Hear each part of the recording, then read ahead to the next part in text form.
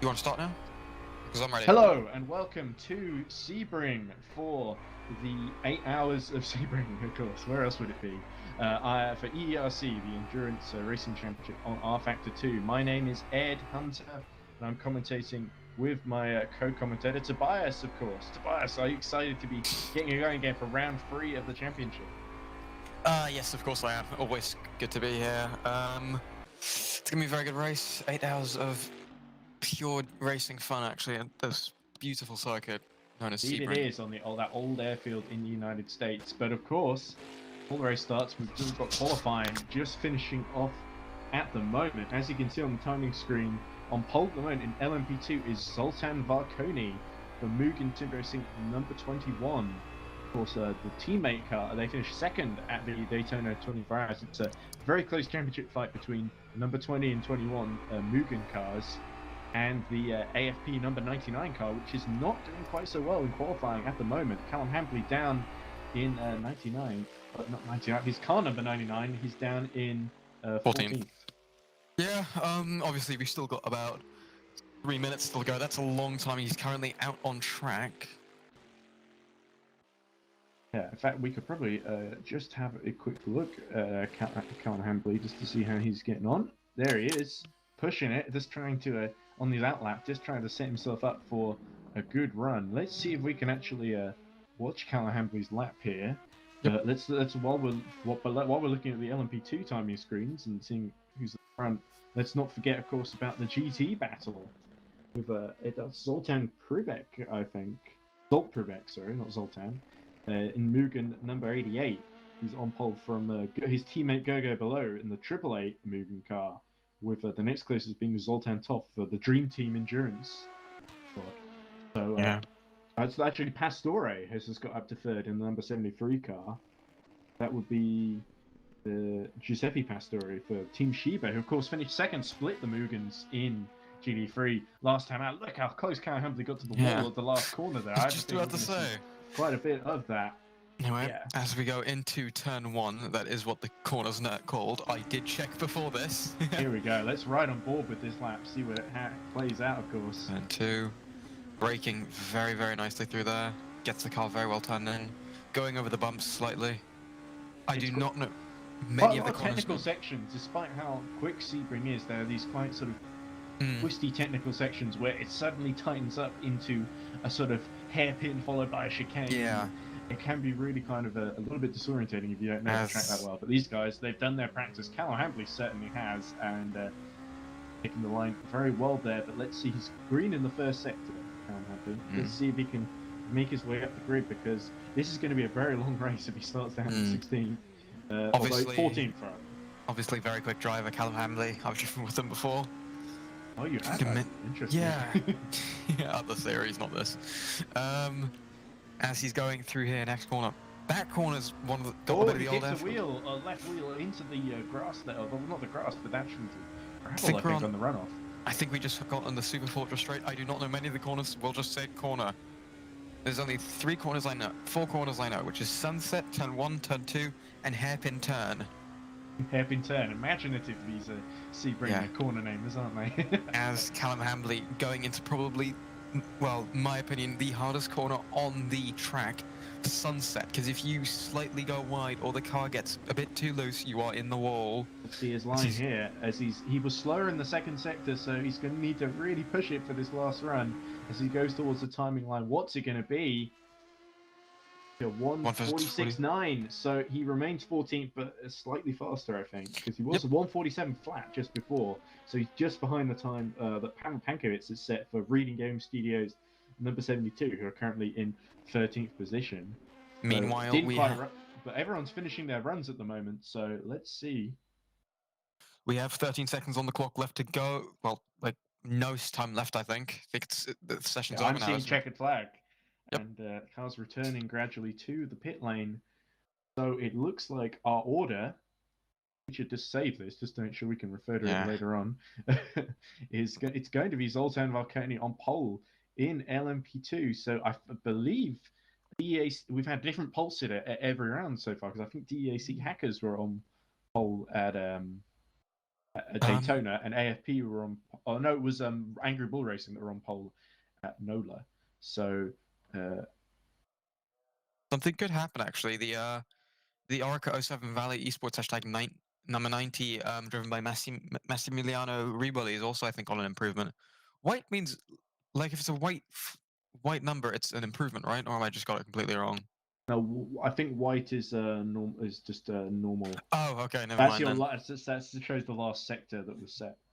Oh, So okay. I don't think anybody really Thank you. improved. Ray McKibben was on 2 green sectors in the number 36 or Orica 360 car, motorsports car, but he didn't complete the lap, I don't think, or is he still out Nope, there? he's in pits. He's in pits. P5. Roland Juk has just had a bit of an accident. Yeah. So that's cost them too much. So let's just go through. I'm just trying to make sure so I can go back to it later on. So the starting order is going to be Zoltan Valconi on pole from Roland Zux, DEC Hackers number 95. So it does look like whilst Mugen are on pole, they've got a lot of cars in between them. There's 6 cars, in fact. So Ron Zux for DAC Hackers is going to line up second, and LMP2 Cosmo Pascutio be third for Royal Blue Racing, number 13. We've not seen Royal Blue quite so high up on the grid, so that's very exciting for them. Giovanna Iris Automation line up fourth with Jacob Reed, Massimiliano Riboli, as we were just talking about. You skipped McKibben. I skip right in McKibben. McKibben I think did improve near the end, so he is right behind Reed, isn't he? Yeah. So I think what's happened here is that Race View is guide on Yeah. this. So I'm gonna have to figure out the order from just the. Do you want me to do it for a bit? Okay, yeah, sure thing. So Yeah. where did we get to? We were So at McKibben. P5, Riley McKibben for the 360 car, Massimiliano Riboli for the Valet Esports number 90 car, Boton Bakenyes. He drives for Heimdall, doesn't he? I believe that's right. Yep. Patrick Shilvasi. What causes Shivlashian again? I can only see the names on R Factor 2. I believe Slavazzi. That's not a reading game, is it? He did used to drive for reading game, but I think reading game were a bit further down the grid. So Slavazzi goes for Mugen. Sorry. Oh, okay. He's the one that's second in the championship, the one at Daytona, I think. In 8th place at the moment. Okay. Then we got Dionysus Ferraus. That looks like an Iris. It's Iris Automation, yes. Yep. Felix Neuberger. Well, bottling Motorsport, so it's interesting to see them in the top 10. Let's hope they don't bottle it. David Gerber, number 47. Joshua Martin, number... No, that's the 47. David Gerber's number 94. I apologize for that mistake. Joshua Hamilton, number 46. Yep. Callum Hambley, the number 90. No, not the number 90. That's the other one. I am so number 99 AFP car. Robert Dobai for whatever car. Robert Snatcher, number It's 33. Heimdall. He's Heimdall in 15th. So. Thank you. Robert Strachan, P16 in the Valet number 33. Francisco Perez. Yes, that is my car. Get that one. Yeah, of course not. Francisco Perez, the Finavond car, P17. Stanisland Pachod in the Burn Horizon 85 car. Then Stan Vlistra, right? That's a tough one. It's yeah. Vilestra or Vilistra? I think it's Vlitstra. Vlitstra. Okay, we'll go with that. In the number 26, and then we get to the GT field. Do you want to take over that? Yeah. Okay. So the GT field, which of course is led by Zolt Pribek in the 60. No, not 360. The 650S McLaren, the Mugen car, number 88. They had his teammate Gogo below. Mugen seemed very strong at Daytona, so they're looking like favourites in both classes again.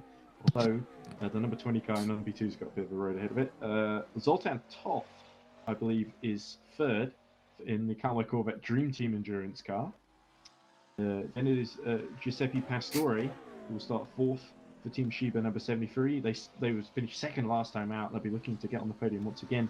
Jake Danahan, AFP number 99, was leading the championship after Nola that didn't finish in Daytona. They'll start 5th. They'll be looking to gain some ground here. Bertland Seviano will start 6th, I think, for BH Racing number 3. Ben Gielhead will start 7th for Iris Automation number 7. So number 7 starts 7th in class. Wesley Buchhout will start 8th for Eva Alton Motorsports.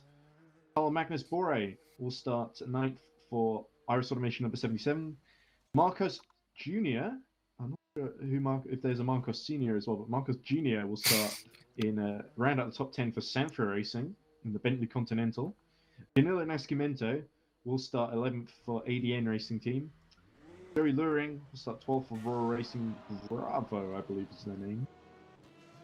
And then Adam Schackler will start 13th for Heimdall Racing number 5. Alex Skinner will start 14th for an independent entry, number 29, the LMS Audi R8. Alan Holden will start 15th for ADN Racing Team's other GD3 entry. Then, rounding out the top grid in 34th and last position, it will be Will Kenwright in the Into the Points racing car. That's your order, and it's set up very nicely for the next 8 hours, so I'm sure that is going to be quite enthralling. I think 4 cars have disconnected, so that might be something to worry about. Oh, okay. There we go. Just deflated all that excitement. It should be Playing fine, a bit though. of technical reality getting into the next day. Yeah. But, okay. I think there's also some rain scheduled for a lot of the race, so that's going to be very interesting. As we saw at Daytona last week, it did stir up a bit of the race for the LMP cars because they get very uncontrollable in that rain. Indeed. And for those who are new to EERC, just keep in mind that whenever there's an incident, if they want to clear up the incident in order to make sure that the car can get back to the pits without other cars coming into it at full speed, they do what's called a code 80, which is like a full course yellow. The field has to stick to 80 miles per hour until the car that's wounded crawls its way back to the pits, which can sometimes take an infuriatingly long amount of time, but usually it's managed very well and the race can continue. Also absent from the grid for now on is the team that was banned from after the events in Daytona, which is Team Vulcan. About 6 of the drivers were allowed to compete in other teams if they so wish and are able to, but the team as a whole and some of its drivers that were competing for Team Vulcan have been disbanded. Right, I think there might be just about enough time for me to go downstairs and squeeze in some lunch before the start. So yeah. Give me a shout via Discord or whatever Cool. If it gets going without me. But until yeah, then, I'll hold the conversation for for a little bit then. yeah, sure thing. But until then, it's Hugen leading and very dominantly in the top 2 in GD3, but just the 1 car in L. So let's see if they can take the championship lead here.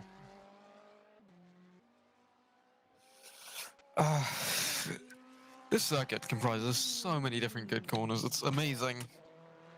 Probably the bumpiest circuit I've driven, though. It's one very, very annoying. Incredibly annoying. Currently in warm-up, Robert Strachan is leading. Good for him. That's good for never mind. My team boss beat my car. And then Emily. How are you all looking forward to the race though, guys? Should be very, very good. As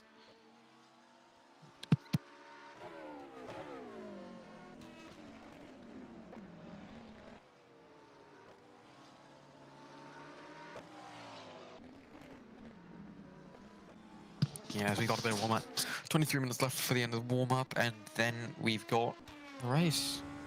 Should be a brilliant one. Be very exciting, as we've got some of the cars only on with Thailand Savannah for even wrong. As well with Robert Strachan now. Quick driver. Very level-headed. Just driving the car for warm-up, getting ready for the race. Which is again set to be wet, which is going to shake up the field a lot. Rain usually does, of course. So yeah. This is gonna be online 8 hours. I'm not gonna be here for the whole 8 hours, but we're gonna have a bunch of different we've got a bunch of commentators ready, and we're all looking forward to it. But yeah, as forwardly mentioned, Team Falcon got banned from the series, sadly. Well, I mean, at least their drivers didn't get banned, but due to to questionable stuff they've done, yeah, that team will not allow to be run anymore, which is a great shame for their drivers and stuff, because that's very infuriating when that happens. That has happened to me before.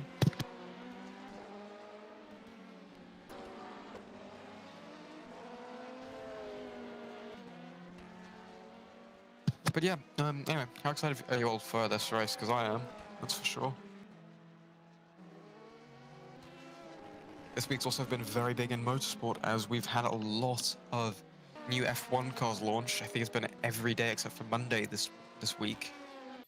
But during the weekdays, we've had new F1 liveries, which have been varied from quality. I think we've had 5 launched this week. And there's only one more livery to go, which is the Ferrari livery, which I'm quite excited to see. It's gonna be interesting. Yeah. Obviously, there's 2 cars which are yet to be launched, because Haas haven't officially launched their car, they've launched the livery. The car hasn't launched yet because they're not ready yet. And I mean, that car though, it looked very empty, and I was really sad to see how many sponsors they lost because of the incidents with, well, let's not go into that. But they had obviously a bunch of incidents with the driver Nikita Mazepin, which really lost them sponsorship. I mean, if you're into motorsport, you should know what's happened. There's quite a known thing now, so yeah, I don't think I need to go into that.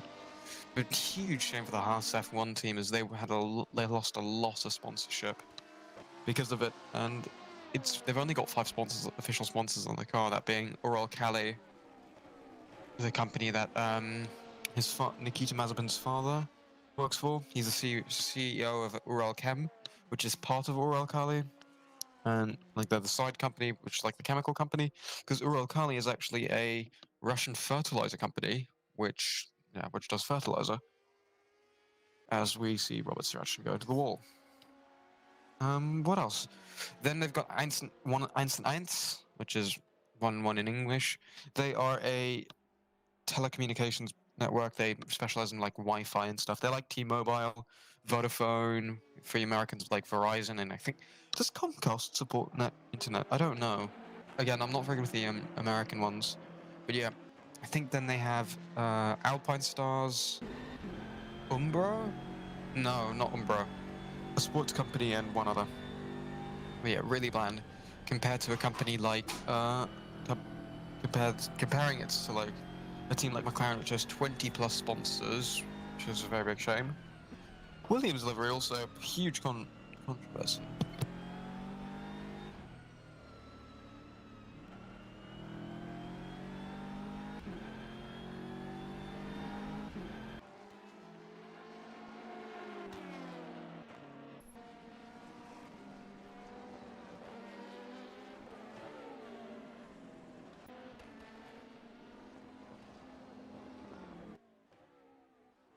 Sorry for that momentary break. So yeah, as I was saying, Williams, controversial livery for a lot of people. Some people like it, not in the Haas way with the Russian flag and the WADA issue. Basically, what the controversy there is that seeing that Russia has been banned from all sports activities due to what they did, due to the doping regulations, they think that the F1 livery could be banned from all sporting events, including F1. However, the FIA has greenlighted the livery, but WADA's looking into it. I'm a bit confused about why. I mean, it's a car, but still, if WADA says so, it says so. What can we do about it? Yeah. No, Williams has had a different controversy. Well, their livery is kind of controversial in general. Some people like it, some people hate it. I'm someone who actually quite likes the new Williams livery. The only thing that annoys me is how the Williams logo is put onto it, because I think it's pretty messy. Something else about Williams, though, is how they were going to launch it. Williams were going to launch their livery, obviously, by app, and doing it through AR. But the app got hacked, which I found really sad for them, because they put so much time and effort in putting it in, and now it's been hacked. got hacked, so they couldn't launch it like that. But yeah, that was a huge shame to see that happen. But yeah, delivery looks okay. It's fairly, it's a bit new. I like that the few stripes are yellow on the front wing. I think that looks really nice. I think they've done that really very well. Then obviously you've got Aston Martin's livery, which is simple, but I like it. And what else happened? And then Mercedes, which is the AMG sticker bomb car, which I don't really like the AMG sticker bomb. I mean, it's interesting. It's not the worst. It's not the best livery, but it's not the worst. The worst is, in my opinion, the AlphaTauri. I can't stand that car. I think it looks a bit thing. Yeah, I think that's really it with the liveries. Oh, on other news, Aston Martin is producing the F1 safety cars. Well, they're also doing safety car work with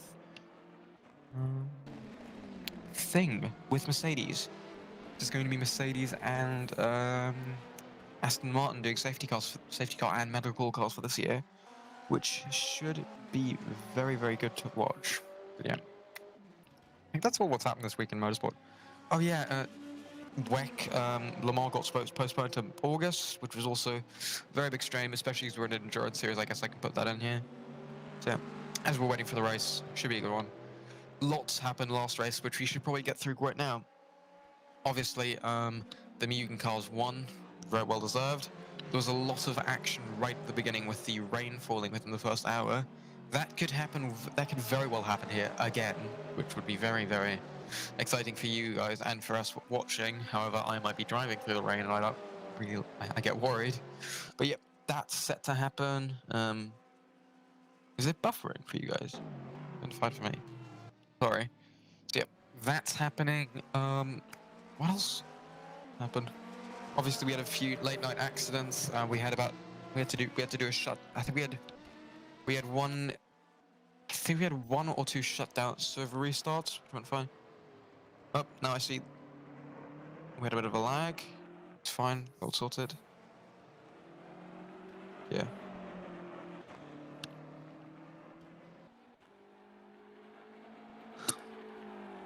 But yeah, it should be good.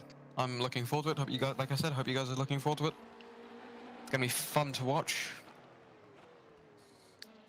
But yeah, I think that's really it to summarize.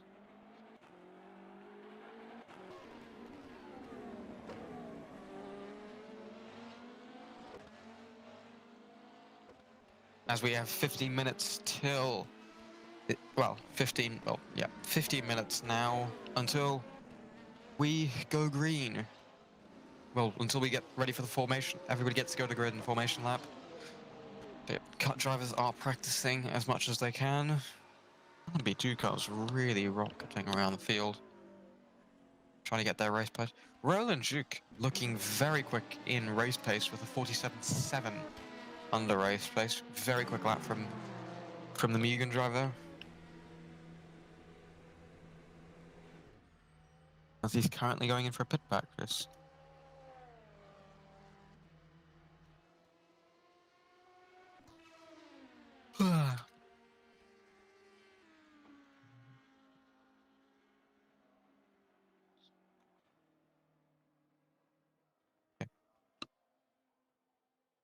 So yeah, obviously we have driver stops 8 hours. It's very hard for someone to do on their own. If someone did, they're mental, but still. As we are currently just watching Roland Juke in the pit lane doing nothing. So we're counting down till the green flag, which is going to be soon. So yeah. Yeah. I don't think there's much to say right now. That's the thing. But yeah. You got any good memories from either watching the 12-hour Sebring? Because I have not watched it much, or, well, any 12-hour of a 12-hour Sebring I did. Actually, I've got a good story about that from what I did. This was a different series again. I was actually going to do a 12-hour Sebring on my own as my first ever sim race. However, I pulled out in the first hour just because I couldn't cope with it, and I was rubbish. I'm pretty happy I did.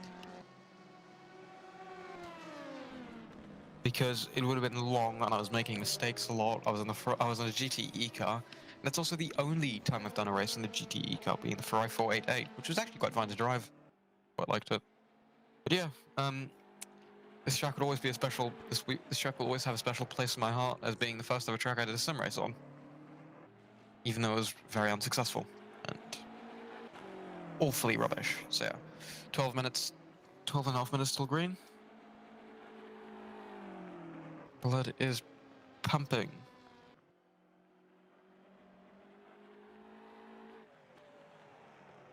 Ugh. Yep.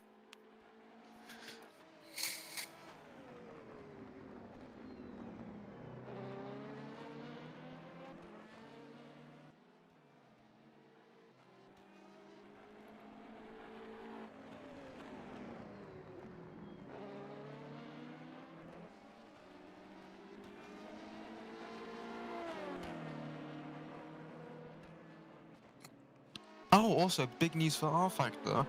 They've been brought out by Motorsport Games, which is a huge announcement, and in a very positive though.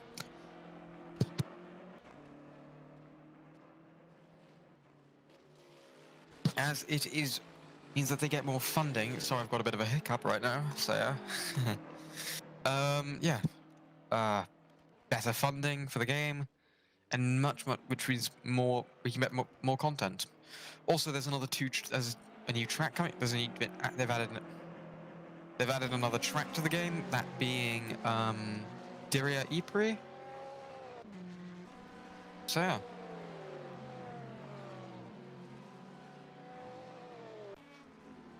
Very good news in R Factor 2, and supposedly there's one more track coming to the game, as they have said in their in the build things, which you should definitely read. I highly recommend reading them. You find out a lot of new content coming to RF2 very easily. So yeah, highly recommend those. Nothing much to talk about right now, as we haven't really gotten to the race. We can't really talk about it. Sebring, obviously very famous for the Sebring 12 hours and the 1,000 mile of Sebrings. Very famous circuit. Very good for racing. Also, 12 hours of Sebring is part of the Motorsport Triple Crown, which comprises the 24-hour of Le Mans, the 24-hour of Daytona, and this race, and the 12-hour of Sebring. Very good race. Now I'm really excited to watch it. But why wouldn't I be? I like racing.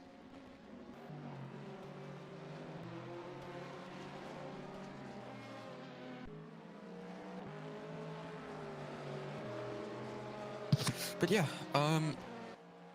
just over 10 minutes till start. By the way, I'm gonna say this a lot because I'm excited to start.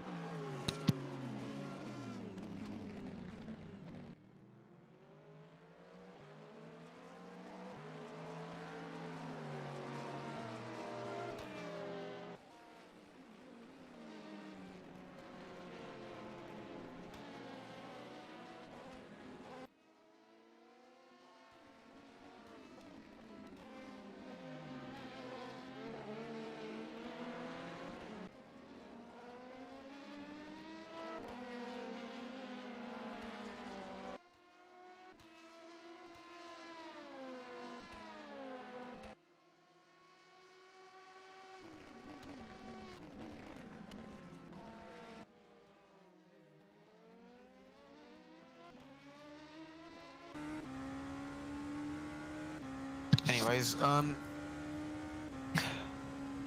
like I said, this track is one of the most famous tracks in endurance racing. Obviously, the final corner, like I said, very hard. Turn 1 is probably my favorite corner, though, just because of the amount of speed you're running through it and how tough it is. Let me just go through the corners currently. As like, could we get?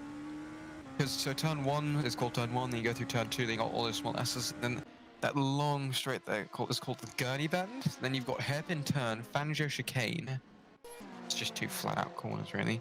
Then the Cunningham corner, the Collier curve, Tower turn, Flying Fortress straight, Bishop bend, Genderbean bend, Le Mans curve, the Ullman straight, and then the Sunset bend. Sunset bend is the hardest corner, I think. Very fun if you get it right, though. As Callum Hambley is currently quickest as he's trying to lap a Team Sheba car. With Giuseppe Pasquatore P4 in class. Very good from the Team Sheba boys. With probably one of my favourite liveries on the grid, as we are coming on with Callum Hamley just lapping both the Ferraris ahead of me, ahead of him going into hairpin turn. Very, very creative name, of course. Oh, indeed, as we were talking about earlier. Hello, Welcome sorry, back. I didn't announce I was coming back there. That's right. Oh, it's perfectly fine. Not long till we start now, I believe, at 2 p.m. 7.5 minutes. 7.5 minutes of warm-up left, so they may just let warm-up elapse just to give me a bit more time to set themselves up. Callum Hamley currently quickest in warm-up, however, I mean, warm-up doesn't mean much to be fair. I mean, it just shows that cars are good in race pace, but yeah. I think 46 was the fastest time I saw in quali there. I think pole time was a 46, so it might have been a very low 47. I think it was actually 45. Ah, okay. Yeah, because Hamley is set 47.6 at the moment. That might be why he ended up qualifying 14th and near down the grid. Sorry to interrupt, but top qualifying time was by Zoltan Varkonyi, which was a 45.6. Yeah, there we go. So seconds faster. So everyone currently is doing race pace, I think. Yeah, that would make sense. I would expect the AFP to make its way through the field. But even starting down at 14th, it's not over yet. It's still got 1,000 miles and 8 hours in which to make up ground. Yep. It's going to be a very, very good race, isn't it? Could well end up playing out that way, especially if the rain falls again, like it did in Daytona, which really caught out Absolutely Barcelona, I felt, because they ended up trying to stay out on dry tyres, while Mugen and DA Hackers ended up going into the pits to change to wets or inters, and it ended up they just ended up getting into incidents. Actually, no, I think AFP weren't one of the first ones to pit. It's a little bit confusing because it's a bit hard because there was a rain shower that hit really hard, and then it sort of dried out quite quickly. But there was this sort of confusion where it felt like there were like 4 teams on a different strategy, and they all sort of collided into each other on track. Yeah. Yeah, that was the thing about Daytona. It was very, very hard to drive for the LMP cars. And I felt that with me driving, it was just impossible to control the car for me. We noticed. I was trying not to commentate too harshly when I saw you facing the wrong way. And yeah, that was not very good driving for me. And then I had an accident and I forgot to shut off the car. That was probably one of the worst races I've ever done. Because I had... Maybe you were thinking too much about commentating. I mean, I did 6 hours in the morning then. There. No, it was a bit of an annoying race for my team. We DNF2 a bit early because the car was just destroyed really early. So, you win some and you lose some. though. That's something you have to remember in motorsport. It's annoying that it is a 24-hour race and to be out so early though. Yeah, I can understand. Yeah. But at least we got to see some good action there, especially towards the end, wasn't it? I think it might have actually been, was it Evo or Into the Points that got into a battle with, was it moving to Iris or, I can't remember which teams it was. There was a really good battle for 5th in GD3 that got decided on the last lap, and there was a bit of contact. I didn't watch the final class. I was too tired. I don't blame you. Yeah. But yeah, that was a good race. I thought there was some really good action. It was just a shame that Mugen had kind of got things under control at the very front, so there wasn't really a fight for the lead. That could well happen again if they make a Kuhn break rate. But I think LMP2 is going to be very interesting in particular because DEAC Hackers are right behind them. Then you've got, as we were saying, all the others. They've got Royal Racing, Blue, number 13, are very high up there. All these teams that have maybe not, we wouldn't normally expect to be at the front in the New World Order in EERC, have seen them really challenging for the podium positions. Iris as well, of course, we still got the podium in first round. Didn't do quite as well at Daytona, but still sort of roughly kind of up there, if I remember correctly. Because I've seen the warm-up order, not the quali order. Oh no, they were up there. Sorry to interrupt, but they were up there a lot of the race. Yeah, it was very annoying. Had an incident right at the end of the race. Yeah, didn't they? Well, they got disconnected. That sounds like the grid is getting formed up. Coca-Cola awning underneath, on top of Inuit, Busilla for Fringavond Racing. So everyone's Oh, going on the purple tyres, which I'm assuming are dries. yeah, I think it's gonna be a dry It's start, warming and we're up. gonna get wet. If one of the team bosses, one of the team members from one of the drivers, or one of the sorry, I'm getting really flustered right now. Don't worry. So as you can see, it's 268 laps. So unlike usual, this isn't going to be a timed race. This is going to be a laps race because it's 1,000 miles. Of course, it's so the LMP2 field will be released first, followed by the GT3 field. Let's have a very quick look at the starting order for LMP2, just to remind ourselves. Is Zoltan Valconi and number 21, the Mugen Sim Racing car that leads, ahead of Roland Zux, Cosmo Pasciuto, and Jacob Reeve. That is going to be your top four. Mugen, DAC Hackers, Royal Blue, and Iris. Then is Riley McKibben, Massimiliano Riboli, Botan Bekenyas, and Patrick Slavazzi. Followed, of course, by Dionysus Pharos. I believe it's pronounced Dionysus. Felix Neuberger, David Gerber, Joshua Martin. And there's Joshua Hamilton, Cal Hamblin, Absolute Force Polonia number 99, and 14th. Pavel Pankovic, 15th. Robert Dobai, 16th. And there's Robert Strachan, 17th, as we see a GT3 car stranded in the background. Francisco Perez, 18th. Inuit Basila, 19th. Stanislas Pajor, 20th. Then at the back of the MP2 field, it is Stan Villestre. I may pronounce it different to how I did it the first time. Vlistra, if he can tell us how he pronounces his name, that'd be very, very nice. Hopefully the GT3 build is sorted out, but it is Zoltan Pribek. Starts on pole there from his teammate Gogo below, both Mugen cars. Then, of course, it is going to be... I've already lost my place in the order. It's Zoltan Toth, followed by Giuseppe Pastor.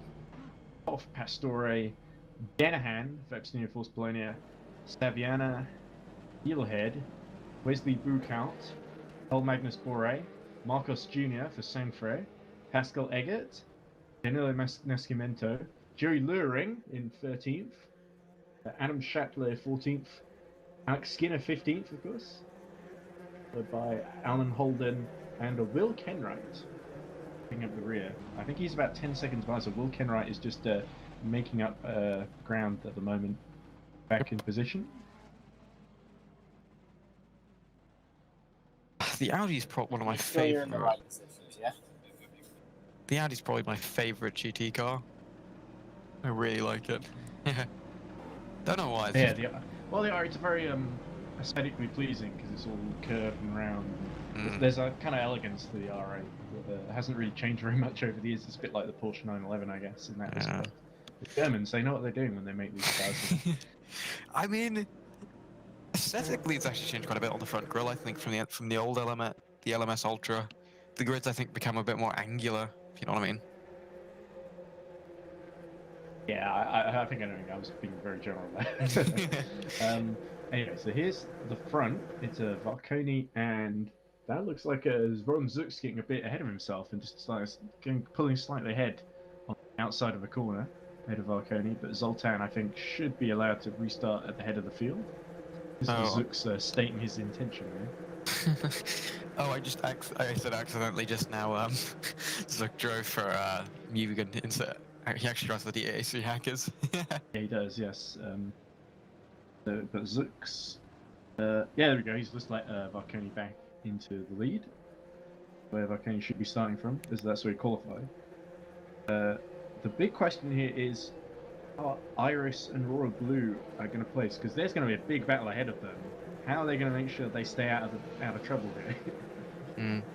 They're going to be thinking, oh, if I make a great start, I could jump both of them here. But they've got to worry about, I think realistically, these first few laps are going to be, it's Zux versus Valconi, isn't it? Oh, as you see, that looked like a little bump there. Yeah, there's a huge bump going into on the entry of Sunset. On Sunset. I thought they hit each other, sorry. No. Don't worry, it's the bump there. Obviously, this is the Studios 397 laser scanned version, so every bump is on the track. LMP2 green. There we go. So the MP2's hit the start-finish line, and we are racing at Sebring. Good start from the 360 Motorsport car. But it's Zux who's pulled away. He's just rocketed ahead on the outside, and we had an incident at the back of the... Oh, there we go. We're just seeing it. 3 cars crashed into each other there. Oh, who was involved in that? I believe it was... Massimiliano... Attention all drivers, code 80 in 10 seconds. Oh, that's a code 80 already before the GD3 field's been released. 4, 3, 2, 1. Code 80. Code 80.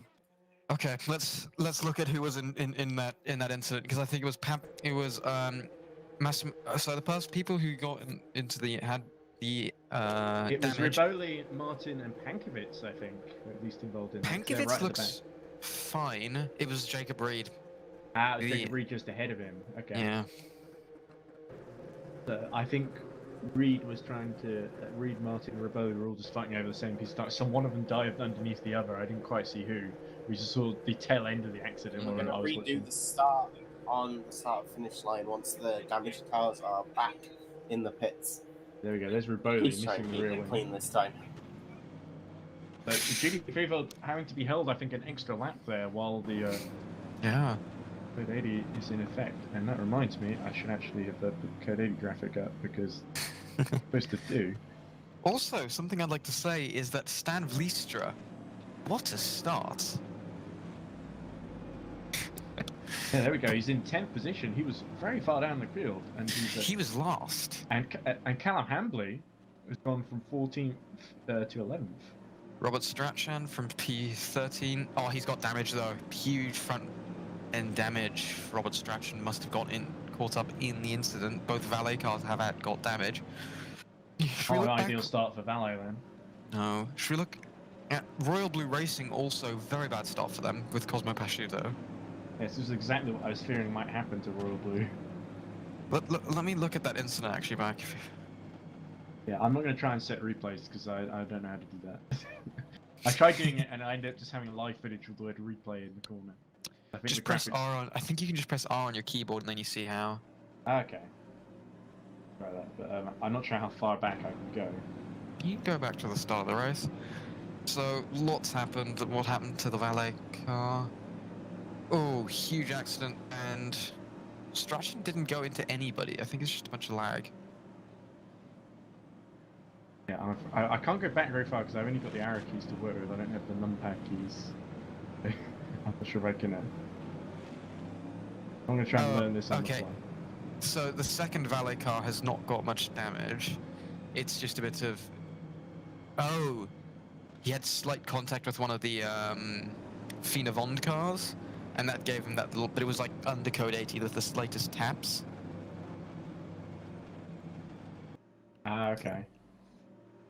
There. Nothing to worry about. Yeah, Fina Vond do have a tendency to get involved in those midfield incidents.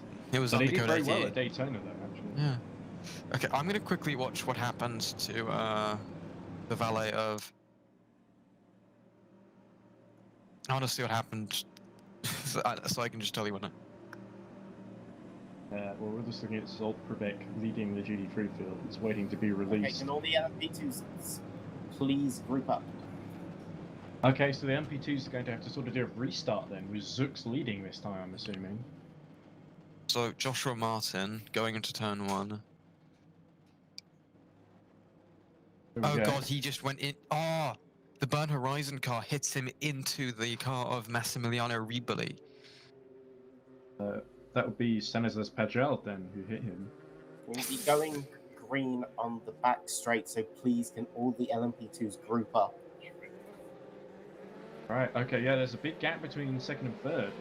That's Berton Bacanias in Heimdall number 23. Definitely about an 8-second gap, I think, at the last bit, but he's now just caught up. They're all going at 80 miles per hour. Yeah, Pajot had a brilliant stop from... Jumps right out of the feet of Vondcar right at the start. Sorry to cut in. Then, going into turn 1, we were like 4 wide at one point, I think, or something I saw. Yeah, it was a lot of ambition. So he goes in, and he just goes full speed, Pajot, and doesn't see any of the other cars. Turns one of the cars, turns Joshua Martin into Massimiliano Riboli, which just gives him huge damage.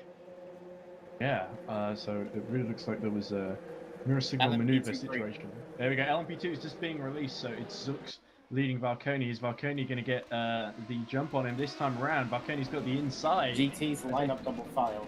GT's about to be released too, but there we go. Valconi jumps through at the midfield section, and it looks like Felix Neubauer, who's come from nowhere for bottling Motorsport number 28, to take third position.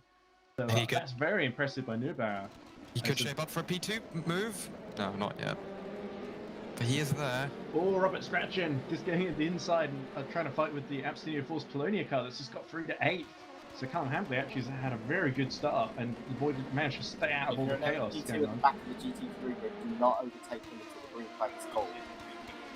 Right, so there's an LMP2 that's been in the pits for damage repairs, and now it's going to be waiting at the moment for the GT3 field to be released. So a very action-packed start for LMP2. It's Valconi leading Zux, leading Neubauer. GT3 green.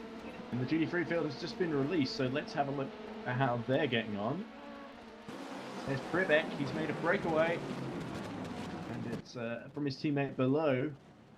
And it's Jake Denhan for Abstinio Force Polonia, although there's a bit of contact just behind. It looks like everyone's got ahead okay. I think Pastore really lost out to Denhan there. Denhan is side by side though, going for the podium position now. Oh, there we go. So he's going to try and push Toff out of the way, almost. Just about gets away with that one. Good move. As the Team Shiba car also looking to go past that's the Pastore. I think Iris. Pastore's going to have to wait a little bit longer to get past Zoltan Toff. Denhan now ready to release to chase after his... Well, I guess there's the top rivals in both classes, aren't they? Abstinio Force Polonia and Mugen. So he's got to get past below, and then once he's done that, he's got to figure out how to get past Pribek. But I think Mugen are not going to make it easy for him.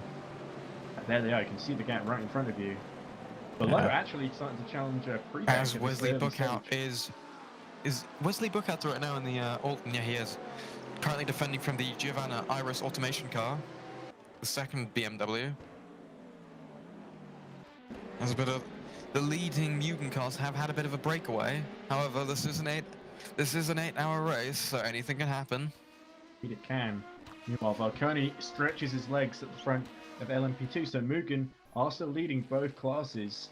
As we've got 2 LMP cars just getting through the GT field, this is going to cost them right at the beginning of the race. Yeah, Funnily enough, it's Rivoli, isn't it? Yeah. No, it's the Burn Horizon car actually did get a lot of damage, I'm guessing, with that incident. With the first hit with Joshua Martin, I'm guessing. And he is now behind with the Giovanna Iris automation car and the Valet Esports number 90 car, which had that accident at the start. Yeah, it's Marcos Jr. For the Sanford Racing Team. Bentley goes into the pits, number 18 car. They'll be looking to get those repairs done as soon as possible, so there's been some early contact somewhere at GD3 field, which is a shame. They were just outside the top 10 in the Sanford car. That happened. Go. So... don't worry, I've turned the code. I've realised I should have turned that on. I'm so excited. I forgot. But anyway, look, Colmegas Bore defending 8th position from Burson and Seviana in the BH Racing number 3 car. All over the Stan Vliestra, brilliant start from last position to be in P7, and he is hounding down the car ahead of him. Brilliant start from him.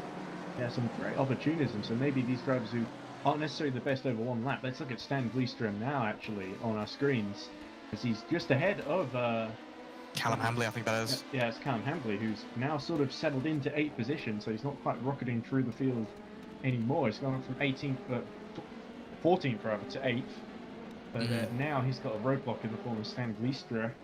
However, he is catching him very, very well. Yeah, the the Royal VMS Blue Race Sun-Edit's racing team, I don't think I've ever seen them run near the top 7, and they slot in LMP2. So they'll be looking to really hold on here. They're not going to do AFP any favours.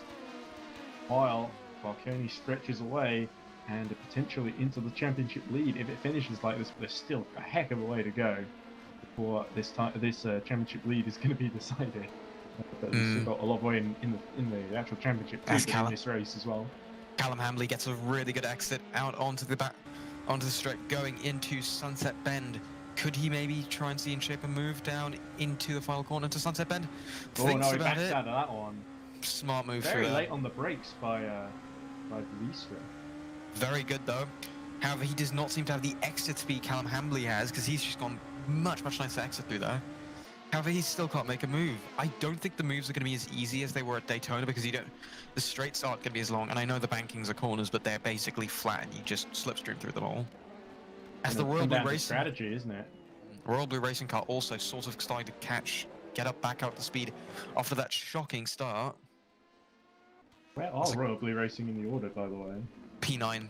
They just overtook P8. No, P9. Yeah, they just overtook Strachan. As we are going into hairpin corner. I think we've already had 6 laps. Quite a lot's happened in those 6 laps. But leaders in both cars still remain Mugen Sim Racing with Brunswick's is just under a second behind Varconi in the EAC Hackers machine. But then there's a 2.9 second gap to Felix Neuberger in GD3. But it is GD3. Still, Prubeck has actually hit trouble. Looks like Really? What happened? I'm not sure. I think it's to do with all the. Actually, it might just be the LMP2s making their way through. I was just a little bit confused by that because it showed both of the moving cars, I think, behind some of the other GD3 runners. If I understand. No. Those are the 2 LMP cars. Those are the 3 LMP cars that are Yeah, right there up we go. backfield. Let's look at it on the screen. Prubeck is actually still leading below, so Yeah. I panicked there. That's just them rejoining in their place their car should be at this stage of the race, the LMP2. As Dionysus Faraus is leading the LMP2 cars of Massimiliano Rimley and Stanislav Pachut right up behind all the others. Where is one car already retired? No, Joshua Martin's just really fought as a lap off. Same with Yeah, Joey Will Kenwright's Lurick, actually quite a long way down there. Alan Holden, Marcus Okay. Jr. and Will Kenwright. However, they are all being lapped at the current moment. Lapped already. We've only had 3 or 4 racing laps. Most. But Varconi has stretched the gap to Zux to 1.6 seconds. Neuberger from Bolding Motorsport still doing very well running in 3rd, but not quite able to keep up with them. I have a feeling that the likes of Gerber, Bekenyes, Vilestra and Hambley are going to start giving him trouble in this stint. Someone's also made a mistake because Vilestra is now up to P6. That car's going very well, and he's not far off Berton Bekenyes in the Heimdall car. Oh, interesting. Strachan staying comfortably. I think Riley McKibben must have hit trouble because McKibben, the 360 car, was running in 4th before that restart and is now down in 14th. As we've got a move between Pavel Pankovic trying to get past in the reading game Studios car. Gets past, now following, trying to get Robert Strachan. Oh, I just cut to him and it just showed an advertising hoarding. The camera angles. Yeah. Just outside the corner. It's a little bit Those unfortunate there, but brakes are glowing hot as we are getting up to the lapped cars. This is going to make or break your race. If the lapped cars, they will cost you seconds at a time. I think Vilestra has actually caught up to Gerber and it looked like they were briefly changing positions. There's Bekenyes, I believe, has split Hambley and Vilestra, so Bekenyes is now ahead of Callum Hambley. But not absolutely, of course, Polonia needed at all. There we go. We see that little battle. Now. No, Bekenya. Oh no, that's right. Vlistra's gone up to no. Whoa! Big crash! Big crash! Big crash. Actually, of course, Polonia rolls over. Wheels fall off. Ooh. What carnage at that last corner there. That might be a return. They need. 4, Stan 3, Vlistra has really lost. 1. Oh, Code 80, another code crash 80. just behind Joey Luring. 2 of the GD3 runners crash What into an each other. So huge Vlistra has made it back into the pits. Let's have a look at what on earth happened there, because that was quite frightening, that accident. In fact, we should probably just see if we can very quickly. Ooh. Let's get a replay on that one, actually. I need to see what happened there. That was it. No, that's actually just changing the overlay. That's not our factor, I think.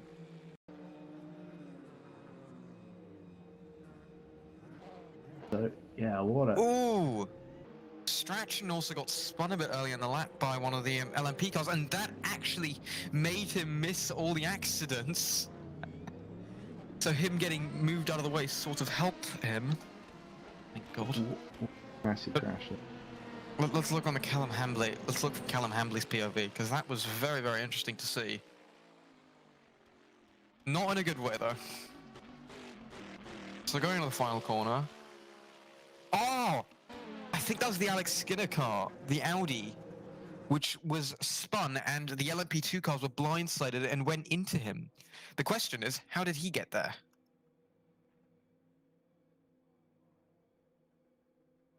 Huge damage to the Audi R8. Nah.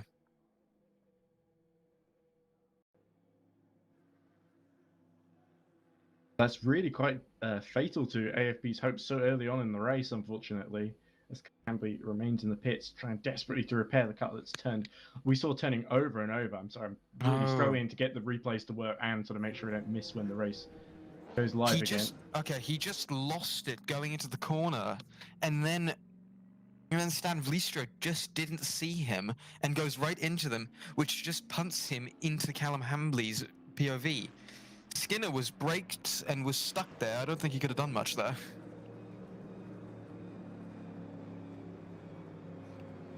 Very, very unfortunate accident for all of the parties involved, and that'll be a long... Especially Alex Skinner's one of the race stewards as well, so he wouldn't be happy about being involved in such a heavy accident. It just when you have a stranded car there at that last corner, it's quite difficult to avoid them. To end up with big dramatic incidents like that. Yeah, problems with Sebring, unfortunately. It's very, very unfortunate. Vliestra just went into him, which then catapulted him into Callum Hambley. And then look, I want to see what happened. I think it was one of the Iris cars that was involved. You just have to... Was it Marcus Jr.? Marcus Jr. is the Sanford racing. Yeah, but he was in... I think he was in a second incident. Ah, yes. So he must have maybe not seen the code 80 in time and just hit the back because they were right behind Joshua Martin, I think. No, he wasn't. He just went into the pit anyways. Oh, right. Okay. Who was in that second accident? That's the question. Because they are... I think Pascal Eggert was in it, because I think he did the... There was a bit of slight contact with him. That's going to be quite something for the stewards to untangle, isn't it? Yeah, Eggert just didn't know when to stop under code 80. Braked right into, I think that was Will Kenwright, who went into the LMP car, which did get flipped over then in the end. Again, very, very unfortunate events there. But yeah. Eesh.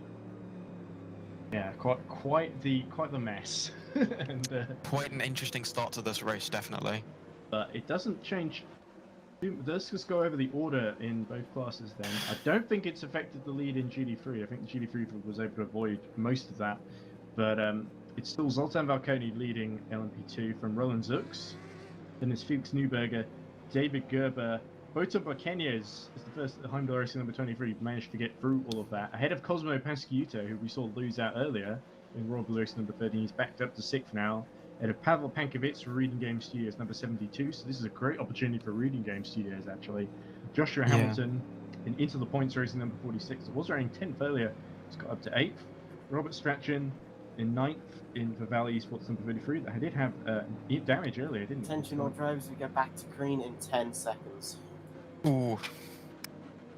This could be quite interesting. Let's hope that 5, 4, 3, 2, 1. Green flag, green flag.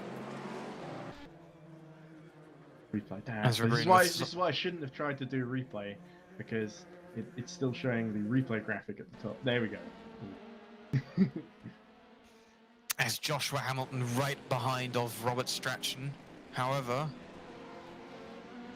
he is also being followed by Francisco Perez in the Fina Vond car. Yeah, this is the battle for 9th position, for 8th position rather, between Strachan, Hamilton, and Perez. Yeah. The Reading Game car also looks like it has a bit of damage with Pavel Pankovic.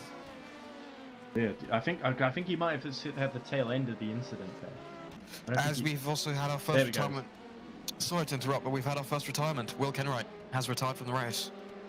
Huge shame to see that car retire so early into the race. Only 5% of it has been completed.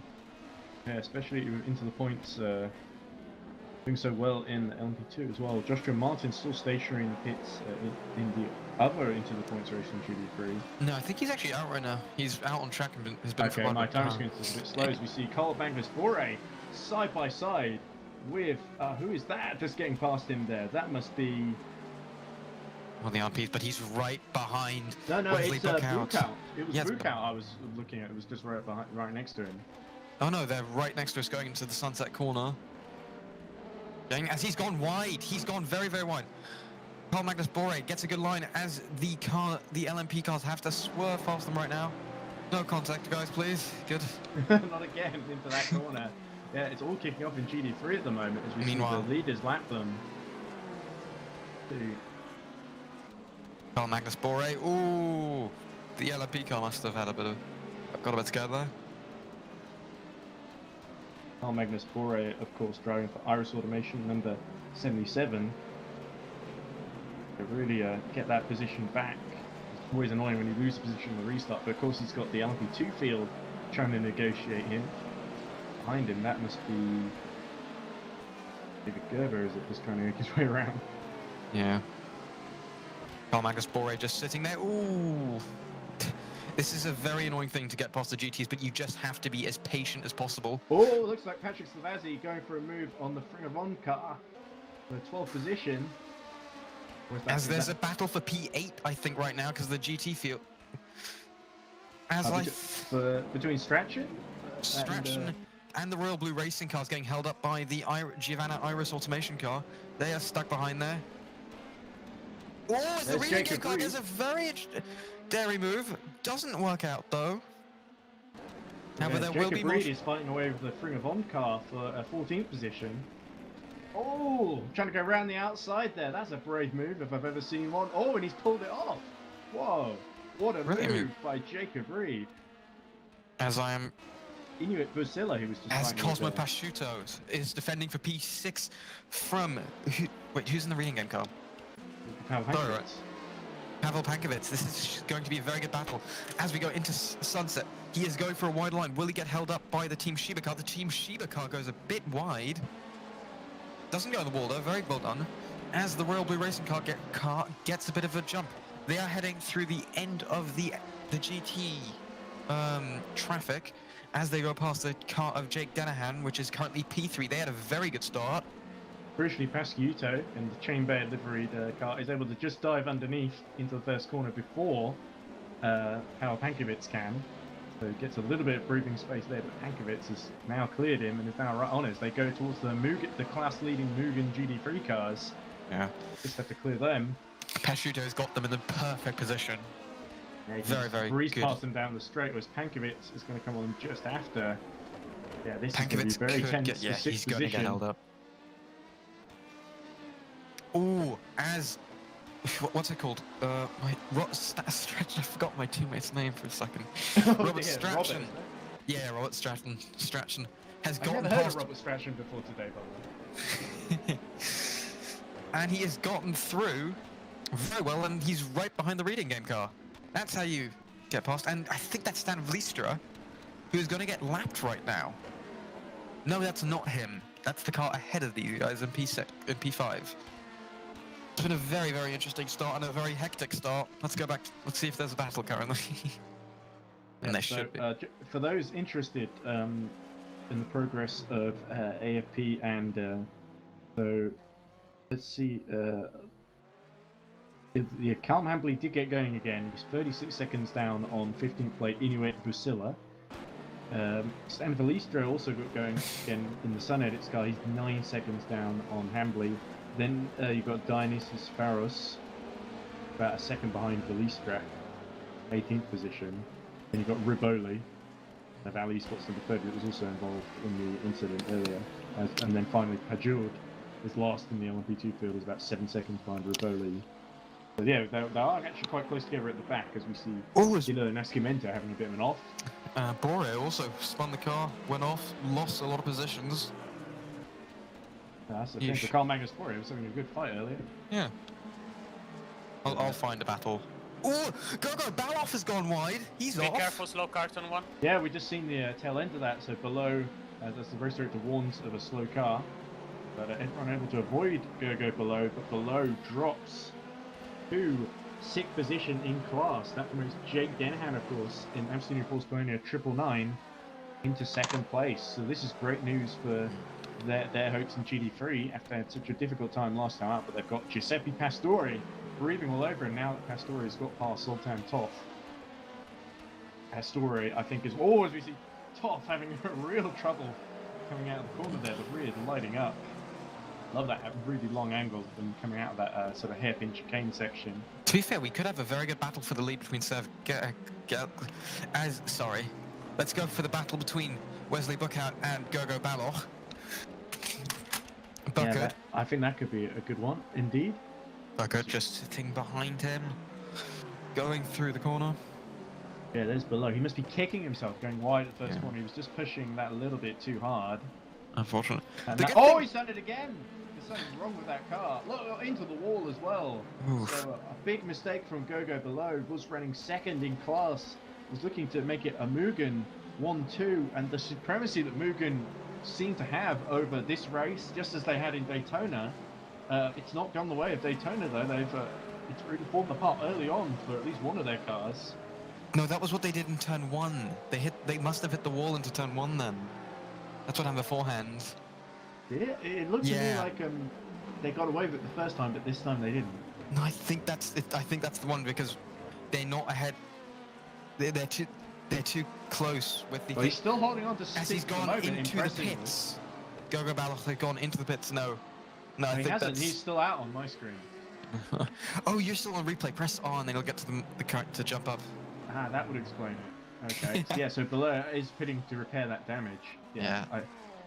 That was because I was trying to get a replay of the incident earlier, and I kind of completely lost my place.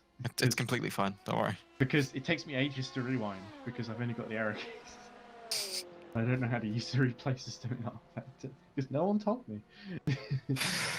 But anyway, Below is serviced in the pit lane. That is a very dramatic development. Francisco Pires from Free Bond also pits and drops behind Cambly and Velistra and Ruboli now as well.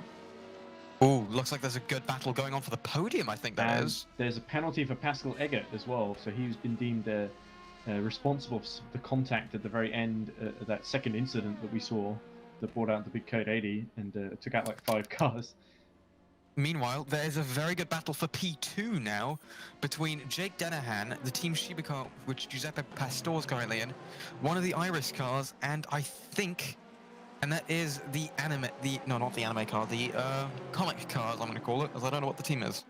Iris, isn't it? They've got the black car with the multicolours on it. No, they're the purple car. Toth is an Oh, the purple car. That's Iris Automation, isn't it? Yeah, Iris Automation is the purple car. It's the... Yeah. Who's at the what car is Toth drawing for? It's the comic Dream car, Team, though. isn't it? Dream Team Endurance. Or Dream with a 3 in it instead of an E. Yeah. Thank you. As there's a good battle for P2, Team Shiba slipstreaming down to the final corner of Sunset. Obviously, you do not tend to dive into the final corner on entry. You tend to try and get a better exit. Oh, here we go. Yeah, he's been listening to you. Yeah. And he's gotten one as he's getting ready to slipstream. Can he get Denahan is really going to have to defend. He's not defending the inside though. He's going white to the outside and then just cutting back in. And lost leg breakers, goes a bit wider, gets on the grass. Are they side by side? No, we saw what happens when you go too wide, didn't we? Yeah. With the go below. But meanwhile, Zol Pribek has actually really pulled like a 5 or 6 second lead, a 7-second lead almost, over Jake Denahan now. So Denahan really in defensive mode. Bad corner there. As the Team Shiba car and Toth is right there.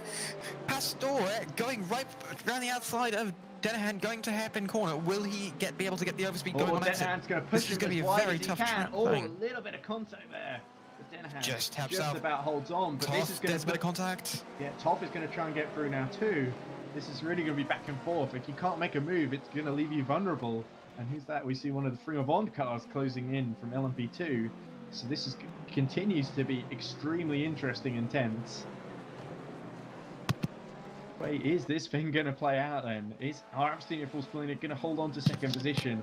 Or are Dream Team or Iris going to be able to snatch it from them? Or Shiba. Oh, Shiba, yeah, Shiba are in there too.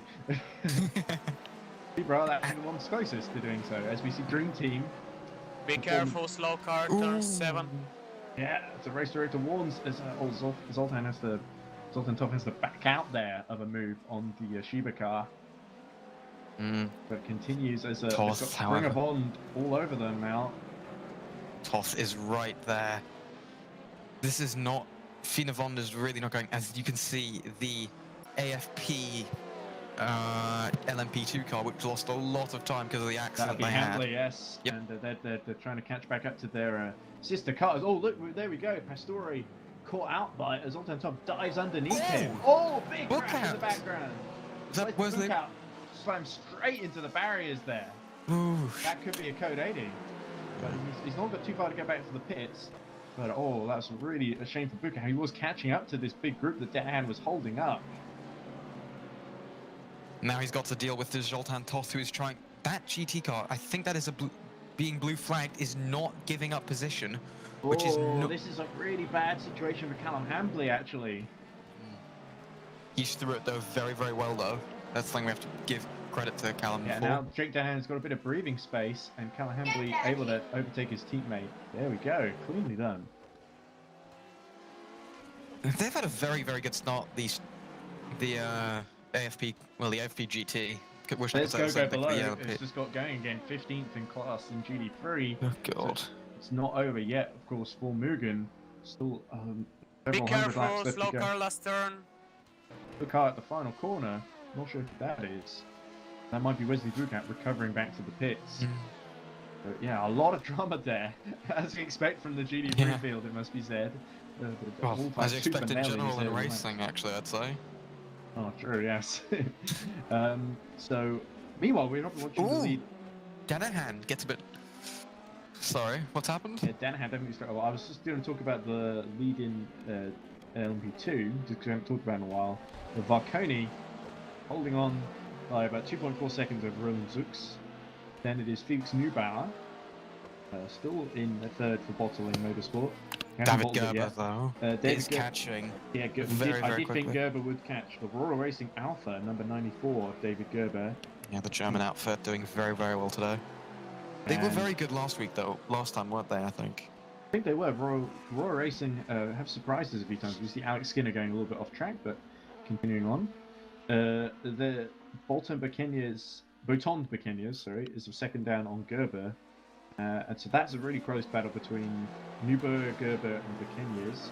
Then there's about 9-second gap to Cosmo Pasquito, 2-second gap to Paul Pankovic, a reading game, Robert Strachan in 8th, Joshua Hamilton 9th, only a second ahead of Ryan McKibben, actually, who's just overtaken Joshua Hamilton, in fact. We just see that on screen. There we go. The 360 car gains a place into the top 10, into 9th position. So 360 really recovering quite well, I think. Yeah. Ryan McKibben continues on. As David Gerber really catching on here. Maybe we can focus on that if we could. Okay, sure thing. It would be nice to see a battle on the LMP2 early in the race. Yeah, this is going to be for the podium, if I'm not mistaken. David Gerber, very, very good. Really catching the Bottling Motorsports car, which had a Felix Neuberger, who had a very, very good start, actually. Yeah, in fact, Bekenyas has started to drop off the back. It wasn't quite as close as I thought he was on the timing screen. But Gerber really challenging Neubauer, third position. Lofty positions for these two teams. David Gerber may try something in the next couple of laps if Felix Neuberger makes a mistake or isn't looking in his mirrors. We also have to remember that this is for huge points, this one. That could really make a difference to their championship, yeah, if they get a good result here. I don't think either of these guys are in the top 5 in either of these teams. But I think the number 95 was on for a good result, and then hit trouble near the end in Daytona and had to settle for much less points than they would have liked.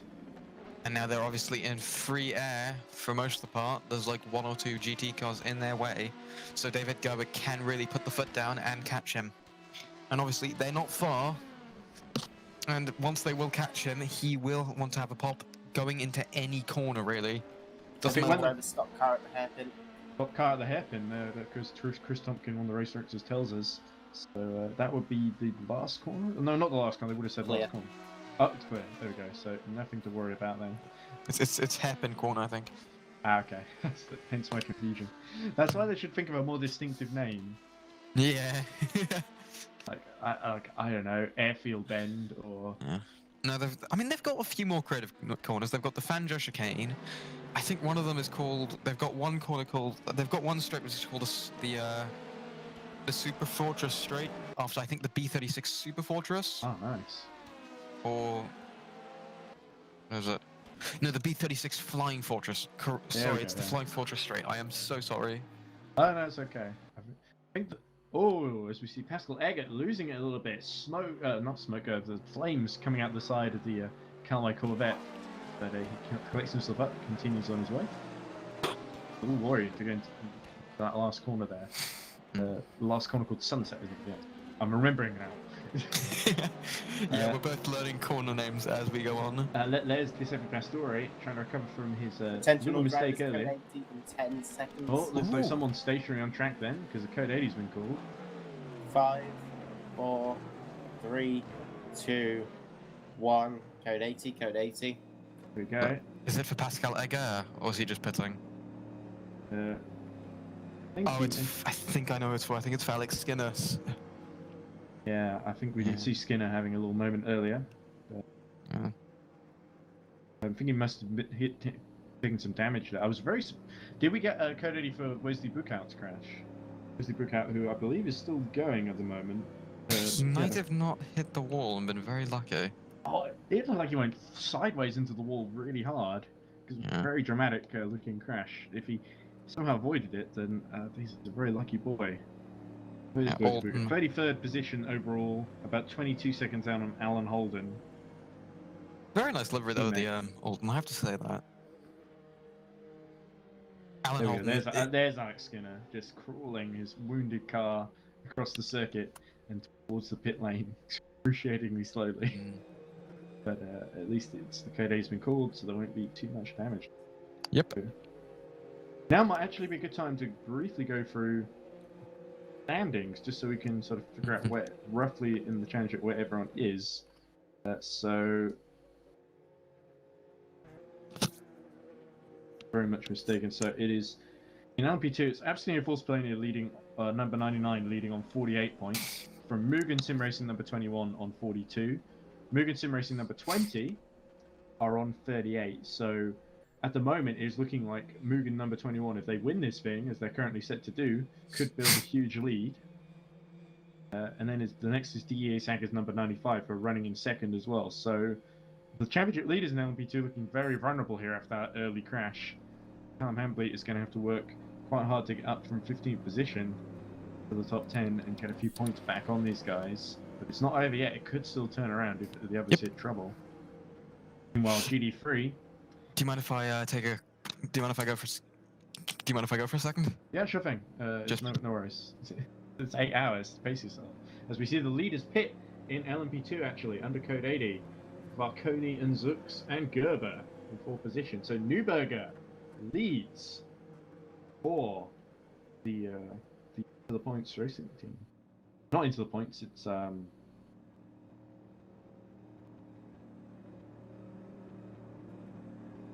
was the brief look as we see Zux, Varconi, Gerber, Pasciuto also in the pits now too. Yes, it's bottling Motorsport, not Into the Points. Just trying to. It looks like actually Zux has got ahead of Varconi, the pit lane. Yeah, there we go. There's Zux. Varconi's had a very slow stop. He's still in there. So, Mugen Sim Racing lose the net lead of the race in LMP2 to Gerber. Attention all drivers, back to green in 10 seconds. Still stationary. He must have been blocked on his entry into the pit lane there. Go. We see David Gerber 5, being released. 4, 3, 2, 1. Green flag. Yes, they thought that was a easy pit stop there, but that's gone against them there. So now the order in LMP2 completely different. As we see Felix Neuberger leading for the first time in LMP2. Lofty position for the number 28 car, following Motorsport, 5 seconds ahead of Berton Bequeñez. He's been slowly catching up to him, but then it is Roland Zux, first to make a pit stop, who's now in the net lead of the race for the DEAC Hackers team. Ahead of Pavel Pankovitz, I don't think has stopped yet. And there's David Gerber, has stopped. Joshua Hamilton. So where on earth is the former leader? I'm back. Patrick Slavazzi. Oh, you just missed a crazy pit stop. So Patrick Slavazzi, leading LMP2, had a really slow stop. I think he must have been delayed getting in or something. He's not going again now, but he's lost the net lead of the race to Roland Zux. Meanwhile, Felix Neubauer for Bottling Motorsport number 28 is leading now. It's the first time they've led. They're 5.76 ahead of Boton Pequeñas. So like 5 of the LMP2 runners trying to get a quick, easy stop in there, and the big loser is unfortunately Patrick Slavazzi and Mugen Sim Racing. So Mugen leading the class in GD3, but are now, although some ahead haven't pit yet, it's they're now 7th and 12th. Actually no, Varconi was the one who was leading. Has dropped to 12th, wasn't he? So Slavazzi was running about 8th. Felix anyway. Neuberger, just lapping a car, very, very dodgy, as Boton Pequeñas is right behind him. And Pavel Pankovic is not far either. No. At least I think. Roland's. Oh no, that's Roland Zug, sorry. Yeah, it's Zux who's closing on Pequeñas, who hasn't pit yet. So I think Zux might actually try and could be much faster on fresher tyres. Yeah. This is him just trying to get in fast. The reading game car has been... No, that's the DEAC Hackers car. Yes, it is. DEAC Be Hackers. careful, slow car, turn 3. Oh, yeah, it looks like somebody has hit trouble. We got going again. Ron Zux really now in the net lead, it has to be said. This is really going the way of DEAC Hackers at the moment. However, Boton Pequeñas is... He's got a really furious DEAC Hackers car right behind him, which And could meanwhile, really... they're sort of in the middle of the battle for second in GD3 between Denahan and Toff. There we go. Yeah. This Zux just clears Jake Denahan. But now he's got to chase after Boton Pequeñas. The Heimdall Racing number 23, the bright yellow car, and not far ahead of them is Felix Neubauer. So we're seeing a lead for a battle for the lead in LMP2. Interesting strategies playing out here, but DEAC Hackers looking to really gain ground here, and this could really help them in the championship as well, bring them right into play if they can start and pull out a big lead over the Mugen cars here. But as we see a penalty for Dionysus Ferodos. That's a GT car, if I'm not mistaken. It is. Yes. It is a... Isn't it one of the Iris cars? I think it is. Do you want to quick... This tends to be where my memory fails. No, there we go. Iris number 86 is dying on. Oh, it's the LMP car. It's running in 19th Oh, position huge overall. Slow accident. car, last turn, be careful. Oh, who was that? That was in the accident. I think we missed that. Faras. It's Dionysus Faras. Oh, Even more unluck for that car, for the Giovanni Iris. Not been Iris's race at them so far, although they are. Where are they? The Jacob Reed is still running in 8th position and making a pretty decent recovery. We did see a good move from him, Jacob Reed, earlier on one of the Frima Bond racing cars. But the other Iris LMP2 not have any rubber to green whatsoever as it drops down the order. Hamby, by the way, in AFP down to 16th actually, behind Stan Valestra. Roland Jacques still right behind Boton Pequeñas as he has a bit of a moment sitting behind the Mugen car. A bit wide there. The Mugen car is very interesting when in darkness because it just looks pitch black instead of like the blue and white. Like I remember they've been in.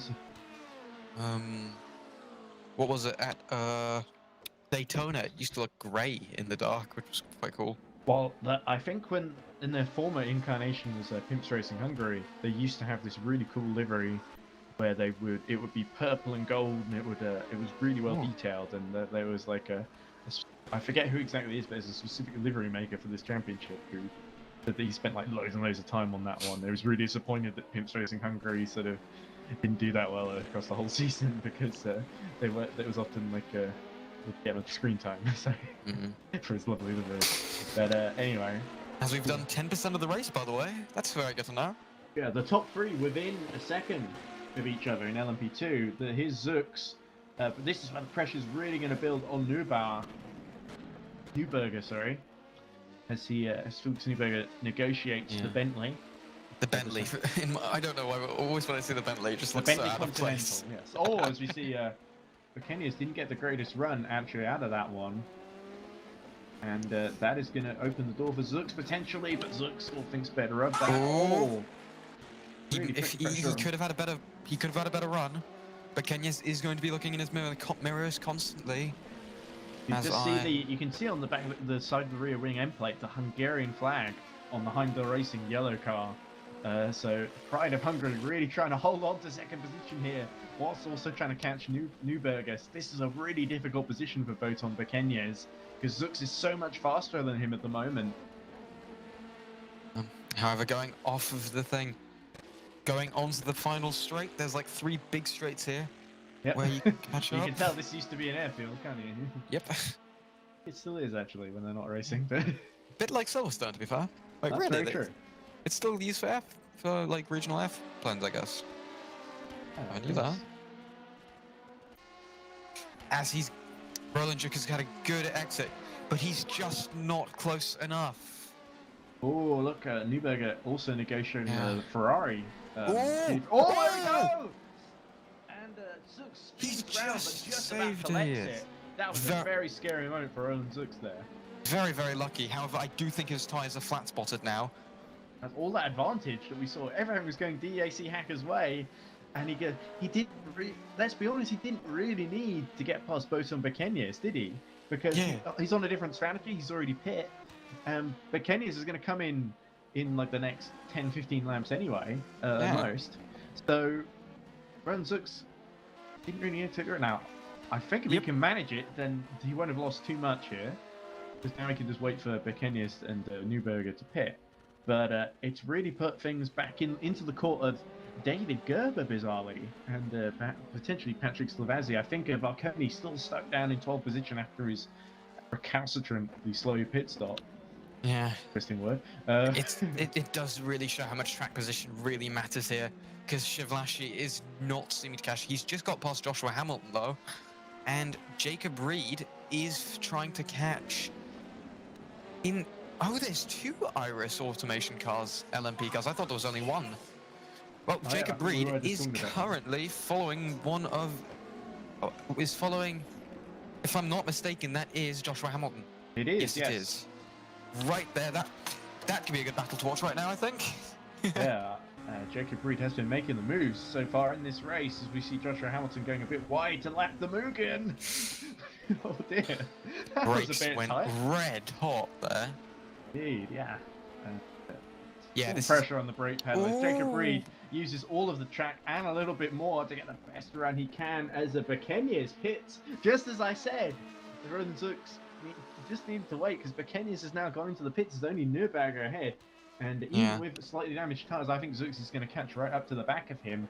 Hankovitz now takes his stop as well. Felix Neuberger has been really, really good right now, honestly. Yeah, he's not made any mistakes. He's not the quickest driver of the LMP2 field, but he has stayed out of trouble. Where others have lost their head, he has kept his.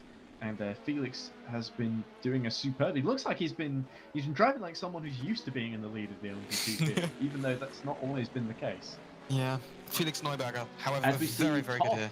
Has got past Jake Danahan in the battle in GT3 for second position. So Danahan making a little mistake there, and Toff gains a place on the podium. However, Jacob Reed going right down the inside of Joshua Hamilton. Has he done it?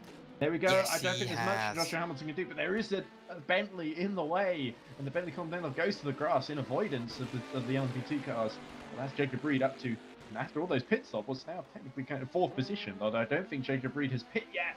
There's Hamilton had a little think about kind of counter-attack there, but he didn't quite have the run to pull that one off. Very, very good move from Jacob Reed, though. Very, very smart, very... It was just a very smart move. Found his way through. And Iris are working their way back into this LMP2 fight, aren't they? Could be a podium if he plays his cards right, to be fair. Felix Neuberger is still out there, and the Iris car has been going very, very quick.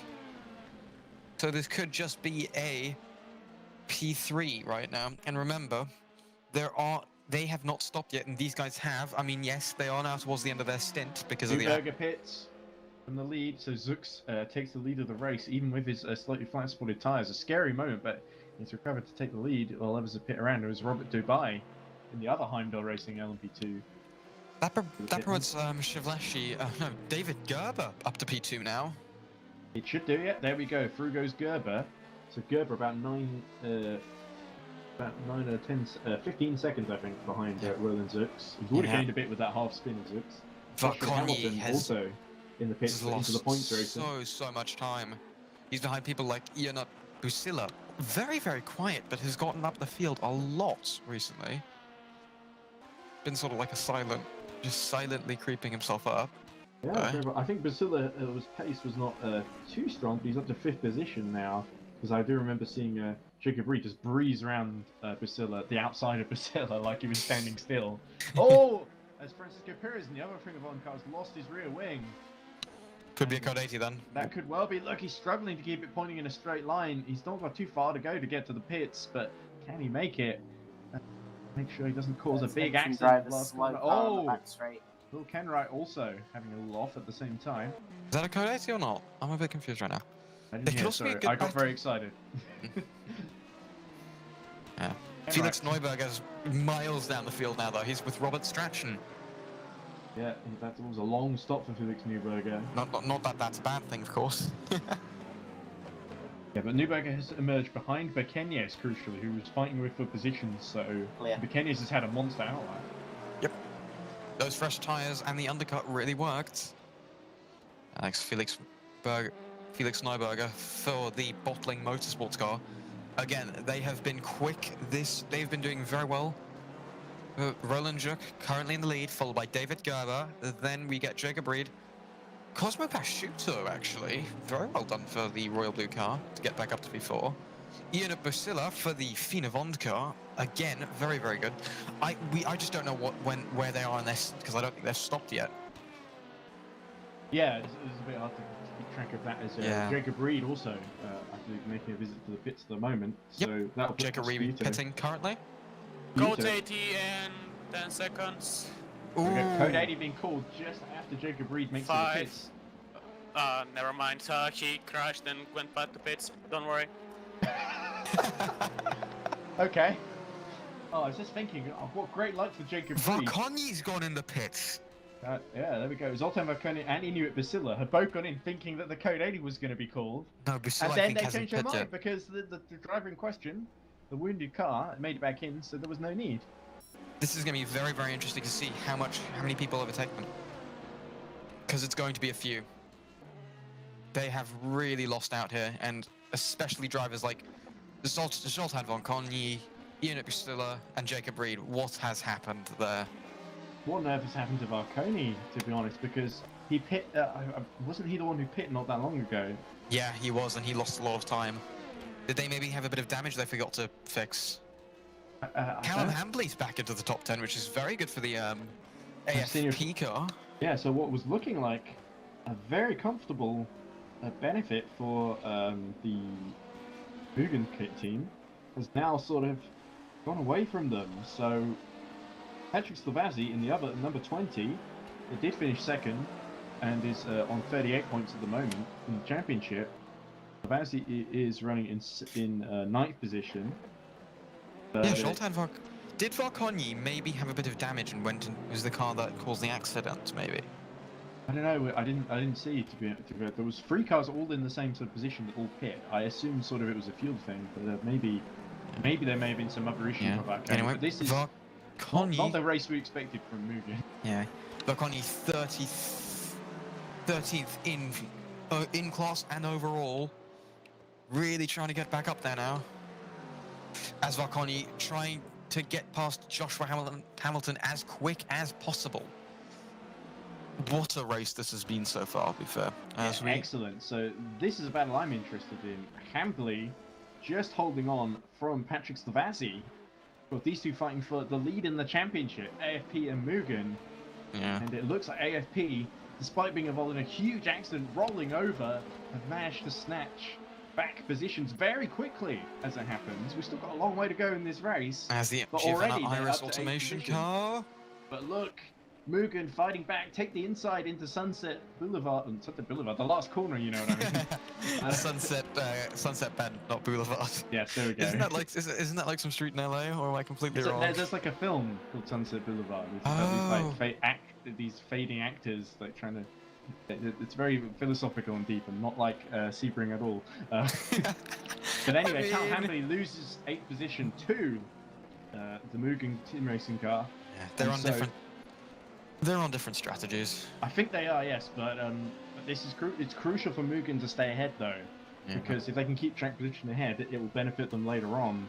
And so, any points they can gain on Abyssinia Force Polonia is really going to help them in the championship. Especially the number 20 car is a bit further back than the number 21 car in the championship. The 21 car still down the order, wounded in 12th.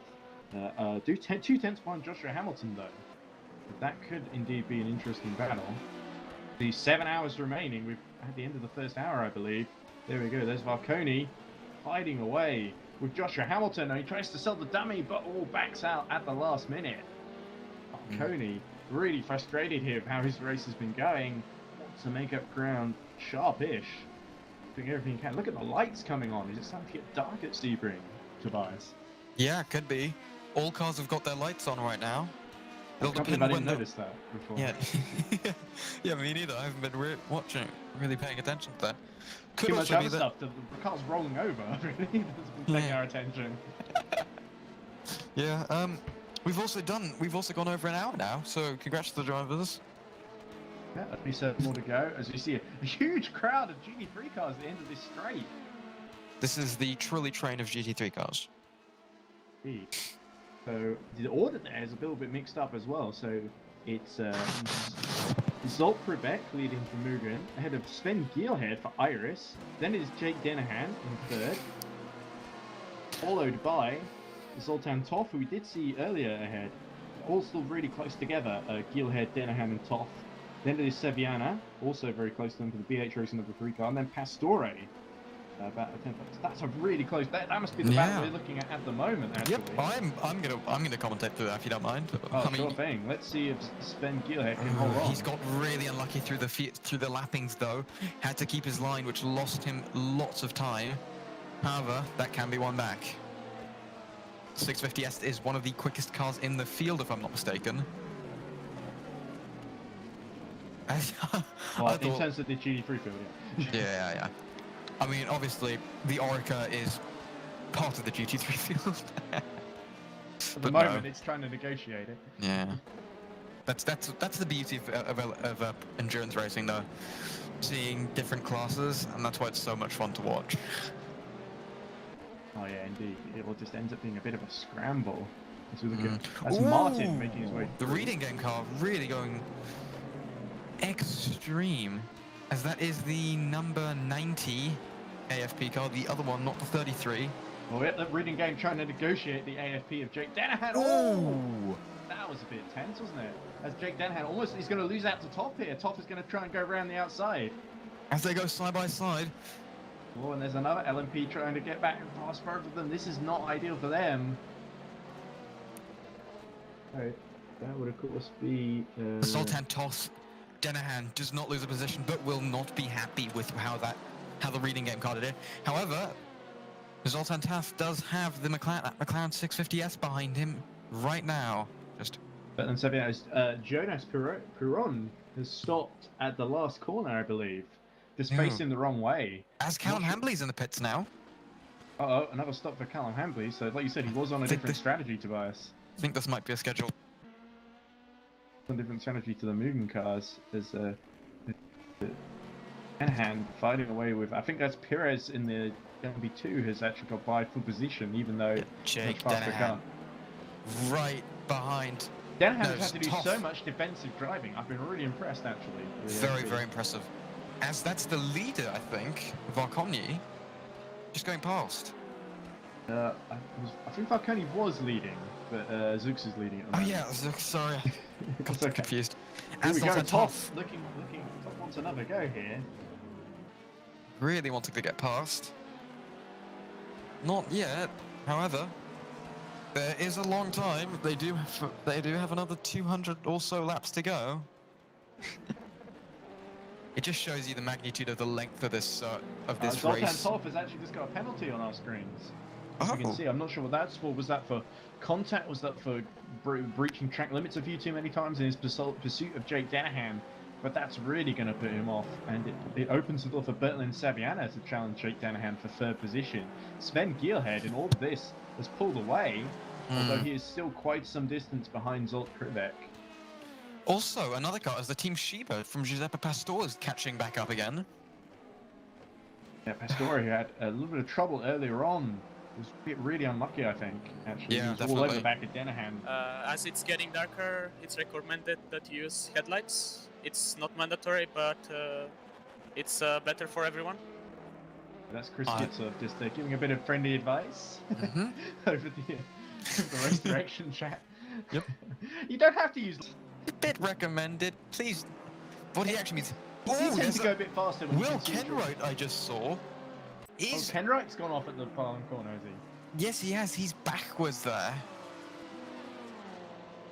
That car has not been lucky, has it? No, not at all. Kenwright started at the back and has fallen back since. It seems. I think he's like 10 laps behind because As he got Toff 3 jumps. serves his penalty now, so Danahan is now at the mercy of Saviano and Pastore once more. Yeah. Carl Magnus Bore not too far behind either. He's a few seconds back, I think, actually, about 7 seconds. Toth is out now. Where's he going to be placed? He's Behind Adam Shatler. Ooh, as one of the Iris LMP cars loses it in turn 1, the background of the Toth imagery. Off imagery, interesting. They sounded very like an artist there. Yeah. Be careful, there's stopped car, last turn. Be careful. That will be the machine of Jonas Piron, actually. Oh, Alex it's Jonas Skinner Piron, has we did see also stuff. retired.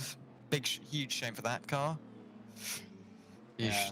They got really unlucky in the race, though. The good news is now Alex Skinner is free to focus on his other commitments in terms of race direction. It's a real shame because I think it was the car of Alex Skinner, or was it the Into the Points car that had a really good fight at the end, was able to fight for 5th place in class in GD3 at the end of the I don't think they drove last round, that's the thing.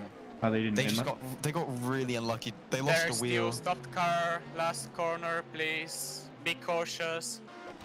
That's definitely Jonas Piron, who's stationed at the last corner as we look at Toff emerging back in 8th position in GD3. Also, 8th car, please return to the garage. Thank you. That would be the Into the Points car of Jonas Piron, number 8, isn't it? yeah. Also, the Unison Racing car's not here today. Huge shame. Oh, that's a big... I didn't even realise, because they'd had such a poor season up to now, defending their title. Yeah, I don't think they've finished in the 6 or 7 once. So in the first 2 races, although they were difficult events, to be fair. Yeah, It definitely. seems RSS Unison taking a break from this one, so I really think RSS Unison is starting to be played out here. It's really becoming a battle between AFP and in LMP2 it's between AFP and certainly Saviano having a little bit of a moment as he tries to overtake Jake Denham and gets lapped by the Royal Blue racing car. Or was that the 360? I think it's the Royal Blue actually. Yeah, LMP2 it's really between AFP and Mugen almost exclusively. There are a couple that might be able to challenge if they can get a good result here, like the DEAC Hackers team that's leading at the moment. But in GD3, it's Mugen still. It's still Mugen. Yeah, it's Mugen leading at the moment, but of course we've got the likes of the races are much closer, but the championship seems to be a little bit more in favour of Mugen. As we look at Saviano trying to go around the outside of Jake Denahan's, that's the Force Polonia car. Now the Audi's been released, it's all over him, and I think he's got the line. There we go. Oh, Brilliant stuff by Bertrand Saviano. Oh, Denahan not contact. Happy. I'm not going to let him through that easy, is he? Team Shiba also with Giuseppe Pastore could maybe get a move on And there. Team Shiba, of course, are the other team running second in GD3 stand. They need to get places here to make sure Kribek and the number 88 Mugen team don't run away with this championship. So, I still love that livery that they're running. do you mean the one on Giuseppe Pastore? Oh, look at that! Yeah. Heimdall going a bit wide Yeesh. on the exit. Viana doing a fabulous job in the podium position now, and 3 to chase after Keelhead, who's only about 6 or 7 seconds up the road. Yep. As Giuseppe Pastor looking close and looking quick. However, they have to let the Heimdall and the Iris, as I think we're joined by Ryan Ferris now, right? Hello. Well, hello, Hey, Mr. hi. Ferris. Hello. There's been quite some drama. I'm not sure if you've seen any of it, but we saw cars rolling at the last corner. And on Be the main careful, strip. there stopped car last turn. Be careful. That's Stan Vilestra who's having another spin, actually. That's put him Clear. in. There we go, he's got going again, but just ahead of Callum Hambley in the championship leading Senior Force Polonia. That's been in a bit of the wars today, but is recovering quite well, down to 17th at the moment. Yeah, Stan Vilestra, I think it is, but I don't know. Look at there's Has Riley not- McKibben, who's had a little off.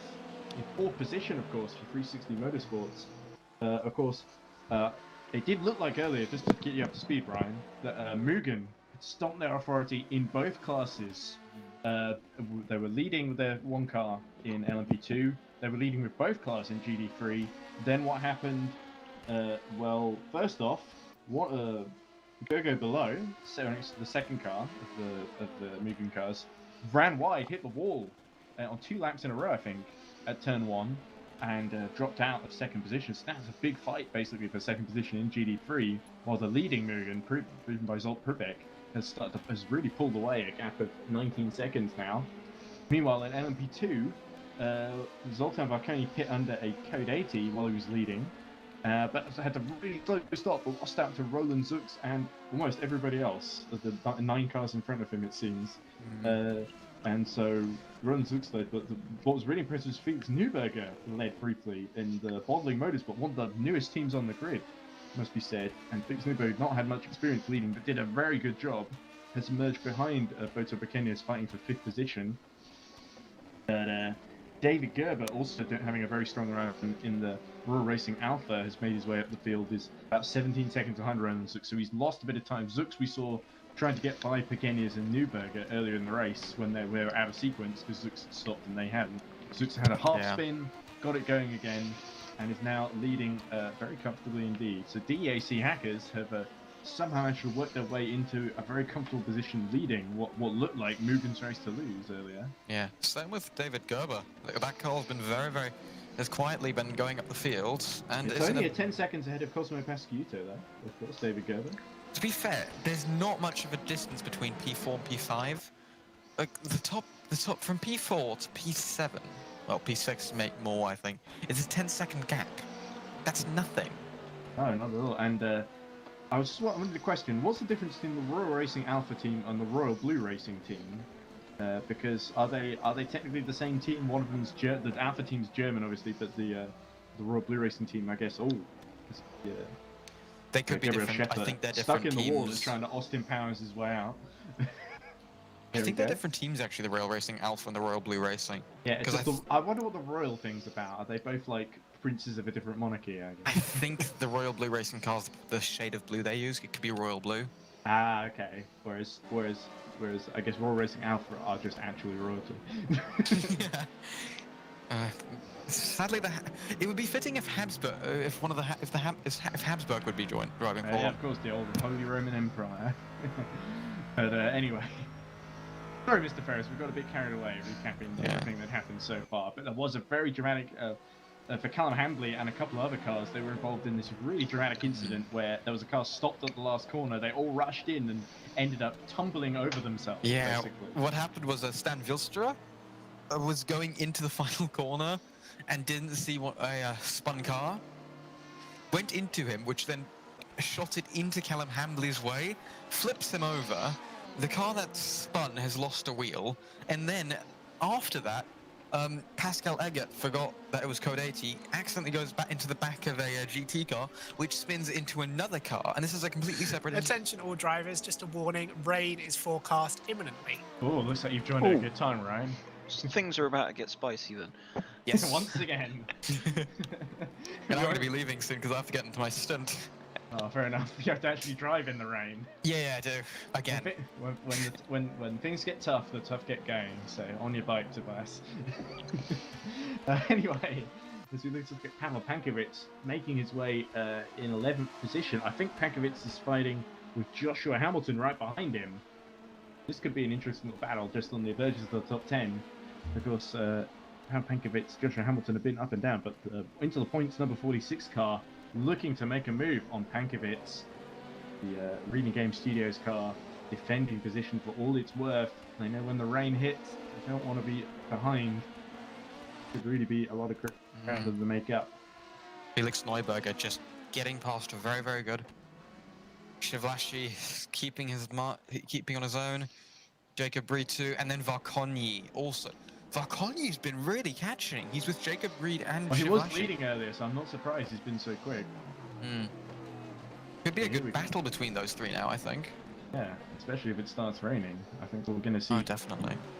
drivers really tested to their absolute limits as it comes at a premium rather than just in abundance. as it Definitely, is at the definitely, moment.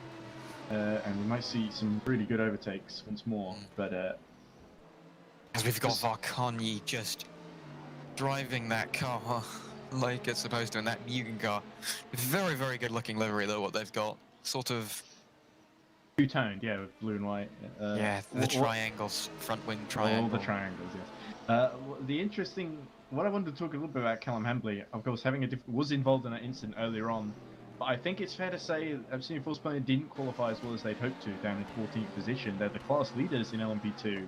They Yeah. really would have hoped to be a bit further up the grid, and I think them qualifying badly was, even though he was recovering, getting up into 8th or 7th position at the time, I think Yes. that bad qualifying put them in the position where Yeah. if there was an incident ahead, they were more likely to get caught up in it.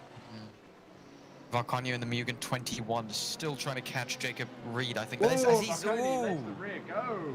Pushing just a little bit too hard. Is the grip starting to go already, I wonder? we'll have to find out from the team bosses from other teams, maybe even have an interview with them and see how it is right now. That would be pretty nice, actually. Yeah, but Marconi collects himself up, dusts himself off, and starts over again. But but he's got a big gap in front of him now in which to push. But yeah, it's all been happening. It feels like I'm not sure quite where to look, which is usually the case with these multi-class races, which is a good thing, I think. We'll enjoy it while it lasts, because when we get to the end of the hours, oh, look at that! Was that one of the reading game cars? There was only one reading game car, so I think it must be Pavel Pankovic. Just let the rear go at the aim there. As Zoltan Varkonyi just trying to make up the time he lost there. We'll also have to see if the tyres have been damaged a bit through that little incident. Yeah, meanwhile, Bertrand Saviana, the BH racing number 3, since getting past Jake Dennehan, Pastore has also got past very recently past Dennehan in the Absolute Force Plania. But Savania has been catching Geelhead. He's only 4.3 seconds down on him. So Geelhead, the Iris Automation number 7, is going to have quite the fight on his hand. That second place fight in GD3 is still looking very close between 4 cars. But Dennehan really struggling to stay in this thing. As I'm on Robert Strachan right now, just watching. There we go. I'm just getting Jacob Reed negotiating some traffic in his quest to catch up to Patrick Slavazzi, the moving car. So Jacob Reed has really impressed me in the Iris, actually. He's been making moves, been on a slightly different strategy to some of the cars around him, but he's really been able to make it work, been able to make progress and show some excellent pace. And Jacob Reed now is going to perform a real giant killing feat here if he can get past the Mugen. But I think Patrick Slavazzi is going to be a bit of a wise old fox. We saw him that many times when he was a driver for Fantasy Esports back in the day, as in last year. Not that long ago. So Yeah. Slavazzi Jacob wide, Reed, trying to just get through the traffic. which was That's funnily enough. Saviana. That's I think a Mugen. No, that's not Savania. That's the Mugen, I think. No, it's a dark car. Which No, I it believe is Savania. It is there we go, Savania. BH Racing. I messed up there. Sorry about that. No worries. It's all these duty-free cars. They look so similar sometimes.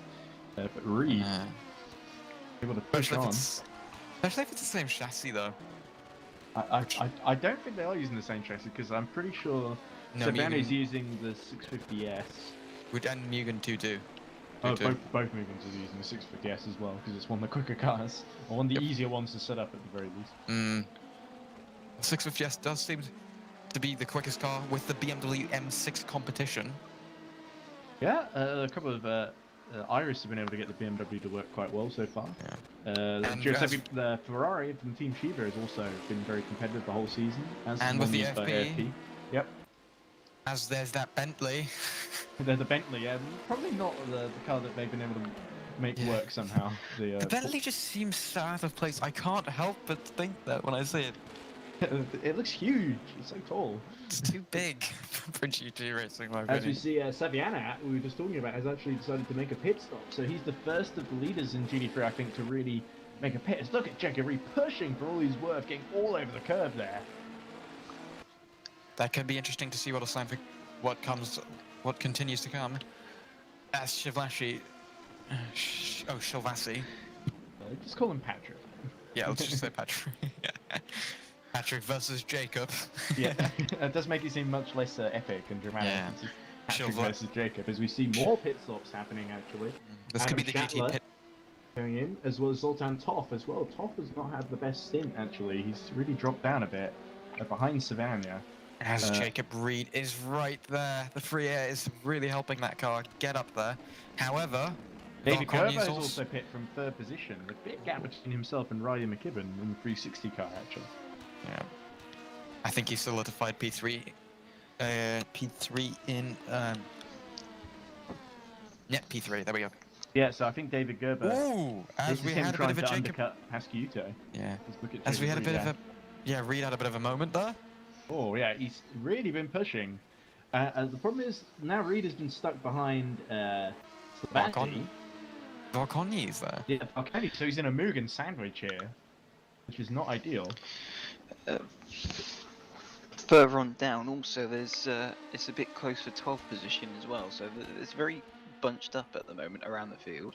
Yeah, there's like these little pockets of battles. Yeah, David Gerber meanwhile has dropped to 10th position now. So he's going to emerge Huge, ahead huge of pit Pavel stop. Pankovic. Yeah, so this pit stop is really... He's taking on a lot of fuel, doing a big stint here, David Gerber. Mm.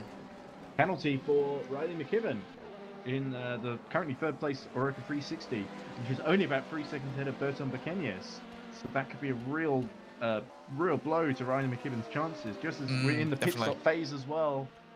But he's going to have to This serve is it and then come a in make again. or break time as Jacob Reed still trying to catch Shivlashi. And now he's got the two GD3s in the way, the Ferraris. Oh, almost Val- barging him out of the way there. Yeah. Valconi's right there. Valconi's not messing around, is he? Yep. He's not bothering with the traffic. As they go he's side going by straight side. for him. Round the outside, will that work, or will he do the... Oh, He- Reed isn't going to let him through that easy, you'd think. Jacob Reed really keeping him behind him. Very strong, very comfortable defending through there. Continuing to do it Now let's run on board with Valconi as he pressurizes Jacob Reed. with the Rockstar Energy sponsorship, with the Rockstar Energy logos on the car, which really make the car much cooler. Meanwhile, Roland Zux, Cosmo Pasquiuto, the top two in LP2 have gone into the pits, as have Massimiliano Ruboli. Gerber's still in the pits. Yeah, Gerber's having a very long stop. I wonder if there was a more serious issue there, as No, they've done a driver stop to Ruben Giepfried now. Ah, that would be why. So Bekenyes now takes the lead of the race, having not stopped yet. But I think Zux should emerge back in the lead. I think it's Neuberger up to third once more. But yeah, Valconi really starting to the pressure on Jacob Reed. Yep, indeed. So As Ruben negotiate that car. Giepfried out of the pits. They're not going to come out right in front of this battle. In fact, they are. Okay, in fact, Ruben Giepfried gets out just ahead of Zoltan Valconi, and Valconi is going to have to try and clear him really sharpish. Here we go. Oh, just a little love tap at the side there. Ruben Giepfried's not going to be happy on that, is he? Here we go. Valconi into 9th position.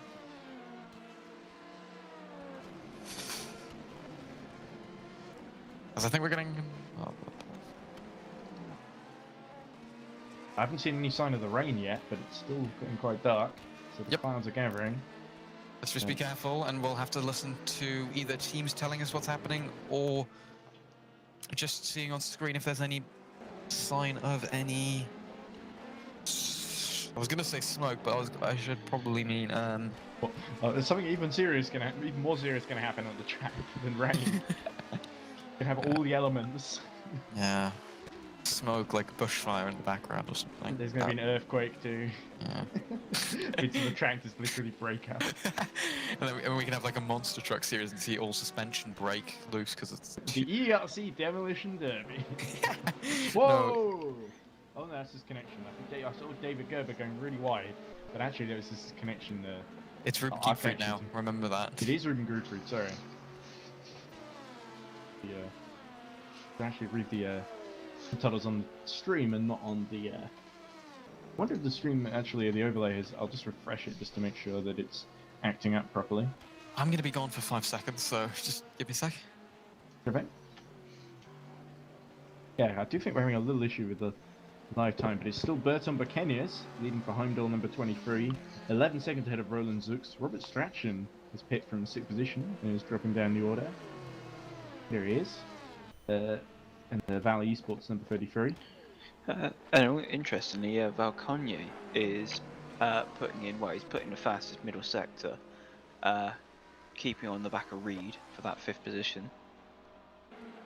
Yeah, that is it's going to be a really big battle now. So I think Valconje lost a little bit in the traffic. Now I'm going to start closing in on Reed again. Reed, who's still right behind, in fact, Patrick Slavazzi, the teammate of Zoltan Valconje. Apologies for that. I had to just clear up when I'm going in. I'm going to be doing 20 minutes of commentary left, and then I'm probably going to have to talk to my teammates now. Yeah, there we go. Valconje actually going very wide there, as Reed really puts the pressure on Slavazzi. Slavazzi looking very vulnerable at the moment. I thought these two would be much faster than Felix Newbauer, but they're about 10 seconds down on him. Felix Newbauer doing a very good job. Shows the skill he's got right now. And apologies, by the way, for the timing screen not being quite able to show everyone. Unfortunately, it seems to have contracted itself to just the top 5 in each class. I'll see if I can. Can't promise anything, unfortunately. Ooh. It's been an interesting first hour and a half, has to be said. We still have a lot of racing to go, though. Oh, look at that, Jacob Reed. It looks like he made a mistake there. Looks like Slavazzi, I think, was being a bit aggressive there. Yeah, Slavazzi was just defending like crazy. Yeah. Aggressive as the Burn Horizon car goes slightly wide there. Oh, there we go. The GT3 really wants out of the way. It really is heart and mouth stuff when they're coming at a rate of knots onto back markers through these tight and twisty sections. You have to be very, very patient with GT cars there, and especially here. It's a very tight circuit. There's only like 1 or 2 sections which are extremely wide, which I think are like where you're going into Sunset Bend and the main straight. That's the only section I think where it's wide. As now they're going to be lapping, I think, or are they overtaking for position the Burn Horizon car by 360? Very interesting livery, has to be said though, the Burn Horizon. I think they're lapping it because the next car would be Newberger. Okay. Yeah, gets out of the way very, very cleanly. Good done by the Burn Horizon car. As that, they go a bit wide. And that is allowing Valconje to kind of reel them in a little bit more. Mm.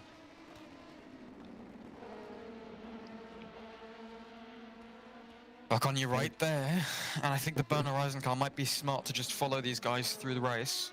That must be is that Cosmo Pasquito is only about 6 seconds behind Valconje as well, so As yeah, Jacob Reed goes for a wider line. Slavazzi is really holding all two of them. I think he's up. going into the pits now, though. No, he's not. No, he isn't. He's staying out. These That guys means must we be get on the- more action. Yeah, these guys must be at the end of their stints now, though. I think. Tires might be not as fresh as they were at the start then.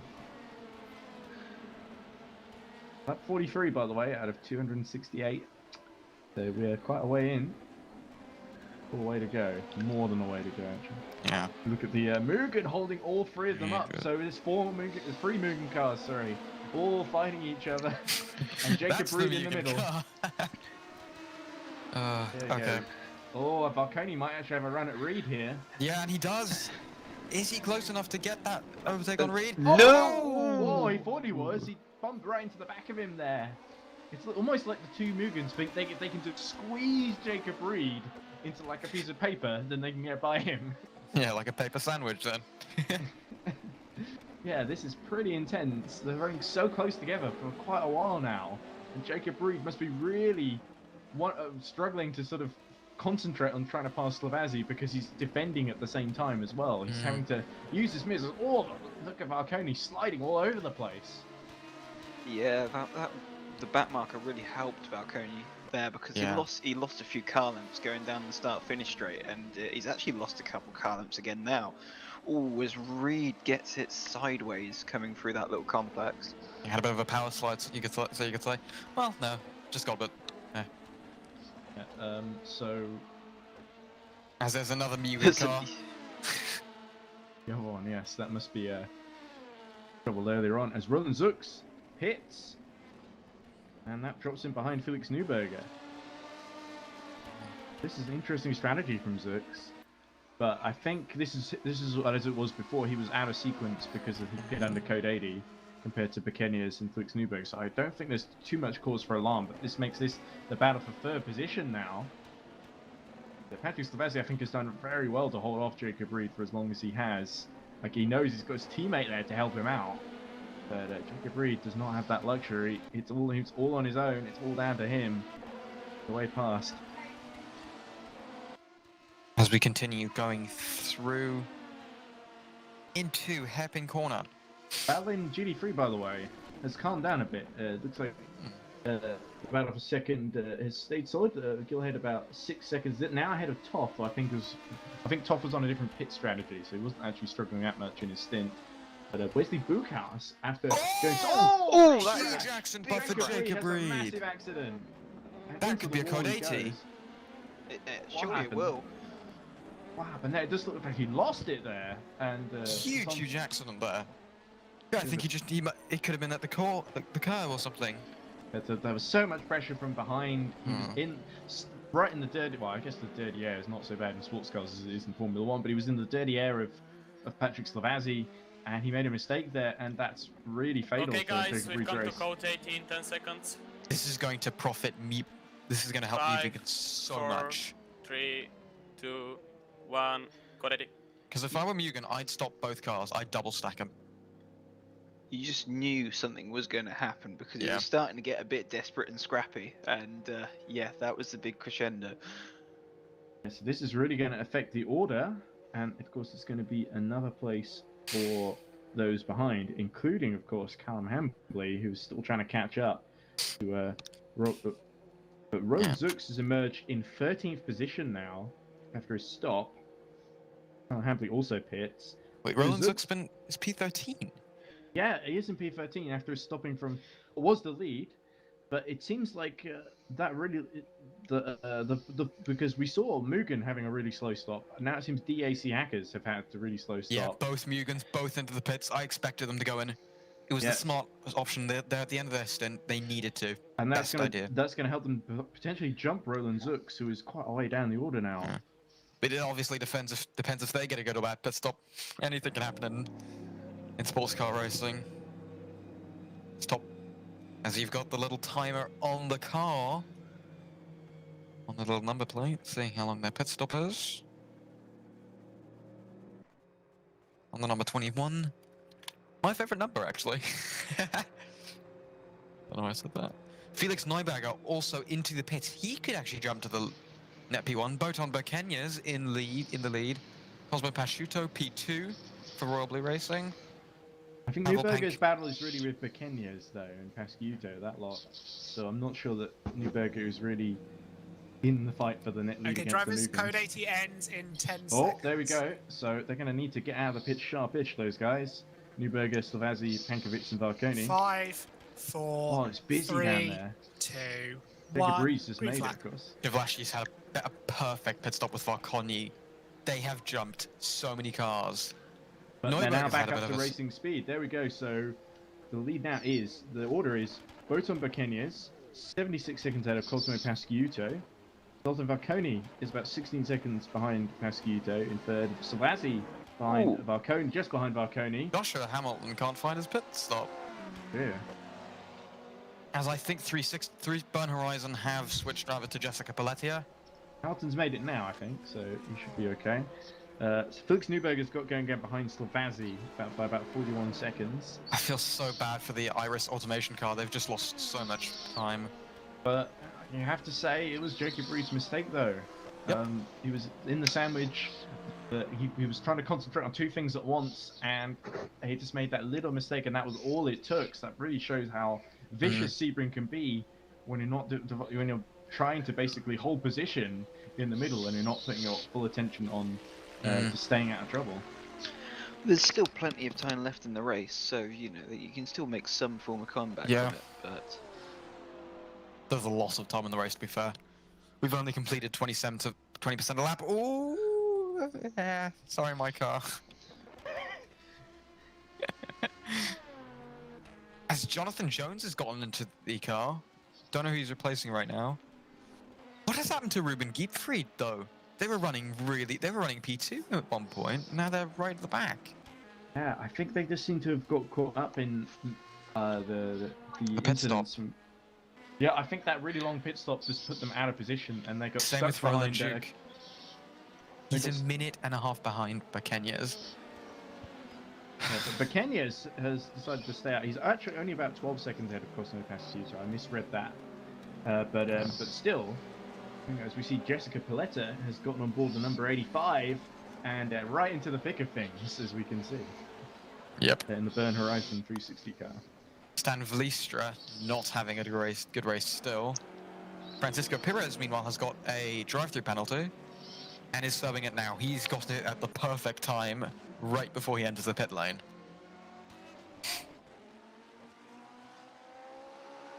Oh no, he's pitting! Into the pits. He's going to have to go into the pits twice in a row. That's always extremely annoying.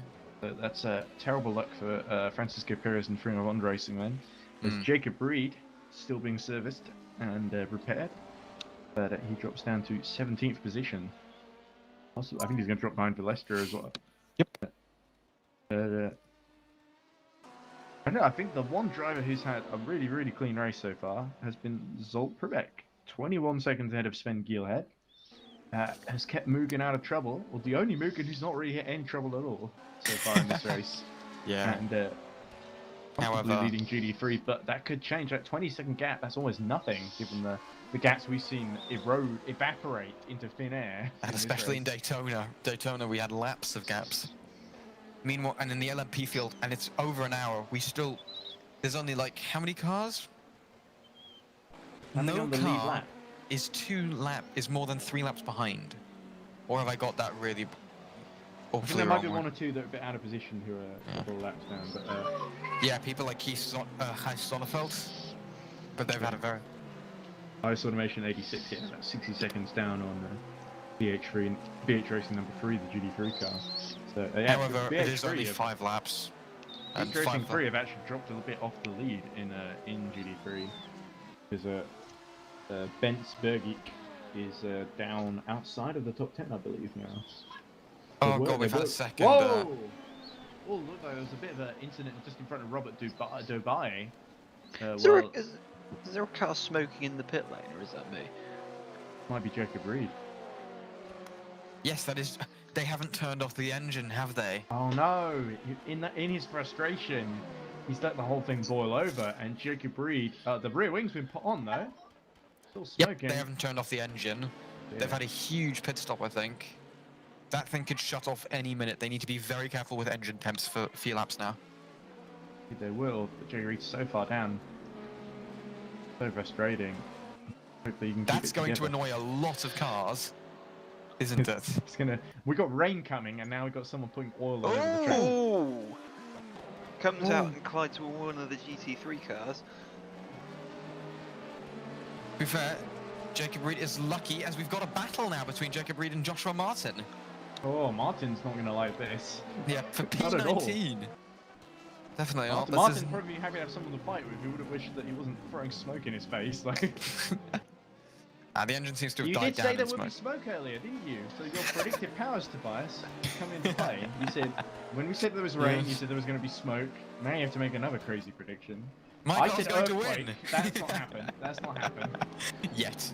No, my final prediction, I'm going to win my car's winning the race. Where are they at the moment? Where's Robert at the moment? He's in 7th position. Yeah. Isn't he? So, it could happen. You never know. As we see Danilo Nascimento copping a penalty. Is that before or after Sebring gets hit by that earthquake? Well, the earthquake's got to get rid of the other cars. It's got to clear the way. God. Well, we did see a car roll over, which was a bit like an earthquake. Two cars had rolled over. And It felt they were like both. an earthquake. Yeah. Two cars rolled over, both in P2. Well, by there's the one way. of them. There's one of them. Callum Humbley, who's just watching at the moment, down in 10th position. Oh, I say down. He's climbed a lot of places actually. Yeah. Just ahead of Jonathan Jones. He's who's just got ahead of miles behind Roland Juk, though. Yeah, but Roland Zook was leading, so I think he's actually done quite well. But Jonathan Jones not too far behind in the into the points racing number 46 car.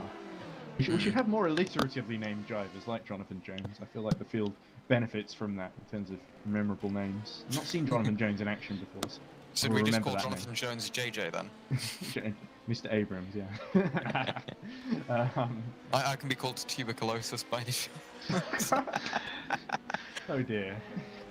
I don't have a very good initial, which is annoying. Whoa, we see a GD3 taken to the grass just to get out of Jonathan Jones's way. Okay, what an honour. As another driver stop as Kalle Leistela gets into one of the Fina Von cars, which is in P12 currently. So there's a good battle actually between Robert Dobai and Massimiliano Riboli for 14th position, where Riboli has been quite robust in getting past every GD car at the earliest opportunity, and Dobai has been shadowing him for a while. So I think Dobai might actually fancy a go pretty soon. Yep. Anyway, nearly at 50 laps into this thing, and bizarrely, Bekenez still leading by 10 seconds. I always thought Bekenez was a very solid driver, but Heimdall Racing 23 leading the race. We did see them doing so well at Daytona in the top 5, I believe, or was it even top 4 at one point? Robert Dobai has a big spin. That reminded me of Roland Zooks earlier. He did the exact same thing, but actually Dobai recovers it much earlier. And I think Dobai though went into the car of Boton Bekenez, who's leading now.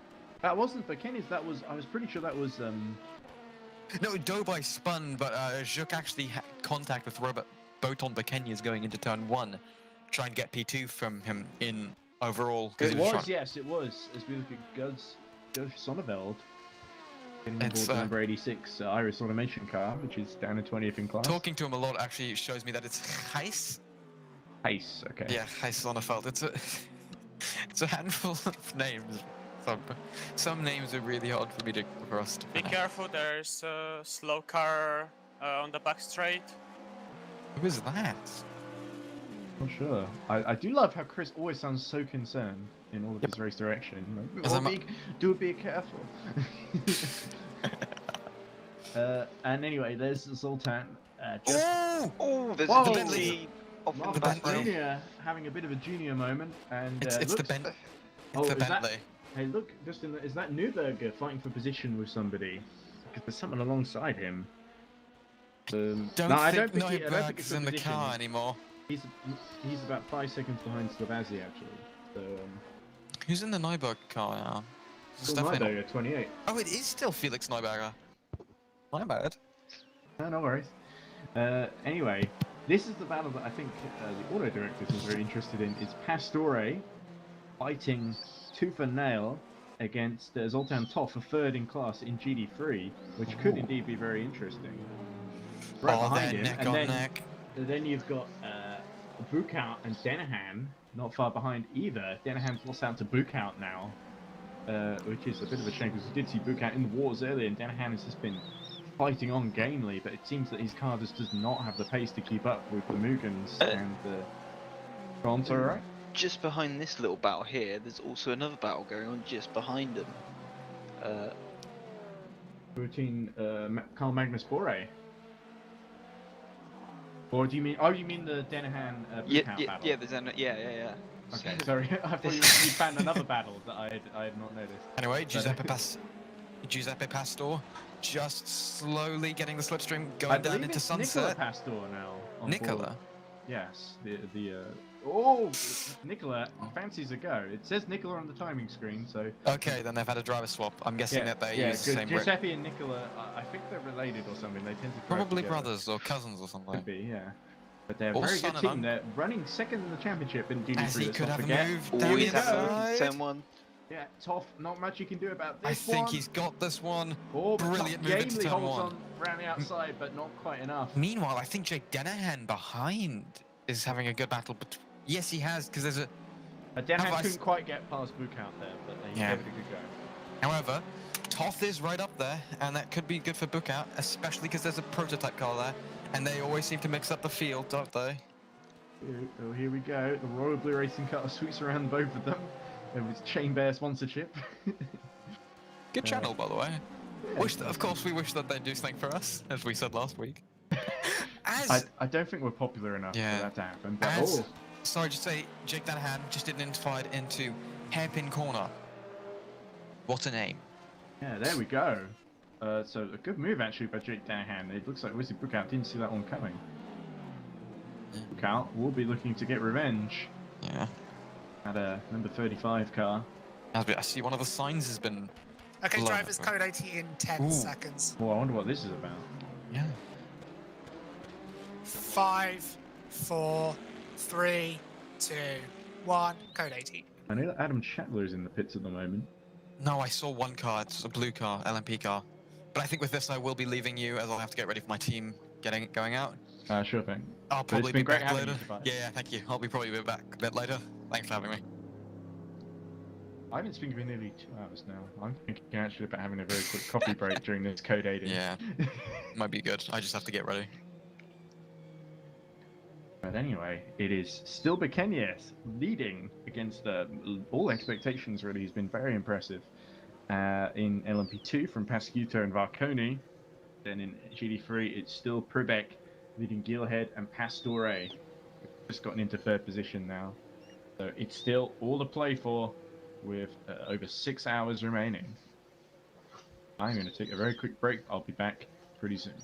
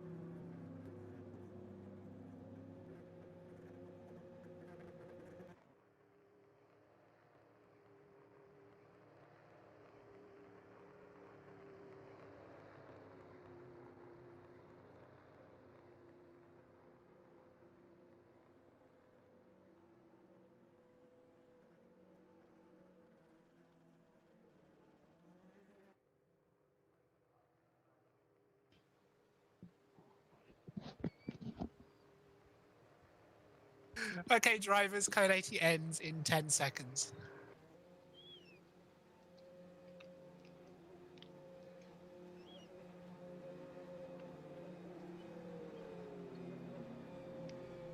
Five, four, three, two, one. Green flag.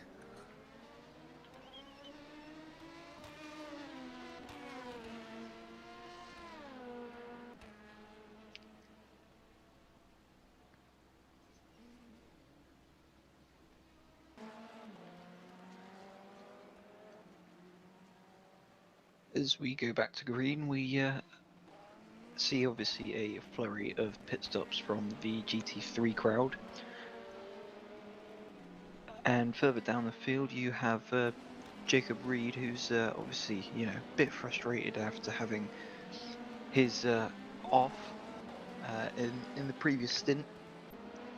So he's starting to put in some lap times, and the gap to Martin, who strangely he did drop off quite a bit. So I was wondering, we didn't quite catch it, but I was wondering if he was the reason why we went to the code 80.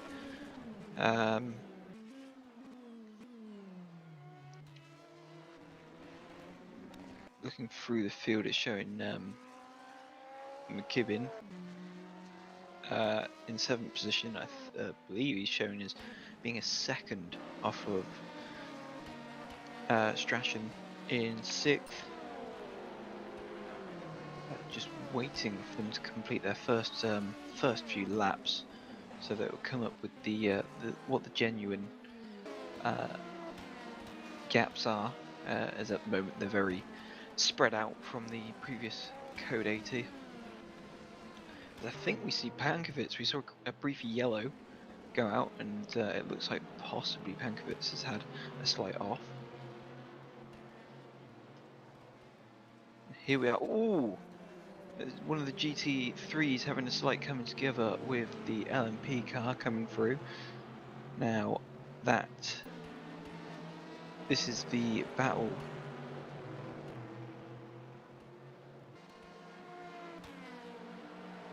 for 5th position in GT3.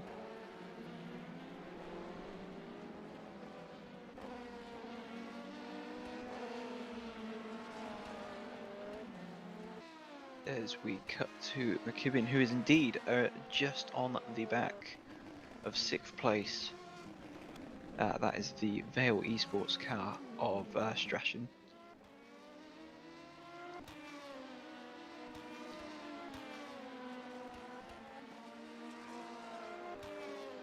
And McKibben, he's been putting in some pretty good lap times. He's on their first flying lap.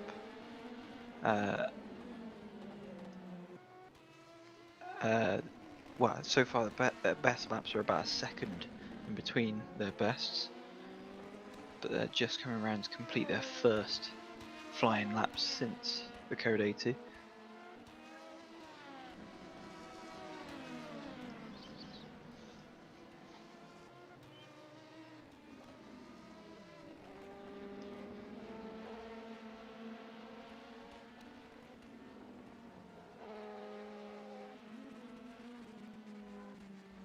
Cuban hugging the curbs and using as much as the road as possible to try and eke that extra 10th.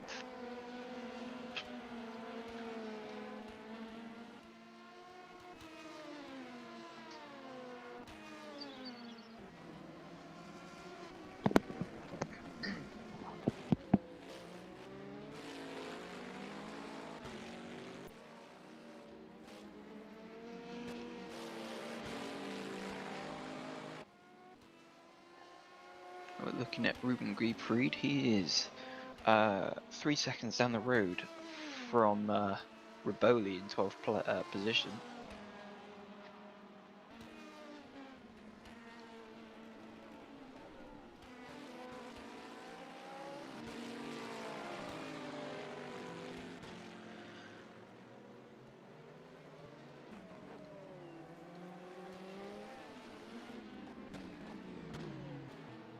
Now this is Robert Dubai. He was, who I believe we saw earlier, coming together with one of the GT3 cars, and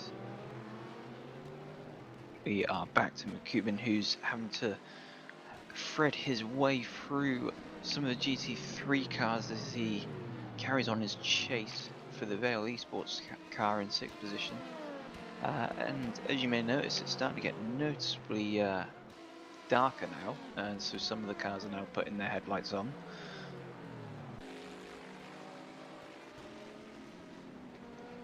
And we're currently on lap 55 of 268 of this Sebring 1000. And yeah, it has been pretty action-packed indeed, with the with it being said that there are some rain on the way as well, just to spice things up. In fact, it may have got particularly darker due to the possible rain clouds.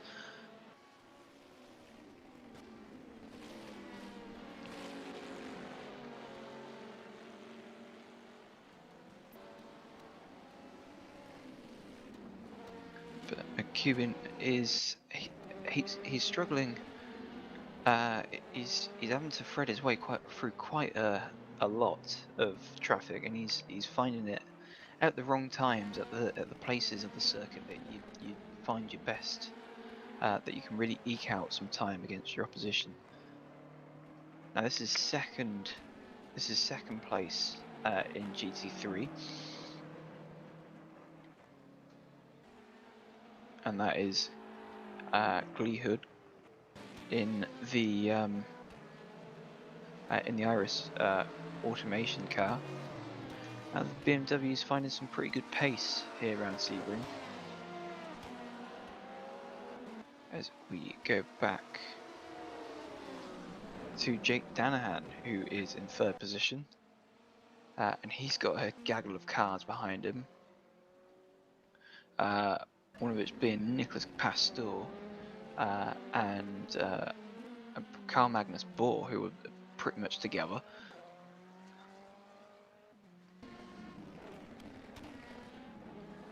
This is 7th place Wesley Burkhout in the Ferrari, who is currently lapping just a little bit slower on that last lap to everyone else around him. He's currently got a 14-second gap to Shax has in the Callaway Corvette Dream Team.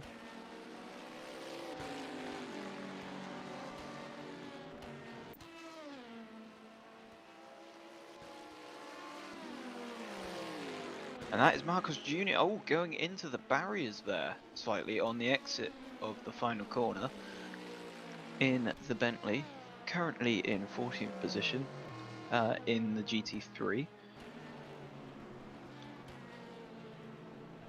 And obviously he was pushing quite hard because he is trying to catch Holder in the ADN Racing Ferrari that's just up ahead of him.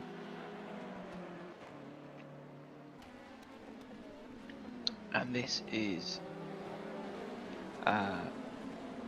Blug in 12th in the AAA Mugen sim racing car, and he's right on the back of the 11th place. And we see 12th place Listola getting it all wrong going through the complex section.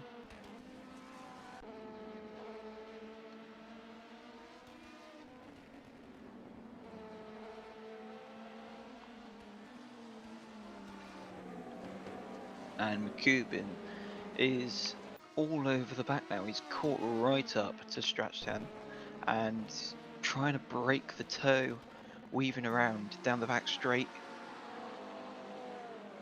And there's a further gaggle of cars battling for position there. That is the Mugen team car in 11th place, the 888.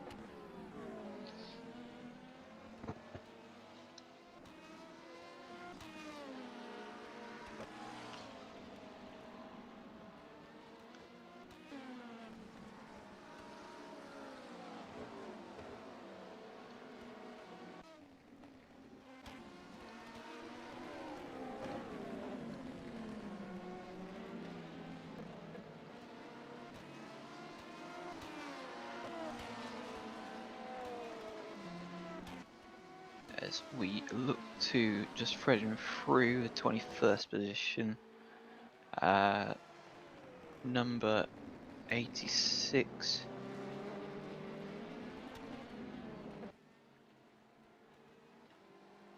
Still, Lee Hood, Lee Hold is very safely in that 6th position. Is currently 27 seconds off the back of 1st place. Prebeck, who has had a pretty trouble-free race so far, and Denahan is best part 16 seconds off in 3rd position. As we go back to McCubbin, who's still all over the back of that 6th place. Vale Esports car. Now, what we got some back markers in front. One of them being the P2 GT3. They managed to dispatch of that pretty. I say that.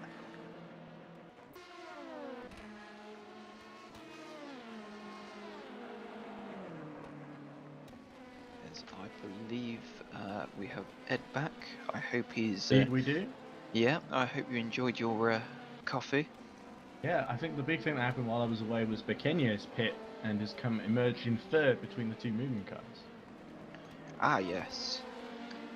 But that's going to be quite crucial because Valconi has been able to sort of jump Slavazzi, his teammate, because Slavazzi was ahead when they had the Iris car in between them of Jacob Reed, who we saw crash out dramatically. And now it seems that Valconi's sort of working his way back into sort of victory contention almost, because he's only really got Pasciuto ahead of him. Yeah, and there's only a 7.3 second gap as well, so that's not massive. That can be closed in quite easy. See Reed in Game Studios making a pit stop as well.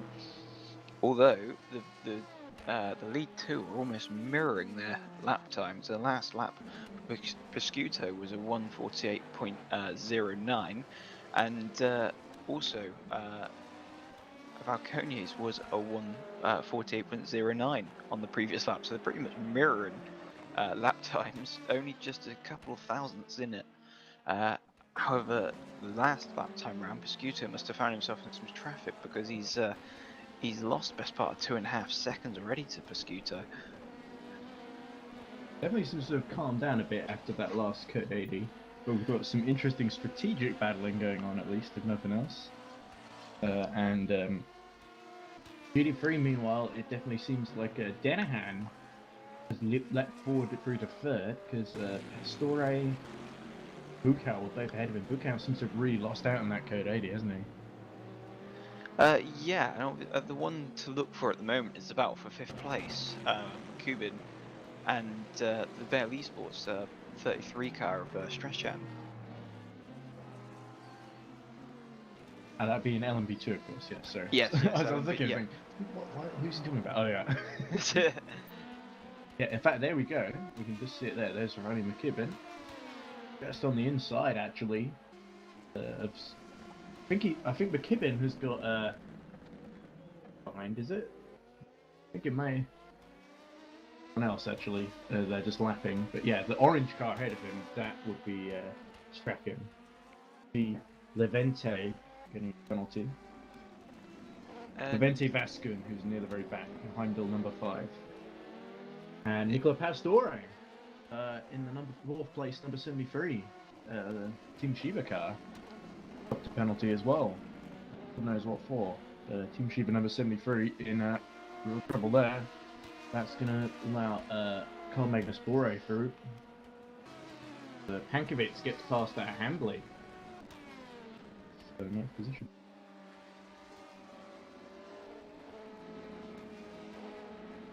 There's Ryan McKibben still chasing after 5th place Strachan. Robert Strachan, of course. The car that's going to be taken over at some point quite soon by our former commentator Tobias, I believe, because he's the view driver for Valet, and that's 33 car that's running in 5th at the moment. Robert doing a very good job, it must be said.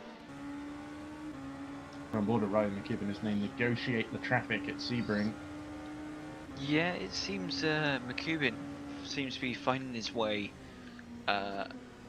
Oh, look at this. having to thread his way through the traffic in places he doesn't necessarily want to be, and he's been losing out. He's caught up right to the back of Strachan now.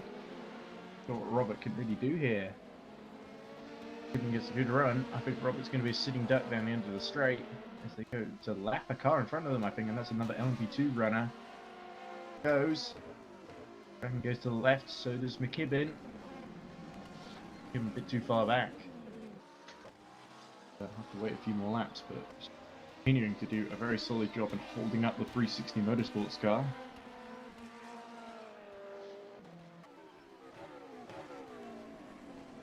Well, Pastore serves as penalty and drops behind Carl Magnus Bore. So, I think Denahan in the 999 Sportsplenia car that's in third in GD3 has done very well to defend from cars behind, and with a bit of good fortune sticking in there, he's been able to hold on to third position. But he's quite a way behind the leader, 46 seconds. Go ahead. Yeah, and he seems to be keeping the gap to the second place Iris Automation car at kind of a steady 16 and a half seconds. No, there's not really been much give and take, so he's not gaining and he doesn't seem to be losing at the same time. Yeah, I think it's really important for AFP to stay in the points hunt for the championship, in both championships, to be honest. There's certainly seem to be doing okay in that front in GD3 at the moment. In LMP2, Hambley is still fighting with Hankovitz. He's sort of fallen a lap down now, which is a little bit worrying in terms of fighting for the major positions. Really going to become a case of the cars ahead of him dropping a lap down rather than him gaining a lap, I think, with the leaders. Pace such as it is, as the sky darkens dramatically. Some of the McKibben has got his headlights off, but some of the others have got them on. We still got sunlight on the timing screen on race view, but it could very well change to rain at any minute. Yeah, well the thing was that there was a point, I think it's just a bit overcast at the moment, because it did come to the stage where the whole track was covered by cloud, but now it seems the top end of the track is now back to more sunnier climes where it's still very dark and dingy along the start-finish areas. McKibben gets a bit of a power slide. I did see that McKibben was really pushing it a bit.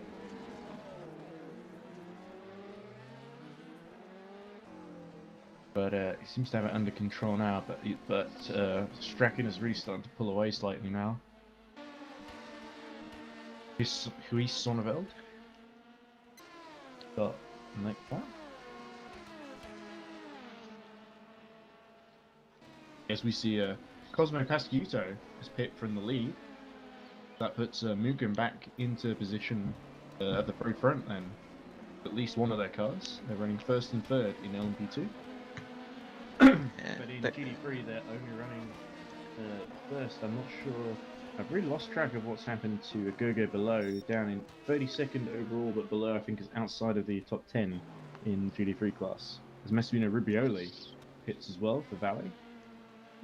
Those clouds are starting to get very dark, very imposing. I yeah. think this could really change the complexion of the race if heavens open all of a sudden. No one making the gamble changing tyres. Jurika Slovenak pits for Royal Blue 13, which has been running very well. Along with Riley McKibben. Look how busy it is in there. Yeah, Ruben Grufried also stopping. Although it's been quite overcast for some time now, it hasn't really affected the track temperature too much. Still staying at 29 degrees. Indeed, so we'll have to update you as soon as that starts to change, because the moment the temperature starts to drop, I think that's when the drivers need to start worrying. But given being serviced, but Slovenak has got out ahead of him. So I think Slovenak's actually got out about a second behind Roland Zux in the DAC Hackers number 95 car. So yeah, DAC Hackers did have seemingly quite dominant grip on the race, and it's now been handed back to Mugen, it seems, really, unless Berton Baqueñez or the others can really put in a real virtuoso performance and turn the tables, as the Diogo Moscato takes over the 360 number 36 car from Ryan McKibben. So it was time for a driver change at 360, it seems, and Hugo Moscato will be hoping to make some progress against drivers that have been in since the start of the race. Been driving nearly 2 hours now, I think.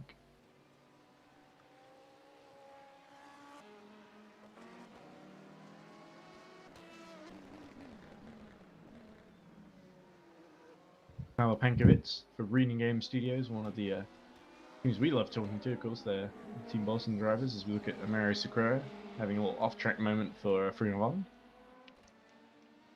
Strachan is actually being serviced now, so this is clearly the response to the 360 pit stop. So this could be Strachan being swapped out for Tobias. If Tobias jumps on board the Valley Esports number 33, currently in 4th position, of course. But Rowan Zook should catch them within a matter of moments, and indeed they do. It's all starting to get a bit close for second position. Birkenayes and 3rd place Patrick Salvazi. Salvazi's 1.5 seconds off the back of 2nd place, and then further on down the order, you have Moscato, who's 1.7 off of 8th place Hamble. But there we go, that's actually the battle for 2nd position. You can see it on the screen at the moment between Birkenayes and Salvazi. Salvazi not far behind at all. Salvazi, I think, has been showing better pace than Birkenayes overall in the last couple of laps. But, yeah, 1 minute 50 for Salvazi, 1 minute 51.8 for Birkenayes.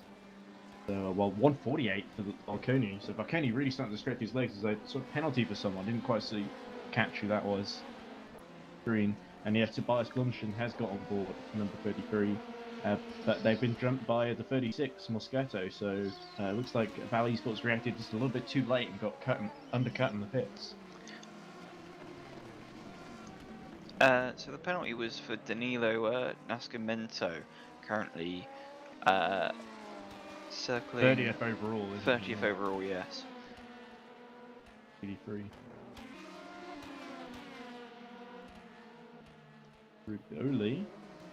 Oli fighting against Jessica Pelletier, actually. Yeah, Jessica Pelletier in the green, orange, and white car. Oh, is that Riboli? No, I believe Jessica's in the car just behind Massimiliano Riboli and challenging. So, yeah, there we go. There's Jessica Pelletier right now. Let's run on board with her. We can do about the number 13th place car ahead. Is it all just cut off by the GD3 car that came upon at the exact wrong moment for Jessica, unfortunately, but she's negotiated it now. Managed to keep it all together and stay composed. It was very easy to lose the back end at that moment. A little while before she closes back in to the back of a rival in form of Massimiliano Riboli. There could be a few points at stake. Oh, as we see Dan Valistra not had a great race, spinning at the last corner right in front of Ryan McKibben, and the GD3 spins just behind them actually. Oh yeah, and that was that one of the Mugans that went? It was spun in the background. In 11th place in class. He's just had such a difficult day since just going off from 2nd in class at the first corner and hitting the wall.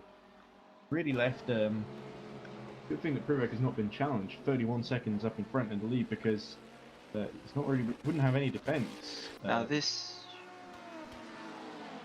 is 4th place. They're really having to weave their way through the GT3 field there.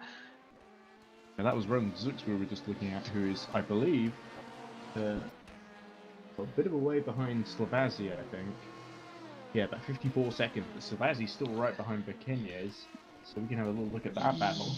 Yeah, I think he's made a slight mistake or found himself stuck behind some traffic at some point, because he did have it as close as half a second to Birkenayes, but he's now back to 1.2 seconds. Birkenayes has actually done pretty well to stay in the fight as long as he has. Moving cars. It would be amazing if Birkenayes could somehow win this one, but it's going to take quite some doing. But he's beaten the odds so far, so the Honda Racing number 23 car will be hoping they can switch to other drivers later in the race. They'll be able to keep the car up there in the podium positions. Bazzi will be looking to make it a Mugen 1-2. Sort of what we were kind of expecting. So Bazzi did not qualify actually that well, as he goes to the pit lane now. So this is a strategic stop by Mugen as AFP pit as well, just behind. The penalty for Nescimento again. I don't know what that one's for. They're clearly incurring the wrath of the stewards. Yeah, Berkey he's putting in some strong laps, but and he is lapping relatively quicker than most of the LMP2 field, but he is currently about 0.6 of a second a lap slower than our leader.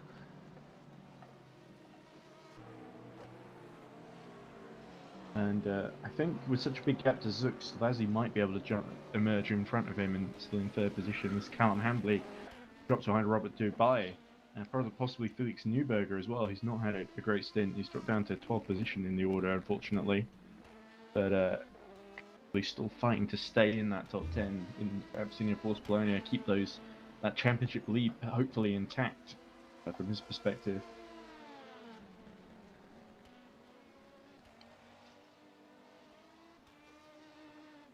Yeah, the pressure really now is on Bekenius because as actually Sandor Yengel gets aboard Mugen number 20. So Bekenius got a bit of a dilemma because if he, as you see Vascun having it off and taking it out on the advertising hoarding and deciding to take the advertising hoarding for a little ride. But that adventure ends fairly quickly. Anyway, Marconi pits from the lead from Mugen, so we could see a driver change here as well. They've changed in number 20. They're probably about to do it for the 21 as well. So it'd be interesting to see what Heimdall do with Bekenius. Jessica Pelletier also comes into the pits now too. Yeah, so... Oh, there's Slovenak hanging a little off and collecting himself in the Royal Blue Racing number 13. Yeah, so that's... And will not smile happily on that one. Oh, as we see a bit of spinning in the background from another LMP2 car, sorry. Not sure who that was, but they did a full 360 it looked like. Yeah, very lucky to try and catch it the way they did, and they didn't pirouette back onto the track, because that could have been a colossal incident, because there was quite a large gaggle of cars going around at that point. I believe it was Francisco Perez, because I'm looking at the event list of things that happened, and it just said Francisco Perez off track. Adam Scheffler also has gone off track recently.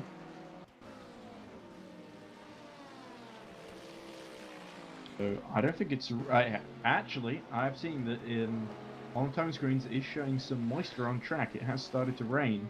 Yes. But that might explain why we're seeing cars spinning off. Nobody going for the wet tyres just yet. But the third time Bekenius retakes the lead. I think at this kind of point, it's more mental rain. Like track temperature hasn't really changed; it still stayed at 29 degrees, and it's once that track temperature starts to drop and you start to get a bit more standing water that you then start to think maybe it's time to change tyres. As Yengel just trying to get lap the Royal Blue Racing car, I think, ahead of him, or is he? Are they fighting for position actually? This is for position. Very interesting between Yengel and Jurka Slovenak, who we saw just having an off earlier. Yeah, look at the moisture on the front of Lengel's number 20 Mugen car. Look at this, look at the sliding from the Royal Blue Racing entry, and through goes Lengel into fourth position zone. Yeah, I think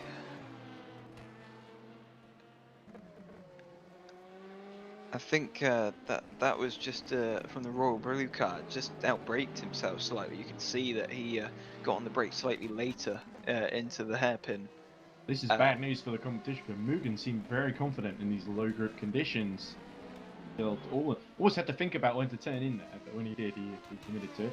Robert Dubai has gone for red compound tires. I'm not sure if those are hards or actually sort of intermediates, but Carlos Stoller for Ring of Honor in 9th position. He's pitting now as well. This is going to be a really crucial part of the race. determining how it all plays out.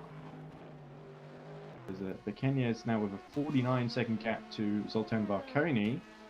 What he'll be hoping to do is he wants to make sure he doesn't have to do extra stops in the rain, because if as we see Engel going a little bit wide actually, just in the last corner, just without breaking himself a bit, but not losing anything, just a bit of time.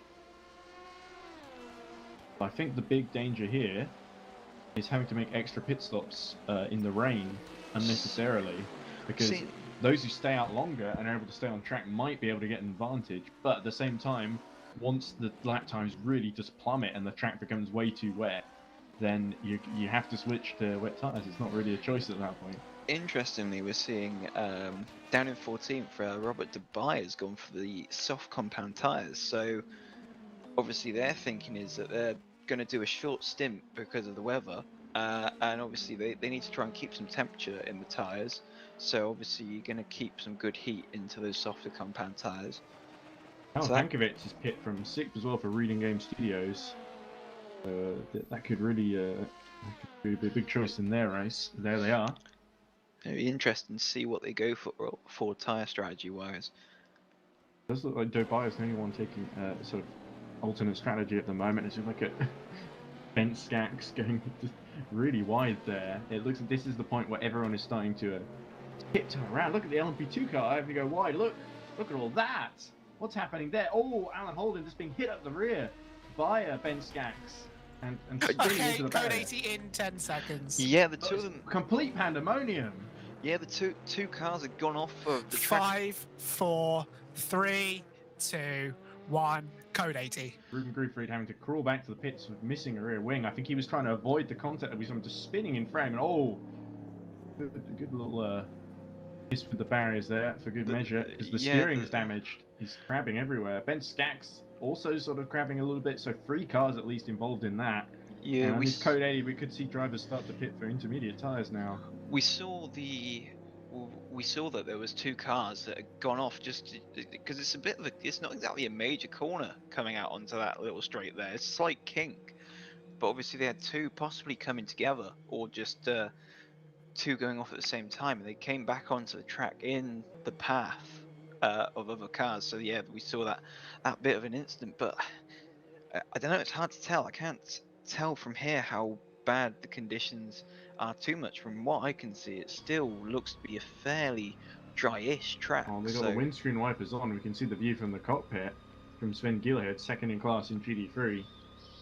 I mean, that looks to be fairly light rain, so I think at the moment it would be too early to go for any making form. Another stop. This looks like an unscheduled one. There we go, red tyres on Slovenak. So the soft tyres coming on. Chris Gitsov gets aboard Irish Automation number 87, place of Jacob Reed. We won't be hearing that much race direction from Chris Gitsov from now on. Now he'll be driving. Tobias, I thought interestingly, was sort of in the middle of those 2 cars in the incident we just saw. But Tobias Blumschein in the number 33 Valley Esport running in 7th, about 8 seconds down on Diego Moscato, still in the fight. I think Tobias could really take advantage if he makes the right call here. See what that ends up being, because this rain shower could pass, of course. The track could start drying out again very quickly, or it could get worse. A lot of drivers stranded out there with no grip. They're struggling to make it back to the pit lane. The leader pits, both on Bokenyes. This is a big call. Yeah, I think at the moment it's still.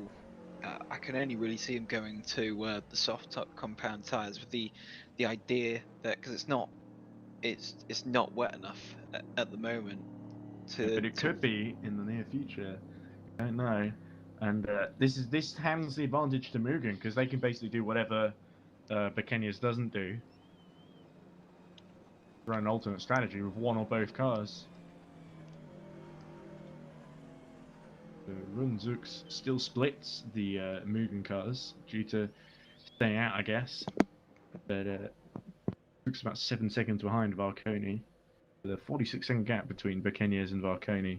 If Bokenyes has a really quick stop, I think it might be a bit difficult to get out in front of Varconi. But they are under code 80, aren't they? In fact, I should actually have put the thing up for code 80. I always keep forgetting to do that, and I keep forgetting to take it down on the timing screen. But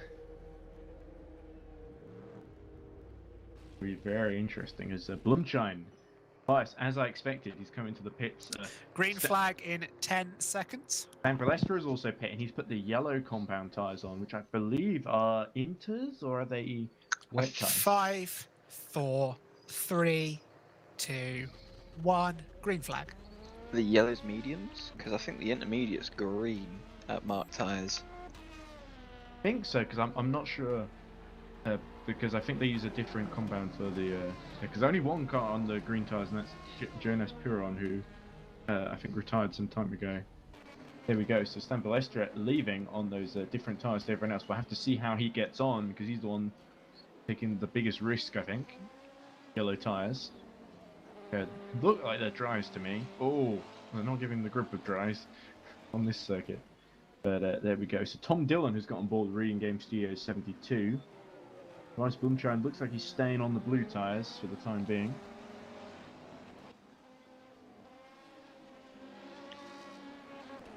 But there's the close battle on track to watch. I think Callum Hambley is only about 0.7 behind Felix Neuberger. That could be interesting. There they are. Rain continues to fall. Interestingly, the ambient temperature's actually gone up slightly since. It's gone very tropical down in the seaboard.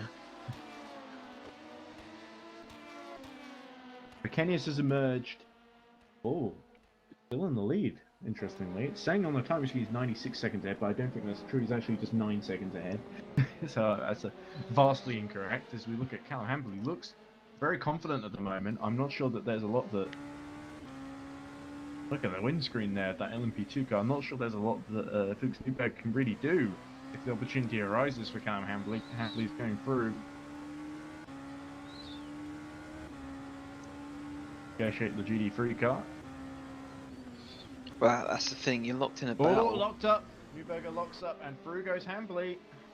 There we go, easy as that. That's Hambley up into 7th position for Absolutely Force Polonia. And that is the problem when driving in these conditions. You know, it's not terribly wet, but the thing is, lap after lap, the circuit's constantly changing, and so you drive very tense, and you're more likely to produce some form of mistake because you're just driving super tense because you're still trying to read the situation that's ever changing. That's Sandor Yangel running in 4th position, behind Roland Zux. About 34 seconds. Zux has dropped about 10 seconds on Varconi, but Varconi now only 7 seconds behind Berkenyes, so interesting whether the Berkenyes was right to I think it was definitely right to make the pit stop, but whether he has gone on the right tyres, we'll have to see. Time will only tell, but he's certainly played it safe at the moment. And Balestra, last lap was a 1:48.9, a second off the pace of what the leaders are doing. Pascal Eggert comes in. Blumshin is still in the pit, so I think he might have actually had damage or something because he's been there a while. Jonathan Jones. And that's the Eggert that's looks to be retired or something in the. Oh, Bentz Eggert in 6th in 6th in class in GT3, nearly collides with the L2.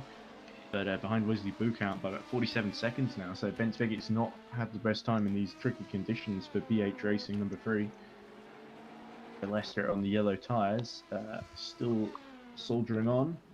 Not saying the timing screens are light, but staying on the road at least.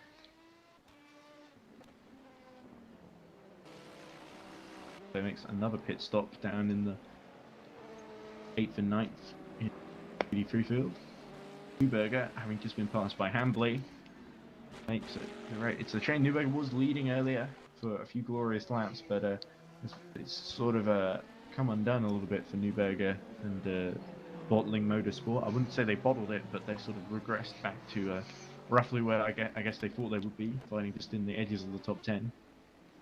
Plenty of points to play for, as we see Jessica Pelletier cutting towards the inside. Very tight line there. As we see 7th and 8th are now in the pits. Yeah, Hambley and Neuberger, who we were just talking about, actually. I think Neuberger's pit is ahead. Hambley going for the yellow tyres now as well. Doing the same strategy as Balestra. See how that pans out.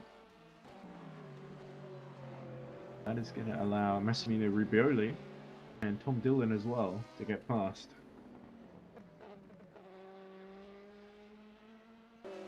So that sort of says to me, the guys that are going on to the mediums, they believe that this is going to be nothing more than just a shower and that it's going to eventually pass over, but they want something that they can keep a bit more heat into. And Martin Pfeiffer gets on board the Amstel Force 99 car. Sonneveld getting it all wrong at the complex section, having to straight line it. A lot of people are getting it wrong here. We are actually starting to see spray coming off the cars now, I think. We're approaching the crossover point, I imagine, then, as Varconi desperately tries. He's right behind Bekenya's, actually, only by half a second. There's Bekenya's in the yellow car, so we should focus on this as Varconi closes on the leader. So Bekenya's has really struggled in these conditions. His lap times have not been. He's gone about consistently a second slower a lap than Varconi. That's allowed Varconi to close in. Coming for the kill potentially. So what that says to me now is that the racing line is still dry, but offline it's very wet because whenever they go offline, it starts to by spray. Bekenya's. Yeah, that's just illustrating what you were saying. Is Zux hits from third, so I think he's going to come out behind Lengel potentially. They're going to take second and third position, potentially the lead as well if Arconi can take a move onto Bekenya's. Bekenya's going to have to pull out all the stops here if he wants to stay in the lead. Very tense. So Yengal's actually pitting as well. I'll be interested to see if we start to see a few people start moving on to those intermediates now, because it looks like it's starting to look like now they're getting towards the crossover point. Especially the LMP2s, where they're coming to lap cars, they're having to go offline, which is getting their tyres wet, which especially into that final hairpin, as we see. Zacconi getting it all wrong going offline. So yeah, as soon as you go offline, there's just no grip. So I think now is the point where people are going to start thinking about intermediate tyres. Yes, and while Zux and Yengel have gone to the pits, Slovenak has moved up to third position. So we've got Piper and Valestra on the yellow tyres. We've got Slovenak, Zux, Slovenak, Zux, Yengel, Dillon, Dobai, and Forrest McCormack all on the red tyres. Everyone else on the blues. Well, with a couple of exceptions as Varconi pits. So is Varconi now going to go for the wet tyres as we look at Dubai struggling? There's Varconi. We'll have to see what tyres he picks here, but this gives Bekenya's a bit of time to react, but not much. Make it round. He's going for soft tyres. Here we go. Could this be that tyres are wearing out, but Genesis Bekenya's has decided I'll go for the harder tyres and stay out, whereas Varconi's gone I'll go for the softer tyres, make a few more stops, but have much better performance. But yeah, Varconi should emerge ahead of Slovenak. He's not really lost anything making this stop, but it's very interesting between Slovenak, Zux, and Moscato, who are only about 20 seconds down. Yengel has actually kind of lost out in that stop because he was sort of quite close to Zux. I think earlier as we see David Gerber making a mistake, and David Gerber, who was doing quite well earlier on, finds himself in difficulties in number 94 Royal Racing Alpha.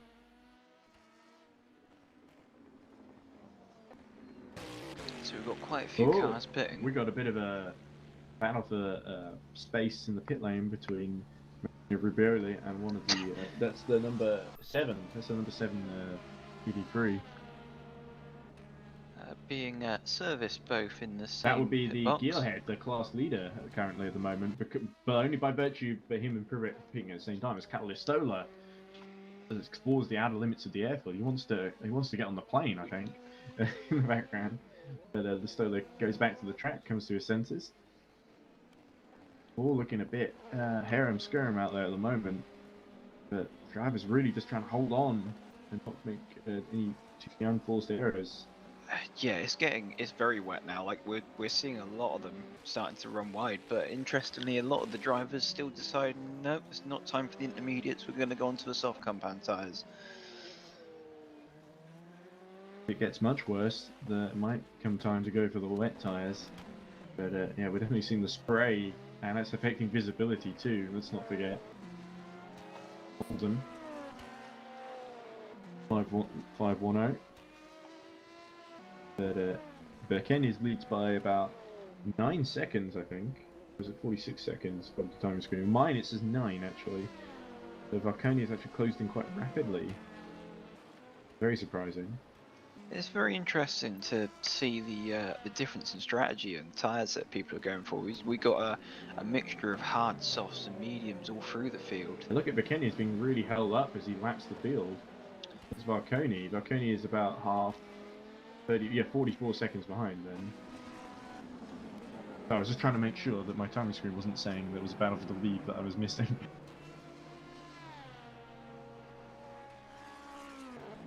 Oh, Chris Tompkins arrives backwards into the runoff area, but there for the number 35, but Tompkins continues on for the Evo Auto Motorsports car. 7th in class, of course. It looks like a lot of the GT3 runners are starting to opt for a different set of tyres. Looks like it's starting to heat up for 5th position. And it's starting to heat up on track. The rain has stopped. Sun coming out. So Yep. looks like the drivers stuck to their instincts, stuck to dry tyres for the most part, and it seems to have played out. I'm not sure what the yellow tyres are. You've got to hope for their sakes that it's the hards, because ones who've gone for... if they have gone for inters, they're going to have to change them pretty soon once the track starts to dry. I think I saw someone spun on the start-finish straight. Yeah. I didn't see anyone. I didn't think Forrest McCormack go for it just now, but it looked fairly clean. Like Ben Svedric, David Gerber just going into the pits. Svedric's been drop a few positions. Chris Tompkins, who just having on. It's still going to be quite treacherous for a while, but it should we should see grip return to the circuit gradually. We did see quite some incident a bit earlier. I don't know if you said it already, but Langyao has now moved up into 5th, obviously on those harder compound tyres. Moscato, yeah, the softer, yeah, and Moscato is on those harder compound tyres is lapping a little bit slower at the moment. But obviously, I think the guys who have stuck to their guns and staying on the harder compound tyres, now it's starting to dry up. I think that's actually going to work better for those, because although, you know, they're but Kenyes has actually stuck to his guns and made a very I think he would have been forgiven for responding to what Varconi did, but he stayed out and said, right, let's stick this out and see what happens. Quite very cool. Well, he obviously he pitted, didn't he, at the start of the rain shower and stayed on those hards. And yeah, he's just, although obviously he's lost a little bit of time through being on the slower tyres, he's now potentially strategically put himself in a very good position by staying on those tyres.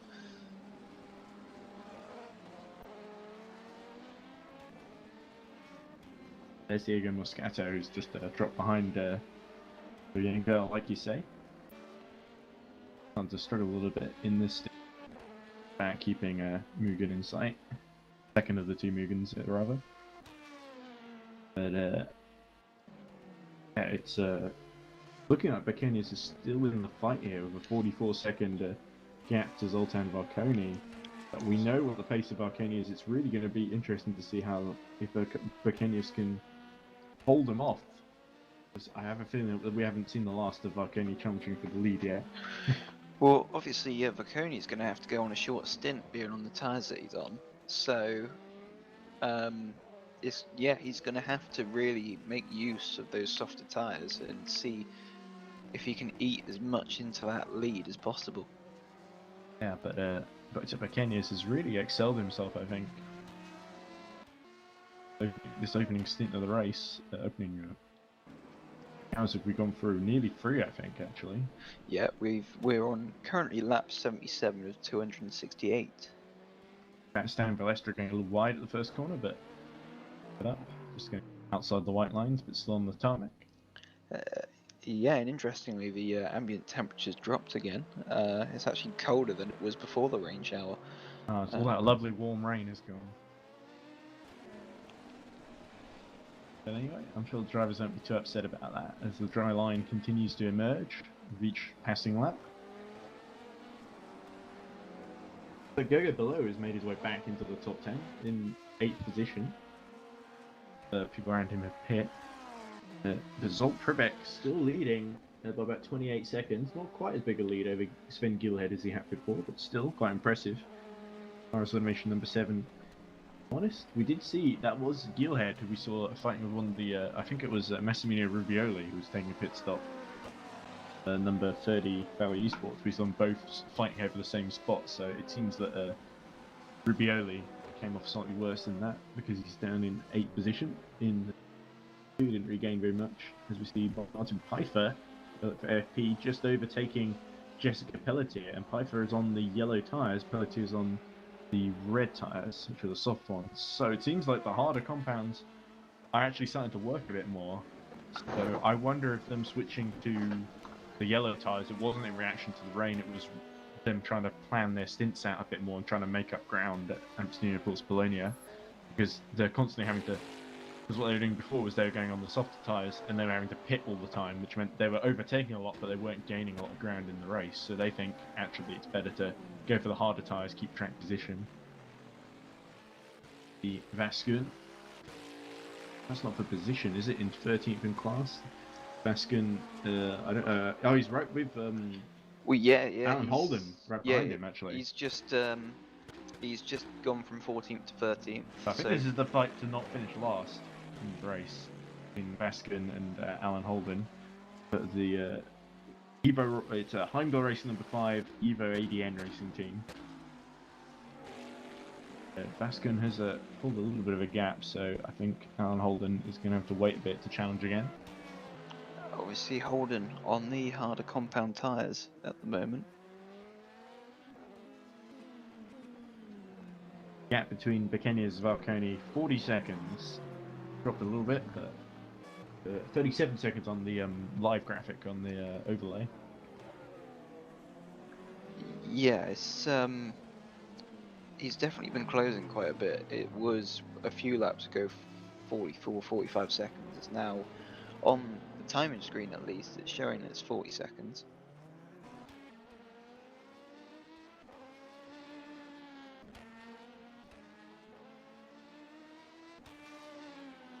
I'm just trying to read how this is all going to play out, really, which is a little bit. Usually I'm just used to drivers fighting each other, and I don't have to think too much about the strategy. As we see Martin Pfeiffer actually, fighting with. That must be. That's Jessica Pelletier who's gone. Oh, that's Pelletier. That must be the. Oliver Parakeet? Yeah, sorry. I think. Well, he's 6.5, over 6.5 seconds off of Pelletier. So I think he's just either being lapped or I think he's unlapped. being lapped by the Forrest McCormack. Game 5. Yeah, there's McCormack. Yeah, it was McCormack that was lapping him.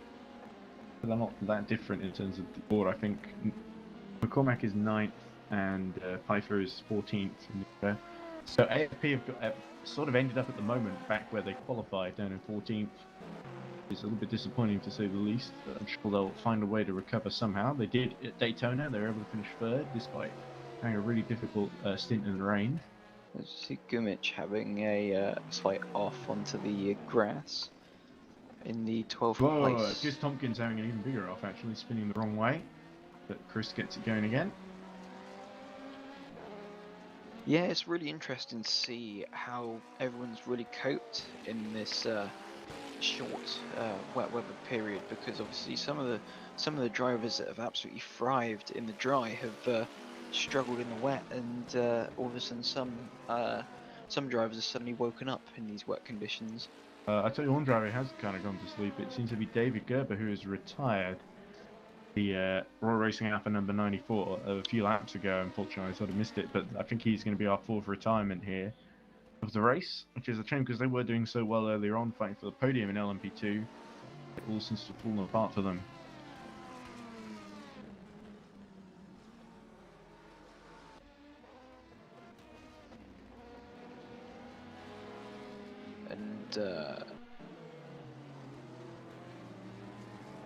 And Viconia is really pushing his lap times at the moment on those soft tyres. He's lapping almost 3 seconds a lap quicker on the last time round than Birkenau is.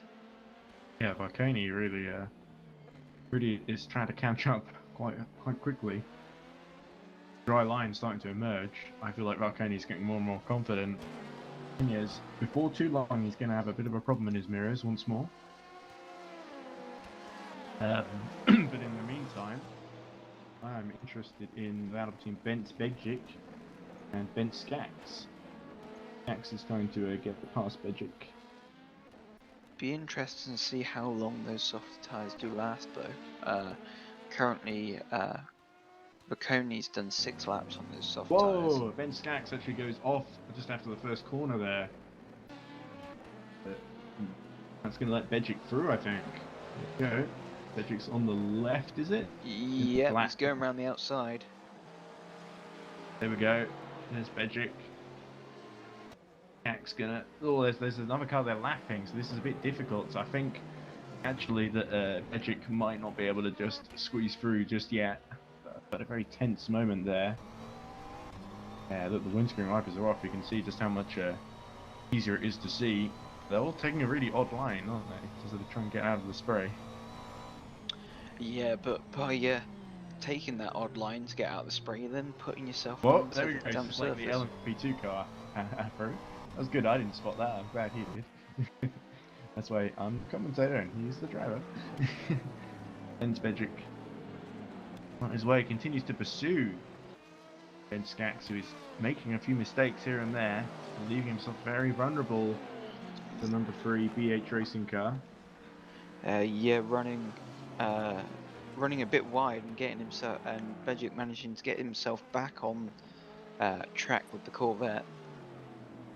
Bejic has got the bit of LMP2 car coming to lap him. It's going to get them on the straight, which is good.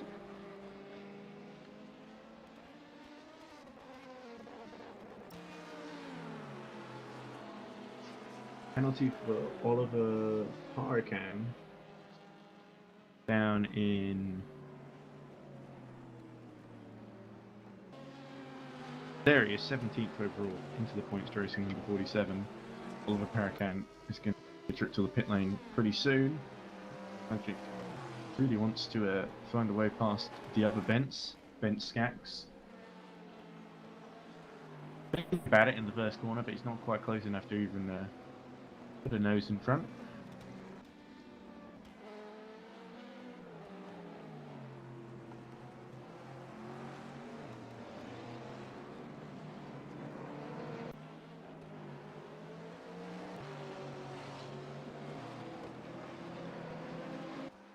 Yeah, and this wet weather is really kind of put gaps. in Okay, the field. drivers, code 80 in 10 seconds. Oh, interesting. I wonder what Now that's for. gone to a code 80, so could we 5, 4, 3, 2, 1. Code 80.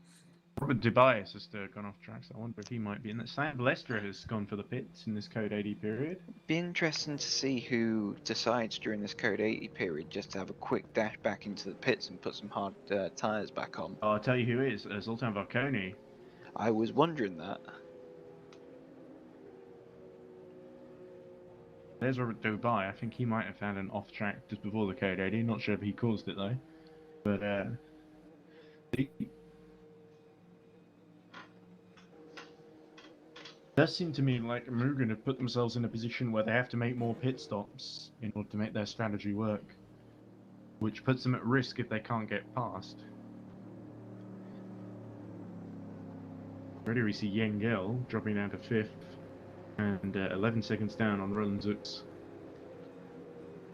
Yeah, it's Mugen have done very well, but they've not had it their own way so far, have they? Especially in LMP2. GD3, Pribek has been untroubled, really, but... Well, no, and I think the idea. Although saying that, Verkany, he's come Back out on soft back tyres, out yeah. on soft tires. Yeah, so obviously not losing too much time during this code 80. And it has started raining again, apparently. You look at Colin Sport, he's got the windscreen wipers on. Yeah, and the graphics are showing on the timing screen. It's now raining, so Make up your mind, time. It is code 80. 4.8. The speed limit. and Good so position. Vinek in third has now come into the pits as well. Looks like Zooks as well. Zooks. This could get very tasty, actually. And it could be quite interesting once we go back to green, because obviously trundling around, they're losing tire temperature by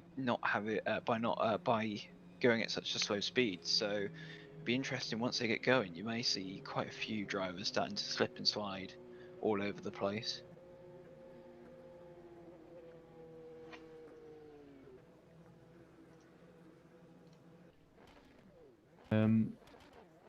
Forrest McCormack did say earlier in the race that the reason that which team? It's the Bottling Motorsport number 28 that was leading earlier, was fighting for the podium. He said that they went into the pits. There was a car in our pit box, so we got and then he uses an expletive, but.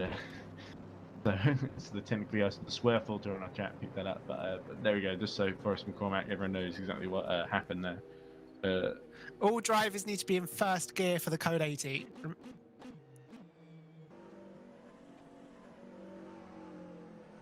And Tom Dillon says Patrick Sylvanus never drove for us, so I think one of us must have got mixed up there. We better get back to racing fairly soon, I think. So the Code 80 may Moscato's gone in now as well, as is Chris Skitsov. So I'll be hoping to get out before the Code 80 ends. Soldan Marconi has emerged 160 seconds behind Berton Bekenez, so you got to think Bekenez is due for a stop fairly soon, but it's working well for him at the moment. Well, Bekenez, he's only his tires were only a couple laps older than. Okay, drivers, green flag in 10 seconds. Race director Nick Homer clearly hearing a very funny joke there. See. 5, 4, 3, 2, 1. Green flag. And who loses that? It's our friend Tobias and Huis Sonneveld, who have both gone in just as the Code 80 is ending. Yeah, so interestingly, Birkenhead's his tyres at the moment are only 13 laps old, and at the moment they're getting between 21 to 23 laps out of a set of tyres. So Heindel are really going long on their strategy here. In terms of making these tyres last, whereas Mugen, really, they've gotten great pace, but they've not gotten great life out of the tyres. Almost everyone going back to the red tyres now. Yeah, there's a lot more people this time on red tyres. Apart from Martin Pfeiffer, who's continuing on the yellows, the hards. The red seem to be the softs, whereas the Bekenez is on the mediums, I believe, which are the blues. I think that's how it works. Yeah, I've never explicitly told what the tire color means, but I'm just trying to extrapolate, I guess. I'm still in the pits being serviced while the race continues, so this has worked out very badly for Valley Esports number 33. Down the field. It's some good driving from Tobias to get them back into the top 10 in LMP2. And 19th now as they emerge. So, for Kanye, he's going to have to drive like a man possessed at the moment, because the gap is now where he's had that pit stop. It's now just over 66 seconds. Yeah, so 66. Sorry, it wasn't 160. It was just 60. There was the elongated because of the full course yellow and at 80 miles per hour. But it's only showing 41 seconds on the screens now, but on mine it still says 66 as the gap. For exactly which one to believe there, but Dubai holding on to a spot in the top 10 from just ahead actually of Carlos. Oh no, 27 seconds ahead of Carlos Stoller. But Russ McCormack is only about 5 seconds behind Massimiliano Riboli. Rome Zux is only about 5 seconds behind Juriko Slovenak, because both Slovenak and Zux were pitting together. So there's a good battle actually between DA Say Hackers and Royal Blue Racing number 13. I think could go either way, as we see Robert Dubai actually a mistake, so that's going to help Carlos Stoller catch up to him for freeing along. Oh, and that is Dubai, yeah, going off. And rejoining, just right next to another LMP2.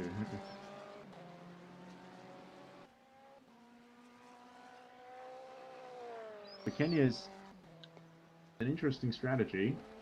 Let's see, the gap 42 seconds between himself and Marconi. The only other person on the same strategy, I think, Jonathan Jones is the only other one doing it in LMP2, which is into the points at 46, staying on the mediums. This Stoller again through that little complex section, having to straight line it. Now McCormack in 9th is just shy of 3.5 seconds off the back of Riboli in 8th.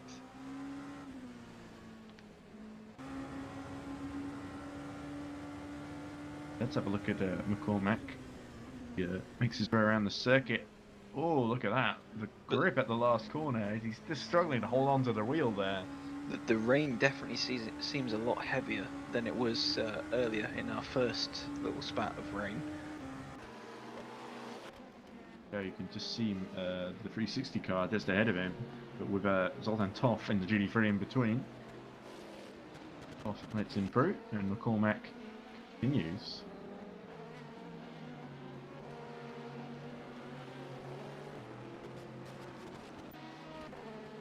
Car, of course, that was recovering from basically someone else taking their pit box in the pits, and they didn't really have anywhere to go, so they had to wait their turn to be serviced. So this team recovering from that and doing a pretty good job actually for us McCormack. Bottling Motorsport number 28. Yeah, he's got a clear run at the moment to Massimiliano Riboli, actually, who's not the next car up, but there's about 4 seconds up the road. There is Riboli. There's the 360 car, and there, just in the background, is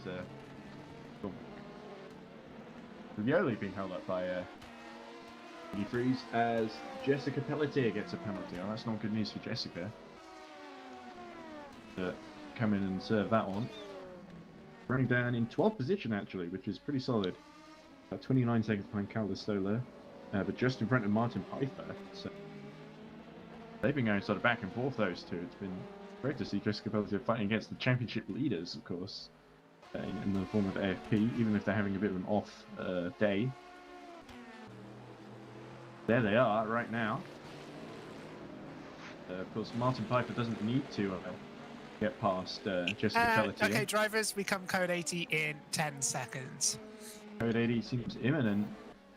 Wisby Bucat had a bit of an issue. There's Chris Tompkins has been in the wall a few times. 5, 4, 3, 2, 1, code 80. Well, Chris Tompkins hasn't been in the wall, but he has been facing the wrong way in the runoff area. So just quite close to the wall. There's Oliver Paracan pitting under the code 80, as is Jonathan Jones. Now, Jessica Pelletier can't serve a penalty under the code 80, of course, because the rules forbid that. So Jessica Pelletier will have to wait until the code 80 is over and then serve her penalty. Of course, means that Martin Pfeiffer, who's now going into the pits, actually won't have to worry because he's pitting, so he'll fall behind Chris Gitzoff anyway. I think Martin Pfeiffer might be going off those yellow tyres in the pit stop. They haven't worked quite as well as they would have hoped. About 40 seconds is still the gap between Varconia and Burkenius. I believe it's been coming down quite steadily. Yeah, this code 80 I think is actually going to Varconia help. was about 2 seconds faster on the last lap than Burkenius before the code 80 was called. I'd be interested to see how many laps has Burkenius done now on those tyres. Yeah, he's done 16 laps, which is not far off when he pitted last time during the Code 80. So I wouldn't be surprised if we may I wonder see if McKenna's is in, as we are joined by another co-commentator, the James Smith, of course. Bonjour, bonjour. Well, thank you for joining us. You've missed some great action, James, but hopefully you've joined us just in time for some more. Yeah, it doesn't seem that way though, because we had a code 80, so I don't seem to be off to a good start in terms of being a burden. Oh, no worries. You're not a burden at all. It's always nice to share the load when it comes to endurance racing commentary. The Lord of the Rings quote. But anyway, we see joins in the middle of a pretty interesting battle with Berton Bekenya, sort of the underdog, holding on from in the Heimdall Racing number 23 entry from the the guys fighting for the championship, Mugen, who are looking to take, with the number 21 car at least, take the lead from Abyssinia Force Polonia in the team standings in LMP2. Meanwhile, in GD3, Zolt Pribek has led from the start. Has led, I think, pretty much every lap, completely untroubled at the front from pole position. And Sven Gielhed is the next closest, about 34 seconds behind, as we go into the 3 hours elapsed now, so 5 hours left in the race. This 8-hour event.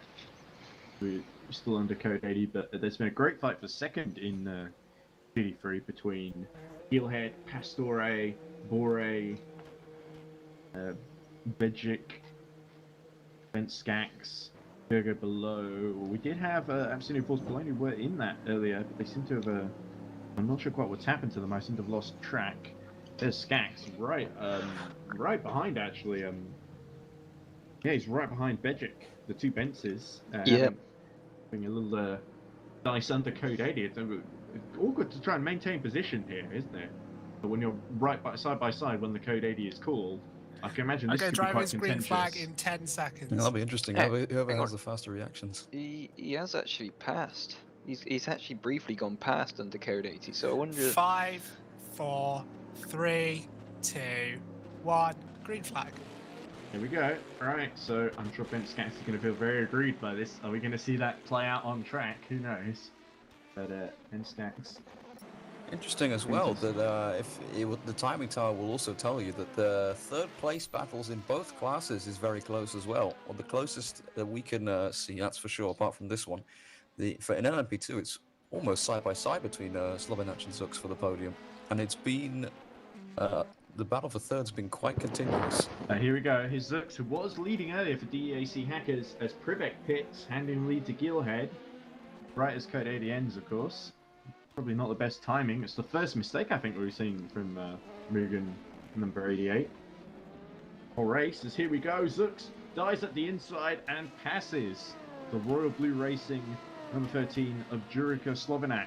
Yeah, I was about to say it's wet conditions. Mistakes are going to be coming in, and just before I said that, he made the mistake. He just missed his braking point. I think he got intimidated by Zux sticking his nose in somewhere it really shouldn't have been, in the little kink before the braking zone. That threw him off, and it's worked for Zux. He's up into the podium places now. Well, that's the thing. It's raining a lot heavier during this period than it was earlier, and the rain basically came down, and then they went to code 80. So those tyres are going to be nice and cold by that point, and so yeah, pushing it straight into that corner and runs wide on the wet conditions. You know, slicks and wets just don't go. Oh, as Martin Pfeiffer has a little bit of an off. Continues on. Martin Pfeiffer carrying on with the yellow tyres, the hard tyres. Not really worked out for him. Intermediate tyres, I think. They were Inters. They've been on Inters this whole time. It's intermediates, yeah. And they've been on them for several laps. They must be wearing out because we did have a period of sunshine in between these two rain showers. The rest of the field should probably switch. Well, the rest of the field is on wets, so they should probably switch. I'm really bad at reading this. So. RaceView is telling me the race leader, Botan Barkenyes, is on soft tyres, which I don't believe for a second. Well, he has been able to. Oh, as you see, Calistola going off at the first corner. Oh, it hits the rear and then he hits the front and then hits the rear as well. If that could be another code 80 for the Ring of Honor racing car, which is, I think, stranded or just recovering. Okay, drivers, code 80 in 10 seconds.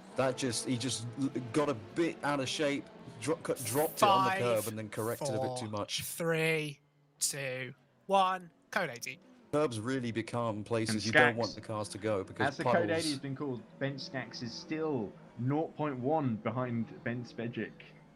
So the two Benses once again together during a code 80 and having to sort themselves out. Pastoria and Carl Magnus Borov spread out a little bit in those few laps.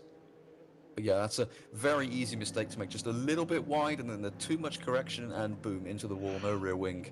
And another code 80, second code 80 in 5 minutes. We've seen some dramatic crashes in this race.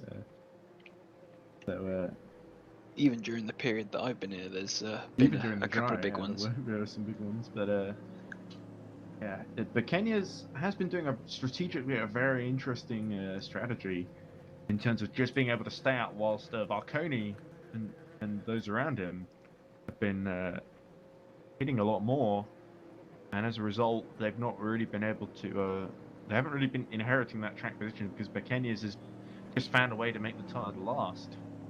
But yeah, it definitely seems like as the gap now, I believe, is about 14 seconds. I believe under code 80, but under my time screen it says 28 seconds. But I think overlay's about 14 seconds behind in, so just add 14 to all the gaps, I think.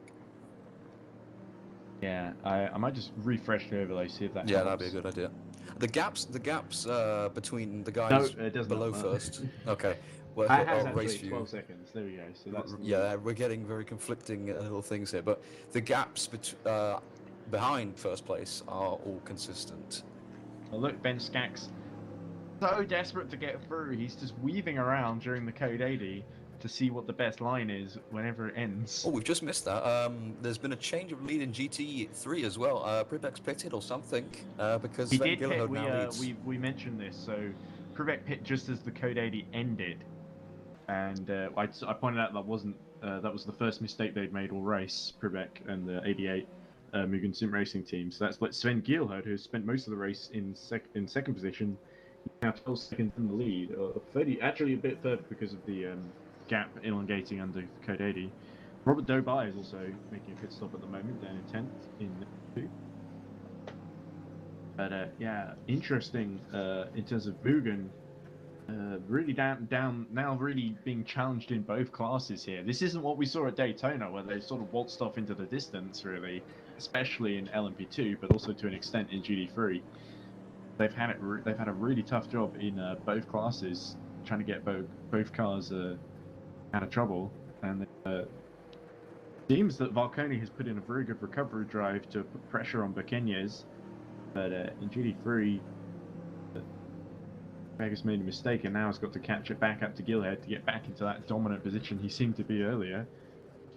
While Pastore is about 13 seconds down on Privek and looking like he could be a threat.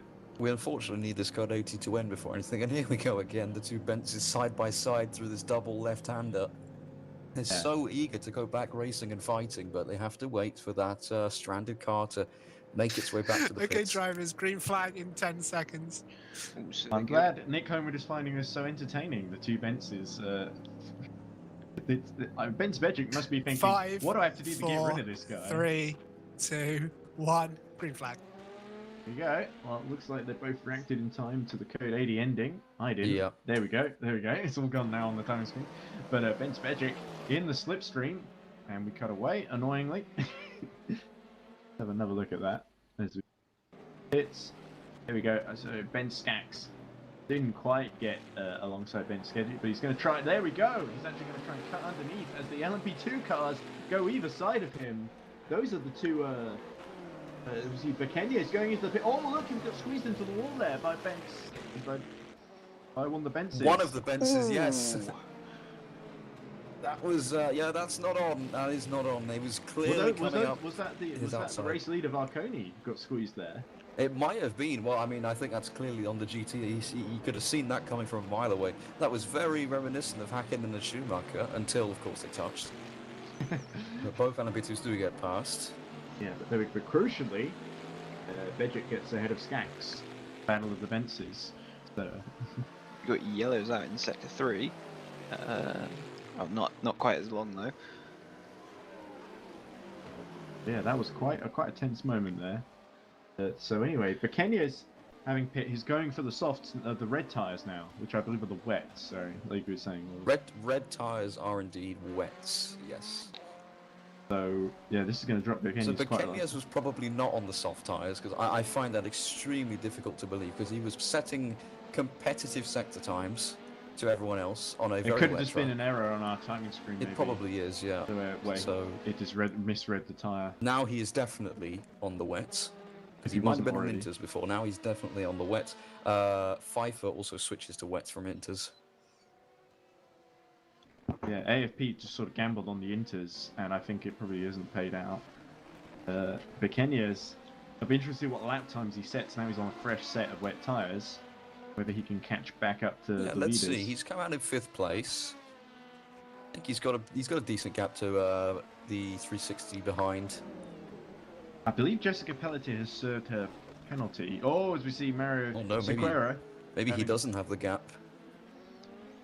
Who doesn't have the gap, sorry? Bekenya's to Moscato. Maybe it's not quite as big as I thought it was going to be. It only looks a couple of seconds. On cold tyres as well. Oh, yeah, a lot of drivers going off at the moment. We saw Sequeira, Damien Klein has an off there as well. There is Bekenya's, and McKibben is, yeah, just behind actually, a couple of seconds. Yeah, cars are just flying all over the road at the moment.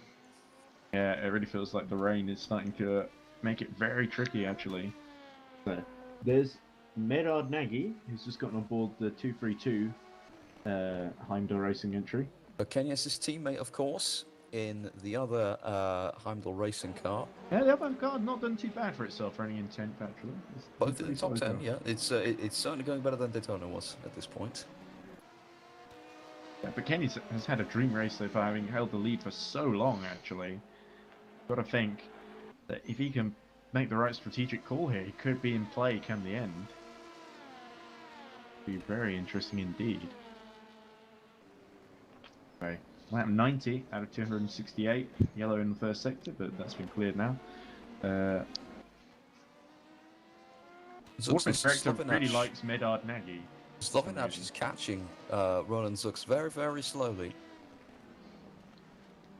So that could be a battle for second developing, and Actually, Yengel is. Lengel's gone through. So I think Slovenach has either made a big mistake or he's pitted or something because he was right up. He was in third Okay, place. drivers, code 80 in 10 There we seconds. go. That'd He's be missing a for rear him. wing. He's missing a rear wing. Yeah.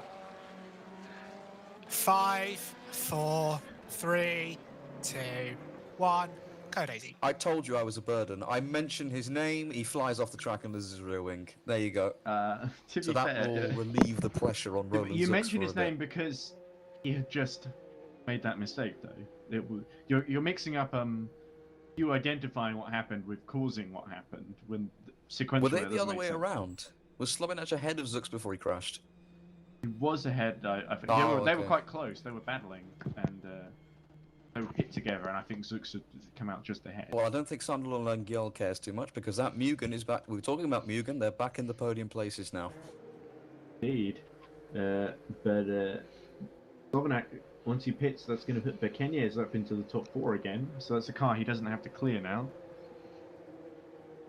But under this code 80 that we've just gone under, that means that Balconi's pitting, so he's going to maintain track position over Bekenya's, I think. So Bekenya's just got really unlucky, I think. Did Bekenya's pit under code 80? I don't think he did. That's why he's lost so many positions. But no, he didn't pit under code 80. He's pitted under green flag. He pitted under green flag. Valconi is going for inters, and he has a 48-second gap over Ron Zux, so he probably might come out just ahead. It's still raining, so. So he's gone into the yellow marked tyres. Yeah, he's on the yellow mark intermediate. That's pretty bizarre from the data So we have. Mugen seem to think it's going to dry out soon. It's an interesting decision. Yeah, this could really go either Well, way. Mugen now do have 2 cars in the top 3, not 2. They're both on the same lap. Without pit stops, there's about a minute separating them. So I think they think that Long Yellow is going to be faster than Zux and can catch him. So even if this gamble doesn't pay off, Remember, Mugen'll first still be in gear the under lead. code 80. Oh, someone Let's gonna give get an him extra code gear 80, in there and hope that Yeah. no one notices. That includes you, car 18. That first will be gear. that one then. Yeah, car 18 being, let's go down the field because it's probably someone down there. Car 18, yeah, is That is Vinicius Del Vecchio. Of course, running in 31st place in the Bentley GT3 Continental field, yeah. Sanford Racing. Of course, I think he's just gotten on board. Can the Sanfrey car please make sure it is in first gear or yeah, you'll receive a that's penalty? the same Thank car. you. That's the same car. So, There they are. what is the reasoning behind having to be in first gear? I don't know. It's probably in the rule book, and that's all that needs to be said. But there's probably a better reason. Maybe it's Easier to to stop. stay in 80 miles per hour when you're in first gear. Maybe it's also to stop people looking after their engines too much. I don't know. Yeah. Because I'm sure the revs will be much higher than these drivers will want them to be in first gear. But yeah, you'll have to ask one of the stewards for that. But for the first time, we've actually seen Langell pitting. puddles appearing around the track that I haven't noticed before Yeah, now. which makes the Mugen decision to pit for intermediates all the more strange. From the day, and Zux has also got into intermediates. Okay, so these guys must have some. Yangel as well. So Mugen These guys are must all have on some him. information. Okay, drivers, we don't have. green flag in 10 seconds. Or our information is wrong because yeah, everybody's Slovenak in now as well, but that's mainly for Five, Yangel and Zex can come out ahead of Bekenya. 3, 2, 1. That's a good point. Green Yeah. flag. I mean, Slovenak's in the pits for different reasons, these guys. He's got no rear wing. But yeah, that is a good point to make because Bekenya's was miles ahead of these guys before he pitches. Here we go. Look, I think he's. Bekenya's still is gonna ahead of come them. Zux, and he should be ahead of Longyel. He is. There we go. So Bekenya's So he's back in into second second. position. On the wet tyres, the red tyres. Whoa, look at that behind him. Someone going very deep in there. Not sure who that was. Was that Ryan Were they just coming I out? think that Ooh, was That was Riley Moscato. McKibben, No, that was Moscato, I think. Moscato, so not McKibben. McKibben's already Yeah, got out that of was the car. Moscato, who was he's lapping very similarly to Bekenya's, but that mistake will not help him. And now those guys who've just pitted, so Longyel's got ahead of Zux in the pits. Right, so while it's still wet, Bekenya's needs to make hay here and close that gap to Varconi. If Varconi's on the wrong tyres. Zux is spending a long time in the pits. He must have some damage. He must, because he's still there. Oh no, look, here we are. He's being held up by the Ring of Honor car. He can't get in his spot. That seems to happen so regularly. Oh no, Here we no, go. no. So, did Zux get serviced there? He might actually have to come in again as a GT car. To insult to injury, decides to drag race him out the pits. Well, they changed drivers. They've changed drivers. Martin Mobley's okay. in the pits. That will explain the longer pit stop. Because Here they we go. changed the tyres, so it must have worked. So he must have just been held up getting out, I think. Yeah, maybe that. Yeah, he was reversing Whoa, and then had look to... at this. That's Jessica Pelletier and the Royal Blue Racing car barging into each other in the pit lane. So Jessica not having any of that at all. Yeah, I think that's Slovenak who's just Okay, fixed his drivers, car. become code 80 in 10 Another seconds. code 80. Wonder what this one's. I didn't change the code ID from the last one ending. Well, I don't so- need to anymore. Yeah. 5, 4, 3, 2, 1. Code 80. this is I getting won- I ridiculous wonder- now. You know what that was? Please. Keep on the track, please, begs the race director. There's Novak who's going around the rear wing. Who is ironically on the circuit at the moment. Interesting. He felt the need to scream that Yeah, to his fellow That'll be competitors. why Martin Novak has lost his rear wing. That Vale Esports car. He's just got in from I think Riboli, who's given way. He's just got in the car and he's lost his rear wing already. I'll tell you Big what shame. happened with Slovenak and Jessica Pelletier. I think Jessica Pelletier might have been coming in to serve her penalty, finally, and then the code 80 was called while she was in the pit lane, and also while she was being barged into the side of by Jurica Slovenak. Jurica and Jessica really slogging it out in the pits there. Look at all that moisture on track. But yeah, it's quite interesting. The pit lane must be treacherous at the moment because seeing the cars, they're actually locking it up going into Now, the pit Bekenya has boxes. actually come in, as is Diego Moscato. So both of them on my timing screen seem to have. Hope that's not delayed. There they are. Yeah, there's Bekenya's. The number 18 Sanfrey Racing car will be receiving another penalty Oh, unless you no. put it into first gear That's the and first code gear. 80s. Yeah, that's the first gear, I think. And yeah, Ryan, that's actually a very good point because unlike on track, which is constantly getting cars driving and pushing the water away from the racing line, the pits is very much flooded. So Bekenya's has gone for intermediate tyres, and that's like the Lengel and possibly Because Maguli. people were overshooting their pit boxes quite a lot. So we're looking at a Mugen 1-2 now. Yeah. Because Longyel jumped ahead of the DAC Hackers team because they swapped the drivers. Not DAC Hackers, it's Heimdall. DAC And the Hackers Heimdall car, Moguli, yes, of course. Yeah. But the Hackers DAC happened Hackers already, car, yeah. the Hackers was in front of the Mugen before they pitted, but yeah. So Mugen have actually called this one right. So far it seems. I feel like AFP went for the yellow inters a bit too early compared to everyone else, and they seem to have lost that as a result. Because Martin Piper's down in 12th position. On the wet tyres now, actually, and probably having to change back now. Nagy and Gitsov also being serviced at the moment.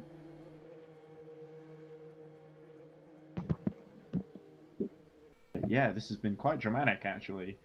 We've seen... Let's see, so...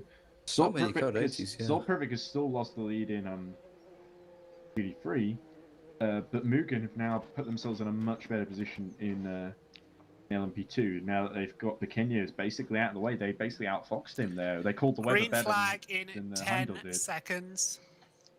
We're going back to racing very soon. They're still among the leaders in GT3. They're not in the lead, but they're in second place, probably with a pit stop in hand. 4, 3, 2, 1. Green flag, please stop crashing. Yes, I agree with that. I didn't see that most recent crash on the stream, unfortunately, but I think the thing is that Sam Gilherd didn't pit under the code 80, so he's probably been able to keep track position as a result that way, because Quebec sort of pitted in between the code 80s, which was a bit unlucky. But anyway, the race continues. You can see the amount of standing water on pit exit. It's just flooded on pit exit. I don't know why everyone is going on to, or maybe did we mix them up? Are the reds the wets or the inters? I don't know. They must be the inters. They must be inters. Because there's no way, with all the puddles, look at that. The car we're following just missed his braking point. No way that was the way it was. Sonneveld has completely missed a corner too, just now. Yeah, Sonneveld just locked up. He's just locked up, gone straight on, and that will cost about 5 seconds. Maybe more. Martin Novak's still being serviced in the pits, of course. That's going to drop him out of 9th position. But who's been staying out of trouble pretty well. It's Reading Game Studios, driven by, of course, team boss Tom Dillon, who's really kept it on the island. Oh, no, that's not good. That was not good at the first corner. 80. That's going to be another code 80. Okay, drivers, code 80 in 10 seconds. That's at the first corner. That could have been a car coming out of the pits, colliding with a car on track. That wouldn't surprise me in the slightest, because of how wet it is offline at the first corner. 5, 4, 3, 2, Goodness me. 1. What did he 80. just say? He just said stop crashing. Yeah, I think for that to happen, I think that the heavens need to close again, and we need to stop dousing the track in gallons and gallons of water, because ever since that's happened, it's been mayhem. Yeah, so I think the overlay has. It's wet. You need to brake earlier. You know, I mean, I'd expect all of you to realise this by now. If you brake at dry line places, you're going to go in the wall. I'm going to have to code 80. It's Jessica Pelletier to be a about joke. Arrowing. Like, come on, you can do better than this. I know all of you can do better than this. You know, it's one thing to say that as a race streamer, but it's quite another to say when you're actually driving in the race Yeah, as well. he's in 10th place in GT3 for those wondering. Yeah, and he hasn't hit the wall, to be fair, or any other cars, but he has been facing the wrong way a couple of times. Yeah, he has gone off the circuit himself. There he is to be now, fair. actually. Just after his little rant there. Give us a little he headlight treated show, us too. Chris. But that was nice, Chris. Very classy. But anyway, I think people got the message at least. I hope so, because I'm not the only. I don't think that we three are the only ones tired of seeing code 80s. Well, I think we're on average getting about 2 laps of green racing between code 80s. Yeah, before someone sticks it in the wall. 93 out of 268. So the laps keep counting down. Usually, if it was a timed race, the time would keep counting down as well. But the laps can be a bit slower. Yeah, I think there might be a time limit for this race. Yeah, 8 hours, isn't it? 8 hours should be. That's how long the lap should take. If it probably won't get there, to be honest, because we've had so many code 80s. Slovenak already up in the 6th place, having lost the rear wing. Or was always 6th. I don't know. Yeah, I don't think Slovenak's made too many friends with the And Burnt Horizon Burkenya, team. sorry to cut you off there, Burkenya and Longliel are extremely close on track. So Speaking those of which, fresh... Jessica Pelletier spun trying to get back to the pits after losing her rear wing. That's going to be a longer... That means the Code 80 goes on even longer now.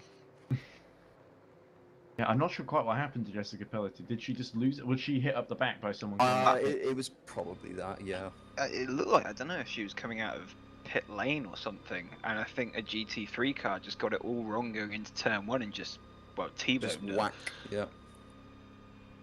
It's so wet offline. I mean, we can see it now. We can't really see with Sun because he's on a... Well, you can see on the right-hand side, Just to actually, note, plenty of everybody, puddles. if there is somebody in your In the pit braking box, zone. don't drive into them. Just wait. Thank you. Yeah, there's about a puddle every 5 meters at the moment. That seems to be the real battle in this race, the battle for real estate in the pit lane. It does seem that way. Only, I think, 3 drivers in the LMP2 field are not on the yellow wall tyres, which must be the wets, so they're on the Yeah, inters Forrest still. McCormack highest of them up in 8th. Red tyres, which must be the inters, I guess. I mean, how many Code 80s until do you think for mistakes until we get a red flag or something? Because this is becoming outrageous. A little bit, but I think this is the case of the weather. If it starts to dry out, I think we might see a frequency of Code 80s. These guys, reduced. just keep it on the track. Calm down and just keep it on the track. Well, Should be. Birkin is probably liking this because he's basically pitted, gone down to about 5th or 6th, And he's in Code third. 80 ending in 10 seconds. Well, there we go. So Bekeni's, just to remind you, he's only pretty 5, close to Lengel, actually. 4, 3, 2, 1. Green flag. For 1 second there, I thought that Nick had taken some drugs or something because his voice had changed, but no, it's the Vice Stewart. Jessica Pelletier has made it back to her pit box, and the Burn Horizon team sticking on a new rear wing. And still she'll be out good as new before we know it. Continue from she's down to 14th at the moment, but I think she'll drop to at least 15th or 16th. Yeah, so we should, Jonathan as Jones. Ryan said, we should keep an eye on the battle between the Mugen and the Heimdall for second place. Because mistakes, look how many, you could see how many puddles there were on the around the exit of the penultimate corner. Just if you're not on the racing Lengel line, making a mistake, going wide, as we see on screen. And that is just really going to help just missing the Bekeni's. breaking point into the hairpin, and Bekeni's going to be I all think over Bekeni's now. goes through. He just went through. Yeah, he does go through. There So he that is. mistake, just a little miss of the breaking point, it's always amplified exponentially in the wet if you miss your breaking point, and it's costs. It's about 4 seconds it costs, and of course, more importantly, the position. Yes, that's going to help, but Bekeni's morale is going to soar after Bekeni's that. flying. Because He's he's seeing absolutely people flying. just drop off the road in front of him. And now he's thinking, right, I'm back in second. I can take the lead again here. Did Zoltan Chris gets it wrong. crash into coming into the pits? Yeah, yeah, I think he has. Oh, look at this. Varconi makes a mistake. The race leader in LMP2. He's just made a little mistake. There was another LMP2 facing the wrong way there. And look at that. He's just struggling to keep it on the road. He might have suspension damage. Yeah, he just goes on the puddles. He's gone wide onto the puddles. And that's towards the start of the lap, so Yeah, that's the start. Yeah, so if he has damage, that's an entire lap, wet lap, that he has to drive. Yeah, let's look on board. How's that steering look, guys? That's Martin Mergley trying to unlap himself, I think, right behind. Yeah, or look, being he's lapped. trying to. It almost looks like he's holding the wheel a little bit on the straight. it That definitely looks okay actually, but he's weaving a little bit in the braking. Oh, look at that! He's just lost it. Oh dear. So Varconi in real trouble here. And, Did he touch the grass? It didn't look And like actually, it. Lengel's got back past Bekeni's while we've been watching this. Everyone's flying off. Was that just did he downshift a bit too quick and just Maybe, lock the rear yeah. axle? It didn't look like he touched the grass. I think his car was on the road. So, yeah, something on that rear axle going wrong. Maybe he damaged his brakes or something. But It's all for kicking the off sake of actually keeping these cars in one piece, the rain needs to stop. And now. Oh, look at this, Look at Moscato! this, yeah. Oh, it goes a full tried to do a full 360 appropriately Turned enough. his, head, given turned his his speed. headlights off as well. I think he was just panicking and just Yeah, clicking just everything. pressing every button possible to try That was not to just crash. that was just a moment of where the steering wheel just snaps and you try to save it, but in doing so, I think you press every button on the steering wheel was trying to save it at that That point. was so painful to watch because it was such a slow spin as well. Yeah, it's one of the slowest corners on the track, actually. Yeah. And we just got a nice panorama of him just struggling to save it and not quite being able to. But I believe Connie- Diego has got it going again as a Blumshine Tobias, who was commentating with us earlier, just having a little off. Yeah, there's another mistake at the hairpin. Yeah, exactly. In the dry, if you brake 5 meters late, you might miss the apex by a little bit. In the wet, you fly off the road. Kato has got it going again. It's difficult. I mean, there's no denying that driving in the wet is much more difficult, completely different experience in the dry. But at the same time, I don't think we should be seeing as many mistakes as we are. I mean, everyone's making mistakes. Race leader is making mistakes, but Kenya's gone in front of Longya as a result of a mistake, and is behind as a result of a mistake. And Yeah, that's just the we top missed three. that because we were watching the race leader just panicking. Yeah, just going for a couple of pirouettes in succession. Seems to be okay now. So it was probably what you said, Ryan. Just downshifting a bit too early. Wow, what drama we've been treated to here at Sebring. I don't know when the rain is going to ease out, but it's still going, which means more puddles are forming. The aquaplaning becomes worse. Yeah, this could be a real tough hour ahead for these guys, because the moisture's going to stay. It's going to take a while to dry out. Vinicius Del Vecchio going a little wide. I think one of the main problems is obviously a lot of the drivers are still trying to almost drive the circuit as if it's still dry, and especially like the guys who have just got into the car for the first time. I don't know about you, but whenever I've practiced for a sim race, it's always been in the dry. So I've got into the Yeah, you don't often practice in the wet. Yeah. So you get in there all with your brain kind of calculated to how to drive in the dry, and then all of a sudden it's a bit different. It's absolutely soaking out. Could be that. Yeah, I mean that is obviously a factor. You don't think, right? Yes, I'm going to practice in the wet because, well, most races, endurance or not, are almost completely dry, bone dry. But not this one. Yeah, it rained at Daytona. It rained a little bit at Nola, if I remember correctly, as well. Yeah, at Daytona it wasn't too difficult because Daytona has more runoff. It's a wider circuit. You say that, we did see the LMP2s really struggling when it started to rain. The GTs actually did amazingly to hold on to the road, but the LMPs were like AFP got really badly caught out in the rain shower at Daytona, I felt. They did, yeah, they did. That was what really cost them any chance of fighting for victory, because they were still quite quick. As you see Martin Gumic rearing it into the barrier, but the rear wing intact, pretty tough on that number 93 Ferrari. Yeah, he's quite lucky he didn't lose that. The GT rear wings are a bit harder to lose than the LMP2 cars because they're connected. They should be less fragile. Tape. Yeah. They should be less fragile because of the way that they're built on. I feel like every half second the yellow flag is popping up. So. Oh yeah. McCormack incidentally still staying on with the red tyres, which I believe are the Inters. So Forrest McCormack doing an incredible job actually in holding most of number 28. I mix them up. They're probably the other way around because it makes logical sense that they're the other way around. Because as it's got wetter, you wouldn't go on to the intermediates. So I think they're swapped as to what I said. I don't know. Everyone seems to have a different opinion on them. Yeah, it's just showing that the Balding Motorsport number 28 in 8th and in the LMP2 they're on red tyres. So everyone else is on yellows. There's Vinicius Del Vecchio. There's another off, and it looks like that was one of the, was that Royal Blue or 360 just having it off behind them? I think that was 360. Yeah, it was Diego Moscato having another little wide moment at the first corner as Forrest McCormack on his wrong tyres. Oh, look at that spin behind. There was contact between the two cars behind Forrest McCormack. Yeah, that was coming into the hairpin. Yeah, I think that might have been Martin Novak involved. That was contact. That was 100% there we go. contact. It's Jessica Pelletier in the wars again. She's had more than her fair share of having been hit into by other cars. Unfortunately, I don't think it was her fault there. I think she just got spun around.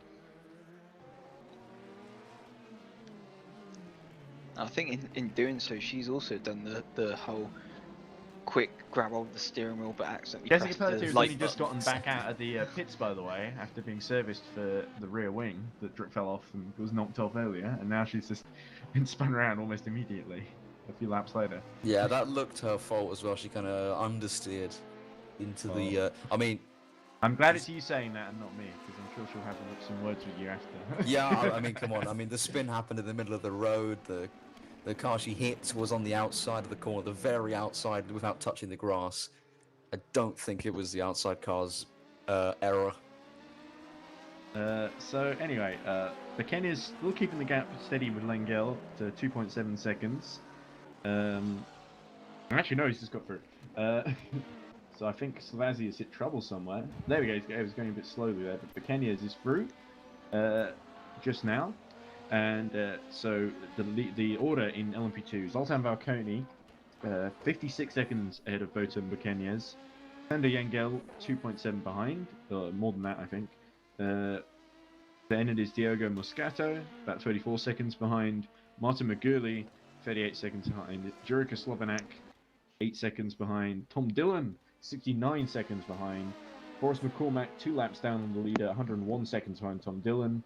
Martin Novak, about 8 seconds down. And then Murdad Nagy, about 21 seconds down on Martin Novak. And that is your top 10, with Martin Pfeiffer of Senior Force Polonia, the championship leaders, about 14 seconds out of getting a point, away from a point in the top 10.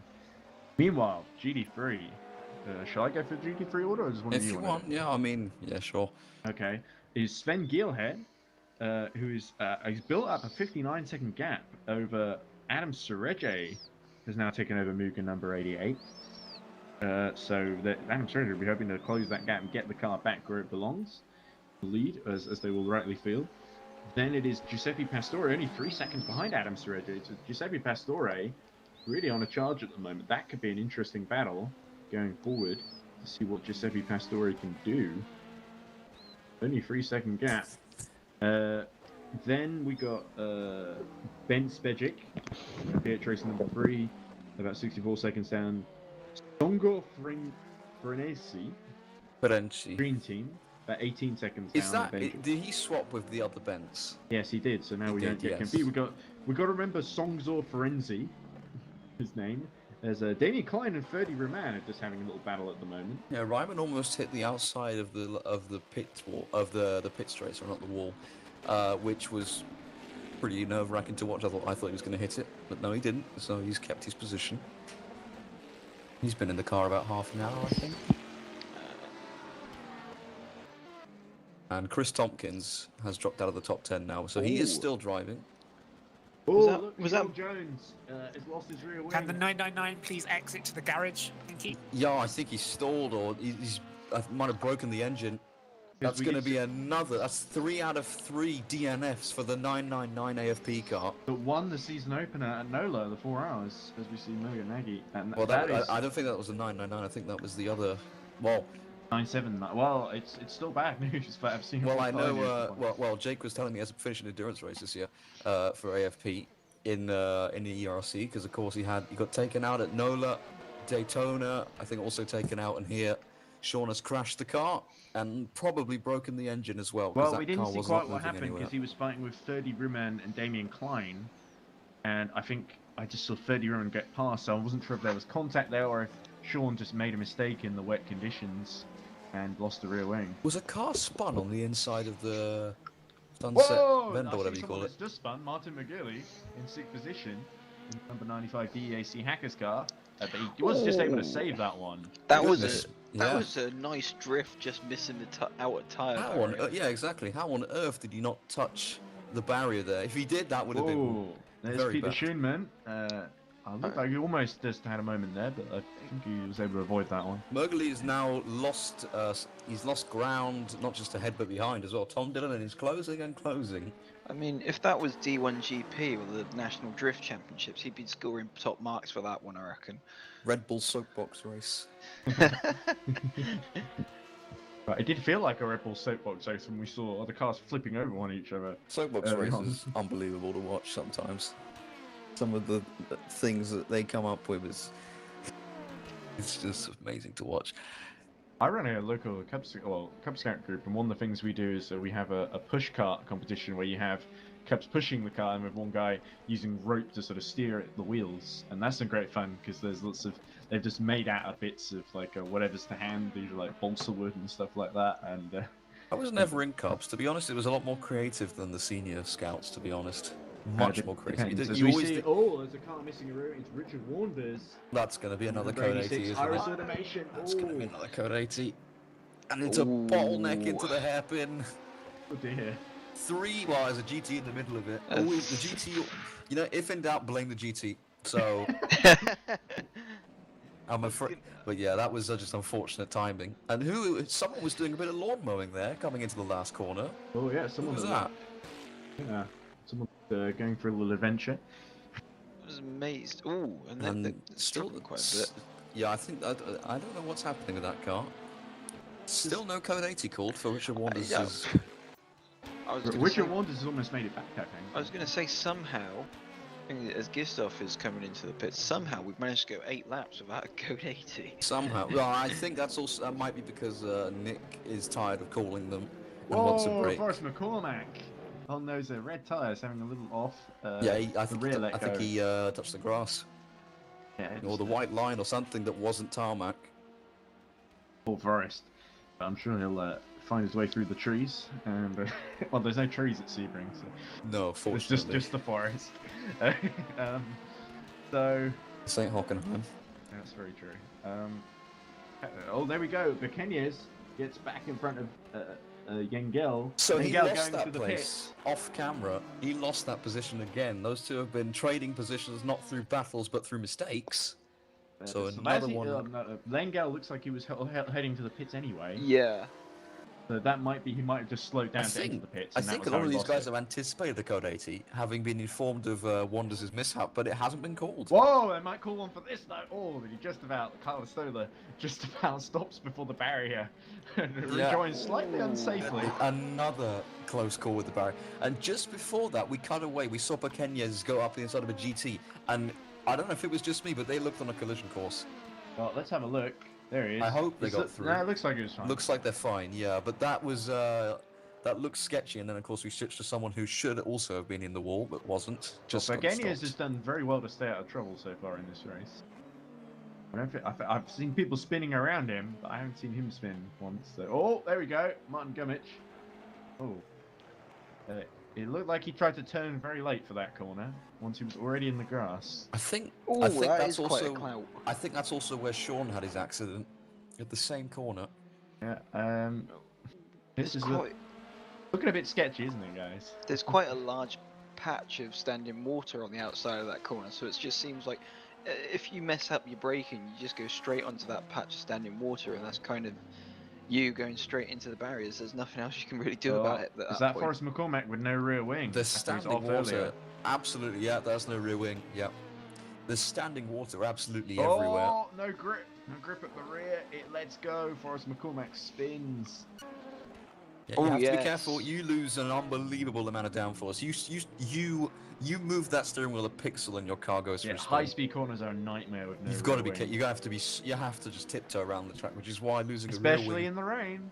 Yeah, which is why anything on the rear is worse than the front because it automatically means your steering is completely finished.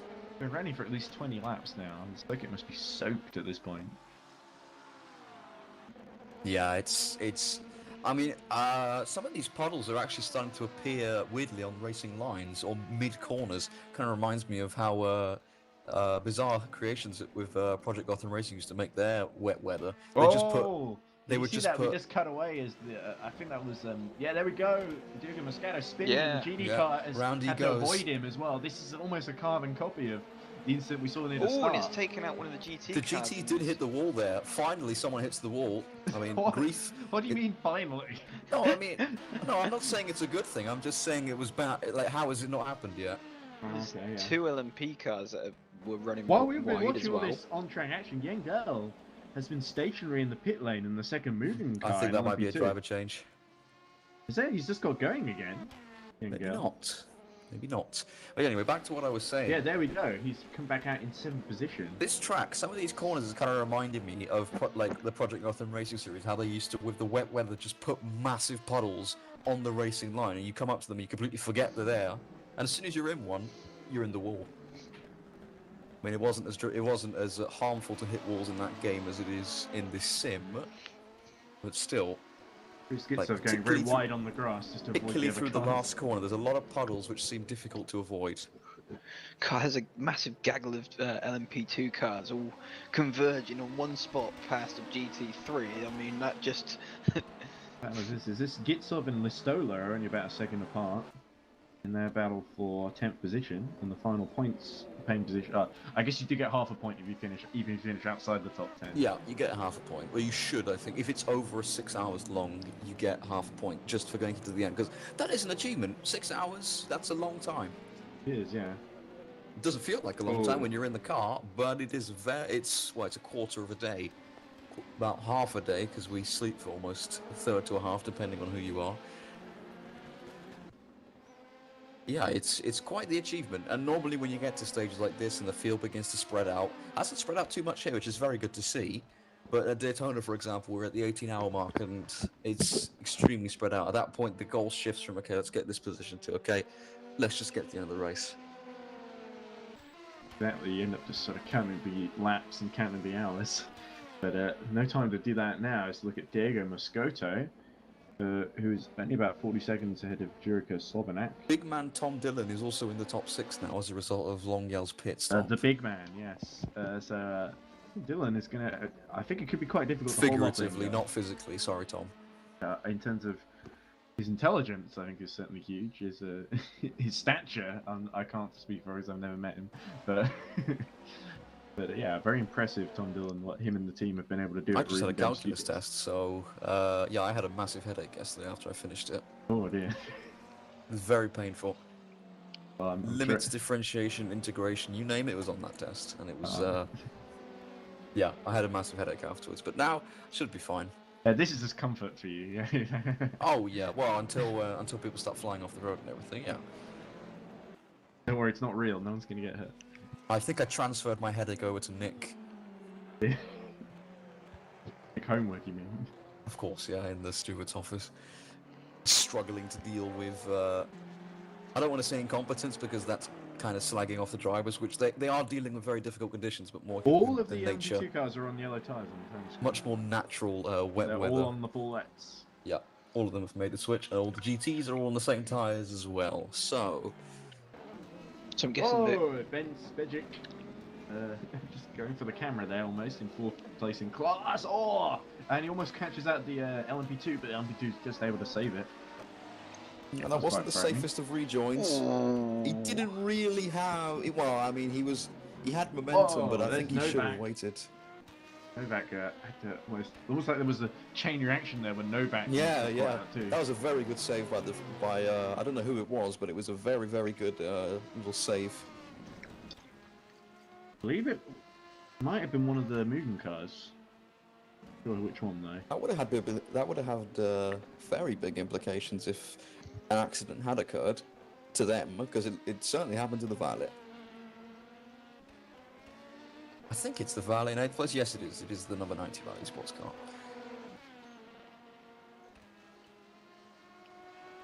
Oh, was that Moscato having a bit of a clip with the barrier coming through that last corner? It was a wiggle, yeah. It's impressive given how many incidents Diego Moscato has found himself in. He's been able to stay in 3rd place. He's still in 3rd place, yeah. Granted. Oh, looks like someone's gone off at the first corner and someone's slowing to avoid him. That's Novak, I think. Again, off the track. Whoa, in the 360.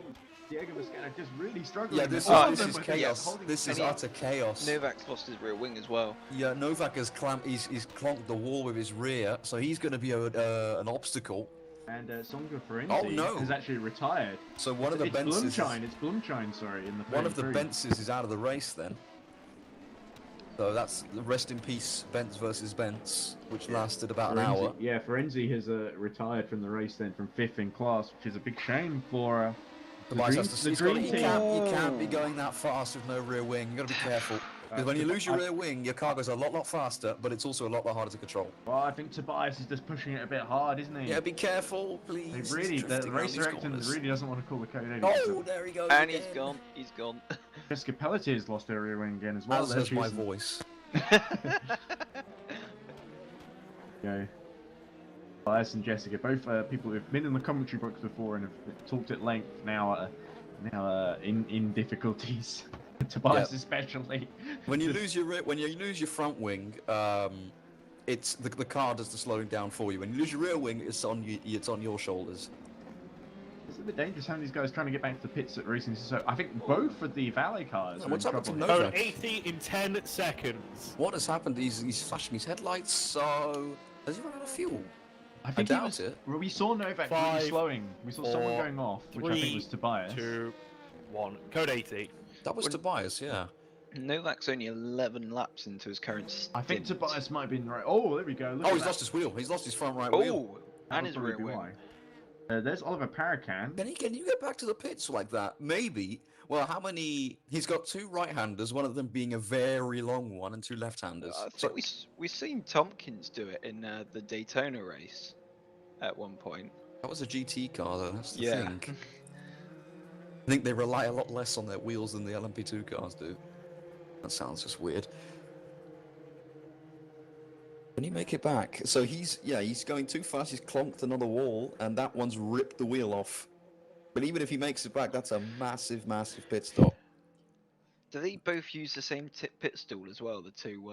Oh no, that would be insult to the insult of the injury.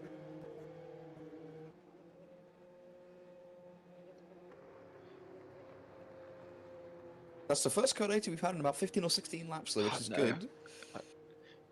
It's the longest we've gone under wet weather where we have not had a Code 80, but alas, it was bound to happen at some point. Leader pits, as does Diego Moscato. I guess when you've got 2 very slow moving cars going around track, it is just you got to kind of call it. I think when you've got one moving around, it's not too bad. Yeah, it's not a case of why did you do that. It's a case of finally it's been called as a result.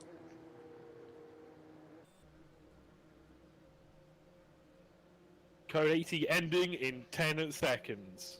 Right, it looks like we're back up to racing speeds very soon then. 5, 4, 3, 2, 1. Green, green, green. And back underway. Martin Novak serviced. 8th place in class. Varconi's still being serviced as well, so Bekenias will close a little bit, but I don't think he'll get back out in front. Once Varconi gets out and have much fresh tyres anyway. Oh, looked like Forrest McCormack had an off and has now gone back to the pit lane actually this time. So that could be it for the Yeah, that's 28. it. Yeah, looks like it's curtains. Terminal for Forrest McCormack. Stoller moves up into the top 10 as a result. Jonathan Jones into the points racing. They get closer and closer to fulfilling their name. It's an interesting tactic. To name your car, we're gonna win racing. That feels like you're setting yourself up for a fall, is the problem. Oh, Into the yes. points is more realistic, I guess. But could still set you up for failure. I guess it's a little bit like Racing Point. Naming yourself Yeah, as but racing. that wasn't really about. That's slightly different, I think. But anyway, yeah, It's they're more getting closer. ambiguous. They're and getting then now closer. Aston Martin, which is probably a better marketing for them, is definitely. Oh, yeah, better, much 'cause it better. means they can get James Bond and Gemma Arterton. Gonna like get a launch on whole it. lot of sales just from changing the name. But it's not just a name change. I mean, they've got a bit more money and resources, and Lawrence Stroll owns a majority stake in Aston Martin now. Which honestly, I think is a good thing. I think he gets a bit too much flack for I think he purely because he keeps Lance Stroll racing. But if Stroll's improving, what really is Oh, Lawrence Stroll yes. doing wrong? Medard Nagy found herself stranded in the middle of the airfield. And Yeah, miles he'd just away been from the off track. earlier on the lap as well. So Bekenius has retaken the lead now. Sorry, we didn't talk about this. Yeah, Varconi pitted, so. Yeah, so Varconi has emerged, I think about 20 seconds down. It says 71 seconds, but I don't believe that. No, it says minus 71, so make So with he's that what ahead, you will. but, but he isn't. It doesn't make sense. Let's see if we can refresh the overlay, see if that helps a little bit. I know that at that point, There we going go, into about the- 5 seconds is the gap. going into the Code 80, Bukenya's was on tyres that were only a lap younger than Valconi's. So obviously I know Valconi's taking. Jonathan Jones has lost his rear wing, he's pitting to repair. Ooh, and he's very awkwardly placed. Oh, that's because someone's in his pit boot. Someone's in his pit box again. Hey, you've got a rear wing, wait your turn. It's no fair. Give Yeah, the seems rear like- wings to those that need it. Only one pit box where you can fix your rear wings apparently on the circuit. It'd be. I wonder at times because of how long the pit stops are. If it would just be. I know obviously he's got a missing rear wing, but for people who are got fully working, functioning cars, as Tompkins has a spin, wouldn't it just be better just to carry on through pit lane and do another lap and then come back in? Because I think you potentially could lose more time just sat there waiting.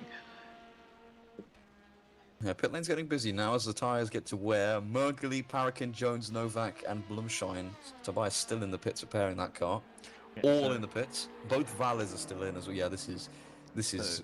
Merkley's had quite a long stop, and that's allowed Sandor Yengel for Mugen to get back into back up, sixth position. back up ahead, yeah. Tom Dillon now into the He's top in the five. top 5, the big man himself. Yeah, He won't want me saying that because he hates it when I start speaking slang. Well, I'll tell but- you what he's happy about. Big points on offer here. Those are huge points, yeah. Reading game of had pace, but not the positioning to Well, warrant it. It wasn't a championship race, but they did finish third at 24 Hours of Le Mans.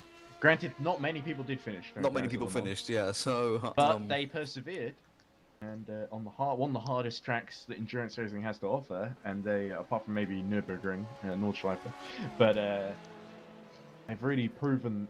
The team has really proven with their one-car entry that they can spring surprises, and so I've been very impressed by Reading Game Studios. It's always great to see them doing well. So Tom Dillon continues onwards, 75 seconds to Jurika Slovenak, but Sandor Yengel 2.5 behind. So we could see Tom putting out some, making his car as wide as possible. You call him the big man. Well, let's hope he has a big car. yeah, don't tell it to his face though, because he's going to get annoyed. But don't worry, he's not listening to this now. He's driving. He is His driving, bandwidth can't take that. Maybe I don't think anyone's can. It's not a smart idea. Maybe he might have us on his phone, and he might be laughing at us while he's driving. Yeah, maybe. If we see him making errors, we'll know he's listening to. Oh my word! Well, of actual big men now, Erling Haaland is actually built different. He scored a brace in 9 minutes against Bayern. He's chasing a hat trick already. Well, that's your football update, ladies and gentlemen. Yeah. Sorry if anyone was wanting to watch the highlights later. Locks up. He's got that one very wrong. We're in 9th place in class and in the race. Can I just say, Chris? Okay, he made a mistake. Well, as the camera went off him, he made a mistake. But up to that point, Chris Gitzoff had been driving flawlessly. Yeah. To be honest, he's driving exceptionally well in the Iris since he's been in the car. Yeah, remember they finished runner-up in class at NOLA. So They did, lots of yeah. potential in that Iris car, number Daytona, 87. that car seemed to be very set up for Chris or something because And he was the Sandor only one Engel to has deliver. got past Tom Dillon. Sorry to interrupt you there. No. But let's see, there we go. There was a Pankovitz. No, not Pankovitz, obviously. I hate to be biased, but I mean, I am kind of, even though I don't do much. I think Tom has made a mistake somewhere because Sandor is he's got through and Tom's nowhere to be seen. Yeah, he must Oh, have. there Is that it the is. sun? Was that the sun that we saw? I think it was. Yeah, Yeah, it it's stopped raining. The sun has emerged, although it's starting to get dark, so it might take a while to dry out. So. And track temperatures dropped to the lowest point it has been this race as well. So Buchanan's actually pulled away slightly from Valconi. The gap's 6 seconds now. Or ambient temperature, sorry. So Valconi, this is where he really got to test his mettle because we could see a really close. There's Joshua Hamilton trying to make sure that he doesn't collide in the 360 car with no rear wing. Help stop him. So down in 14th place. It's not been easy for the into the points racing number 46 machine. No, Yeah, we cursed them. Let's go. Commentators curse. Add it again. Interestingly, he was on for he was setting personal bests up until that point. Well, Oliver Parakan is still running 12th in the number 47 into the points car. So they are actually still doing okay. But there's Martin Pfeiffer. Well, it's not been a great stint for Absolutely Force Plane. They've eke their way through to 11th, but now have to make another pit stop. So we've got 2 cars circulating at the moment with no rear wing. And nobody has chimed in with a code 80. It's Pastore from 3rd in class in GD3's pit. And Python overshot his pit box and had to reverse. Has to be said, Ben Gielhed, I don't think we talked much about his race for Iris number 7, but I think he's been extremely impressive because they qualified pretty well. They had some difficulties early on, and Sven has worked his way up to the front. Yes, the Mugen 88 pit in between code 80s, so they were unlucky in that sense, but it was still a strategic call, and the Iris number 7 called it right, as we see Zoltan Andres Jazz more improvisational than a planned Jazz, I think, that one. But anyway, I do think that Iris really called it right with the number 7, and they've stretched the gap out to 67 seconds, and Sven Gielhed has kept it on the road when everyone around him seems to be dropping off it. So, yeah, I've been really impressed by Sven He's a Gielhed. mighty driver. He's Yeah, a mighty driver. Interestingly, Gitsoff is pitting because it's showing that he's only done 7 laps on his current stint. Or maybe sick of those tires already. Oh, as we see Sandor, I'm making another mistake. Can't afford to do that. Yeah, otherwise Tom is going to swoop back through. Yeah, Tom, only 4 seconds back. But yeah, and almost the Fring of Bond almost got back in ahead and unlapped itself there. Yeah.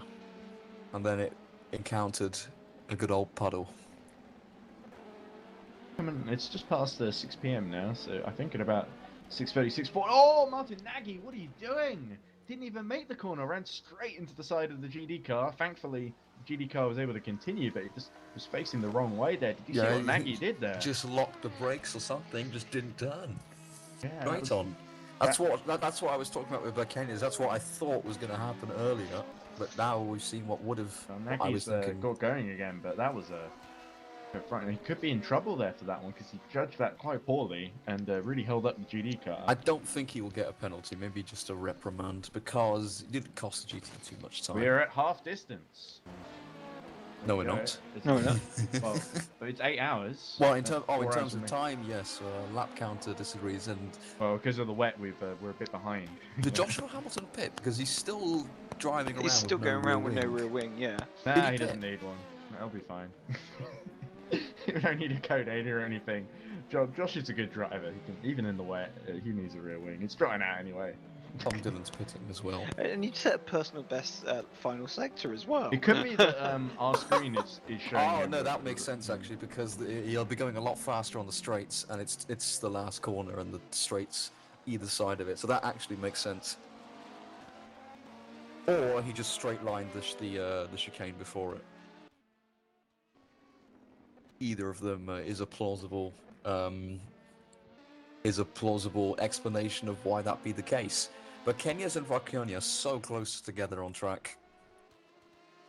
There's been some criticism of the stewards' penalties actually in the chat in the last couple of hours. Unsurprising, I mean, you always get that. Danilo Nascimento, bit of abuse here. He says, we got 2 SGs for an expletive, and some car ignored code 80 and only got a drive-through. So... We're commentators, mate, I'm sorry, but there's nothing that we can do. And then Salvatore Pastore, who I'm assuming is part of Team Sheba, says, code 80 yellow flags every 2 minutes, so you can't run, you don't get into the rhythm. And he says, Sheba Pastore guys team, a penalty for no reason. Okay. They're still in a good position, though. Danilo responds, damn, that sucks. He says, looks like our team is not the only one getting undeserved penalties. Without specifying what the penalty was. And look at this now, look how close the 2 leaders are. If we could stick on this camera for a while, that'd be brilliant. As they come into the next braking zone, he's going to go for it. No, not quite. Behind. Varconi looks very menacing here. But Using up all Kenyas, the curbs as well. And what then can some. Boats on Pequeñas do here? I don't think there's much he can do, because look at the lap times. That it was like a second faster. Yeah, Varconi, it's a matter of time. If Varconi goes past, he's on fresher tyres. Everything about that car should be on paper Heimdall have be done faster. everything they can to hold on for as long as they could, but looks like Mugen are going to take the lead. Oh, look at the rear sliding. I on don't the know. Heimdall. For Kenya, he's relying a lot on that rear end as well, and that gives him a good run onto that back Oh, he's straight. Yeah, just this is about it. able to hold on there, but at the next lap, surely No, Barconi will try. turn one, surely. Yeah, there, he wasn't going to dive underneath at the last Yeah, corner. there's He's no going to need. try and go around the outside. Here goes. I was about to Barconi say there's no puts need the to do power anything. down. I was about to say there's no need to do anything audacious because he's got the car advantage. But my word, he's going for that Well, one. he's He got might the actually tyre pull it advantage, off. more importantly. Fresher, wet tyres. And Barconi really putting the pressure on. Barconi needs to make sure he doesn't defend too hard here because it could really come back to bite him in these his wet credit, he's conditions. He goes defending. wide. All of Barconi's through. There we go. It's The the thing change in lead that's been coming, and I was about to say, to his credit, Burkenius has done a very good job defending so far, but then tiny mistake and he's punished. The thing is, obviously, we saw like Valconia was Barconi's isn't done yet though. Look, he's got a good run on the yeah, straight. he has. Slow car, last corner. But he's on the outside. There's not going to be a way through here. Surely. Oh, Barconi goes wide. Barconi is back in the lead. Onto the grass. Barconi goes, slides, no grip down there. So Barconi maintains the lead, and Barconi's going to have to do it all over again. All that hard work. I was wondering if that was going to be the case. We saw it, wasn't it, earlier that Valconi quite early there. Valconi coming into this corner was going to get the locked up the back end and almost lost it. So I was wondering if he was going to do the same thing. I think James Smith might have to leave us quite soon, or do we? I think we're all in the same kind of boat quite soon, so we'll also sort of have to come back after we finish dinner, or everyone. But yeah, wow, a nice little battle for the lead in LMP2.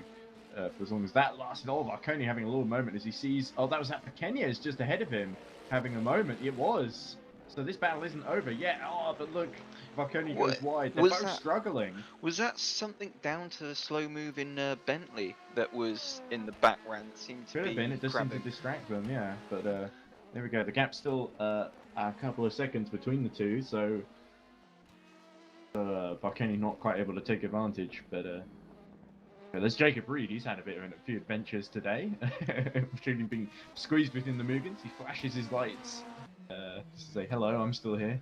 Running down in 10th position. Obviously, he had that absolute almighty shunt. Yeah, one of many we've seen in this race in the wet conditions.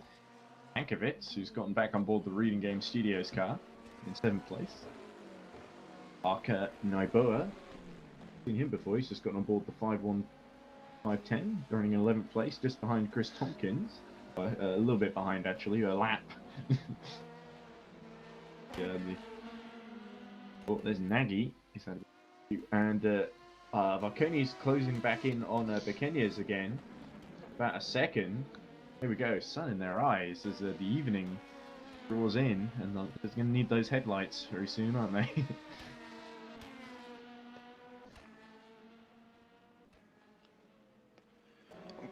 I'm quite surprised, you know, how well Pequeñas has managed, because his tyres are much older. He's currently done 21 laps on these tyres, so it wouldn't surprise me if maybe he might be thinking about pitting in the next couple of laps.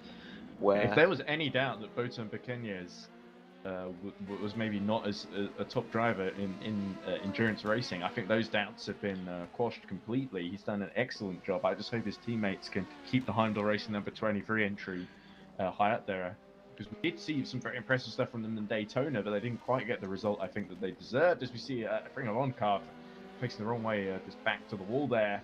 But Barconi is very close and looking to challenge. Tyres are only 7 laps old on his car. Indeed. He's definitely got a run at the moment, going into the last corner. Going to try and do what he did before, go around the outside of him, and Pequeñas has not got the grip to really fight back, but he's doing everything he can, hoping for more mistakes in this trip. Look at the hugging the inside. Look at the fishtail from Pequeñas. The great camera angle. But Pequeñas actually did get a good drive out of that last corner. He's actually pulled away from him slightly.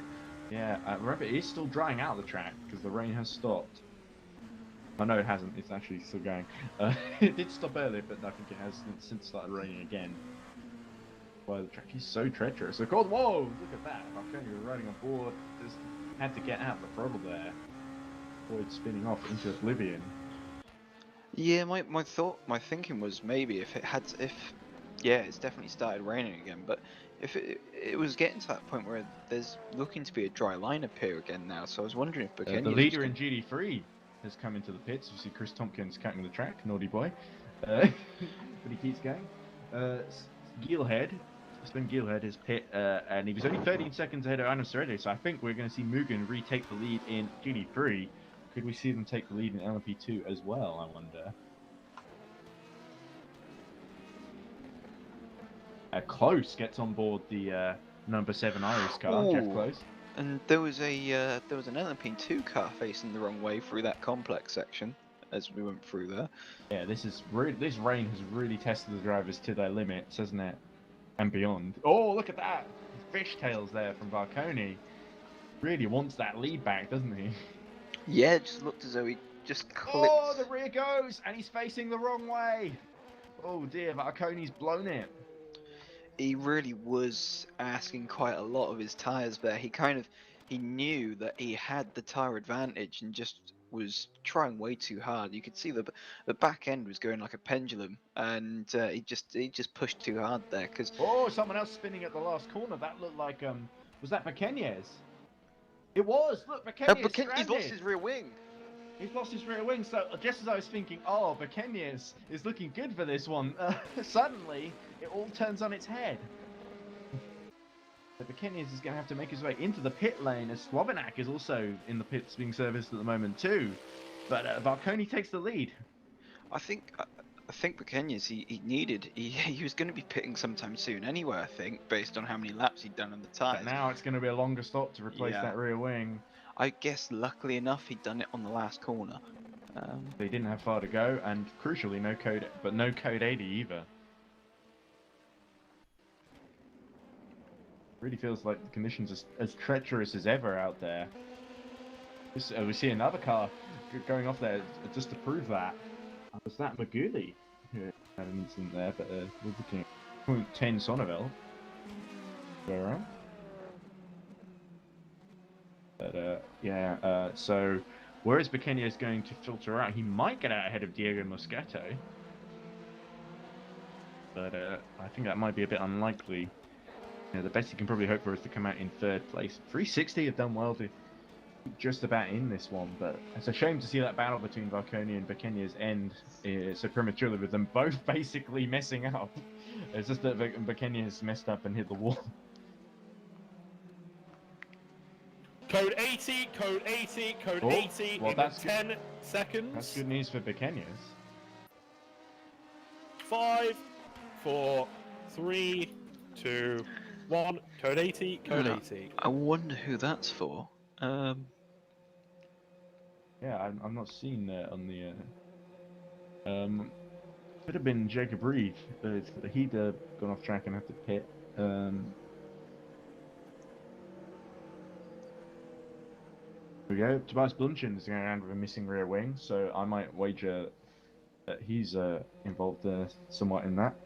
So Baqueñez has got 170 seconds under code 80 to sort of get back out in front of Sander Yangel with a rear wing. I don't think Baqueñez is completely out of this one yet, even with that mistake. So many of them making mistakes. It's a matter of keeping it on the island and out of the barriers, isn't it? Well, he's gonna obviously be on fresh tyres, so some 10 laps younger than our current leader. And oh, it looks like a driver change as well. Yeah, perhaps he was just starting to fatigue a bit as well.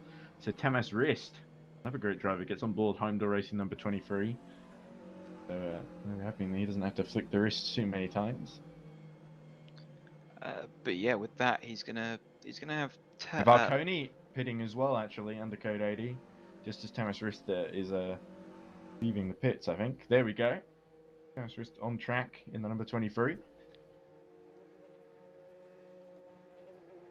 This effectively resets the race, and those crucial mistakes have really decided the order quite dramatically for the time being.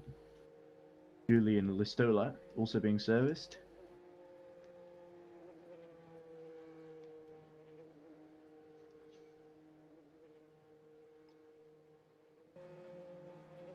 What a dramatic first half of the race you've really seen, isn't it? Yeah.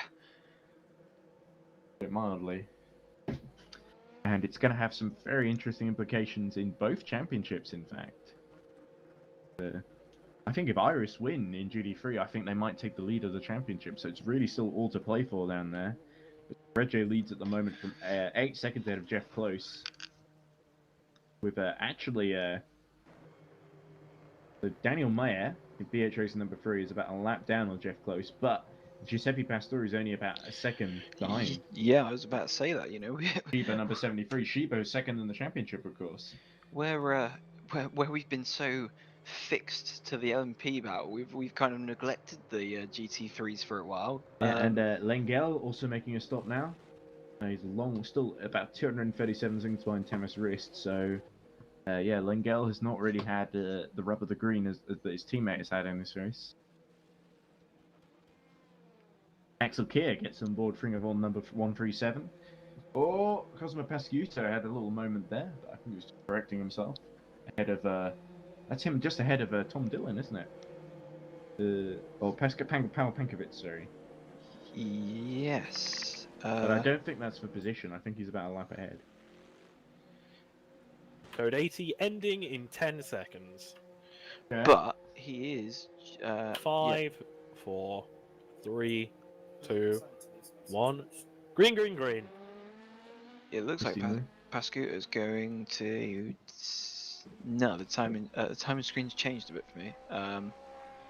So Cosmo Pascuto has got past Slavazzi, who's still in the pits. Yeah.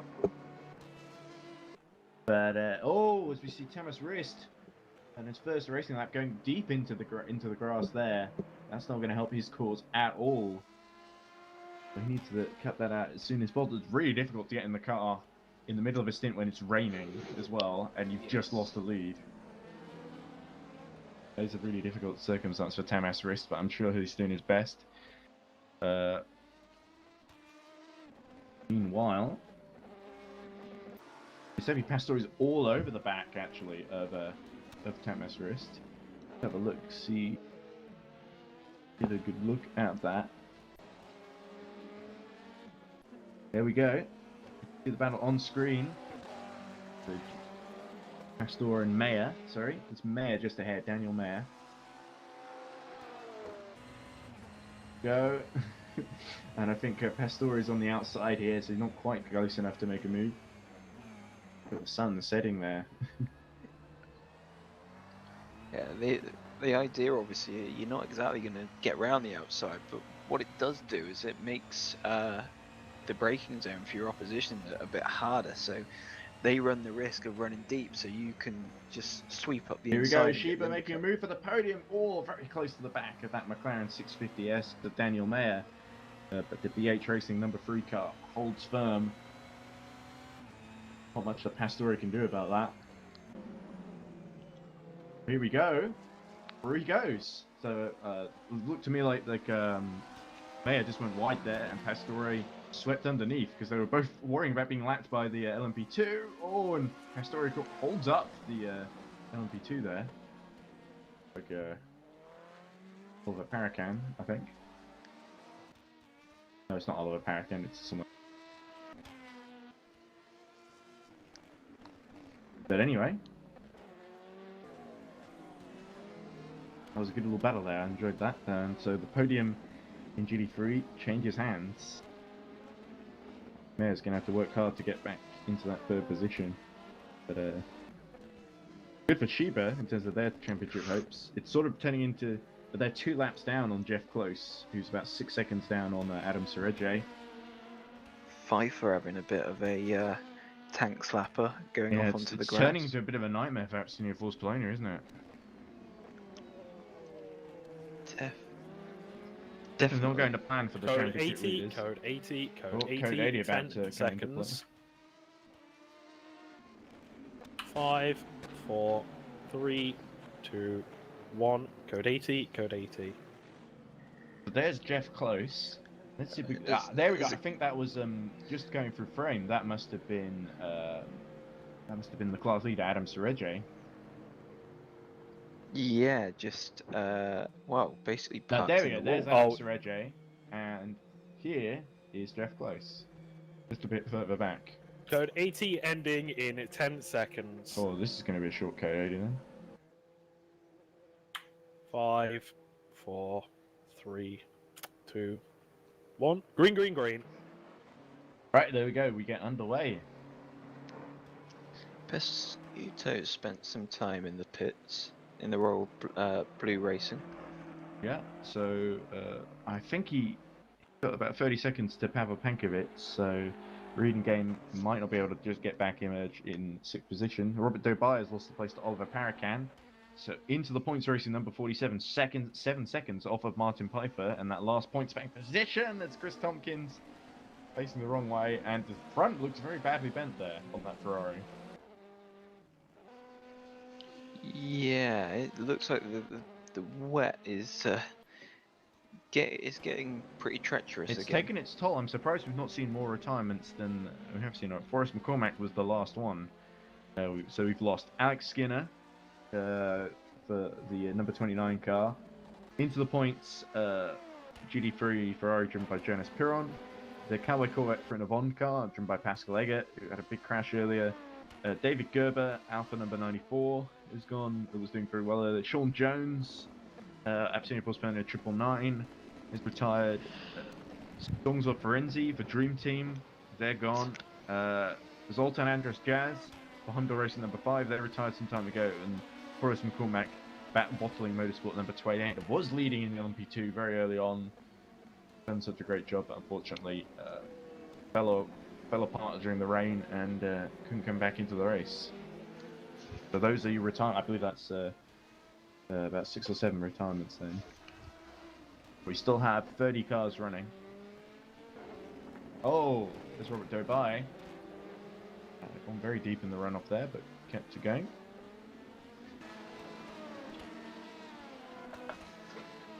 So that's really decided the battle for the lead in LMP2 for a while. I think Valconi is 68 seconds to Moscato. Rist is about 32 seconds behind Moscato. Rist might be able to challenge 360 for second. But I think Mugen, unless they make any big mistakes, they're going to hold the lead for the next couple of stints. As we see LMP2 just in the foreground, going straight out of frame there. That looked like one of the valet cars in orange. Look at Jessica Pelletier struggling in the race, down in 14th position, but 104 seconds by Martin Novak. So I think Jessica Pelletier is doing the best she can at the moment.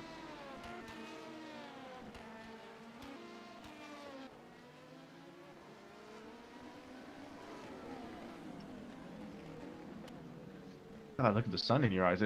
These drivers must be having difficulty seeing, especially if the rain's still falling a bit. Quite difficult spotting your braking point going into that hairpin.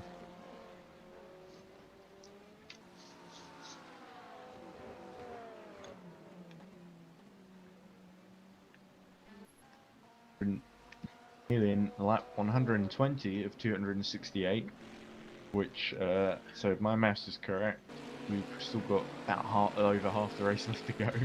Yeah, and battle for 8th place overall. It looks like it's starting to heat up. Jacob Reed is less than a second off of Kia in the Fiji Von Motorsport car. Yeah, there we go. We can see them on track. Bringer Von car looks a bit vulnerable here. Iris Automation fancy a top 8 position at the present moment. Right on board with Jacob Reed as he followed. Is that smoke or just the spray coming out the back of the Bringer Von? Spray. It looks. Once we get to the night period, I think the spray out the back of the car starts to look a bit weird. Whoa, look at that. He did well to hold on to that, Jacob Reed. He didn't do that earlier. He let it go away from him, unfortunately. But put it under control this time around. Devon carries on its pursuit.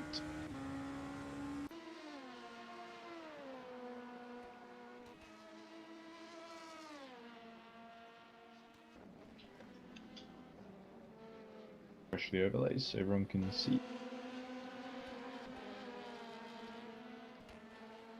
Very wide at the last corner actually by Jacob Reed, trying to get as much acceleration out and traction out the back as he can.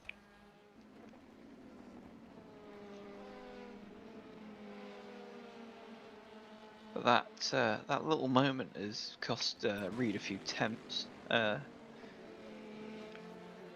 What has his lap times been like? I mean, he is still, even with that moment, he's still lapping some like half a second lap quicker on that last lap, even with that drift moment. There we go. It looks like Axel Kier, Bruno One, just got the same pace as Jacob Reed. We've seen them, Iris Automation, very impressive, but not quite able to. But Reed's gone deep. Yeah, we can't afford to see too many mistakes like that from Jacob Reed if he wants to finish high in the points in this race. Oh, looks like the front one car's disappeared completely. No, he's just he's just gone a bit further ahead. So I didn't realise that Jacob Reed was so impeded by that mistake.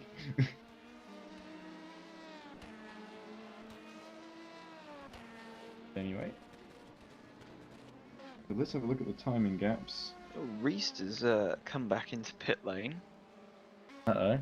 So he's only completed 4 laps on his current stint, and he's going on to a new set of tyres. It can't be dry out because it's still raining. I was wondering if he might be risking it going on to Inters, but very unlikely. So as he receives some could damage, have been another mistake actually that we might need repairs. We could have a look, see if we can catch it. The rear wing looks fine. And put back on, but yeah, it's not going to help him catch Moscato really. Was actually not too far behind, only about 30 seconds. But Slavazzi may actually catch him now in Mugen number 20. But I think Slavazzi's just coming through in a few seconds. There we go. So until 23 find themselves off the podium now.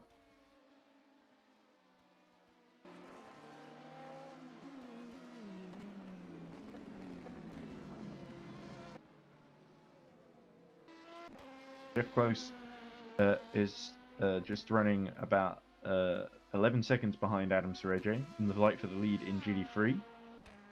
12 seconds now, actually. Daniel Mayer still holding about 8 seconds behind Giuseppe Pastor, being slightly caught actually by Ferdy Ruman. Iris number 77 is only about 9 seconds down.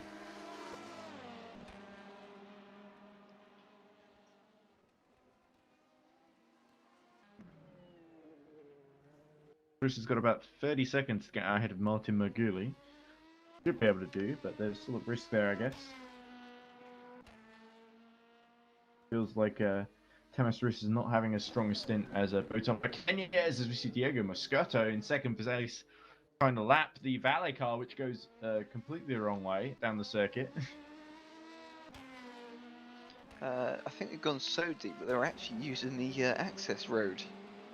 Because when you go so far down that runoff, there's actually a little right turn that brings you back onto the track. Well, you can be forgiven for, I guess, with the sun being so low and getting in your eyes. Or maybe it's just the fact after 122 laps, he's forgotten which way it goes. Well, that's the thing on this. Like in real life, you wear either some sunglasses or a more tinted visor or something like that, where you can't really do that. Probably doesn't help with the rain as well, and the droplets are making it even worse with all the refraction. The Martin Piper pits from 11th position. That puts Oliver Parakin into the points racing, because that's the team name.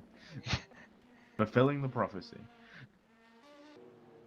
Well, Jacob Reed still about 3 seconds behind Axel Kier, but not too far behind and, in closing. So you look at Merguli, who is how far? He's 7.5 seconds really off of Reist now. Reist just got out of the pits ahead of him, yeah. Yeah, so obviously Reist potentially had a bit of a scrappy start so far to his stint. And Jacob Reed's got past Axel Kier. Not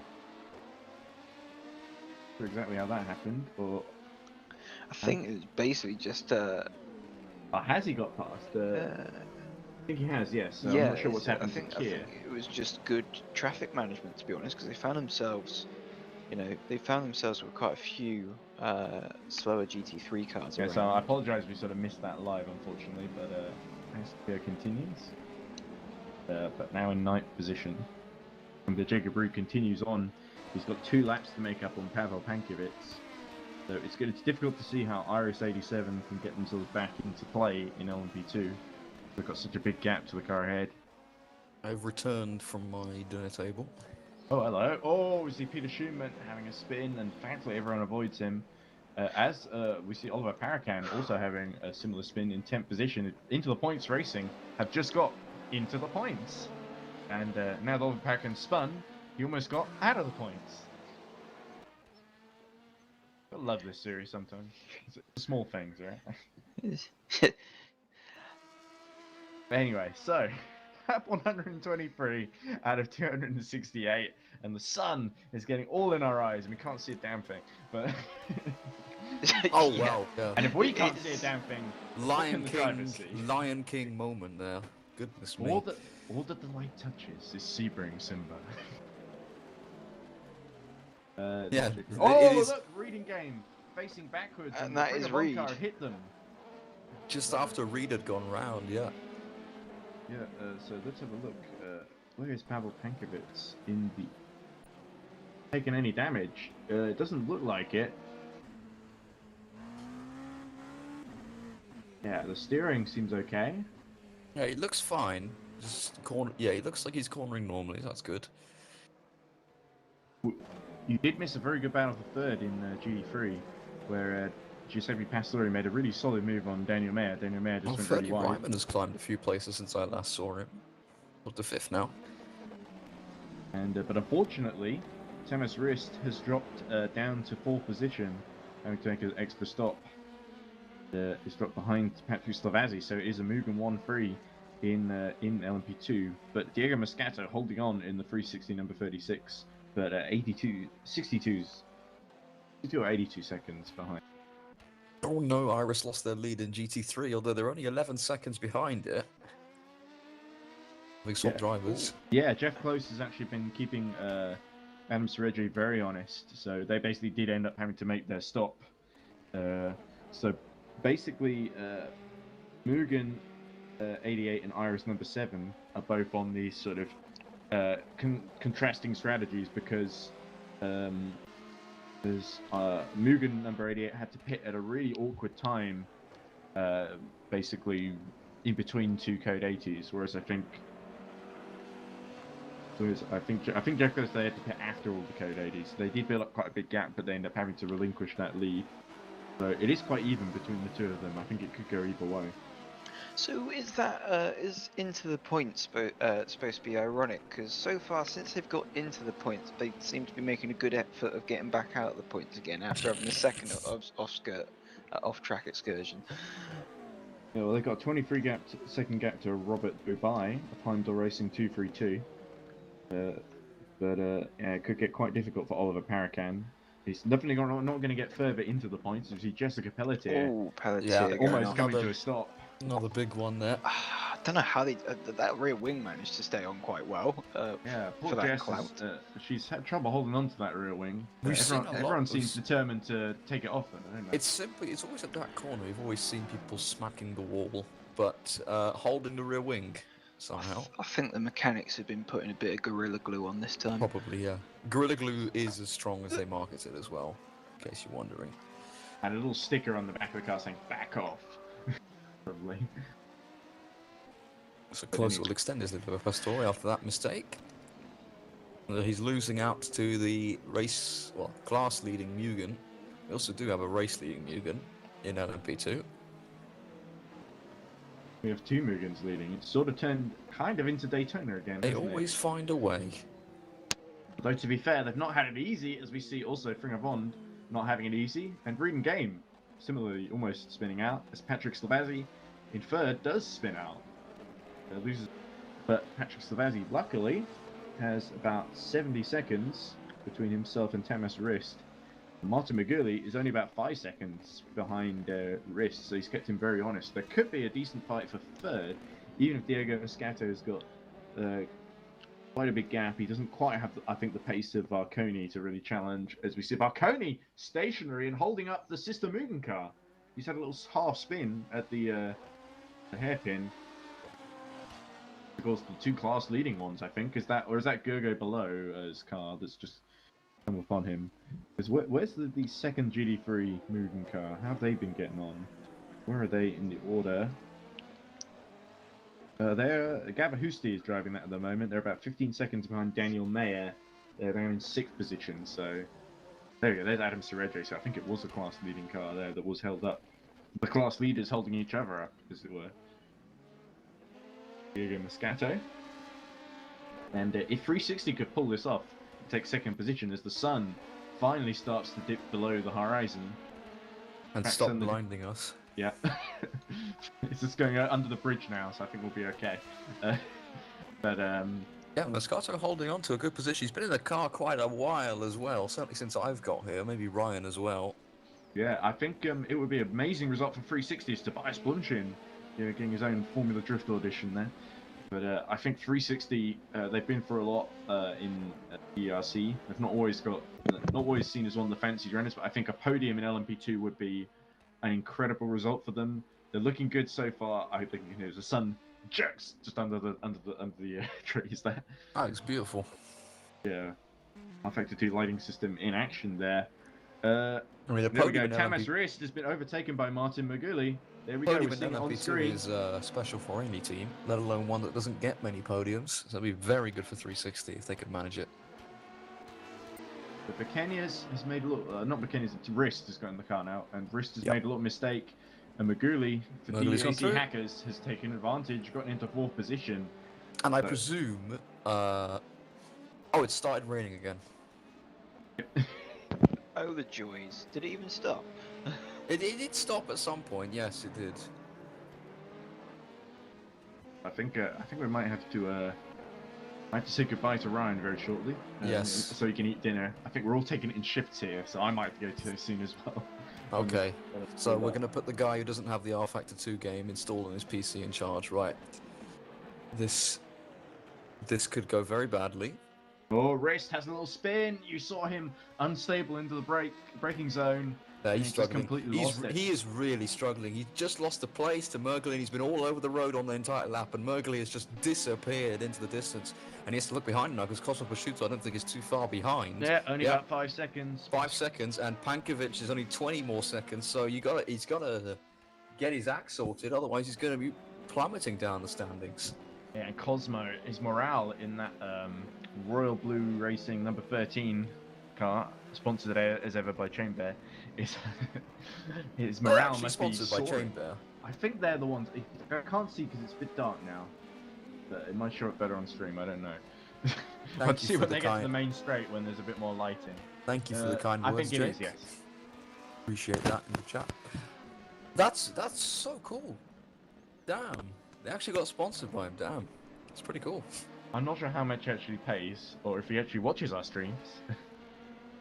I doubt it. Well, I think he's a bit too big for us, to be honest. I'd believe it if someone like, I don't know.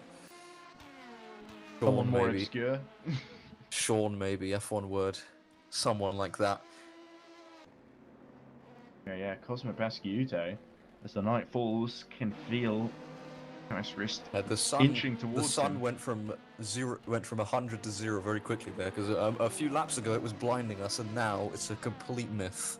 Yeah, he's just got to clear Jessica Pelletier, who gets out of the way very hopefully, and a GD3 car. And I think Cosmo's got a clear run at him.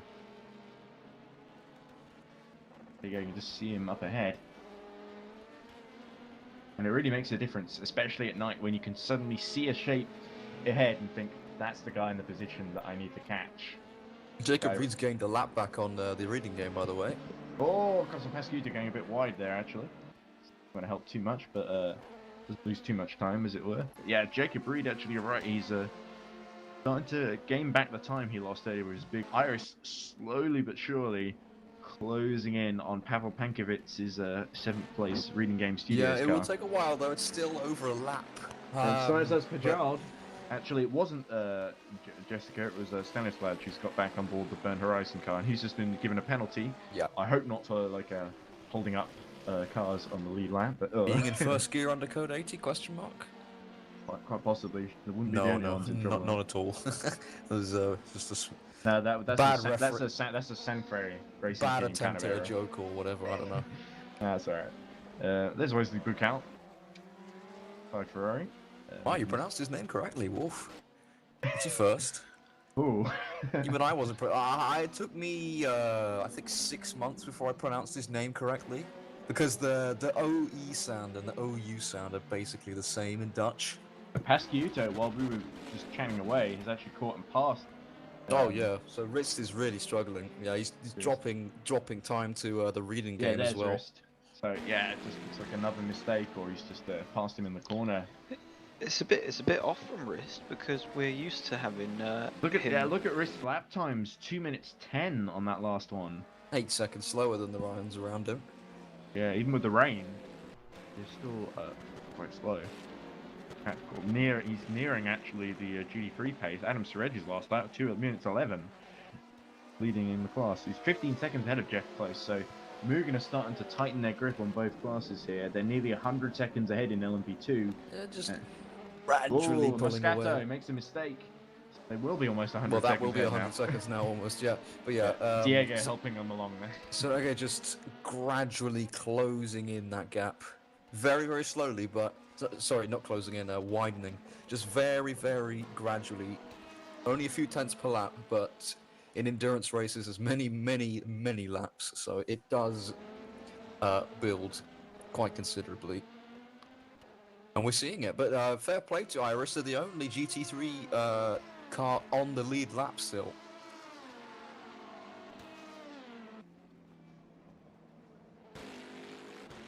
So, And with that, I think I'm going to head. So yeah, I might have to head off fairly soon as well, but I'll Well, stay for as long Ryan, as I you've can. been here for 3.5 hours, and Ed, you've been here since the start, so crikey, you both deserve a break. Well, I have had a few breaks. I did break for coffee earlier, and I did have lunch before the race. I'm just getting a coffee. Just to stay awake. Nah, it's been exciting enough without that. Diego Moscato pits from second in LMP2. So he's gonna be two. Oh, Tommy Screw says he's a lap down now. So only one driver on the lead lap, and that's the leader in LMP2. As we see Parker Naoba going to serve a penalty very soon. Just gotten back on board the last place ADN Racing Team car in GT3. Moscato's going to drop behind Silvassi here, for sure. It could be a Mugen so 1-2. Mugen will be 1-2, as we've lost Ryan now, so massive thanks to him for being here as long Exactly, as he has. He's probably seen the best bit of the race, though, given the way this is Well, going. most hectic, certainly, with all that wet weather job, but now it's wet at night, so let's see how that pans out. But hopefully Visibility, 0. hopefully these guys... Well, I don't see any... Well, again, it's dark, so you can't really see, but I can't see too many puddles as there were earlier, and it doesn't... I can't see spray either. RaceView has been telling a lot of fibs Porkies. today so far. Yeah. Yeah. Always we see Completely- Richard wandering off the track. Completely mythical data at times. Oh no, he is actually on the track. It's just so dark, I couldn't tell where he was. Yeah, he'd been off the circuit. That's at the first corner. Yes, he's just run wide. And Silvassi overtakes Diogo Moscato, so Wanders it has is lost his rear wing, so he has actually gone off. Yeah, so there we go. 1-2 for Mugen. as you 1-2 say. for Mugen. I think at least. Yeah, I think he is ahead. Yep. Here he goes. So Mugen lead. Well, they were leading in GT3, as you said, until Jeff Closer leads now because Sorrega's pitted. That might be a driver swap. But in LMP2, they are dominating at the front. Varconi over a lap ahead of his teammate, who is, I think, only 3 other drivers on the same lap. And Oliver Parakamp, into the points racing number 47, have fallen Now out out of the points, yeah. Because Martin Pfeiffer, That's a they shame. pit, and Martin Pfeiffer, Martin Novak have both gotten it. Margin, is it Margin or Martin Pfeiffer? I don't know. If it's near Marin. Yeah, because we've got two similar names, Marin and Martin. Yeah, if it was England, you'd say Martin 100%, but I think Marin and Richard Wanders. Did we even clock that he lost his rear wing at the first We corner? did. I saw that he lost his rear wing. I wasn't sure where. Okay, because I was snoozing. I'm sorry for that. No code 80 for that though, so Yeah. I assume they think he's responsible enough to make it I back. think without is it meanwhile. Christian Lewis now, or has? Oh no, I think it okay. is Christian Lewis. I heard a race Yeah. direction from Lewis earlier. With so. Nick is back, and also from I think Chris is there too, and Wes is also there. But I think that's to communicate with Chris because they are driving the same Should we car. really talk so much about the race stewards' names? Because then the people who have feel aggrieved by steward decisions know they have someone to target now. I feel like they're putting a big target on their back. We did hear some comments. Imagine in the being chat a Premier complaining League about- official then, after all the Yeah. stupid. I mean, honestly, I don't want to even talk about it because it's going to get me extremely angry. But while we're having a little bit of lull in the race, I'll rank all the power index at the pits. So we have a few comments. Obviously, Mr. Blue Hat, Ben Corbin says, "I wish I could be racing." Blue Hat says, "I'd beat everyone if I was racing." Good old Christian. On Assetto Corsa, maybe. Although, Yeah. if your brother was racing, I think he'd run over everybody with a tractor Oh, many times. Sonnevel loses the rear end in the chicane. The very I far think Huis came into his room and distracted him there. the Sonnevel twins. Lovely guys. So Jem says, Jake Denahan says, Gems Blue is Hat- actually me. Ah, it is, okay. And then Christian has done the Basically, quizzical expression. The emoji. backstory behind that, it's not too long, don't worry. We've got Last plenty year, of time, don't worry. yeah, last year my French teacher couldn't pronounce my name properly. She'd say, because he's French, of course, and my name's just like Gems. So that caught on very, very quickly with my mates.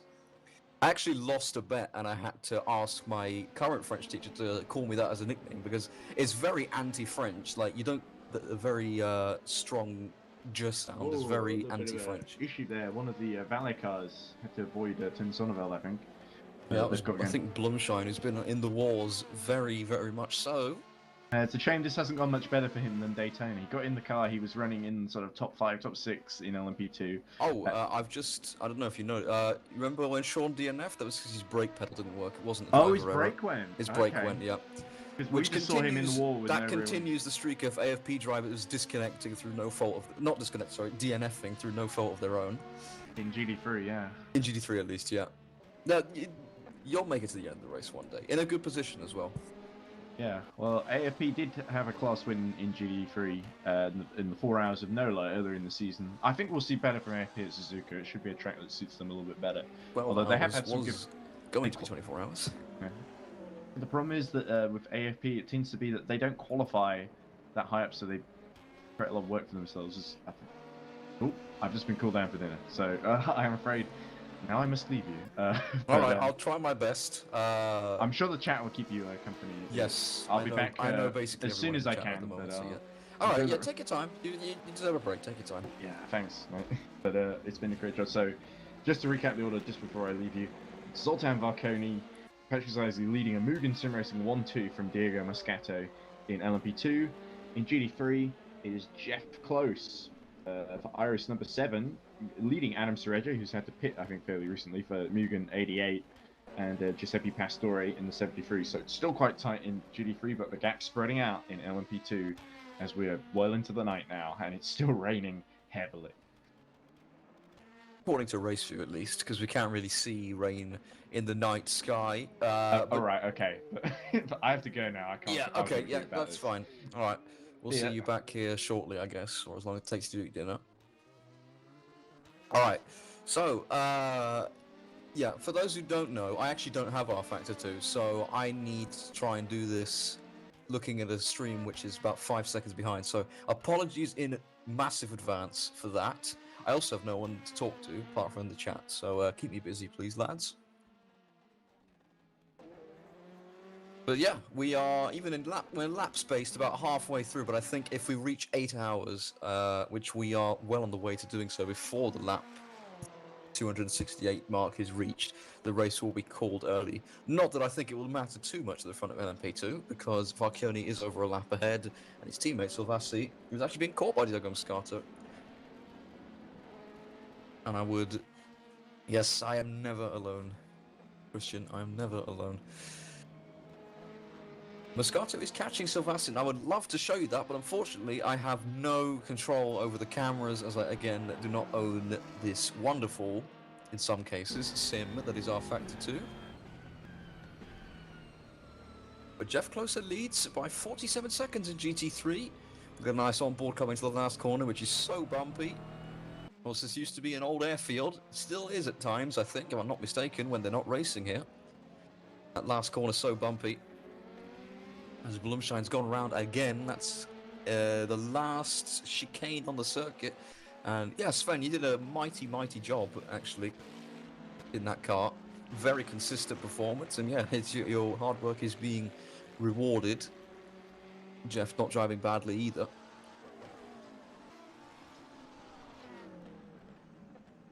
Yes, he's training his speed axe for tomorrow, absolutely. Yeah, Masi, I feel the pain. Vale were running, I think, both, maybe even both cars in the top 10 at one point. And then stuff happened. Long pit stops, damage, everything, and now they find themselves both well outside the points.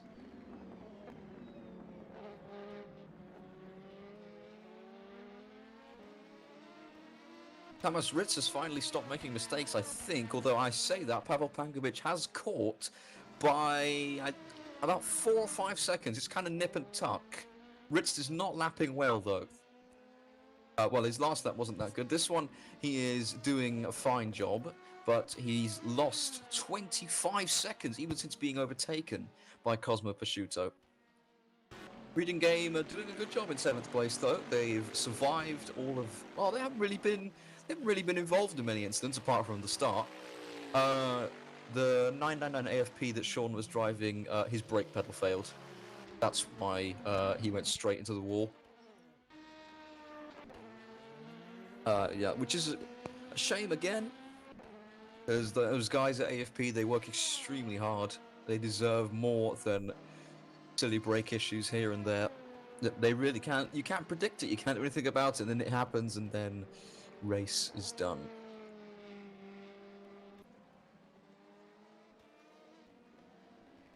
Cosmo Prosciutto is actually the fastest man on track right now by a sizable margin. He's closing in on Martin Mergley. Of course, he was running in the top 3 before he lost his rear wing, I think, all on his own, and there was a long, long trundle back to the pits under a code 80 and an even longer pit stop.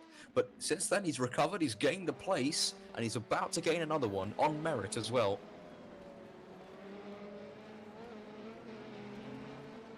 Pavel Pankovic pits. I don't know if he's swapping with their other driver, Joe Gosling. I could even go check on them if I wasn't the only commentator, so Tom can, I guess, poke me on TeamSpeak, let me know.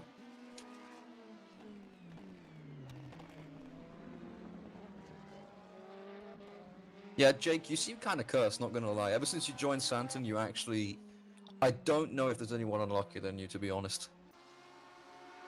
On the R-Factor 2 sim, at least. No, Tom, don't sell yourself so short, man. Don't sell yourself that short. You're a good driver, okay? And Martin Mergley's gone for a spin, and this is a perfect opportunity for Cosmo Prosciutto now, who I think also might have made a bit of a mistake, because I thought he was going to go past. You could see him just in the background there, as Mergley was crossing the line. But he's faster. That will be a matter of time until he passes DSA hackers, and Tom has poked me. So Joe is in for the last 2 hours, needs a company. If you know the password, I guess no problem. And if Chris doesn't mind, sure. I don't know if I'm allowed to share the password. I'll have to ask Big Man Tompkins before I give away and then become a mythical piece of history because I get kicked from the server.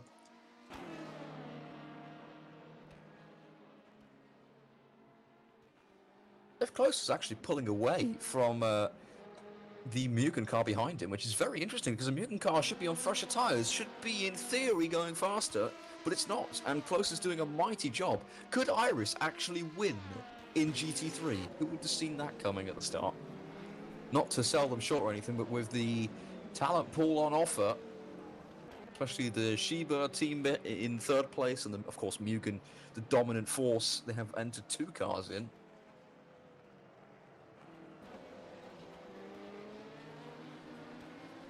I'm not saying you're not trustworthy, Tom. I'm just saying, does Chris want you commentating? That's what I'm saying. I've done it with you before. Don't worry.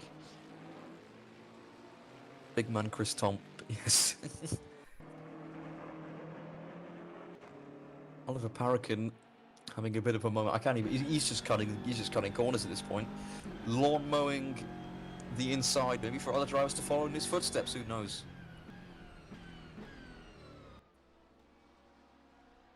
Yeah, Tom, I can't drag you in, unfortunately. I don't join the TeamSpeak early, so I can't get priorities and whatnot. So you'll have to ask somebody else.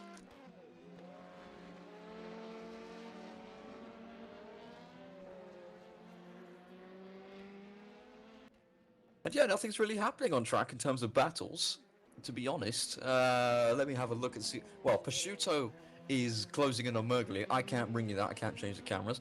Apart from that, Richard Wanders is actually very close to Stanislas Pajot for 17th position, which is almost last in LMP2.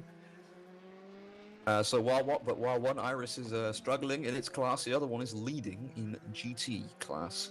And in GT, the closest couple of cars are Daniel Meyer and Gabor Husti, the latter in a Mugen, of course. They are 3 seconds apiece, fighting away for that's P4 in GT class. Did you just change your profile picture, Chris? In those 2 minutes since your messages? Or have you gone on your phone or something? That's strange.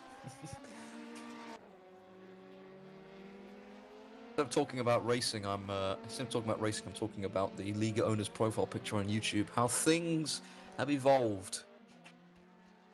Devolved, I think is a better word. Jacob Reed, after exiting the pits, has lost a place. He's lost 8th position to Axel Kerr. He's 30 odd seconds behind as well as another car pits. Moran Pfeiffer in the AFP this time. Yeah, he actually did. That's what a legend. Oh, who was that who just went off to the left on the straight?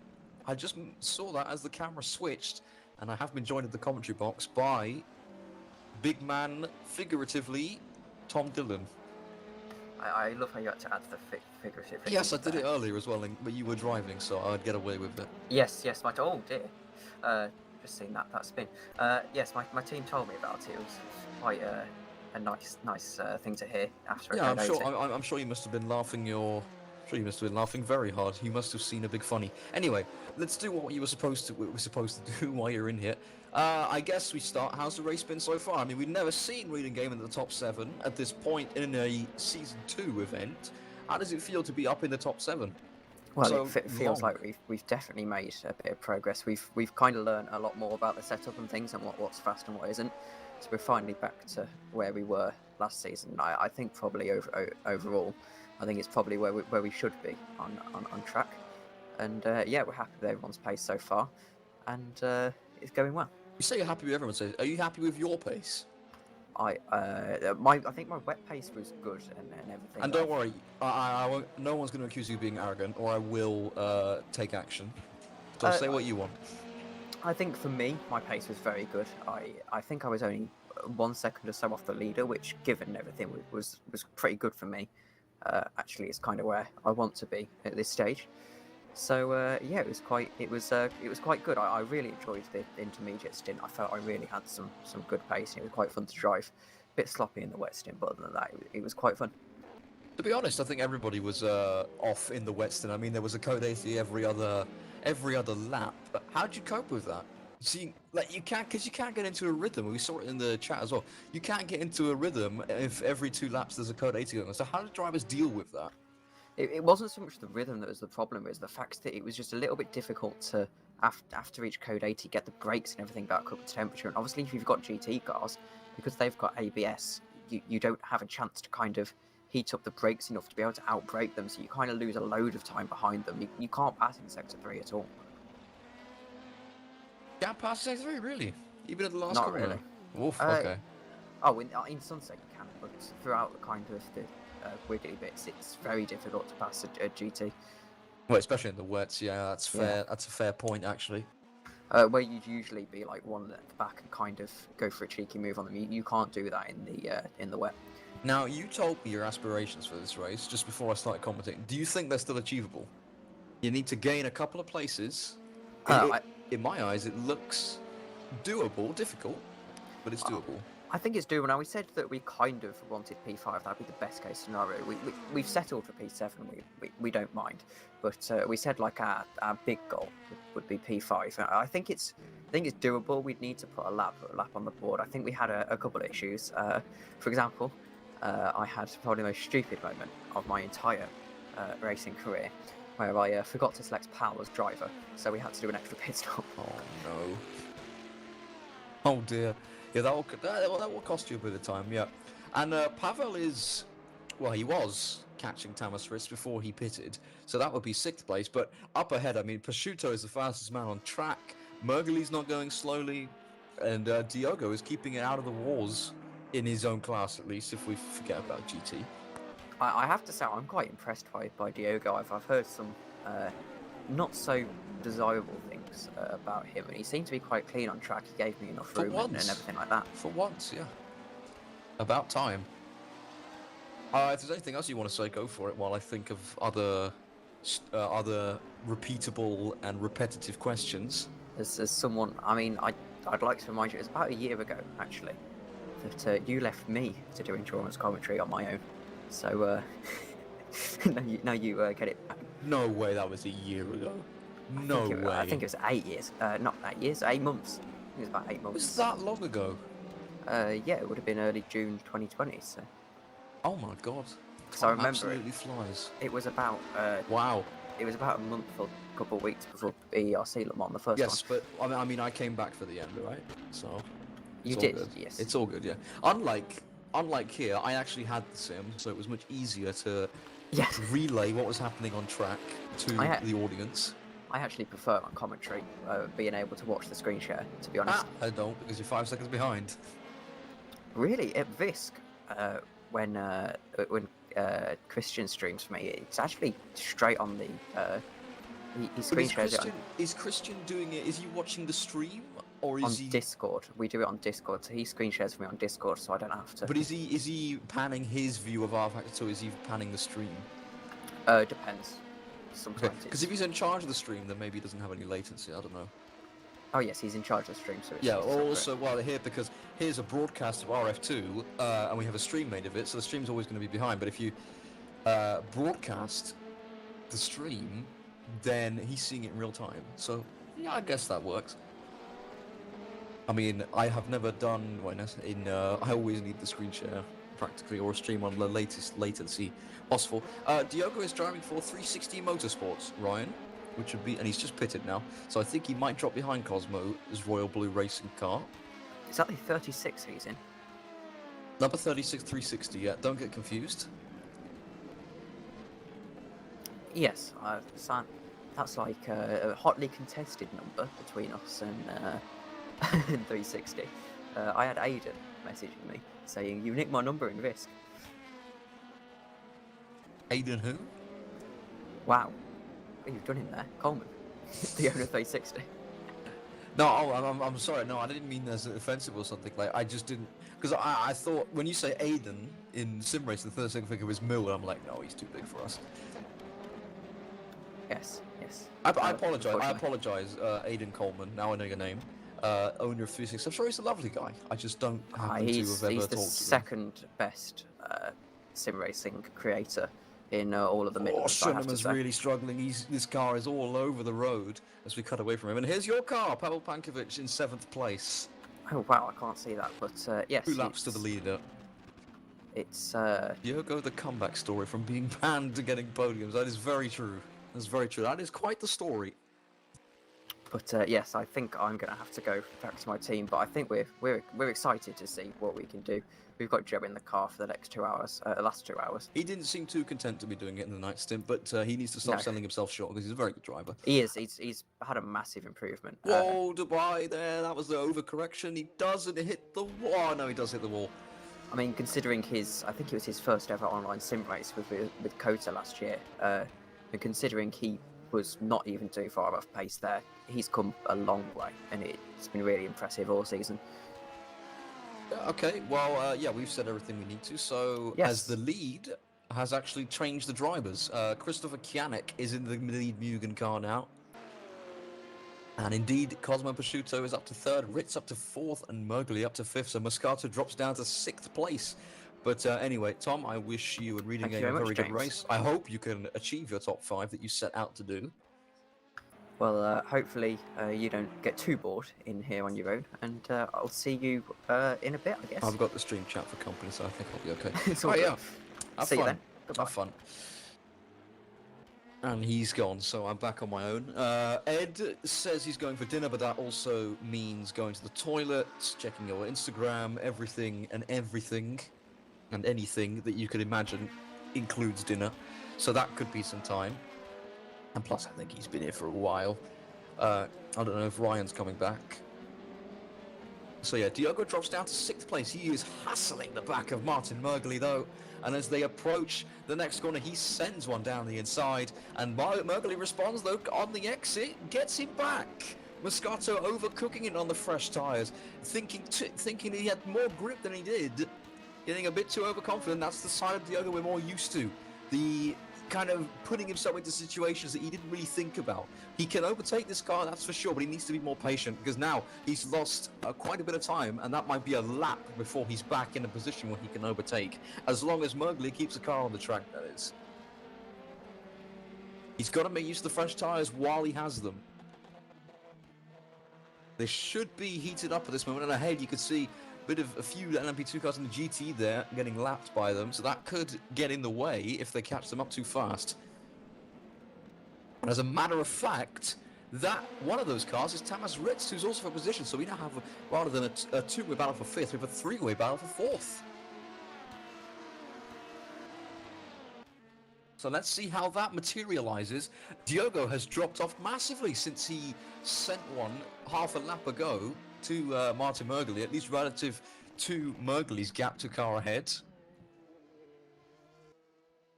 And Murgley... Oh, Ritz has dropped behind both of them. Ritz made a mistake into the first corner. He overcooked it. Loose on the exit. And that's Murgley in 4th and Moscato up to 5th. Ritz down to 6th, and Pankovic will be licking his lips because Ritz is still to pit. And I think now we got to the points. 48 seconds. The pit stops take longer than that. So... Okay, drivers, code 80 in 10 seconds. That'll be for Ritz. Like, we can't see it. I'd love to be able to show you, but I can't. 5, 4, 3, 2, 1. So he lost it on the exit of the first corner, and he must have bumped that car in such a way to lose bodywork because he will be trundling down the circuit. And everybody suddenly grinds to a halt. And now this is a perfect opportunity for someone like Cosmo Prosciutto to pit. He's the only one in the top 5 who is yet to make a pit stop effectively, and this is going to massively help him. He might actually come out in 3rd place here. And here he is on screen.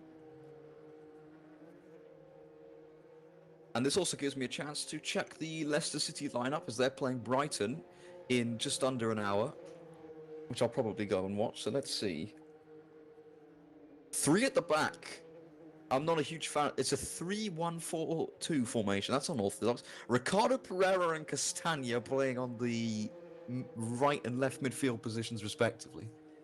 I don't know how I feel about that.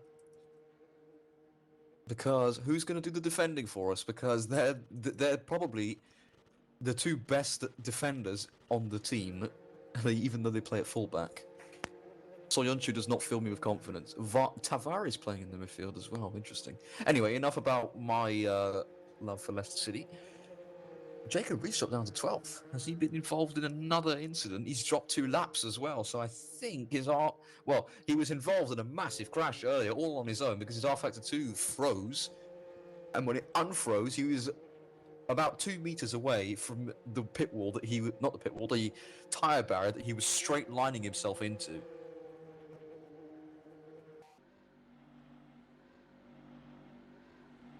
So he's in 12th. I think that car ahead of him is for position. It is. It's Robert Dubai in the other Heimdall racing car. That is for 11th position. But yeah, finally, a Code 80. It's been a while since we had it. Especially since I came back from my dinner, which was about 40 minutes ago.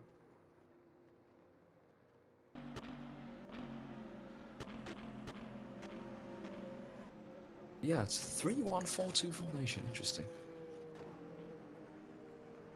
I do not know how I feel about Daniel Amati marking Leandro Trossard. I'm not confident.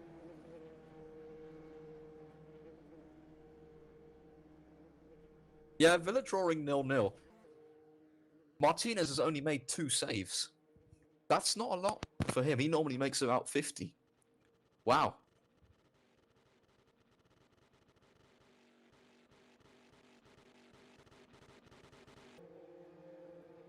Oh, sorry. Yeah, Massey, I forgot you were here. I'm very sorry. I'm sorry. That Twitter account can add, well, I didn't actually mention it, so the Twitter account that's dedicated to it can stick with its current number.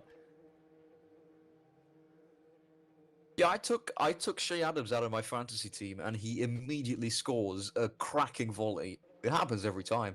Okay, drivers, green Alright, flag in enough about 10 football now, or seconds. soccer if you're from the US, because the Code 80 is ending, as you evidently heard from the Nick 5, himself. 4, 3, 2, 1. Green flag waved again at Sebring on lap 141 of 268. I don't think we'll make it all the way before we hit the 8-hour mark.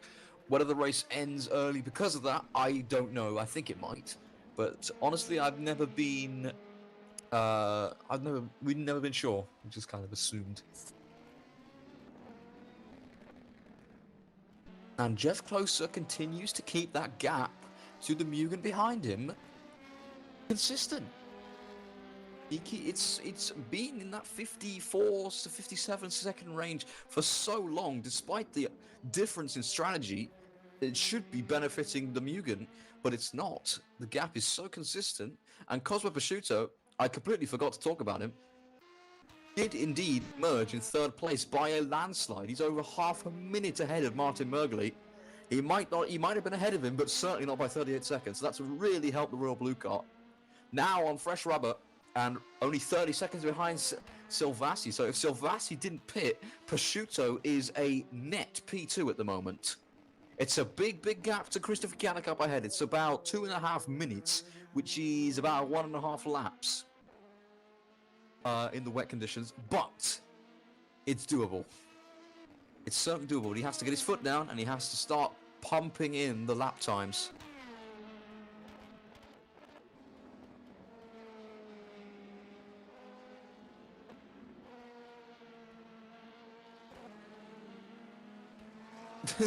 I don't know about that, Massey. I mean, he's only got like a 4% ownership, so he's a nice little differential. But yeah, I just took him out, so I don't think I'm going to put him straight back in, or else I'll look very stupid. If you want to compare my score to yours, I currently have 1,487 points overall. Which isn't terrible, but I was doing better at this point last season. I think we all were. Ed is back. Indeed I am. Hello, James. I've had company from chat, and Tom came in for an interview as well. Oh, and nice. I missed Tom, damn it. I've been talking a bit about Leicester City and boring the heck out of the chat with that. Fair enough. We are playing our fullbacks as left and is right. that Marvin Gummich in some trouble? Oh, he is, yeah. Yeah. It looks like the steering on Martin Gummich's car looked a bit wonky there. There's a Joseph Frederick Suso in the number 3. 6th in class, just making it back to the pits with no rear wing, I think. Yeah, I was just mentioning how we're playing Pereira and Castagna, our fullbacks, as out-and-out midfielders now, on a consistent basis. And I don't know how I feel about that, because I'm telling you, our Martin Soyuncu don't know how to defend. So this won't be... this could be high scoring. This could be high scoring. I'll take your word for it because I was always more of a motorsport fan than a football fan, as in not at all a football fan. But if it's your passion, I'm happy for you to indulge in that. I'm probably As going long to go as you play let me tomorrow. indulge in my passion, motorsport. Yeah, of course. Yeah. I'll probably go play it tomorrow. I have some interesting things that I've been doing this week that I'm happy to talk about once you finish your monologue. I almost pulled my thigh again. Oh, I dear. almost did it on Sunday. I almost did it on Thursday because I'm an idiot and I don't let it heal. My dad was a little bit like when he used to play cricket. He was like a pull muscle or something. Oh, cricket is so big in the UK. It's Oh, it's massive. completely. He even wrote me mythical. into play when I was like a teenager. It's because we didn't have enough completely people. mythical in Central Europe. No one even talks about it. They have a club and everything, but outside of that, nobody talks about cricket or even baseball for that matter. It's a total myth. Marvin Gummich really struggling to make But it yeah, back to the pits, and the LMP2 has to swerve, almost rub against the barrier to avoid him. And which LMP2 was that? We can't really see because It was of all the shadow. lighting. It was the shadowy one. The shadowy one. Wolf, that's very helpful, Ed. But anyway, back to what I was saying. The main talking point, I guess, was there was a Code 80 finally, and as a result, Cosmo Prosciutto was able to pit under it and come out in third place on fresh tyres. Ah, interesting. He's a factor in this race now. Yeah, let's have a look at the time. What a recovery! He's been in that car for a alarmingly long time. Almost as long as I've been commentating. Yeah, this I've is had a his couple of seventh. This is his seventh stint. Consecutively, of course. 31 seconds behind Patrick Slavelli, so there's still a race on for second. I Yeah, can't and quite see Silvassi, him catching I Gianni. don't. I'll check if Silvassi pitted under Codetti. I don't. Oh, he did pit. Okay, he did pit. Because if he hadn't, Prosciutto would be in net P2. Oh, penalty for Stanislas Pedral. Yeah, for the burn Horizon by 360 minutes. Yeah, Tom, I wasn't saying cricket's bad. Don't get me wrong. It's just mythical. That's it. It's amazing you can't change my mind. Yeah, I think my dad is right with you there, Tom. I love it too. I have a certain fondness for it. My dad was really annoyed because England and India, I think, had a test India that just ended destroyed really England, early. completely Yeah. annihilated them. Yeah, It wasn't even a contest. It was over before it started. almost as much as Martin Gummich is annihilating his car on the way back to. Yeah, he's not having a fun time. Nice Yeah, I big think class though. He's kept at it. He's been on the grass more than he's been on tarmac. Oh my god, Tom Wolf should have scored.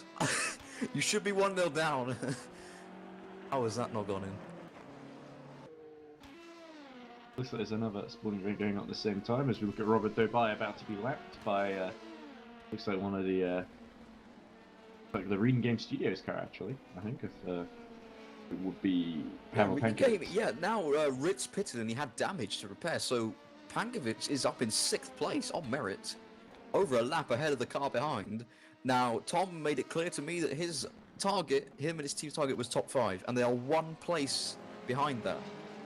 About 51 seconds exactly behind Diogo Moscato. Yeah, so a big mistake, some heavy damage, and they'll be in the top 5, which would be brilliant for them. Absolutely Interesting. Fantastic. I'd be Diogo over the moon Moscato for was them. running second for quite a while actually, and now it seems to turn on its head. Royal Blue Racing number 13, Cosmo Pesciuto, are really the main challengers to Mugen at this point. Yeah, I think, yeah, because Mergely, I'll check how many laps. Yeah, he's got a longer stint than both of them. Yeah, and he's not. The DAC Hackers guy's quite quick though. He's lapping extremely well, though. That is true. He's lapping. Wow, that's very fast. That's very, very fast. Yeah, Ryan, I think Pancras has just gone into the pits actually. change the word biggest to only, and that's more correct. The biggest sport in India. It's the only sport in India. They're on FIFA because they pay too much money. There's a little bit of a battle in GD3 we're just watching on screen between Joseph Frederick It's Suto tight into the and hairpin. It's very, very tight. Is that Danilo Nascimento who's fighting with? I think it I is. think I'll do Suto a just check. got past, It yeah. is. It is indeed. It's Dan Mascado who's had his fair share of penalties now and has made his way back through. Past Joseph Frederick Suto's. Yeah, I'm in the 6th place. That was Feels done. like the BH Racing number 3 cars has steadily dropped down the order the past couple of hours, Yeah, unfortunately. he did well to hold off the charges of the hairpin as well. Because the hairpin is so slow, you could go either way and it could work. It's quite a unique corner in that respect. And he did well, he's pulling away now.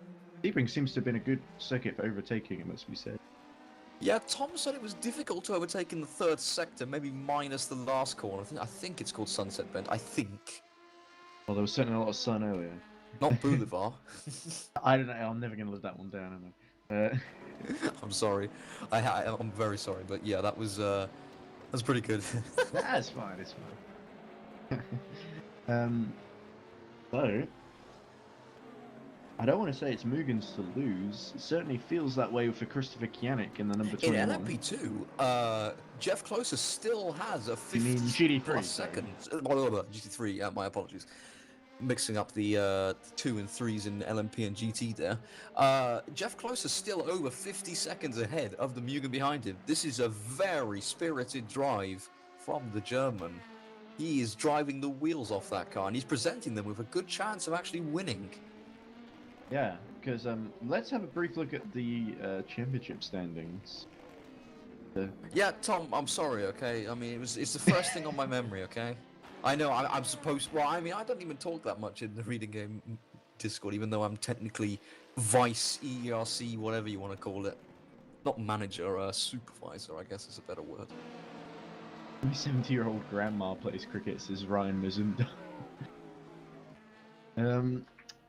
So I was just looking at the GT3 standings. So it's Mugen Sim Racing 888 leading on 50 points, 8 points ahead of Team Sheba number 73 on 42. Iris Automation number 7, who are leading at the moment, are on 26 points. So this could be a great chance for Iris to catch up. So it's looking like the way things are going at the moment, it's shaping up into a three-way battle between three separate sort of teams in both classes. Although obviously in LMP2, two of the teams seem to be Mugen.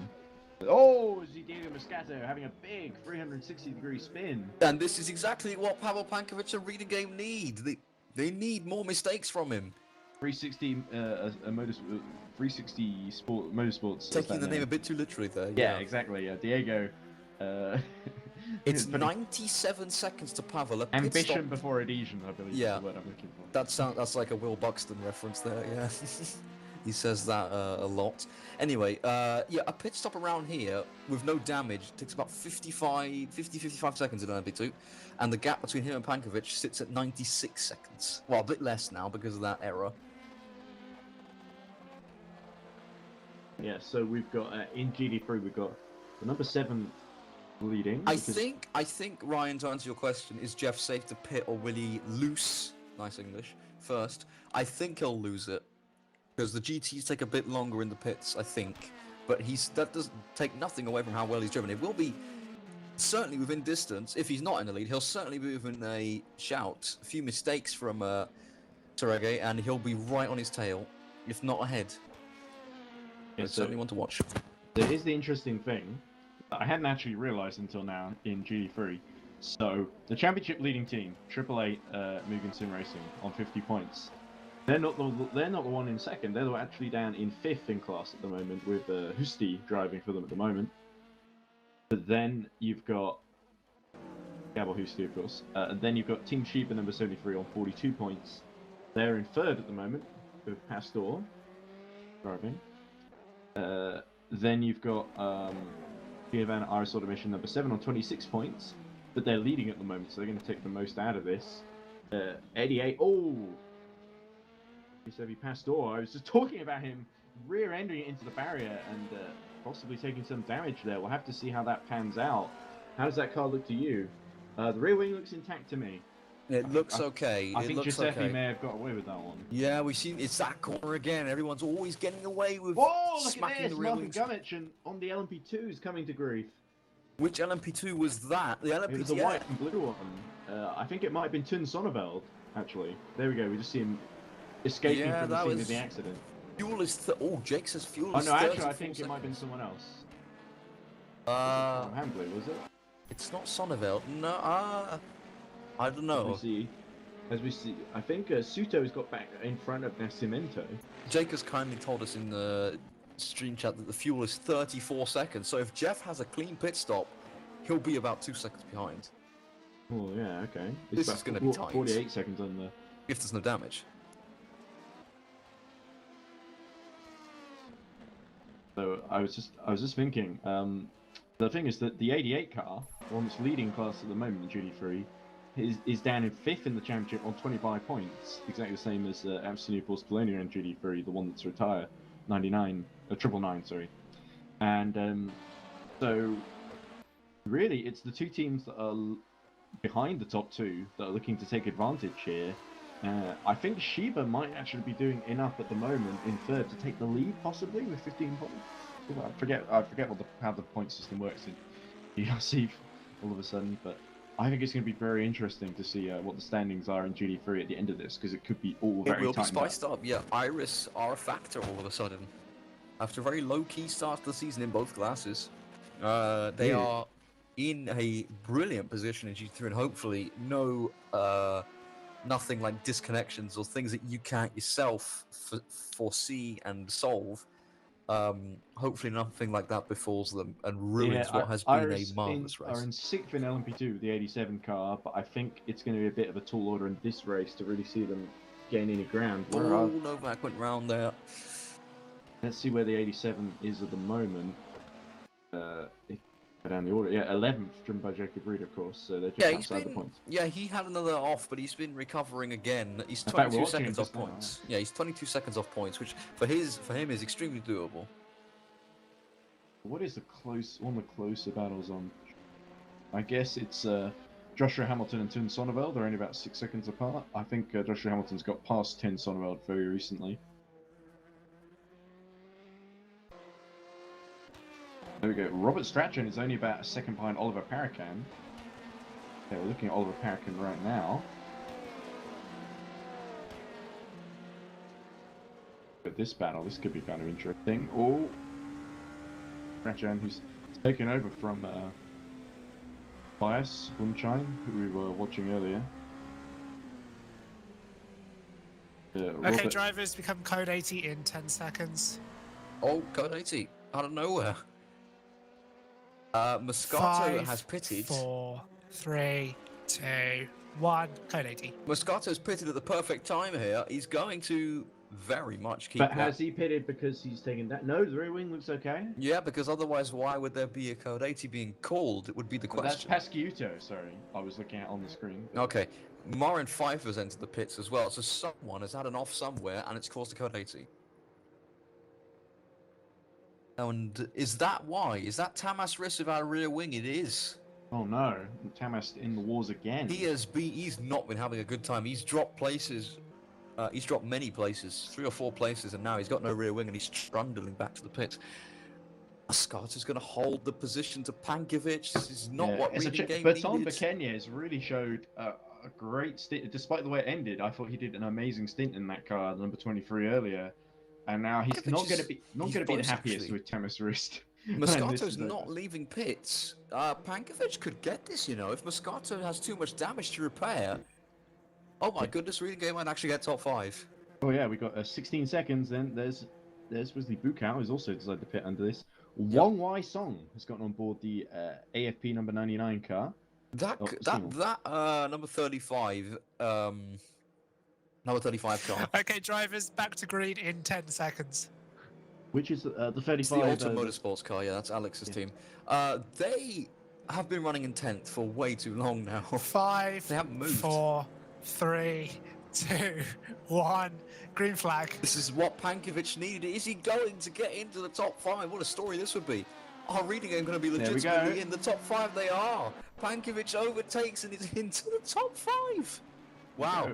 Lofty heights for Reading Game Studios. And on merit entirely and as well, Moscato was nowhere near the pit exit. You could see him kind of in the pits there in the shot. In the background, he is miles behind. Pankovic is legitimately in the top 5. He's got new tyres on as well. He's only about 4 laps old, these tyres. This is legitimate. And this is big. Jeff Close is in the pits in GT3.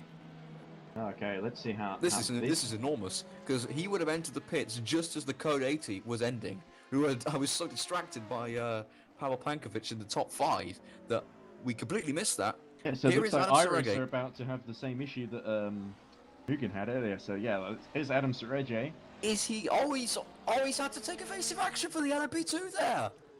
Oh yeah, LMP2 spun in the background. Who was that LMP2 just going for a spin? and is that going to cost him the position? I don't know. Where is Jeff Closer? Is he still in his pit box? I think Adam he Siraki's is. made it through, so He it is didn't still in matter his in the pit end. box. He's going to be miles ahead of him. He hasn't even left the pit box yet. Oh my goodness, yeah. So, yeah, it really didn't work out there. I think Jeff Close needed to be a little bit further up the road. To Yeah, take it's more advantage than of that just code. fuel for this pit stop, unfortunately. Yeah. They're still in with a shout though. If Mugen have a mare, or if the race, because think of it this way. Let's say the race ends. If the race were to end, because these strategies are conflicting, right? So if it ends while the confliction means that the Iris is in front, Iris win the race. Yeah, it really just depends on when they get to the When last does the couple of race laps. end? Exactly. If it's a timed race, 8 hours, or if it ends up being 268 laps. Tom Villa drew, by the way, 0-0, and Emmy Martinez is getting me 10 fantasy points, so I am pogging very hard right now. Camus is still Oh, stationary no, I in said the the pit P lane. word. Axel Kerr has got up to 7th position now for Ring of Honor Motorsport for number 137. It's 25 seconds between the Mugen and the Iris in GT3. Let's see closest pace. Yeah, that's going to be very interesting to see across the next stint. I think Jeff Close has done very well to stay at keep the Mugen 88 at bay. The good thing is that even if the 88 wins this one, I think that might not be the worst thing in the world for Iris, because if it was the 888 winning, then they'd be pulling away. But all this means, you see Stanislas Pajal almost lose it there in front of the. He has to let the GD car through almost there, but then gets back through on the straight. A lot of cars going very sideways in this race. I think I'm gonna call race view out on this and say I don't believe it, but apparently it's still wet. Yeah. The lap time suggests it is, but like the track looks dry. Maybe because it's dark. I don't know. Yeah, it could be. I think maybe the tyre choice definitely suggests that it's still wet because they're on full wets. Yeah. Apart from the GD runners, obviously. Well, the GT runners have only, I think, one set of wet tyres, whereas the LMP2s have a choice interval wets. So anyway, there's Ferdy Riman, who's I was about to say quietly made up progress. There's Jacob Reed having, I think, his third off of the race at least. Yeah, that's the other Iris. That one. Not too bad like though. That looked like he got tangled up on the exit of the first corner. It's a shame he was sort of catching up to Martin Novak. Now he's 51 seconds down. Oh no, that's not the first corner. That's coming out of turn 3, which is the next braking point. Oh no. I'm mixing everything up. It is turn 3. It is very dark. Yeah, it is dark. So yeah, it was indeed a mistake on the exit of the first corner, and he gets back underway. He's not had the best of tyres this race so far.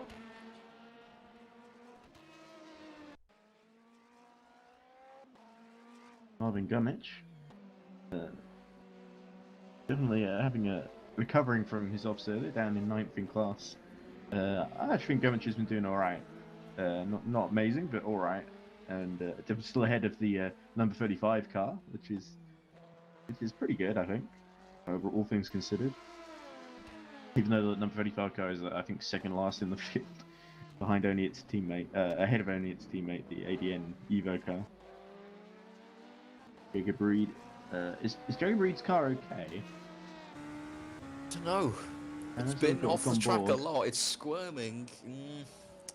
Reed doesn't look as comfortable as he did earlier. When he doesn't look very comfortable at all. Might be time for a pit stop to just repair, and even if there is, or maybe even change drivers if he's been in a while. But I think they've been pretty good at Iris at changing drivers. And I think Jacob's been in for too long. Yeah. I think he had his teammate in earlier. I forget who that was. But it might be Chris Gitsov actually. Yeah. Gitsov did a fairly long stint.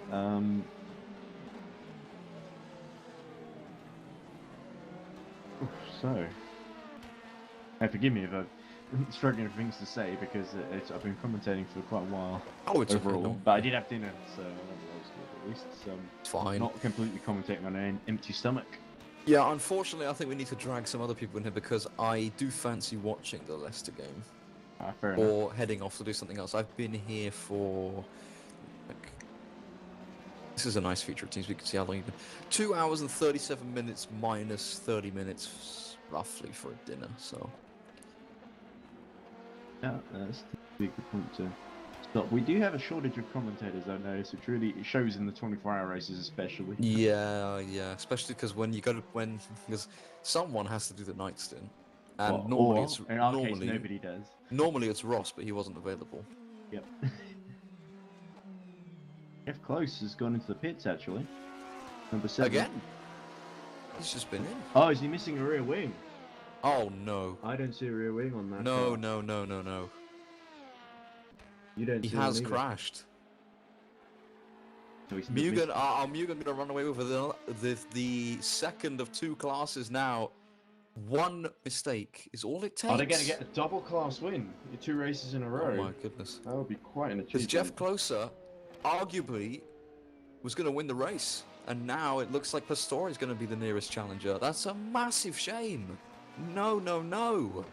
Yeah, Jeff Close must be. I think everybody was rooting for himself. Iris in. No offense to Mugen, but you can't. But like, they're doing a Mercedes here, just A little getting bit. hate for simply being good. Well, certainly in LMP2 they're doing that. In GD3 they don't seem to be quite as dominant because Husti is still down in 4th or 5th. 5th. Diego Moscato is also taking a pit stop. He's about 46 seconds behind Pankovic, so the 360 car is starting to drop a bit. There they are. I don't think there was too much damage. This Oh must my be God. a fairly routine stop. Tom, last thing from football from me, just so you know. Tom, how did you feel? It took you 92 minutes to register a shot on target. How does that feel?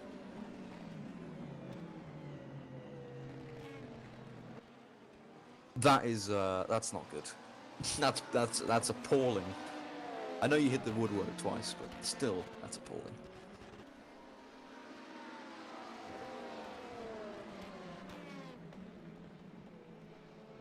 Ooh! So Alan Holland just got hit on the backside by his teammate. GD3. Yeah, so I think Wesley Bugout. Was it Wesley Bugout or was it Gummich? Who just went. No, it was Nascimento, I think. Who just hit Alan Holden up right into the rear of him. He just braked way too late and punted him around. So, not great driving by Danilo Nascimento. He's still in 10th place, though. That doesn't seem to change ever, no matter what happens. It could also have been that Alan Holden braked really early, and Nascimento didn't see it coming. But I wouldn't be surprised if Nascimento, we saw his name pop up next to the word penalty in a few minutes' time. Yeah. A bit sketchy. Christian McCasey, what a guy. He's in the car now, in 6th place. Ooh. For, which team is that? 360, isn't it? That is the He's 360 car. That yeah, must so have he's been changed. why they stopped them. Yeah, that'll be why. He changed with Moscato. Got them about 83 seconds behind Pavel Pankovic in the Rooting Game Studios. Rooting Game Studios a lap down on Martin Mugler in the DEAC Hackers team, so I don't quite think that Rooting Game are going to be able to challenge for the top 4 in the immediate future. But Christian McKeesey has a little bit of an off there, actually. All over the ground. Indeed he does.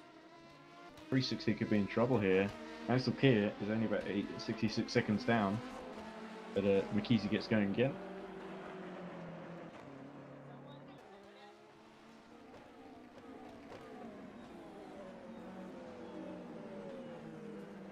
Thomas Ritz, how's his pace comparing? Because he's been in the wars a lot. Yeah, his lap times don't look too pretty. 2 minutes 16 last Losing time time. round. He's going to lose time to. He's losing time to Wong Wei Song. Hand over fist at the moment. And Novak so won't be too far AFP behind. are looking good to actually challenge for a top 8 here. Actually. Yeah, they should be able to. It should be good recovery for them at the moment. What they really want is some trouble up front to get them somewhere near the top 6, top 5. That would help them. That wouldn't help them keep the championship lead, but it would keep them in the hunt. Every point they can get can really make a difference come the end of the season, because you never know how strong Mugen are going to be in later rounds. And as we see, Alan Holden actually getting the penalty, so the stewards actually decided Alan Holden did break it out. Christian McKeesey goes right around like a spinning top in the 360 car yet again. So Axel Kier is going to make hay while the sun Okay, shines. drivers, code 80 Oh, in code 10 80, there's seconds. another one. I think that might be for McKeesey, because we just saw him go right the way around. Yeah, that'll be McCasey. Is that no 5, rear wing on McKeesey's 4, car as well? 3, 2, 1. No, Code he's 80. just gone No, into the... no, look, there we go. We see it on screen. No rear wing. Yeah, he's just gone into the cut. That's the first corner. Oh, no. He's lost it at turn 1. He has to do the entire lap. Fortunately, it's code 80, but it's still not ideal. And who's pitting under this code 80? It's Thomas Rist. Thomas Ritz, that might be a driver swap. Could be. Good time to do it. Fortuitous, I think, because they were coming in just as the code 80 was called. Now the race being neutralized. So if you want to go and watch the football... Well, it doesn't friend. start for a while, don't worry. Okay. I'll leave in half an hour. Oh, happy birthday, Timo Werner, by the way. Turns 25 today. Your Timo appreciates that. I'm sure he doesn't know who I am because he's a world-famous athlete, but... Oh, you never know. Boosties also come in the Triple Eight championship leading GT3 car as Christian McCasey desperately tries to evacuate himself from the gravel. That's a good word, yeah.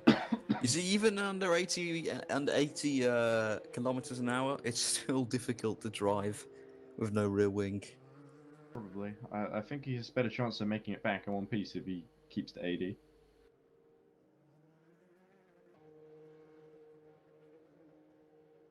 Yeah, definitely think Heimdall are swapping out Tamas Rist rather than letting him be overtaken by Wai Wong Song. They might be putting the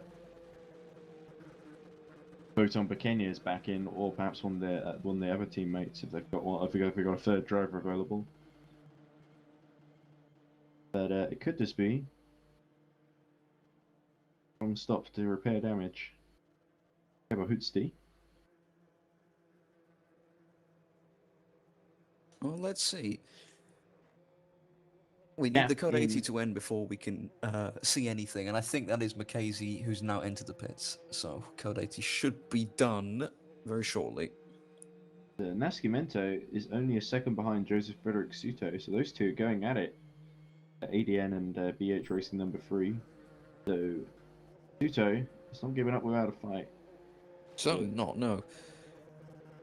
He's, yeah. I mean, I think... Did he just pit? And that's the battle for 6th place, by the way, so in GT3. Yeah, okay. Jacob Reed getting on board the Iris Automation 87 and going on blue tyres. Can't be right. The rain's still coming. That's the dry tyres, yeah. And, well, it says it's still raining. Those are soft tyres, to be specific. Brave man, or a very silly man. Or Raceview is... inaccurate. Raceview's being a bit booky again, which wouldn't surprise me in the slightest, to be honest. Yeah, Chris Kianek is also coming from the lead.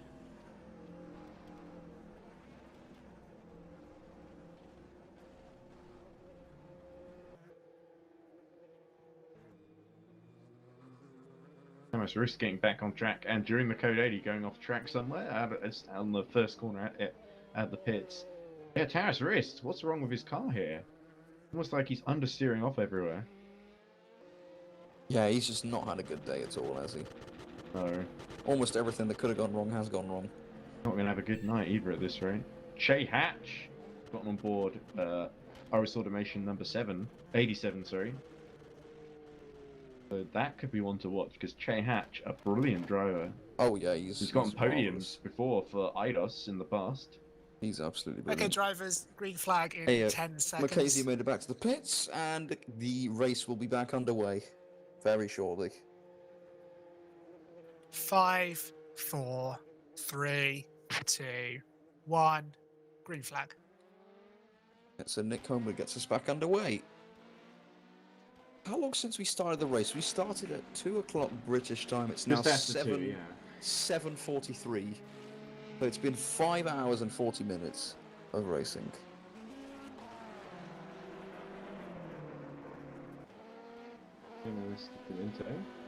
Chasing Joseph Frederick Suto. Only a second and a half ahead of him. It's going to be interesting to see, I think. Closest battle on track that I can put. Patrick Attila Lukacs gets on board to the EAC Hackers number 95. Very quick driver, Attila Lukacs, so I expect him to light up the towing screens. Axel Kier has overtaken Christian McKeesey for 6th position in LMP2. well on sunk.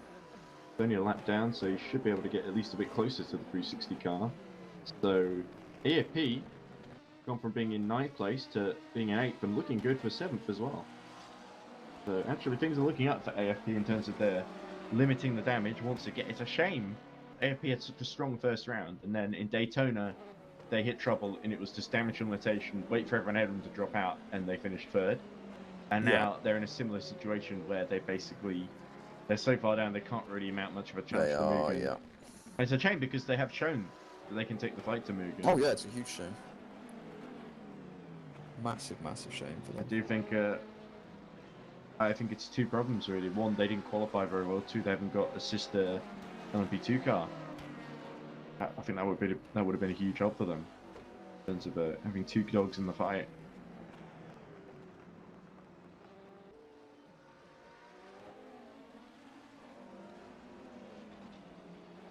Yeah, they needed the 979. 79, there was definitely another LMP2 entry that we saw in action earlier in the year.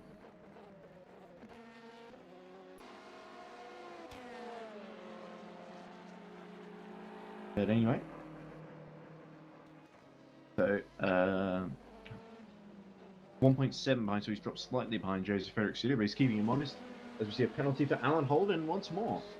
So he's gotten himself into yet more trouble. Yeah, and it's that Tamas Ritz who's now DNF'd, actually. Oh. I think it is. So his misery has come to an end. Has the game just disconnected him, or there's him being wheeled in the garage, I guess. There's Trey Hatch in action. I've seen him, I think, since Lola, where he performed quite strongly and then had an issue. He performed extremely strongly. Yeah, he was on for the win. And then had an issue. I can't remember what it was, but it was a big issue. There was an issue that sent him back to the pits, wasn't it? And then he had to retire. And yeah, it dropped him out of the race in the end. And this is Patrick Till. Lukacs, the rear tail lights flashing wildly. That's just him recharging energy or something. I don't know. That might be an indication that it's still wet. Yeah. Because you normally don't flash your headlights unless it's wet. Well, the rear ones normally shouldn't be on. But I don't know. What do I know? Well, hopefully a little bit, because you're a commentator. And it's true. The closest battle in MP2 is between Robert Dobai and Olaf van der Stam, for 12th position, with Dobai being caught by van der Stam, little by little. So, actually van der Stam just had a horrible lap. I think he had a pit stop as well, 3 minutes 17. Because I think we just came out of Code 80, haven't we? Yeah, we did just have a Code 80, exactly. So we'll have to see what sort of laps they're saying when they get back up to racing speed, but yeah, I think Van der Stem might fancy a go at 12th place for VMS Summits, who have not had the best of days. But they're looking to recover and get past the only remaining Heimdall LMP2 entry, which is 2-2, that Dobai is piloting at the moment. Jeff Close has caught a little bit up to Adam Sereggi because it was nearly 100 seconds early, and I think he's got the gap down to 75 seconds, which is actually pretty solid. So I don't think Adam Sereggi and Mugen have got quite as tight a grip as maybe perhaps they would have hoped, but it's still a big gap. All sorts of things could happen. Pastore, actually Nicola Pastore only about 48 seconds behind in Team Shiba number 73, so I think it's still very nicely poised in Unity 3 for the top 4 positions, really. I think possibly even the top 5. Husti can get involved in Dubai, and oh, look at that! Oh, yeah, that's a massive clunk there. All 3 of them And the GT's coming now. Here comes the GT through the middle. That was, well, 2-3 cars passing Robert Dubai, one of them for position.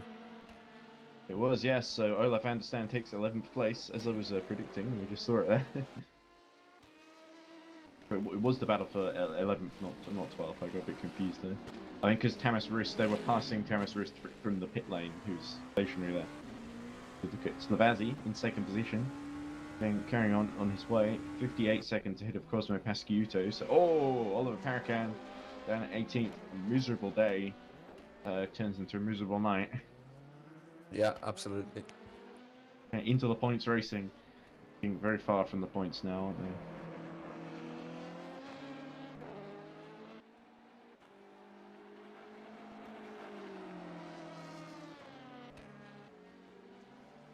It's a shame for them because they were in the points, of course, earlier in the race. They've not driven badly at all. It's just a couple of Jonathan things Jones is have still fallen doing them.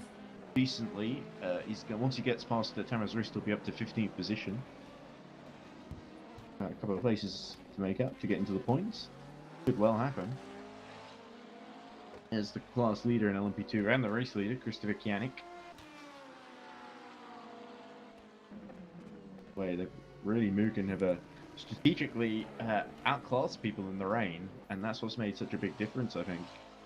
It would be interesting if we had a full dry race, because I think the closest we had was Nola. Yeah, Mugen always just seemed to stretch their legs in the wet. To be fair, they've kept that advantage in the dry. It's not like it goes dry and then suddenly they've dropped like a stone. Yeah, that is true, but in the wet, I've seen that happen to some of them. In the wet, they just pull clear. No one seems to be able to stop them. Yeah, because of class that. Maybe they're the only ones who practice in the wet. It seems like they made the least mistakes. So they've made a few, but not many. There's Frederick Suso getting himself out the barrier, so I think that's his any chance he had of catching Nascimento gone then. Yeah, he'd been overtaken by Nascimento, of course, before this error, and the gap was increasing. Al Holden having another off. No doubt leading to another penalty, I'm assuming. I just reset the overlay because Che Hatch had no problem. Thing was flashing. Yeah, I saw that. I was about to tell you. Annoying me, give me a seizure. Nah, not really. Apologize it could for give some seizure victims. So. Well, I guess maybe. It was just a bit irritating more than anything else.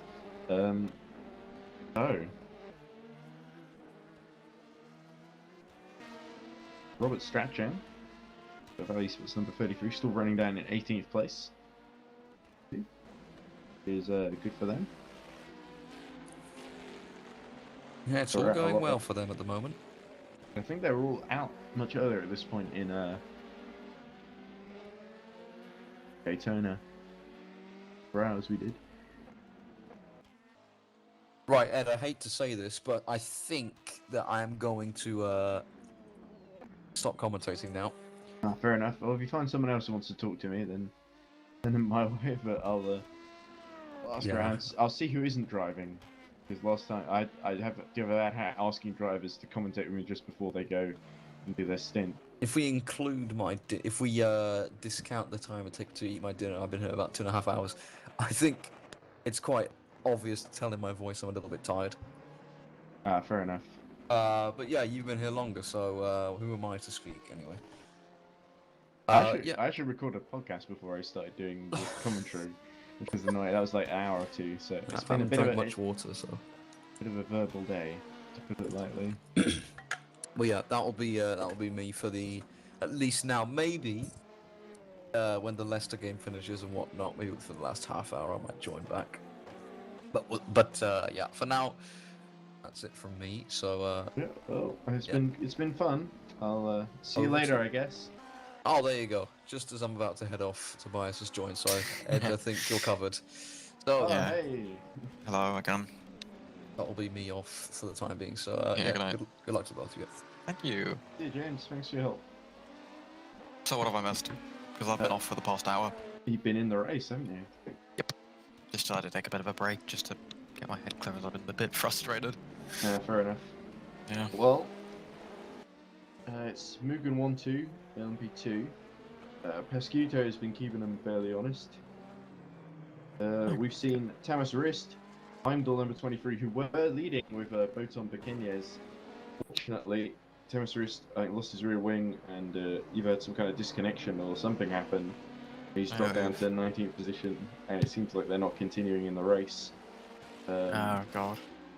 But the good news is Che Hatch has gotten on board the RS Automation number 87 and has been doing some pretty solid lap times. Making an impression. Then we've got One Way Song has got on board. Absolutely, Force Polonia have gone from not long ago being down in like 9th and 10th. They've gone all the way up to 8th, only for about 58 seconds behind 360 Motorsports. And Christian McKeesey, he's had been in the wars a little bit. So the gap's widening out in LMP2, but Robert Dobai, interestingly, has been sort of dropping down the field. Sazas Pajal has just got by him fairly recently in Burn Motorsports and Spy 360. Yeah, the Burn Horizon car's not a car I've had a bit of a run in, because I mean I had so many accidents during my stint again, as usual. Yeah, Which is it's very annoying when you have a lot of accidents because you just don't feel like you're confident anymore. You just can't trust the car anymore. especially when it's raining and everyone is spinning in front of you. It ends up just being kind of survival, doesn't it? Yeah, I was driving fine though. Well, That's as the we thing. see Francisco Perez facing the wrong way and having to correct himself. Cool. Yeah, they seem to be very inconsistent then, I guess. But I'm not doing a very long stint. I'm probably going to just do 50 minutes because I have to get in the car for the final stint then. Fair enough. Good to have someone to talk to. Yeah, that helps with commentary, of course. Make you feel like you're not going completely insane. At least the lights, now the track lights turn on the side of the white lines. Yeah, at least you can see a little bit of what's actually going on. But This is when the pictures get taken in R-Factor 2, because this is when the cars look at their best, because they don't look as gamey as they usually do. Because in the dark they look better. they look somehow more aggressive when they sort of come out of the darkness like that. Especially the GT cars. It's the light, I personally think, though, also. Like, if they're completely in the darkness and you just see their lights... Ooh, as Francisco Perez goes into the wall. Oh dear. Huge hit. Ouch. That could be... If that is going to be damage to There he is. suspension, that could be huge for them. Rear wings kept on, which is good. Yeah, that doesn't look like a driver with much confidence, as you were saying. Yeah. It's very annoying when you've just got no confidence in the car and you just continuously do mistakes. But speaking of which, Robert, your teammate, Robert Scratchin, is about 21 seconds behind Francisco Perez in catching. Yeah. So there's a chance of getting 16th place here, which would be pretty solid. I think we can go, but I think we can get Jonathan Jones, maybe even if we're good enough. Who seem to be Wesley Buckhouse. He seemed to be sort of bookended by the Into the Points racing guys who've suspiciously found themselves not in the points, or really. They've found a way of dropping out of the points rather than into them. What happened to the Thomas Richt car? Thomas Richt, I have no idea. It just sort of stopped running. Oh, God. I assume there was some kind of disconnection because they haven't been able to restart or try and restart. Also, 360 car's been doing very well. Same with the other Valet car with the number 90 of Martin Novak. Yeah, I would agree. They've been pretty. I think Novak's had a few issues, but McKee's been a bit more consistent. He's gone hugely into my car, and I ruined their race. Oh dear. That was not very fun. That would probably explain why they dropped down the order. Yeah. Let's not talk about that. There goes Scratching into 16th place. This goes to Francisco Perez. Yeah, it's obviously Perez went into the wall very annoyingly, just couldn't brake. That's happened, especially at that corner. You have to be very careful on the brakes at this circuit, especially in the rain in general, though. So, at the moment, in terms of how this all is going to affect the championship, looking very good for Mugen in LMP2, certainly. Oh God, yeah. For both cars, they're both in the ton. Canik especially. And not so great for AFP, because they're down in 8th at the moment. Wong Wai Song desperately trying to catch up to Christian McKeesey. But Hankovitz isn't far off Attila Lucas, if you think about it. Nah, there's a bit of a... Oh no, there's a huge distance. This is what I'm going to call from now on the Daytona effect. Well, the endurance effect, where cars just slowly get more and more... They just build more of a gap between each other. And especially on this circuit where, to be fair, Robert Dubai is not far off Peugeot, but I'm guessing Dubai is just losing time. And Richard Wanders. We're nearly at the only 100 laps left to go, Mark, as we see Patrick Attila Lukacs arriving into a corner facing the wrong way, and narrowly avoids the GD car. Eesh. Yeah. but that's not good for DEAC hackers. Falling now Yeah. 87, over 80, nearly 90 seconds behind Cosmo Pasquito's Royal Blue Racing number 13. These cars look so cool in the night though, like just, but they can't have light on them. They need to be completely in darkness. Like the thing what I like looking at most during Le Mans is just seeing the headlights sometimes. Oh yeah. Sorry, I just had a bit of a cough. Oh, that's alright. God. What I was going to say was that the thing that I think is really interesting in GD3 is we see Olaf van der Stam deep in the grass, or on the runoff at least, near the grass, and having to correct himself in 11th place. Just Che Hatch pull away, and Sanez Pajal, I think, is going to be right with him now. The Adam Sereje, class leader in GD3, having a spin. Now, this is what I wanted to talk about in terms of, as we see Carl is stranded by the wayside, getting out of the way there. But what I wanted to talk about was GD3 as Slovazzi pits from second in LMP2. It's got 52-second back to Cosmo Pasquito, so that could be quite interesting. The thing about driving in the night and in the wet that you can't really see your braking lines here. That's the thing I realized very quickly. I could not see any of my braking lines. It was impossible to see.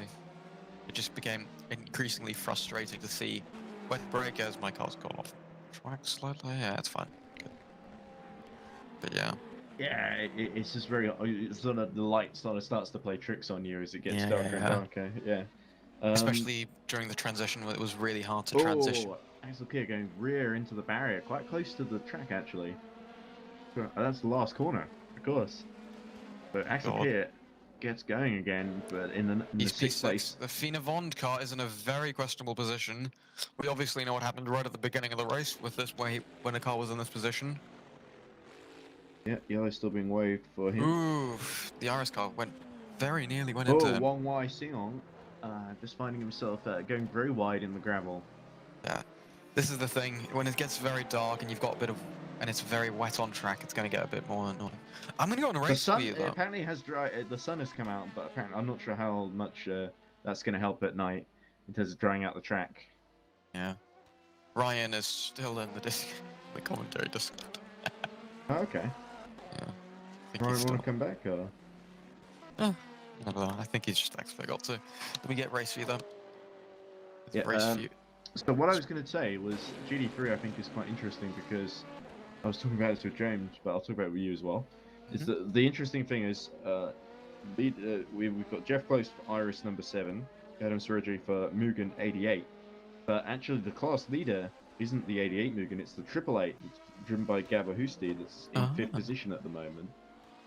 Then you've got Shiba, 73, it's running in 3rd at the moment. They are running 2nd in GD3 in the points. But the two leaders in GD3 at the moment, the number 7 Iris and the 88, are both running, I think, 3rd and 5th in the championship respectively. So they're looking to really gain some points. So it could really tighten up at the top there. The only one that's really the big loser in all this is going to be Abstenia Force Polonia's, I think, the 999 car. What happened to the 999 car? Oh, they retired? They retired. The brakes failed. They said that the brake pedal just went straight to the floor, and they fell so far behind by the time someone else came along. Oh, God. Fix it. I think it was something like that. Yeah, it was just one of those situations where the equipment failed and there wasn't much I could do. It was a shame. I thought Jake Denham did a pretty solid defensive job earlier in the race. Yeah, he did. But anyway, I watched that too. Tamas is still retired, hasn't got going again. Pavel Pankovic is actually making a stop for a reading game. As we just hit 75% completion rate on this race, so good for the drivers who've gone this far. Indeed. Jeff Close. Cosmo Pasquito in the pits. Cosmo Pankovic. Our 2nd place driver, let's not forget, because Zoltan Boda, there's a driver change, and Zoltan Boda has got on board the Mugen car, so I think they'll be retaking 2nd position very shortly. They're in 2nd position already, because Cosmo Pasquito's pit. Yeah, Oh, there's their car ahead of them spun, Ferrari, one of the golden ones, gold-black ones. Yeah, I think Pasquito was only ahead by virtue of the fact that he was 50 seconds down on number 20. Yeah. So that seems to have worked itself out. It's been a very interesting race, to be fair, though. Not in a bad way, though. Yeah, I've actually enjoyed this a little bit. I think there was some great GD battles at Daytona, but really Mugen at a certain point just had everything under control completely, and I think that's happened to an extent here too, but not quite as much. It's gonna be Especially in interesting. To be fair, it's gonna be very, very interesting to see how next round goes because it's gonna be obviously one of the toughest, Oh yeah. one of the toughest circuits on the calendar. Because obviously it's Suzuka, and that's not an easy place for lapping these GT cars, especially if you're through sector 1. Wong Wai Song has just been given a penalty, I assume for breaking the track limits or something, or an unsafe rejoin because that's the only thing I can think of. But Wai Song was down in 8th in LMP2. Axel Kier is still in the pit lane. So, Will we actually make the full 265 laps or 268 laps, or how many others? I don't know in terms of the current pace. We're nearly at the 100 laps to go mark, so. Oh, we could make it actually. Yeah, 100 laps. we got like the race is supposed to end at about 10 as we see Sanchez Pajal making a stop, and Listola is taking over the Formula 137 car. As the 36 360 motorsport car also in pits with same with the Fina Von car. Fina Von car's however just gone out. Yeah. And the Burn Horizon car's also gone in, the sister car to the 360 car. So the strategy is starting to converge. In I the have to sort of say, mid-pack, yeah. Oh, go on. did Williams copy the Burn Horizon car? Because they've got those lines, don't they? Just different colours. Okay, But I doubt it. accident on the pit straight, be careful. Uh-oh. Ooh. Who that I was just on the pit. Okay, drivers, code 80 in. I think that might have been Immediately. Alan Holden. Code Oh 80 now, please. It's Ferdy Riemann and the reading game car. dear. Yeah, look, that's Freddie Riemann stationary, and reading game just squeezing, avoid him. Is the reading? That's huge damage for the Code reading 80, game. everybody. That is code 80 speeds. That's the joke. This is running 5th in class. It's now got a major problem because he's got to do a whole lap under code 80. This is going going to to cost crabbing. This is going to cost them hugely.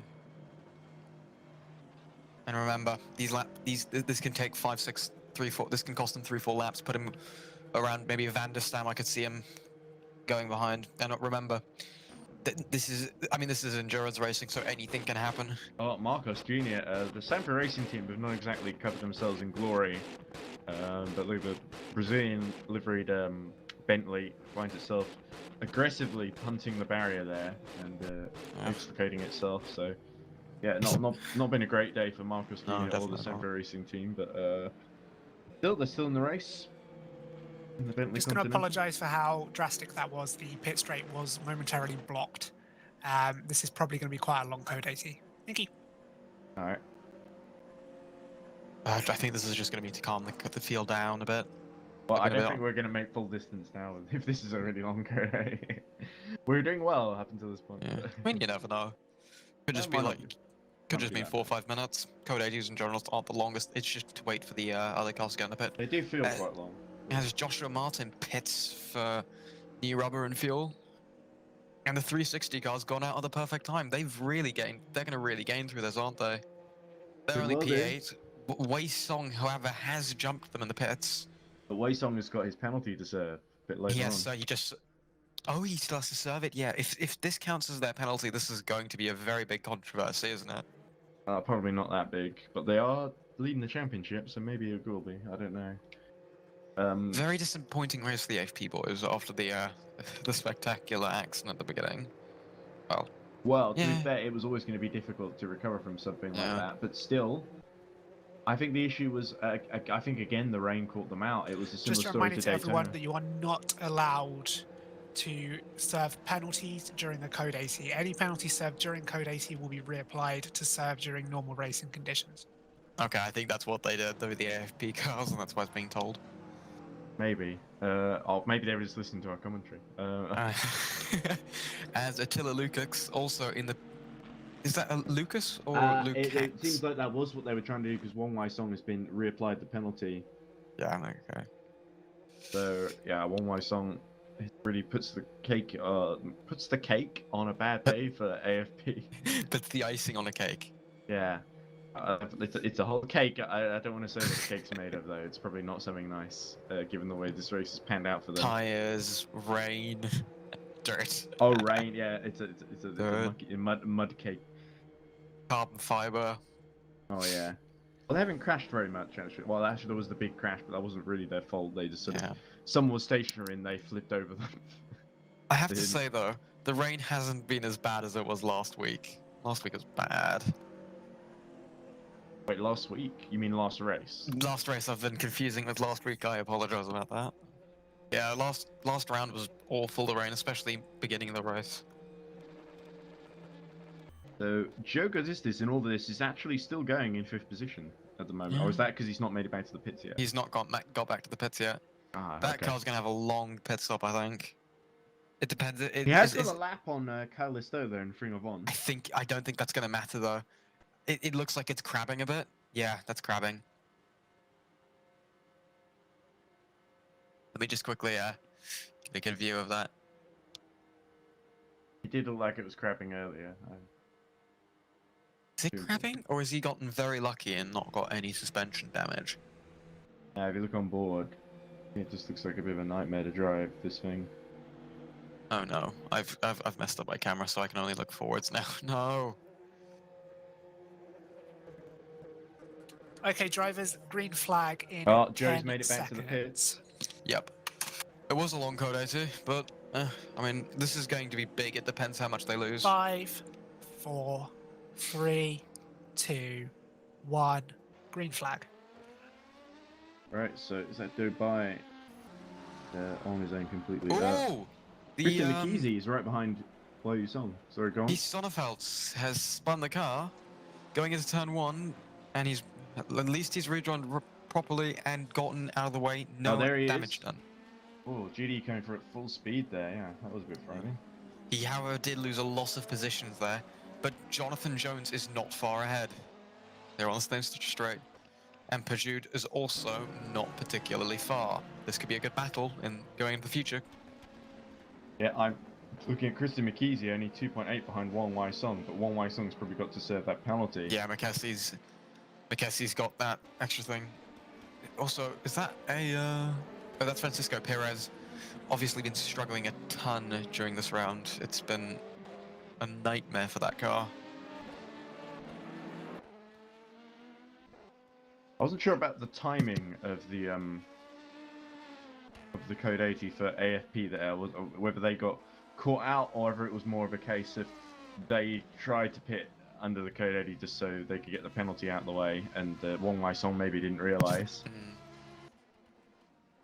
But yeah, unfortunate for him. Yeah. But Christian McKessie, however, will get a good advantage, and they have to get in soon. However, that could be a good battle in a few minutes. As Jonathan Jones is not far behind Stanislav Peugeot, and Guy Sonnefeld is not far behind him. He is not. Oh, Jurek Slavonak spins off in the Chainbear-sponsored Random Racing, Royal Blue Racing. Royal Blue Racing, not Random Racing, number 13. I think I used to call it Random Racing number 13 as well. Maybe they changed the name since then. And Joe Gozistis is out of the pits, still in 5th position, funnily enough, but only 75 seconds ahead of Cal Listola. Wait, what position is the Royal Blue car? 5th position, the Royal Blue. The Royal Blue were in 3rd place actually. With Slovanak.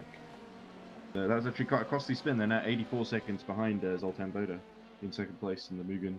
Thing is that they've got a lot of they don't have much to lose, and a 3rd position. But they are only 7.8 behind ahead of Patrick Lukacs in the DEAC Hackers car, as Wong Wai Seong finally serves his penalty for real this time. He would have lost a fair bit. Wouldn't have lost that much actually going through the pits under code 80 because it's roughly the same kind of speed, isn't it? Yeah, he lost maybe 20 miles per hour down the straight. But it's having to do the extra stop and also just it's just insult to injury, isn't it? Well, I mean, it's self-inflicted, but still, I mean, Wong Wai Song probably, let's be fair, you know, maybe not a native English speaker that maybe doesn't understand the rules as clearly as some of us who've been in the championship a bit longer. Oh, as we see, one behind Calistola, he's very close to the wall there. Excuse me, sorry, to sneeze. That's alright, you can dig her out of the microphone all you want. Yeah, I know. There's Fitzgerald, goes very wide there actually. Jonathan Jones has actually fallen behind a bit, 8 seconds, so clearly Sanzler has put the Okay. gone a bit faster and pulled away. As I think his Zonderfeld has gotten past now, or has he not? I don't think so. Gid Sonneveld is about 7 seconds behind Jonathan Jones. Okay. Joseph Frederick Suto, only a second behind Daniel Escamento. So that battle has been raging on. They've been having a great little fight, these two, for several hours now. At the front of GD3, Jeff Close is now 67 seconds behind Adam Sureje. Still not very too bad. Second place isn't the worst position. Yeah, but I think I could easily see that gap closing depending on how the strategies sort of play out. I think Jeff Close is quick enough to beat Adam Sureje. Adam Sureje may be quick enough to hold him off. Sorry to say this, but One Way Song's also gotten past Martin Novak in the 33 Valet, number 90 Valet esports car. Yeah, having just served his slots of One Way Song is back in position, but now 18 seconds behind Christian McKeesey. Yeah, Christian McKessie. So One Way Song hasn't actually lost that much time in all of that those 2 drive-through penalties, one of which he didn't have. Sorry about the background again. This always happens when I'm commentating. Is it a children's party or something? No, it's a show actually. My brother and my dad are watching. Ah, fair enough. Yeah, doesn't matter. I'm not in control. Don't mind. I'm actually looking forward to the battle between Song and McKessie. That's gonna be a good one. Patrick De Lucax is only 1 second behind Slovenak. Slovenak in real trouble now. Is he struggling with the Royal Blue car? The DEAC Hackers car? Really does seem... Hackers looking like they're going to get the podium here. Yeah. They've just hacked on continuously. Here we go. Round the outside. That's a risky move. They do have the... No? Down the inside, maybe? No, also not. Taking it easy. They know they have a lot of time still. Yeah, indeed they do. They've got 98 laps, I think. Yeah. Here we go. They're trying to go around the outside almost. There's a little bit of perspective there, I think. He's just too far, which is the issue, and this is how hurting him because he's in the dirty air. That's the issue. Yeah. So, Patrick De Lucax has got to time this to perfection. Ooh, the Royal Blue car got a bit stepped out there. Yeah, Slovenak's been making loads of mistakes. He goes a bit wide. Until Lukacs down the inside. Great textbook overtaking. Yeah. And there we go. 3rd place goes the way of DEAC Hackers at the moment. Very good. And now they're going to try and catch the second Mugen car, won't they? The Royal Blue will not be happy about losing that podium. Slovenak made a few mistakes, lost time, and then under pressure he just couldn't keep Attila Lukacs behind. But this is good for DEAC Hackers. It puts them just about in the game to catch Zoltan Boda, but there's a 2-lap gap between Boda and Kianik in the number 21 class. They need the number 21 to really hit trouble. They might be able to catch the number 20 car though on without that, but it is a 91-second gap. That's in endurance racing. That is always doable. They've got just under 2 hours to do it, I think. Yeah, I think we're going to go later than 10 p.m. Or if we're going full distance, then yeah, it could well be. We could do full distance, to be fair, as the car of Wesley Buckout has gone a bit wide there. Gone a little bit of the dirt there. To be fair, Studio 397 has made a beautiful looking track on here with the dirt particles on the exit of the corners and all. Yeah, Studio 397, you can't fault the work that they do, and no, definitely not. The amount of effort that they put into this game. Yeah, it's just a shame that they've been bought by Motorsport.com. I don't think that's a shame. That could be good for them. They're still I don't know. I just don't really like Motorsport.com as a company. I just don't think they're very competent, personally. But they have done some okay stuff. I just don't like the way there's kind of a monopoly of motorsport games where they just buy everything. And they bought Autosport. They bought they bought their own sort of Motorsport TV kind of thing that you have to pay to access. They bought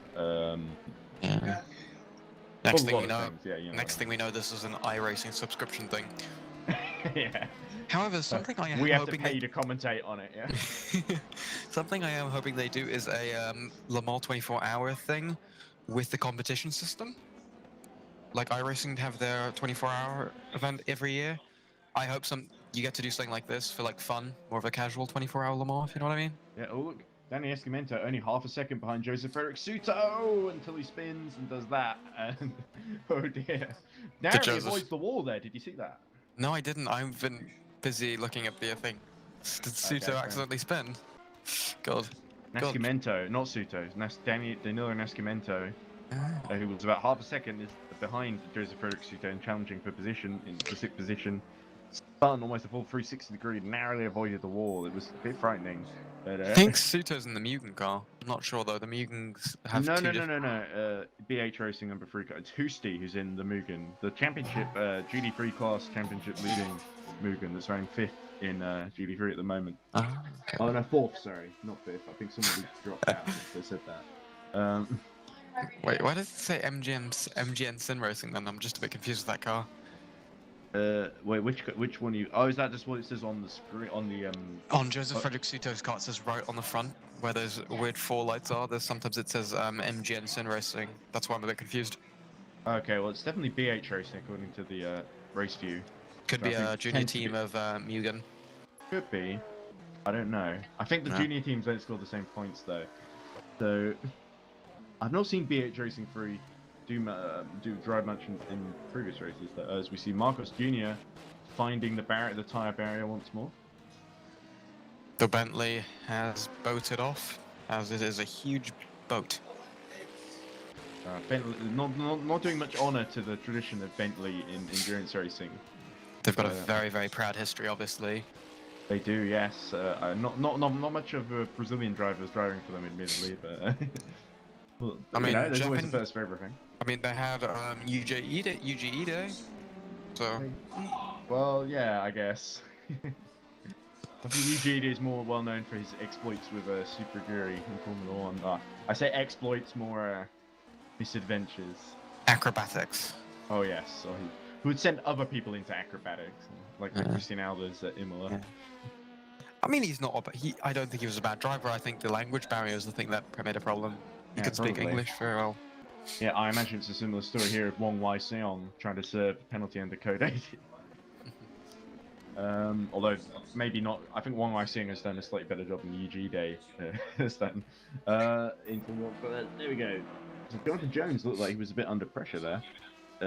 Or was it? No, he isn't under pressure. Robert Spatching was about 88 seconds behind, but he is 6 seconds behind Olaf van der Stam. Someone finds that very funny. Wong Wai Seong and Christian McKeesey, incidentally, have pit together. And that's why they're so close, because they're on the same lap and about like so if you look at them in the pit, there they are. That is the battle for 8th place, and looks like Christian McKeesey is getting away first, while Wong Wai Seong is still being serviced. Diego Moscato's got into the car now. Diego Moscato, sorry. That might be why he's he's closed up on them. Oh, Yeah. as you see, Nascimento having a little bit of a spin again. I wonder if those tyres are going, or if Nascimento is just starting to really tire out here, and oh, look at that. The Royal, is that random Royal Blue Racing just flashing the headlights saying, get out of the way. That will make that car very, very mad because people do not like getting headlights flashed at them. That really frustrates them and can... Oh, as he spins! And there's contact. Oh, who was that? Was that the... that looked like... Slovenac Royal Blue Racing. The Fina Vond car just hit him and he can't seem to get the car to turn around. Yeah, I just thought that the reading game car getting quite close as it was trying to lap someone, I think. But Joe Gostistis just about got away with that one. 57 seconds the gap between Gostistis and Cal Listola at Ring of Bond 137. The Fina Vond car's actually not been very bad towards the end of the race, actually. Yeah, I think the 137 car, they were very good at the end of Daytona as well. Slovenac is sort of going quite slowly at the moment, actually. He's dropped 34 seconds behind Attila Lukács since being overtaken by him. But of course there is a 2-lap gap between Slovenac and Gostistis.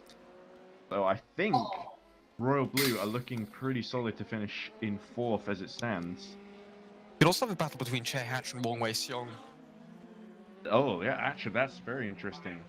Because Che Hatch has been making up progress. Gradually, slowly but surely, climbing from 11th to 10th and now to 9th. And he's now 11 seconds behind Diego Moscato. Yeah. I wouldn't bet against Che Hatch finishing, getting it by the end of his stint very high into the point. Yep. I think realistically, they may even be able to catch Martin Novak before the end of the stint. But I think Novak being 82 seconds behind Listola might mean it would be hard to progress much beyond that, as we see Parker Naiboa stationary on the track. Or is that on the runoff somewhere? Wait, what position is he in? 11th in class in GT3. But Naiboa is just stationary behind Junior, funnily enough. I think he's the last runner on track. He's back on track. He's back on track. Yeah, so Naiboa has continued on. Yeah, that car's and not. there's Joe This is going extremely wide into the grass. It's going again. As Jurek Slovenak is in pits. Yeah, I think Slovenak looked like he was really struggling. Yeah. Makes sense to pit at this point. Let's see if they get a new driver in or keep him in. You never know. Could be at the end of the stint that the tyres just get really just wedgy. Wedgy? This is a schoolyard playground or what? Stretchy. Oh, stretchy, okay.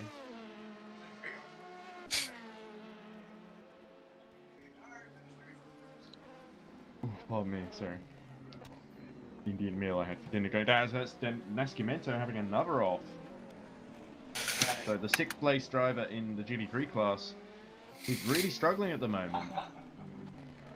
Nascimento, that car just doesn't look like it's handling particularly healthily. And what's Nascimento's gap to Laszlo Molnar? Ooh, as I think that's Zonneveld. Zonneveld has lost the car. Yeah, and another car going off. I think that might actually have been Nascimento. Nascimento. Dobar makes a pit stop. His stretching is really Van der cool. Stam is only under half a second behind Sonneveld, actually, after that incident for Sonneveld. Obviously, Olaf van der Stam is driving with Gies Zonneveld's brother. Oh, okay. Tan Zonneveld. Yeah, so I wonder if he's going to hand over to Tan in any minute now. The brothers. Oh, that's not the right way to go. Van der Stam. Turn will be happy about that.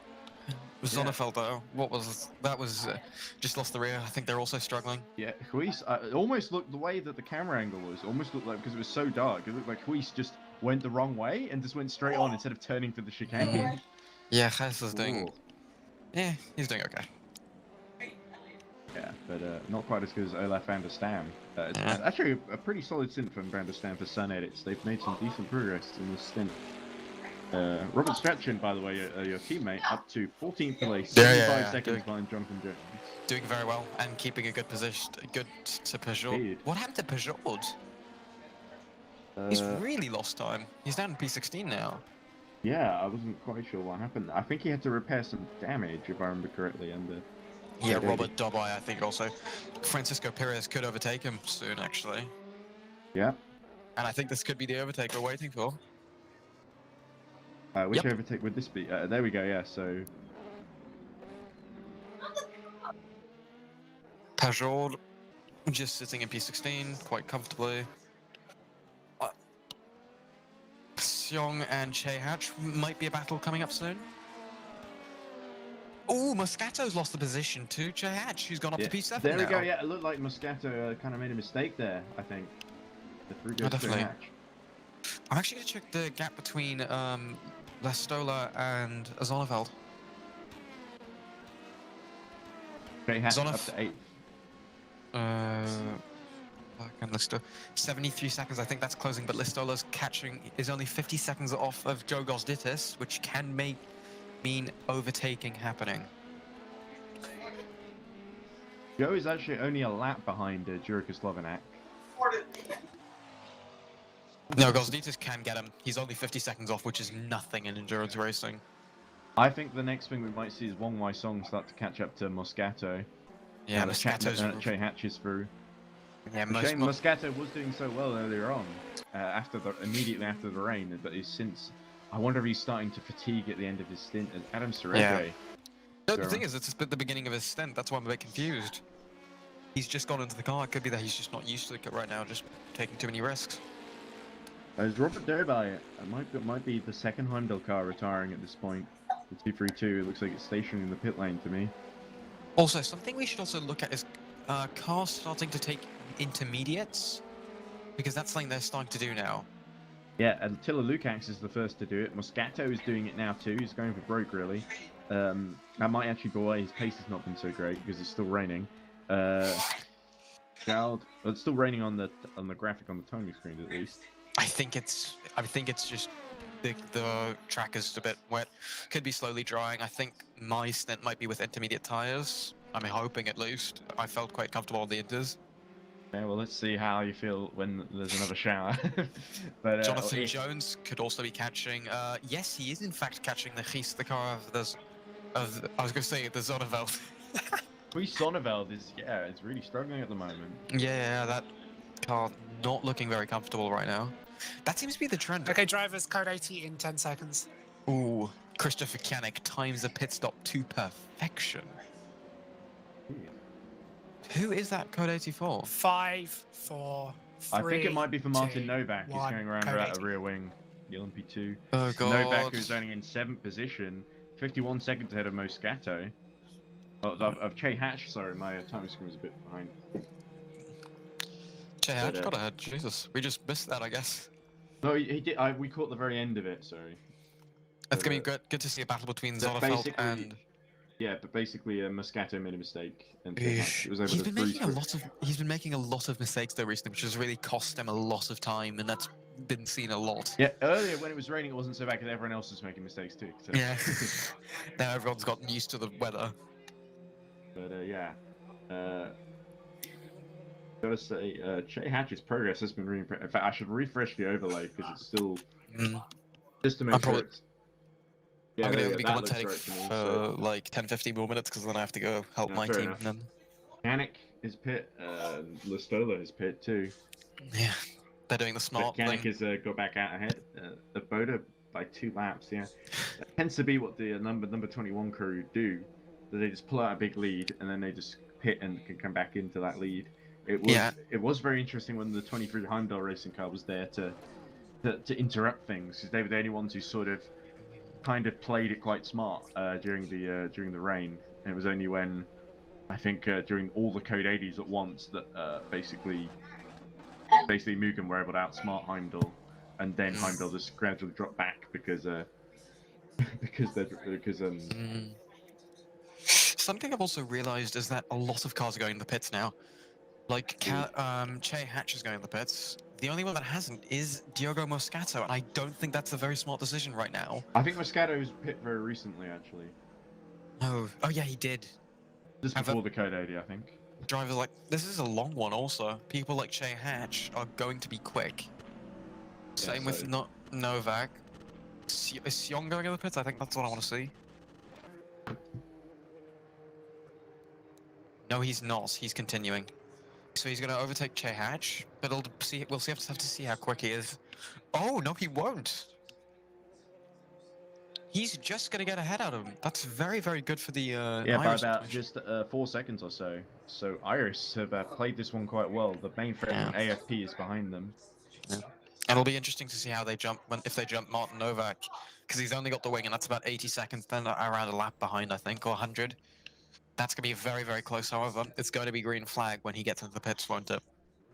Somebody has told me that the Bentley was on slicks earlier, which would explain why it is driving so appallingly with no grip. Or, he said, I think it's Inter, but then he said it was on the slicks. Yeah, I think that was a bit extreme from them. Going on Possibly slicks. there's a sense of they're so far down they've got nothing to lose. Why not? But also maybe just with the inexperience of the Sanfro team, maybe they don't realise the intermediate tyre exists. I have to say, Patrick Attila-Lukacs is going extremely quickly. Under code 80 or just outside of it? Outside of it, yeah, he's going quickly. He did a 156, which is quicker than any lap right now. Yeah, so I think that Attila-Lukacs from contender to take that second place off of Zoltan Boda. If anyone is going to split the Mugen cars, it's probably going to be DEAC hackers at this point.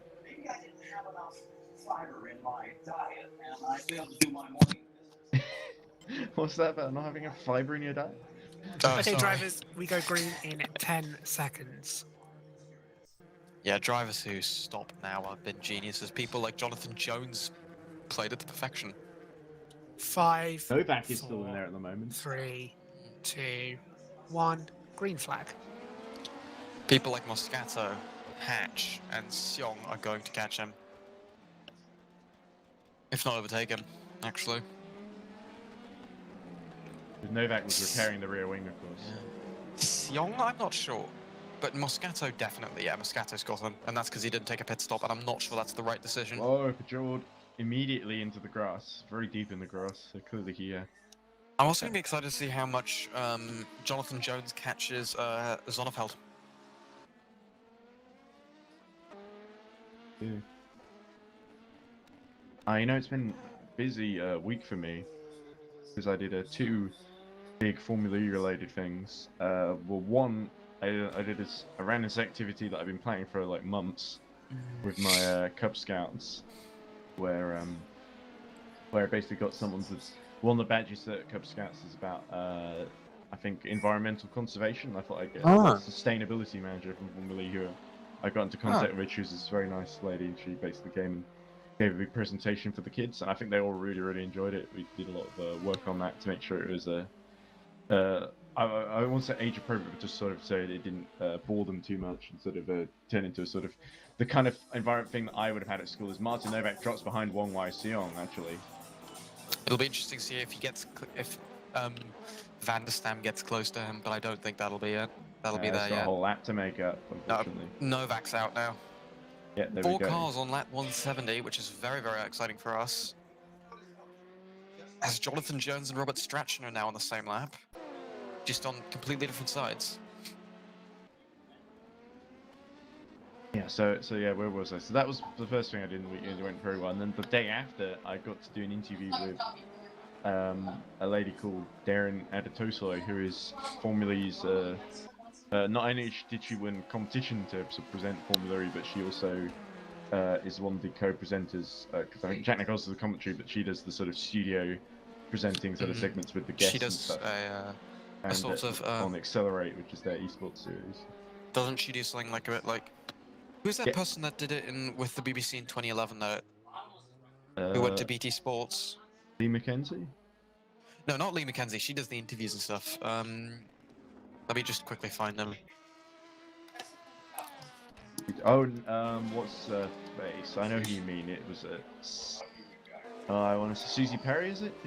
No, male. Oh Christ! I don't watch. Let me quickly find him.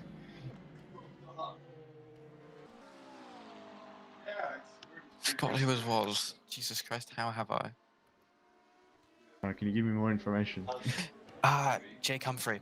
Oh, Jake Humphreys, who used to present Formula One. Yeah. I think she's a little bit like that, but I think she was sort of. I think she started off as sort of. It was interesting because she's only 21 and she won this sort of competition, and she's a kind of a vlogger was what she started off being, and then she got sort of talent scouted as a presenter. Whoa, and it's getting noisy, you're in. I have to say, Jake Humphrey was very good as a Formula One presenter. Well, he used to be a children's TV presenter. Oh, Diego Moscato has a big crash actually. He just lost concentration, tapped the wall on the outside, and Moscato is stranded, and with Chetty Hatch rapidly closing on him.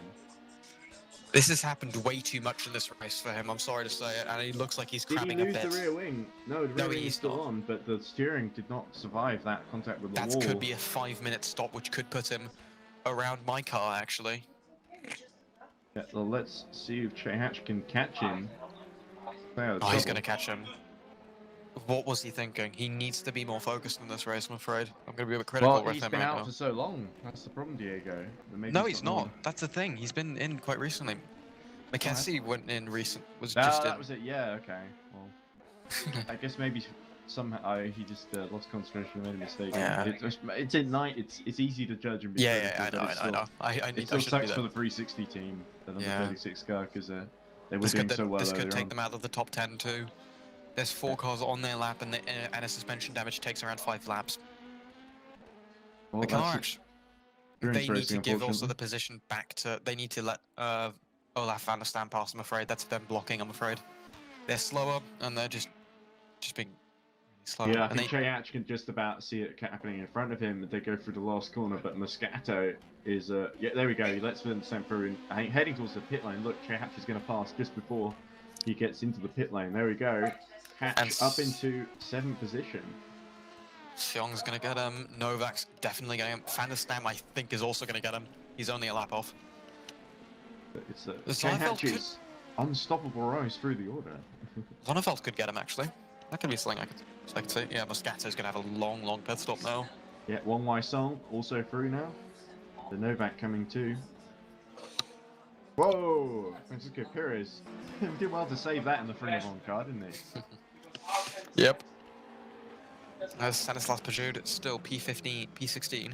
Joshua Martin is ahead of him in P15. Yeah, anyway, what was I talking about before that? Oh, I was talking about, as we see, number 35 going wide into the wall and pinballing across the track and blocking the pit entry. Oh dear. That was the man who that was the car driven by the man who told us, Chris Tompkins, it's the owner. Oh, is it Tompkins in it now? It looks like, It is Tompkins, it's Chris. Yeah. Oh, it's Chris, Mr. Don't Crash, guys. The minute it, I mean, it's still wet out there, but at the minute it starts to dry out and the sky darkens, suddenly he's the one setting a bad example. Yep. Next thing we know, anyway, it's Wesley Buchard going in now. But anyway, what was I talking about? Oh yeah, the interview I did with, oh there she is, Chris, sorry. Let's make it into the I was trying to talk about Darren Adetosole, who I interviewed. It was very nice. I actually got talking to her sort of about all sorts of things. Really, it was a very good interview, and hopefully I'll be able to put it up somewhere soon for Formula E Zone. But yeah, she was just very nice and very generous with her time. As we see Calvistola just about avoiding the is that the sister car that is just lapping them or no, being unlapped? I don't know. It's hard to tell what's going on there. Caution, slow car at the final corner. Okay, so someone's in trouble.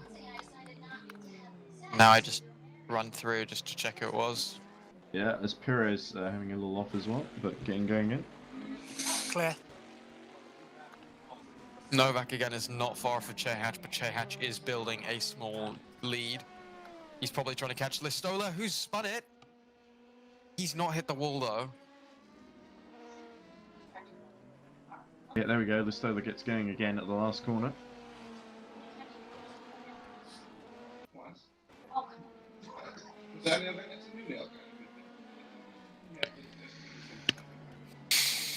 Chehatch is a bit too far for Listola, I think.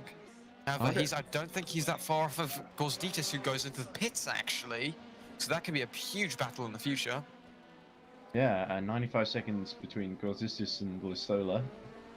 I like to imagine. I find it quite funny to imagine that this stream could get like copyright strike just because your family's listening to yes, sure. American TV in the background, and it might just get. It shouldn't be though. That would be a bit harsh. I'll Yeah, try and speak as loudly as I can over it. Yes. Someone You have to, otherwise I'll get into trouble. I mean, they don't know what show it is, and we'll keep the show redacted just so we don't get the just in case we keep the wrong copyright.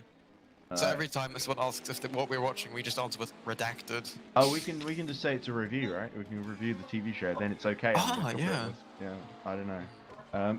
Probably. I mean, on Twitch they do just show full-on broadcast of some videos on sometimes. So Listola has got the gap down to under 50 seconds to Joe Gosditis. I think Joe is just leaving the pits now at the moment. Yep, he is just now leaving. So Go back to... Is Dobby is still in the pits? From, how long has he been in there now? 10 laps or I so? don't know. It's been ages. Or has he just gone to the pits again? I don't know. I think he might have made a separate trip, yeah. Dobby really is running 18th and last of the LMP2 runners. A lap down now on Perez, who's the next car. Also, Molnar is catching. Perez is not going anywhere, so yeah, there we go. So you should be catching him. Yeah. Nascimento is being caught by Laszlo Molnar. Yeah, 15 seconds down, Laszlo Molnar on Nascimento. Anyways, I'm going to be off now. It's been a pleasure commentating. Yeah, very good. We've got 1 hour 15 minutes left. I Yeah. think, of the I've got race. one more stint, in so I need theory. to go. It's been a pleasure commentating for you guys. I'll be off now though. Goodbye. Okay, best of luck, Tobias. Thank you. We can talk after the race. Sure, I hope you will. Yeah, see ya. Yeah. Oh, Marcus Jr. in difficulty. He gets going again. Thankfully, doesn't come across into anyone's path. 182 laps into this 268 lap race. So I mean we're almost at 3/4 distance.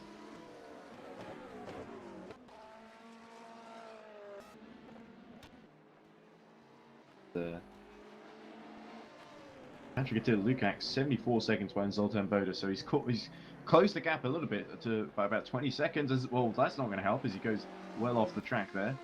But Patrick Lukács really putting it all out to try and catch the Mugen cars, but it might be too much even for him. Catch Bóda. Give it all he's got, and I'm sure his teammates will too, to take over the final few stints.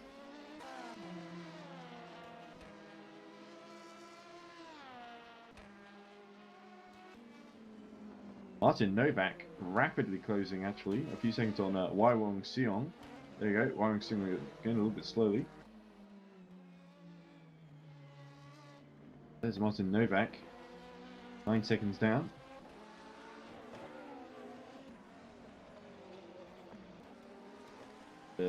Joshua Martin, falling behind Stanislas Pajald, about the 15th to 16th positions. Martin might be a mistake or something. There's one Lyceon. Slowly caught. Oh, actually rather rapidly caught. Not accurate.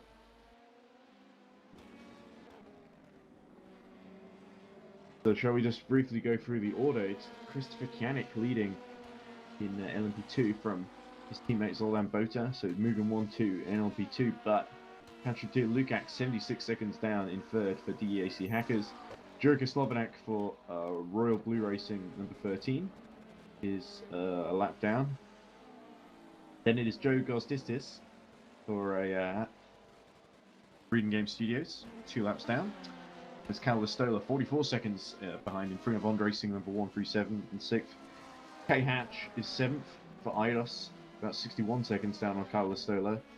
Martin Novak is about 40 seconds behind Che Hatch, but 11 ahead of Waiwong Seong. He seems to have made a mistake or pit or something. Dropped behind Novak by quite some distance. There he is. He won't be too obviously wrong, but there we go. And so rounding out the top 10, I guess, will be Moscato, Diogo Moscato. Was doing so well earlier on. There's Olaf van der Stam in trouble, and Chris Tompkins too, facing the wrong way and waiting to be released back onto this, getting a path back onto the circuit. Go across the grass to do that. Then that's the top 10 in LMP2 G3. It is Adam Sereje still leading from Jeff Close in Iris, so still not too far apart, it must be said. With 70 seconds between the two of them, on the same lap, but then 72 seconds to the Pastore sibling, or Nicola Pastore. Yeah, it's Nicola driving at the moment. Then another 70 seconds to Gabor Husti in the Triple 8 Championship class leading Mugen Sim Racing car that's in 4th. Then it's Joseph Frederick Suter a lap down 5th.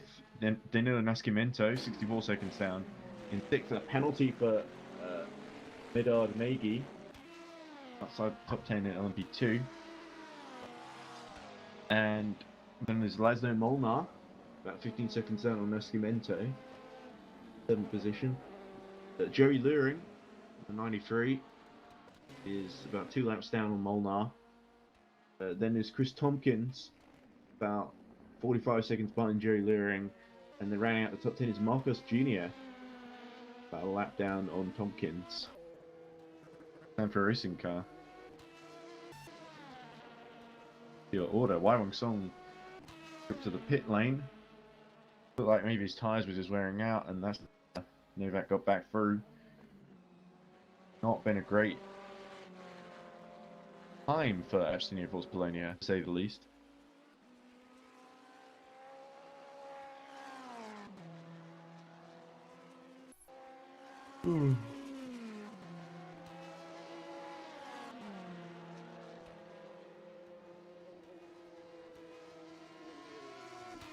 As you can see, Lukacs has dropped to 90 seconds behind Zoltan Boda, actually, so looking like the tops in top 3 and LMP2 looking pretty settled as for the time being.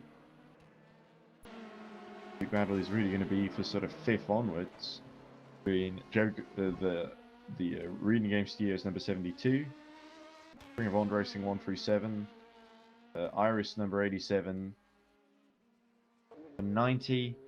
Which is, I think Martin Novak drives for Valet, if I remember correctly. Oh, as we see the 360 car, Diego Moscato in trouble there. Not sure quite what happened. It's just trying to extricate itself from an incident facing the wrong way after a spin.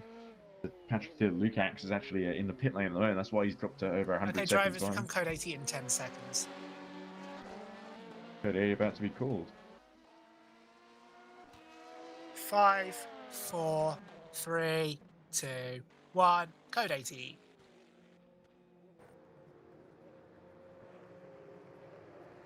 I'm not quite sure exactly who the code 80 was for.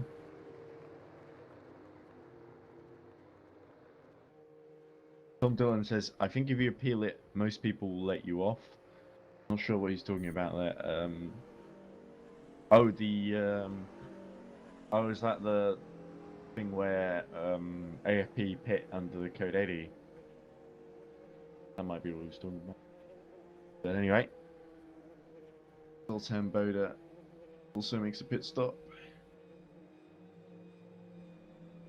As does Oiseong, I think is still in there. I think Moscato is... Might be Moscato had some more damage that he's trying to recover from. Yeah, there's no rear wing, there we go. I think while Diego Moscato's going back to the pits, I'm going to have a very quick break for the bathroom, because my throat's starting to dry up on me. I've got a whole hour to go. But I'll be back shortly. First gear under code 80, please. Oh, there we go. Important advice to the drivers. But back very shortly for the end of the race.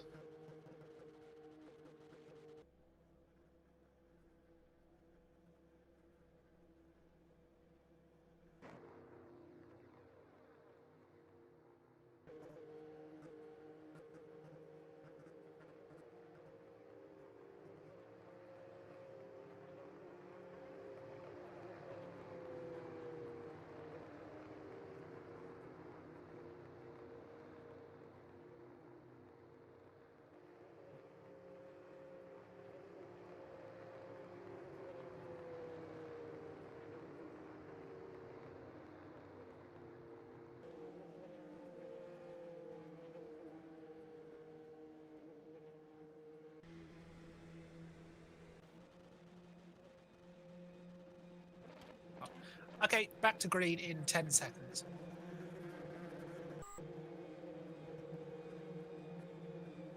5, 4, 3, 2, 1. Green flag.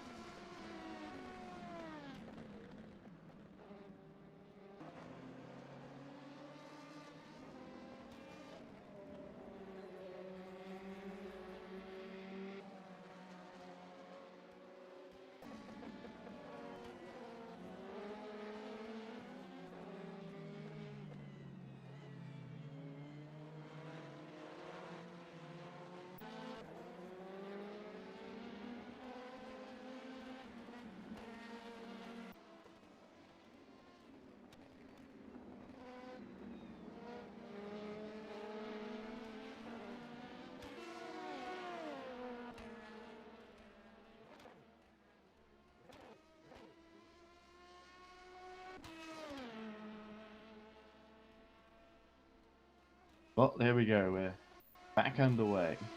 I'm Ed, of course. And oh, Marcus Jr. taking the wrong way at Sebring for the EERC 8 hours of endurance. The 1,000 kilometers rise. We see some of the ED cars kind of avoiding.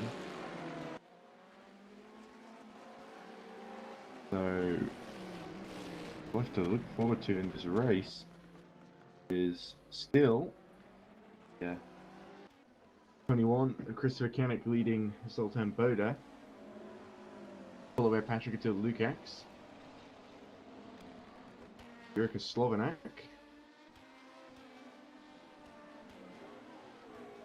Attila Lukacs is now a lap down on Boda. Slovenak is actually only 95 seconds behind Lukacs. Joe Kostis is holding about 52 seconds ahead of Carlos Stoller, and it's of course reading MCO's objective is to finish 5th, so Joe Kostis is doing that so far, doing everything right.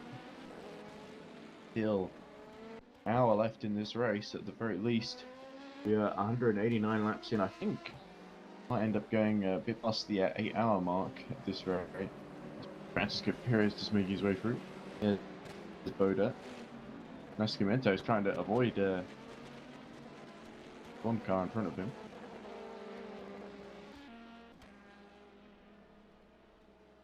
Oh, the GD car going a bit wide there too. Well, I found a Stam. It's a pit stop. 10th position. Beyond. But it'll be the hour of this race, I think. Can't see Mugen losing this one. Closest battle on track probably is Joshua Martin, actually.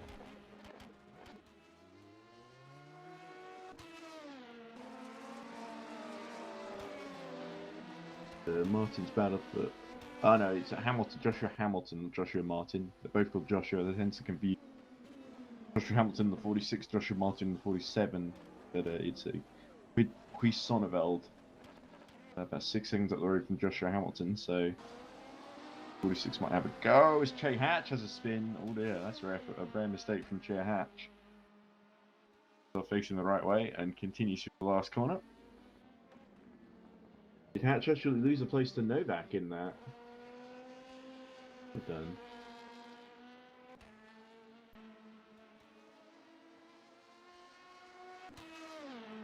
Oh no, he didn't. Novak was already ahead.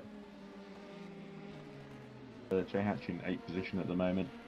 Will be a big recovery drive for Iris from all their setbacks added to get into 7 positions. You see Chris Tompkins disappearing into darkness, which is not, I assume, not the racetrack. There we go. Stay in the light. Go towards the light, Chris. There we go. Chris seems to be okay. Any questions in the chat? Anyone wants to join me in the commentary box for the last hour, which is, I'm sure, is going to be a tense one, but be a fair few things to talk about.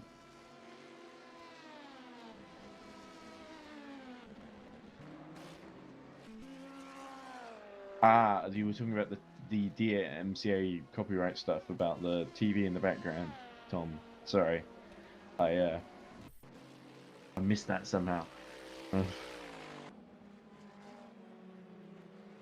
Goodness, I'm amazed that 36 concurrent viewers, is still 32 at the moment, but there's like over 30 people are watching this. Most of them are probably drivers, admittedly, but still. They can't even understand my what I'm saying because they don't speak English. Online, that's for the best. They could, they probably wouldn't enjoy my commentary. People enjoy it much more when it's just noise. You know, like when you're a baby and you just hear people gurgling all the time. Yeah, I don't know. There's Che Hatch having another off. Or if Che Hatch's tyres are starting to fade, or if Che is starting to fatigue a bit in the night. But that's no Molnar. It's a bit close. Because that must be Nascimento he's closed up to, I believe. On me.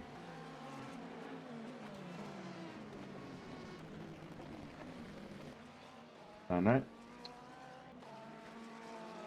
I don't believe they are fighting for position actually. I think it's just as we go. Here we go, the 1 hour mark. So I guess it's gonna end after an hour. 191 laps out of 268. So we've got to do what's that?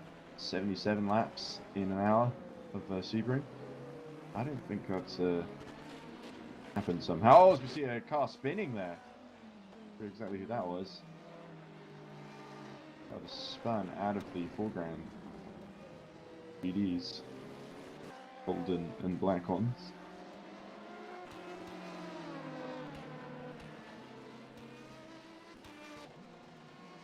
Joshua Hamilton about 7 seconds behind Rhys Sonneville now, so remaining fairly stable.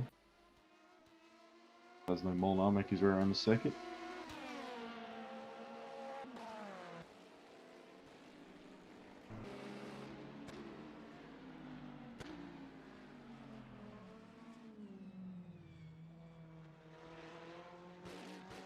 Emilio Nascimento is about 7 seconds behind Molnar actually. He won the closer battles on track. Joshua Hamilton is caught well up to get Rhys Sonneville actually as I say that.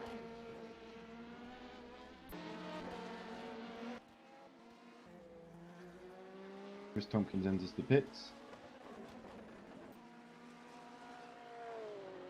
Joshua Hamilton has whoa! Medard Nagy spins off.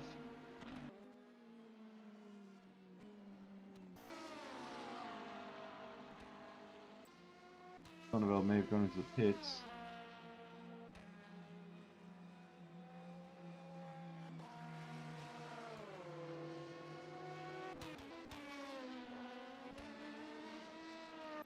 Yeah, there we go. So that's probably why Joshua Hamilton's caught up and passed him.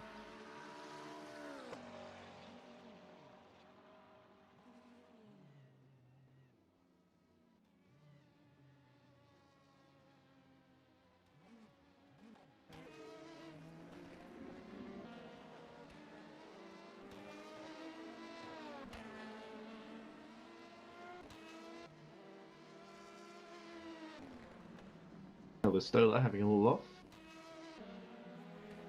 58 seconds behind Joe Gold-Sistis. So the gap remaining fairly stable. I think we're on not quite close enough to take advantage and snatch 5th place, which I believe they did finish 5th. Or was it 4th or 5th? They finished in Daytona. It was certainly high up the field in LMP2, which was very impressive. It had been a personal best finish for the 137 squad. Regardless, still do quite nicely, I imagine. He didn't spin at the last corner. This fella pushing just a bit too hard. Avoids the barrier.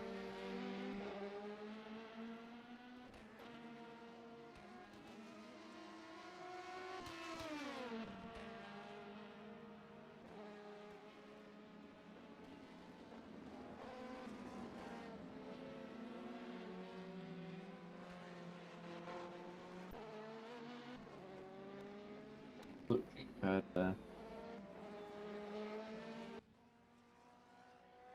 Marcus Jr. entering the pits once more. And Ring of Honor 138 actually are 7th in the championship with 15 points. But I don't think 137 have 1.5, so yeah, this isn't actually gonna I think 138 yeah, have they retired or did they hit trouble a bit earlier on? No, Francisco Perez is still going, down in 15th. But about 3 seconds behind Francisco Perez is catching up to get Sonneville actually. There he is. Francisco Perez takes 14th place now from Guy Sonneville, who's still stationary. Then he's Stanislas Pajol, the 85 Burn Horizon Motorsports car. That's I guess the only ones that's well, you've got Medard Nagy and Diego Mosquito, who I think have fallen behind the duty-free field. Mosquito's had really dropped off the really hitting trouble. They've really dropped off the pace of the LMP2s. Going, of course. Is Moscato still going? No, he's still in the pit lane. I'm forgetting who's retired or not. Medard Nagy is still going, but he's behind Adam Seredre, leading class GD3. Yellow in the first sector. Here we go. A left-hander stamp going off. Final sector.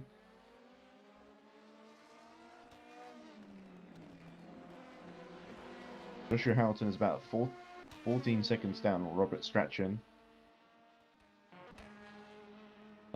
Robert Strachan is about 6 seconds behind left-hander stamp. The Pastore is about 17 seconds behind Lucas Lichten in the battle for oh, where's that actually? Near the top of GD3. It's battle for second, of course, in GD3 between Iris and 73 is, of course, Shiba. So Team Shiba are looking to really gain another second position. The Iris really need that about their season. Up to 100 seconds behind. 2 laps behind actually Adam Sereje, so both classes there's a battle for 5th in LMB2 and a battle for 2nd in GD3 really. We've really got to look forward to. I think Nicola Pastor closing, unless Lucas Lichten can do something. Lucas Lichten, who did so well, we effectively sealed the championship for Madness Racing. I believe some of the same team from Madness have joined Iris. Iris is sort of a combination of the old IDOS team and Madness Racing, I guess. Very luring. Joins after an off. Holds up a few people, and oh, it looks like both of them are going to go off there. For the purple car of Sonneveld. Having a good day down to 15th. 11 seconds ahead of Stanislas Pajard. I think Pajard is going to catch him rather rapidly at this rate.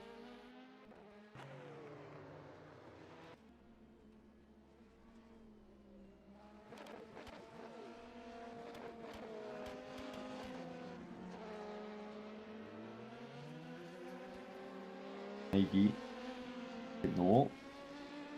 Hamilton about 16 seconds behind Robert Strachan now, so Strachan's sort of starting to hold his own a bit. Got about 9 seconds behind Sonneveld in the battle for 15th place. After this, Suto in 5th. Gonna hold on to it, go below. Who's taken over the 888 entry from Mugen.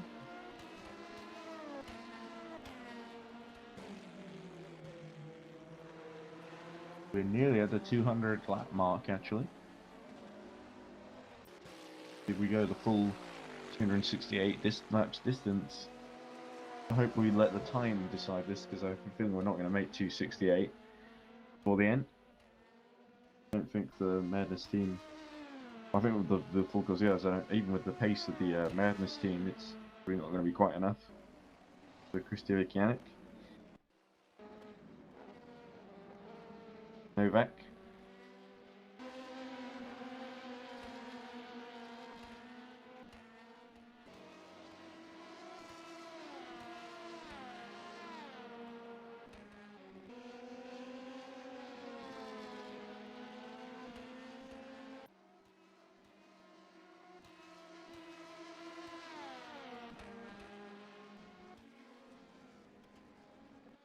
I think with 4th place, the 888 entry may actually hold on to the championship lead in GD3.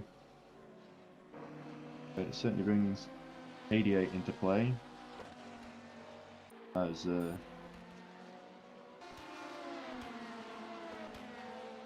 our sort of mission number 7. Provided, of course, that Lucas Lichten can keep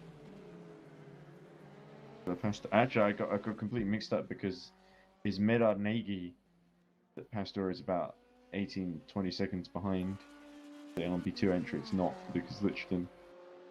But he misread the time screens because it's so late. Well, no, not now actually. Showing Medard Nagy behind both of them.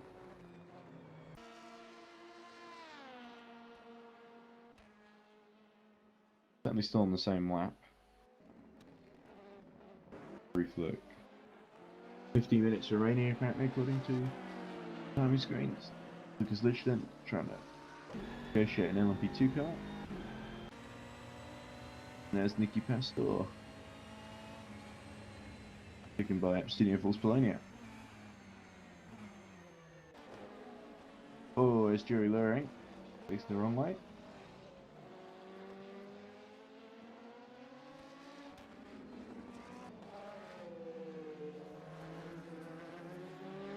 Eighth place. It's not been a great run for Luring, but he's regardless.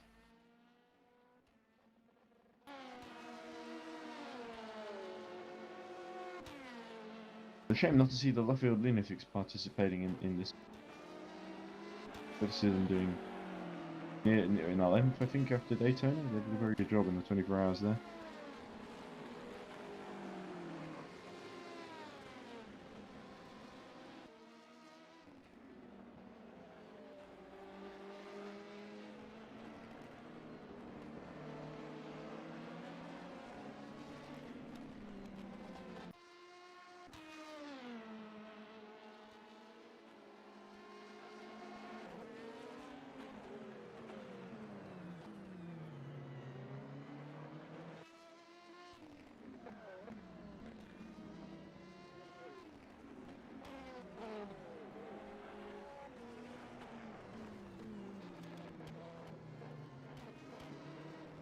Oh, one car. There's that 138 that's going very wide. They're just hitting the wall, fortunately. Quite noticed who that was. You would have seen on screen. I was looking away, but very driving. I believe that was Francisco Perez, the 138. Stola hasn't lost any time.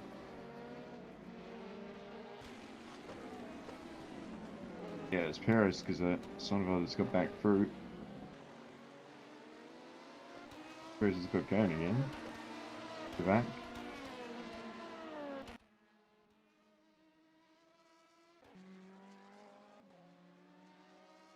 Okay, so Perez might be fighting Sonneveld for 14th.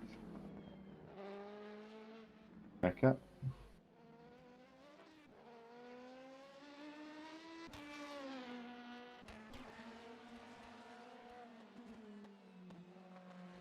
Strachan, he's got the car back up to 11th actually. It's very impressive for the Valet esports car.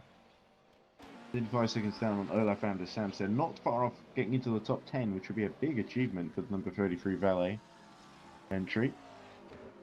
But Joshua Hamilton only 15 seconds down. Robert Strachan and of course Tobias Blunshine when he takes over have got a lot against them they've got to overcome. There's a Jerry Luring who goes for another spin. But gets going again, doesn't look to be too badly damaged for car. The last corner. Wong Wai Song. Fortunately, Seong, sorry, not Wai Song. 108 seconds down on Che Hatch in it. But Che Hatch slowly sort of been closing on Martin Novak, but not as much as before. Perez making another little mistake. Allow to unlap him in the form of Pajal. Pajal fighting him for position. Might actually be fighting for position. Yeah, there we go, they are fighting for position, in fact. Let's run on board with this little fight. Plays out.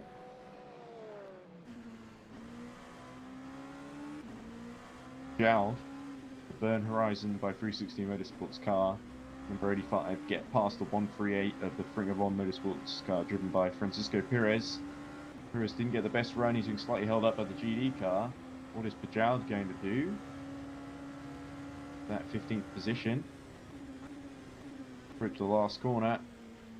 Sunset, the sun is certainly set at this corner. Wide line, Pajal cuts to the inside. Makes his move, looks like it was a clean move. There we go, nicely done by Pajal and into 15th position. Perez just didn't get the traction on exit. Is he going to try and counter-attack into turn 1? Oh, here we go, he's alongside. Oh, but just has to back out and Pajal keeps the place, so good move there. The Burn Horizon team are going to be very happy with that one. Perhaps it's a little bit late in the day to catch up to Donovel, but you never know. The 85 have something to smile about for a change in this race. Good to see.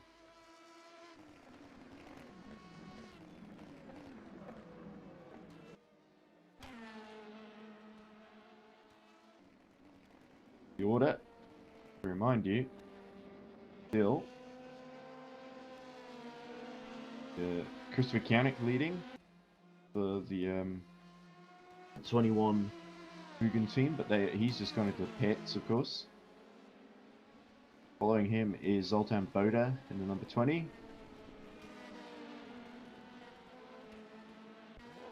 And it is about there. He's a lap down on Kianik. Then about 99 seconds down is Patrick Lukacs in the DEAC Hackers, number 95. It is Jurika Slovenak for the number 13, Aura Blue Racing. A lap down on Patrick Lukacs. And is Joe Gostistis about a lap down on Slovenak. 22 Reading Game Studios car. 69 seconds down on him is Cal Listola in the Ring of Honor Racing car. There's Martin Novak, about 99 seconds down. Then there's Che Hatch, the number 87 Iris machine. 18 seconds down on Novak. He's been closing little by little. May catch Novak before the end. Approach lap 200 coming very soon, actually. Then there's Wong Wai Song in 9th, a lap down on Che Hatch. And then 96 seconds down on Wong Wai Song is Olaf van der Stam, who rounds out the top 10. 6.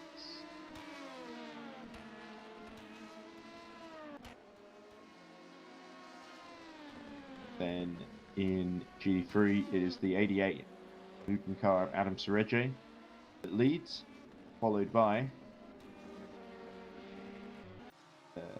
Lucas Lichten in the number 7 Iris machine. A lap down on him. Then it is Nicky Pastor, about 60 seconds down on Lichten, so Lichten has pulled away. Then it is Gergo Below, 888. Aka Niebuhr pits from the very back. Gergo Below in 4th behind Pastore, about 58 seconds. Then there's Joseph Frederick Suto, a lap down, a couple of laps down actually, I think, on Below. Then there's Molnar, about 79 seconds down on Sudo.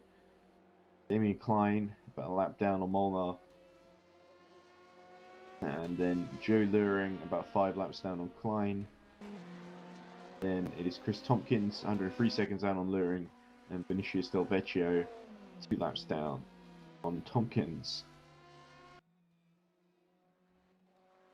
Look at Tompkins just negotiating the circuit now. Okay, drivers, become code 80 in 10 seconds. Oh, I wonder what that's for.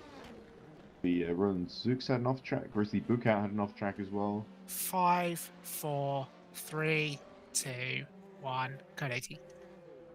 There we go. So code 80 in effect. That's as Pajald. See if he's on the road or not. It's just way too dark. I assume so. There we go. Looks like he is. Pajald going on without a Can real the number wing, 85 please stay on the course and don't cut it, please? Oh, Thank you. oh dear. Didn't realise he cut the corners so much. But Pajald in the 85 going to make a way back. Bad news for him because he'd worked so hard to get by Perez. Now has been involved in an accident, lost his rear wing. The 85 car has not had much luck retaining its rear wing during this race, unfortunately. Drivers pitting under this code 80. Attila Lukacs is pit from 3rd in LMP2. See if anyone else takes the opportunity as well, but not looking like a whole lot of exciting things are going to happen in this last. Although Che Hatch may well catch Martin Novak and snatch 7th from him at the end.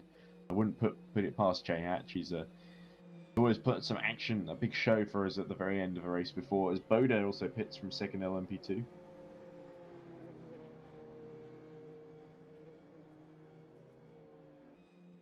The greatest race for Heimdall, unfortunately, in the end.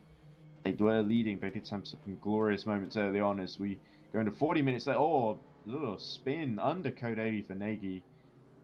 A bit embarrassing. Careless too, actually, with the GD car and Bliss. There's 40 minutes left in the race. I definitely hope it goes to time and not to the laps. Otherwise, we will just be here forever and nothing interesting will happen. Okay, drivers, become green in 10 seconds. Yeah, there we go. So Zoltan Boda exits the pits just as Code 80 is ending. 5, Novak actually comes 4, in. 3, 2, 1, green flag. And as Novak comes in, that's going to hand the place to Che Hatch. One more YC on, probably a bit too far back. Absolutely forced plenty to take advantage there. There's Joshua Hamilton. He's also in the pits at this time. As Olaf and Sam to pull away. And Tobias Blumching is taking over the 33. Valley Esports entry to close a bit as well. There we go. Che Hatch takes 7th position. Maro Sequeira, no accident for Ring of On. Could be quite. That doesn't look like a healthy car.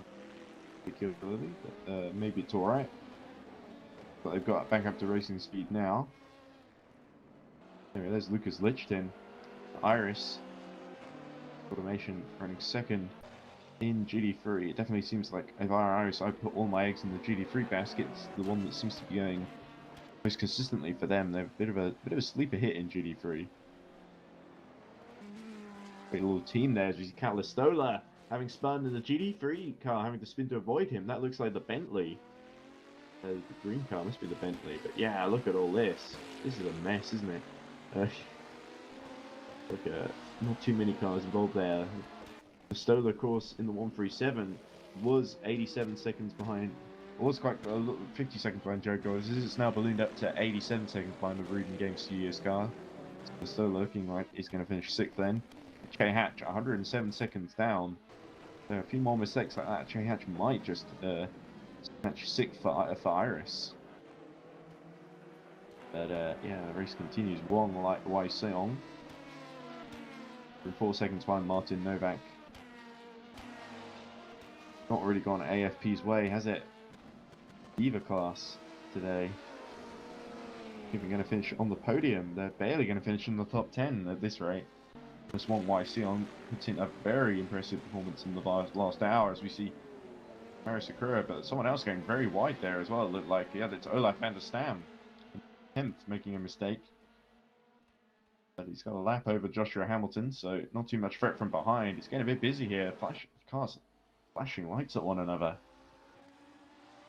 Look at Adam Sereje, leader in GD3 for the 88 Madness Racing team. Not Madness Racing, Mugen Racing, of course.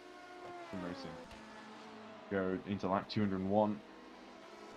Either we've got 67 left, or more likely just under 40 minutes, maybe half an hour. That was really running out to make a difference as Listola pits 6th position. And this could actually open the door for Che Hatch if they're doing a driver change to close in on. Che Hatch is at 88 seconds down on them. Whoa! Well, not if you're driving like that, Che. I want to keep it on the road next time, buddy.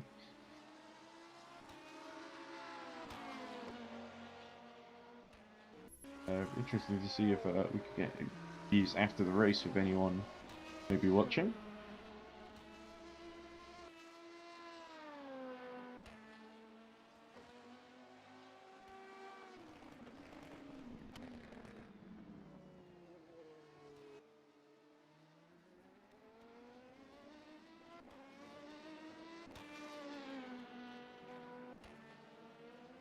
Bobanak. 4th place, Royal Blue Racing number 13 car. They've had a pretty solid run, it must be said, and impressive to see the Chain Bear sponsored car running in the top 4. This could be great points for them. There's Boda. Even better day for Mugen. A repeat, basically, of I believe they finished in the exact same order in Daytona, the previous round. Points on offer here, but a bigger lead over. They're going to come away from here with a fairly decent lead as we see Che Hatch making another mistake. It's starting to fall apart for the RS87 machine here, actually. They're only just under 10 seconds ahead of Martin Novak now. Rather than catching Listola, they're pushing too hard and they're putting themselves back in the clutches of Novak. As you see, Wysong falling behind Van der Stam, actually, as he goes into the pits. Well, Wysong, been some kind of issue there, actually. To check, there he is, Wysong exiting the pits, but about a dozen seconds behind Ola Van der Stam. AFP really need to get back into the top 9 here to limit the damage to their championship. What started off so strong has turned into a couple of races where they've really been they've taken a lot of body blows, it must be said. Good for them. Che Hatch, is that Che Hatch being repaired, actually, and dropping behind Martin Novak? So controversy there. Che Hatch either puts in something spectacular or disappointing in pursuit of something spectacular. The Nagy having a spin. Che Hatch is serviced. He's got a lap over Van der Stam, so should be okay to finish in 8th at the very least. Che Hatch really wanted that 6th place, and it's now rapidly gone away from him. David Kalokshire has taken over the 21, by the way. Presumably for the final half hour. Seems like anything can really stop Mugen from taking another 1-2 in LMP2. It's going to be a 1-4 in GD3.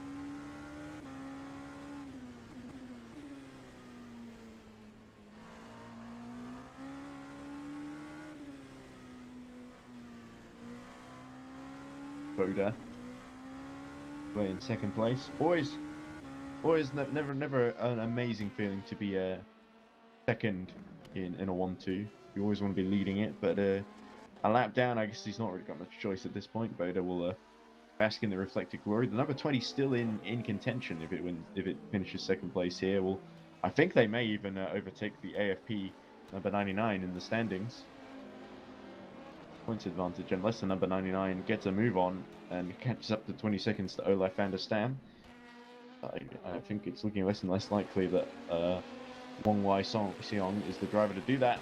Oh, I thought I saw someone facing the wrong way there. But fastest lap, by the way, 146. It's by Patrick Till Lukacs at number 95 on 46.879. Last lap was 154, so it looks like the lap times are kind of stagnated at this point. I'm not sure about the weather, by the way. My race view's gone down completely, so I can't tell what tyres everyone's on.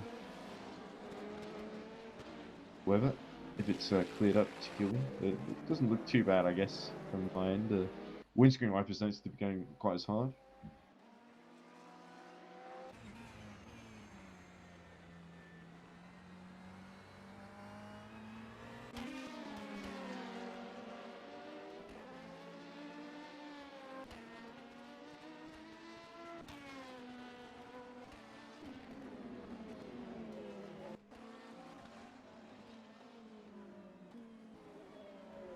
Yeah, I really do not see us reaching 268 laps before the end now, with half an hour left to go.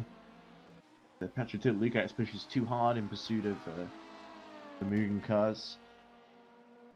Like an insurmountable task now, those 96 seconds. Just to catch the second of the two. Wong Wai Seong. 25 seconds down on Olaf van der Stam. AFP find themselves in an enviable position where they're going to lose the championship lead here. Not what the Polish team wants at all. They'll be really hoping for a better run in Suzuka. They've just had so much bad luck with the rain, really, and it's left them with way too much catch-up to do. But arguably here, things went even worse than at Daytona. At least at Daytona, they qualified really well.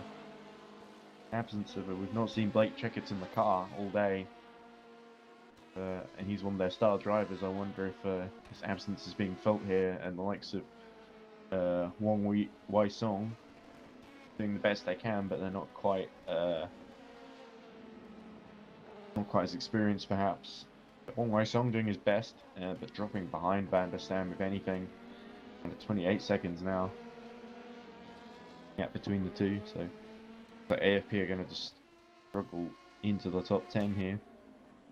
Having started 14th, they've only really gained 10 places. Sorry, 4 places. Sorry. Oh no, my brain's gone all mixed up.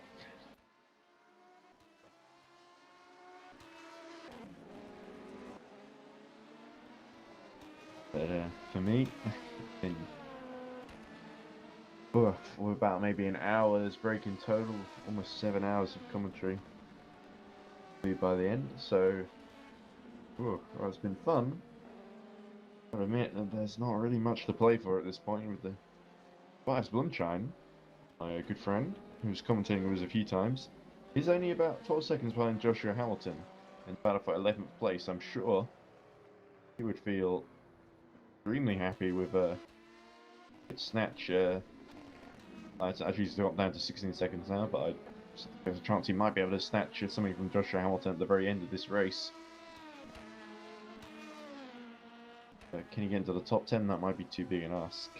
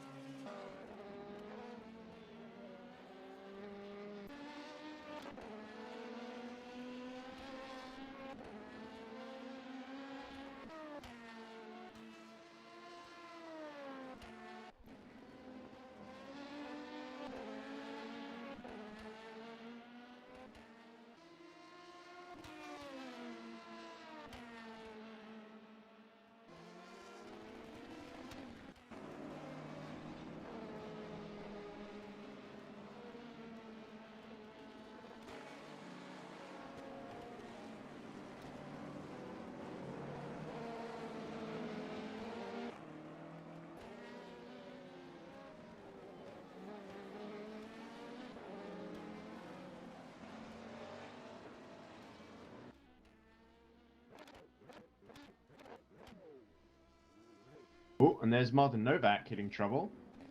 Just spin to avoid hitting the barriers. But he didn't lose too much time with that.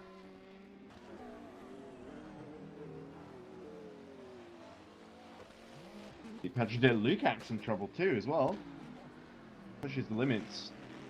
Trying to get another fastest lap. But it won't do him too much good.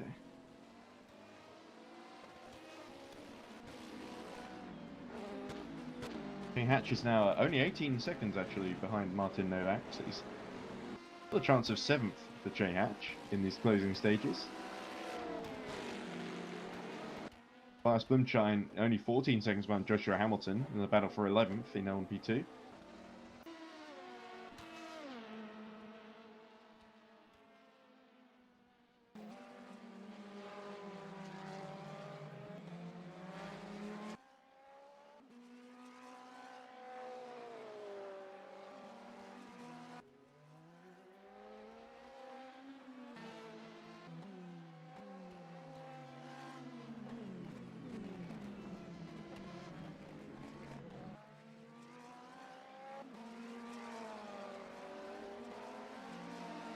Up to the 20 minutes left mark, of course. Like I said, you gotta hope that the race ends in 20 minutes and not in 60 laps. That's gonna take significantly longer than 20 minutes. I doubt a whole lot would change if they let the race run to the full distance. But if I need to wait that long, not sure if I can really want to go beyond 11 PM really, as a commentary. That was like Wong Wai Seong having another pit stop. Oh no, he isn't.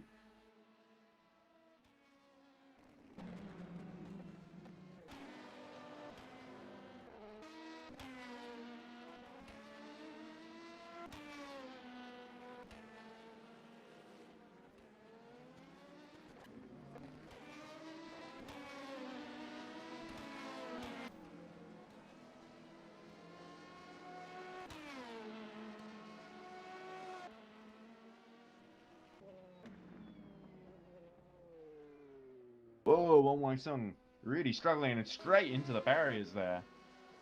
So really struggling to catch up to Olaf van der Stam. This is not a great performance for the championship leaders, to say the least.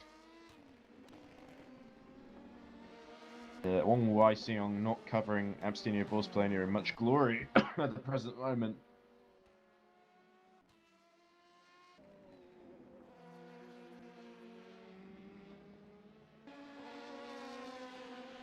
Wong Wai Seong now maybe making it back to the pits. I may have been predicting that, and he's carrying on.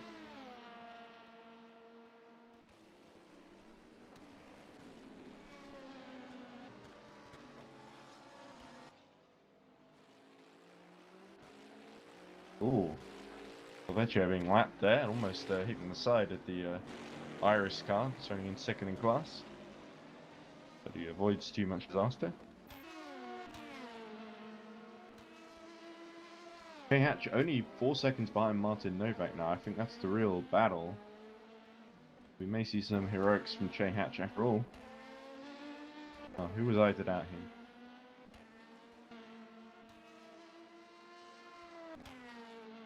.9 seconds. You just about see him in these headlights. But as we see, Martin Novak's got a penalty. So actually it doesn't matter.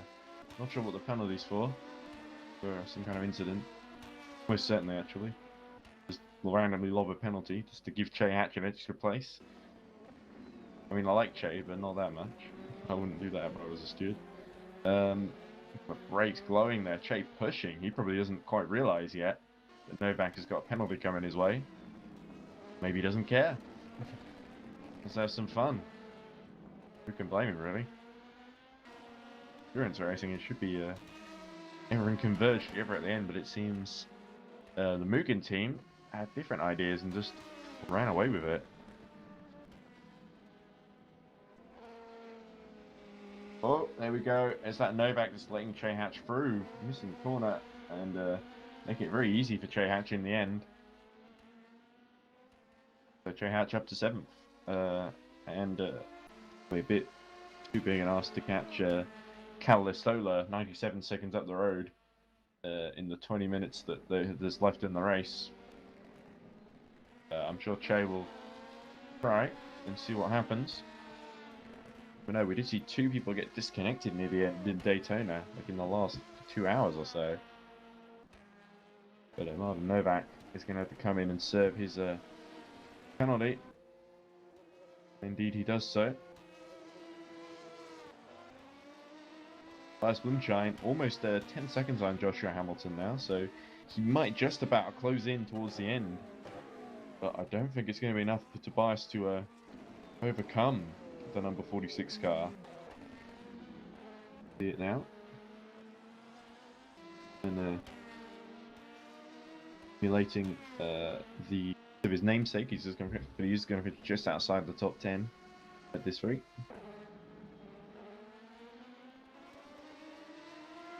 Reading Game Studios, the real underdogs here, I have to say, in 5th position. So, of course, this at the wheel, doing a marvellous job to hold on. 77 seconds the gap between themselves and the 137 Ring of Honor car of Cal Listola.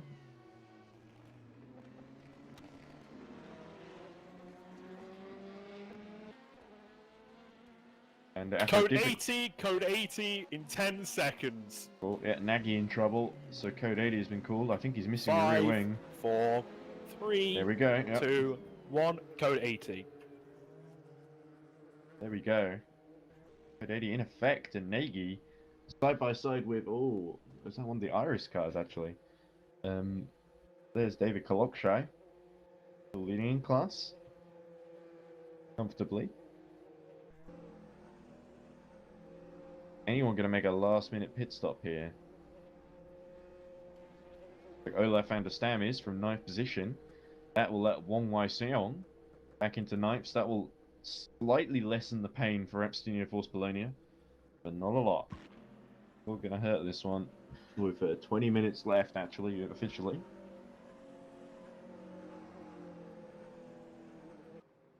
I really don't see this race going through the full 268 laps.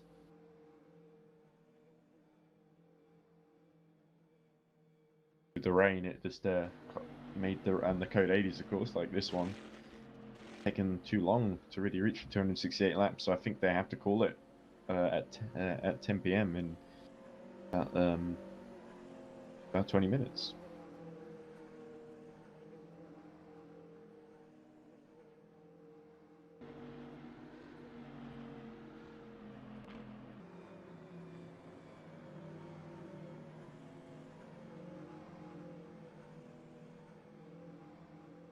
Well, we've certainly seen it a lot today. We've seen cars flip over. We've seen rainfall. We've seen cars rubbing against each other in the pit lane, fighting for space. Seen some great overtakes. Okay, back to Clumsy green in mistakes. 10 seconds. We're going to see a bit more racing. 5, 4, 3, 2, 1. Green, green, green. We're underway once again. So, interestingly, Parker Neiboer is only about 13 seconds behind Vinicius Del Vecchio in the battle not to finish last. 83.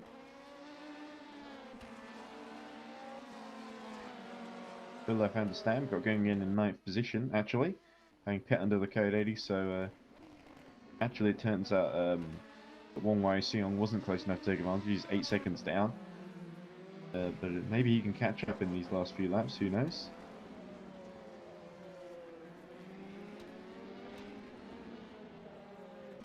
DEAC hackers will be happy with their first points of the season in 3rd, but there's still a sense that they could have taken the fight to Mugen if they'd kept it a bit cleaner earlier on. Lukacs has been brilliant though. They'll back up into that 3rd position.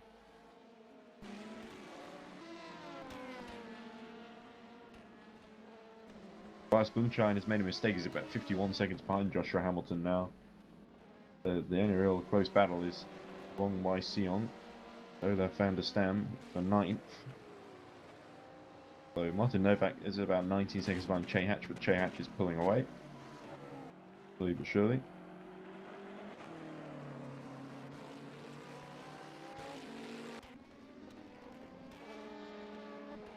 Bias. They made a mistake. Call that Code 80 or something, because he's lost a lot of time.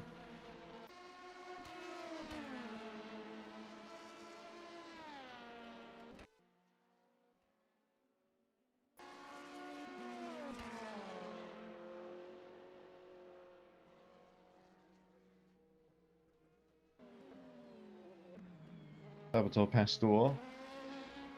There's a top team Shiba. He's quite happy that Shiba have been able to hold on to 2nd place, it seems. Race is good for that.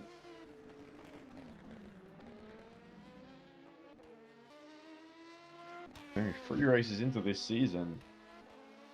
The big question is now, who is going to be able to stop Mugen? Either class, really, because invariably they seem to keep winning. 3 races in a row that they've scooped both classes. It feels like a long time ago now that Absinio Force Polonia won in NOLA in New Orleans. Got to hope that their fortunes start to turn around, back around again when we get to Suzuka later in the month. It's later in the month. Or is it next month? I don't remember. But anyway.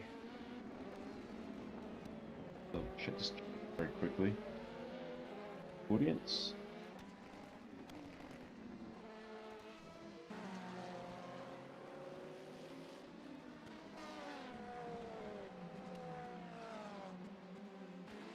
Suzuka's oh,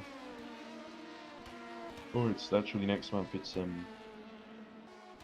3rd of April. Yeah, it's 3rd of April. Yeah, 12-hour event, I believe.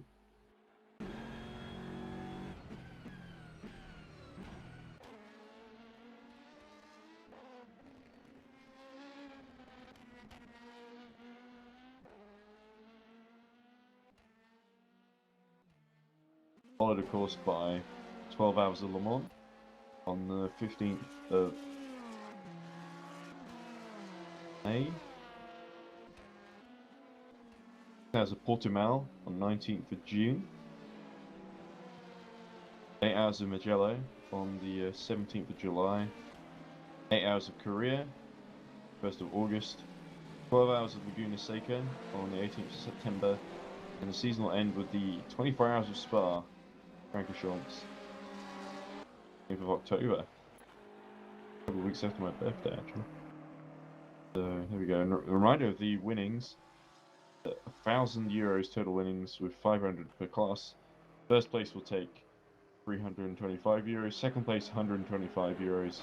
Third place, 50 euros. Class. So at the moment, Singapore's playing are going to drop from really 325 euros to just 50 after this race.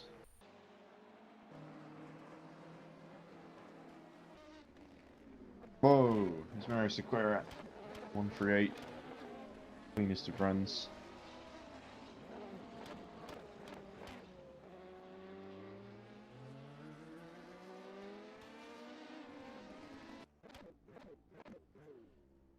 Martin Novak facing the wrong way, that's not good for him. He's a lap ahead of Olaf van der Stam, but that increases the gap between himself and Che Hatch. Looking like, apart from Joshua Martin being about 7 seconds down on Guy Sonneveld, Paul Cameron feels like there's nothing really to focus on too much.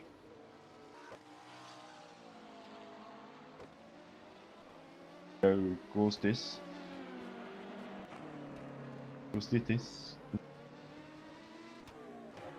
Carrying on in 5th place, and it's going to be a great result for Reading Game Studios if they can just keep going. 7 seconds behind them. 4 to lose. We'll keep position. 56 seconds, sorry, the Stola has actually closed a fair bit.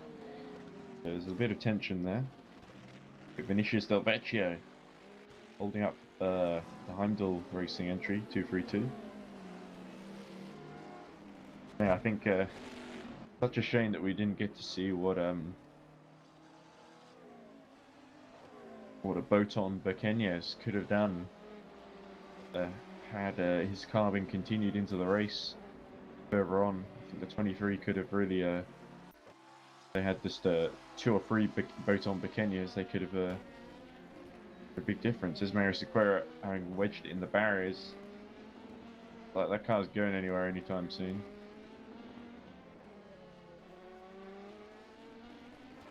Facing the wrong way and trying to reverse its way out.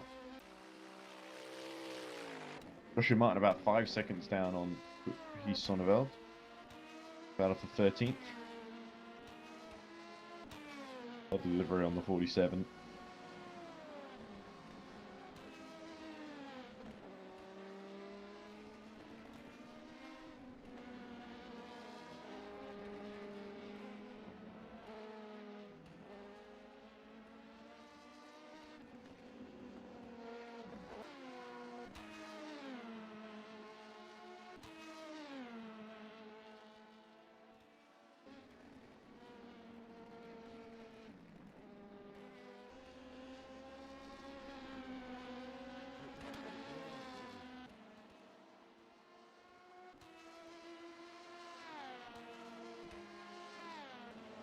...214 laps completed now out of 268, but time's ticking down. We've got about 10 minutes remaining. So the clock basically runs out. That is my patience. Joshua Martin just making his way through. Thanks, but Martin 5 seconds now behind Guy Sonneveld.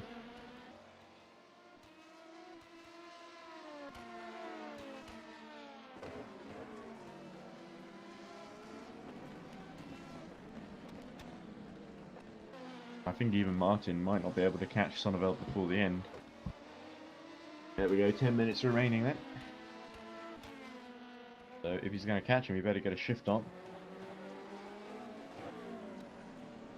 This is really the closest battle between Martin and Sonneveld. Chaotic, crazy race earlier on, but it is, as these endurance races tend to, unfortunately, somewhat fizzled out. but at least it's only 8 hours. And time well spent, if you ask me. Flashing from the car trying to lap Joshua Martin behind.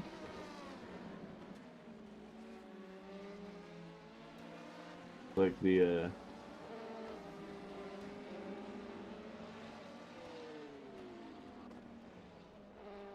Novak actually place. Oh, as we see, that looked like Slovenak. Yeah, it was Slovenak who just spun that. Oh, nearly gets collected actually by Reading Game Studios. Was that? No, it wasn't Reading Game Studios. It was someone else. But there we go. Scary moment. Right. Race continues. Joshua Martin continues to chase after Huy Sonneveld. But is he going to catch him before the end? Unlikely. Far ahead is Sonneveld. There he is. The purple car. We need a bit of a mystique from Sonneveld to open the door for Martin. Sonneveld is actually starting to pull away from Martin now. 6 seconds is the gap. But not looking like there will be too many changes in these last few minutes then.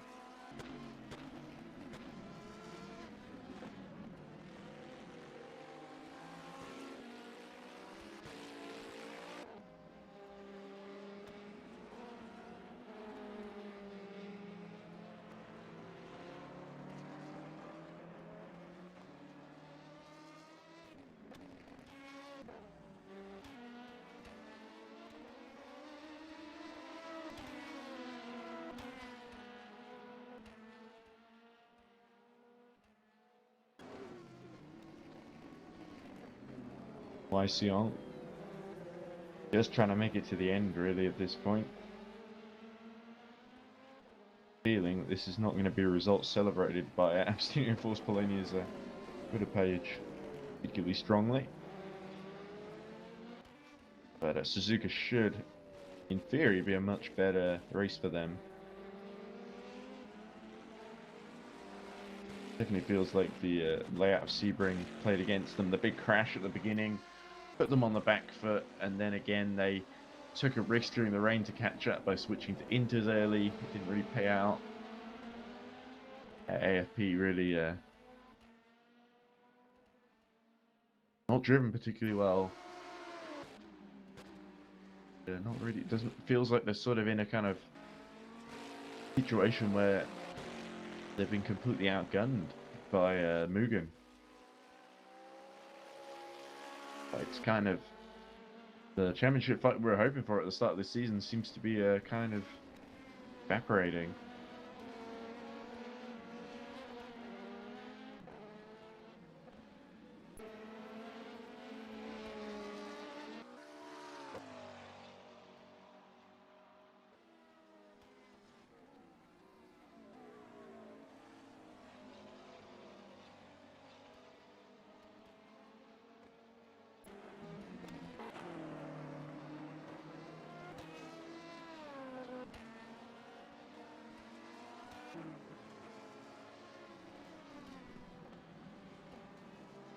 About 5 minutes left in the race then.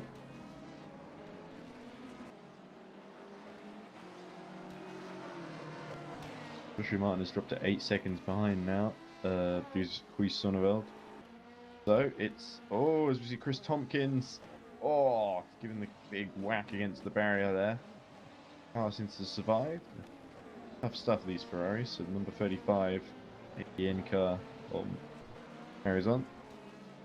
So Molnar laps him again. In the 77 Iris.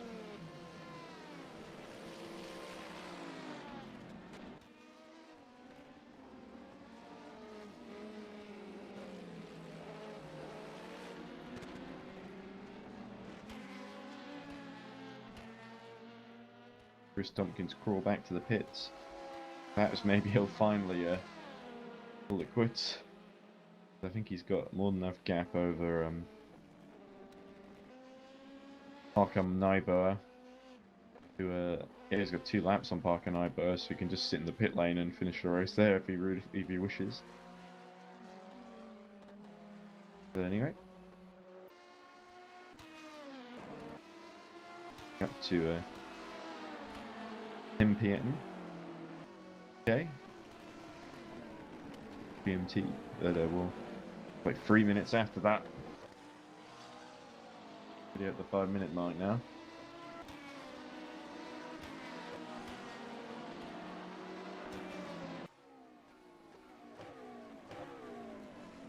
Trey Hatch continues in 7th place. A decent recovery from Trey Hatch.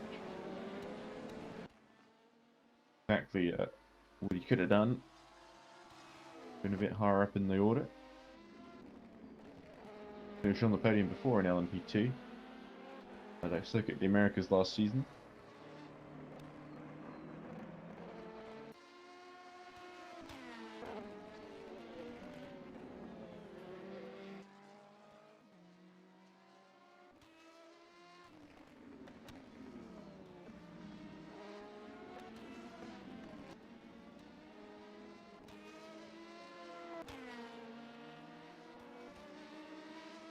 Joshua Martin's caught up to within 2 seconds of Huis Sonneveld.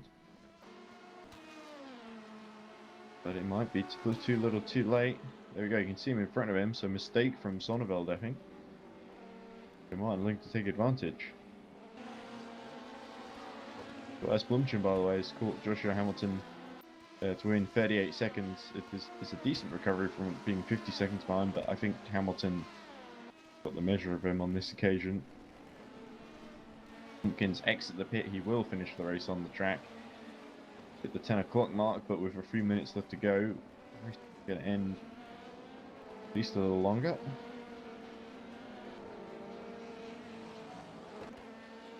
What the graphic says, but it's either going to end in a few minutes or we've got 50 laps left to go. I don't know about you, but 50 more laps of this sounds a bit of a chore. Already a foregone conclusion for the most part, apart from Joshua Martin maybe being past Suisse Sonneveld. We'll have to see. About a second ahead. Well, in the 86 machine. Through a fair few hardships already this race.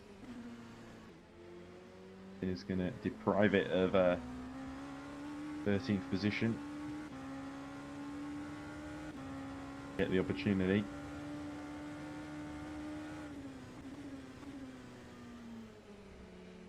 Oh, good save by Martin actually. Yeah, just stepped out on him there.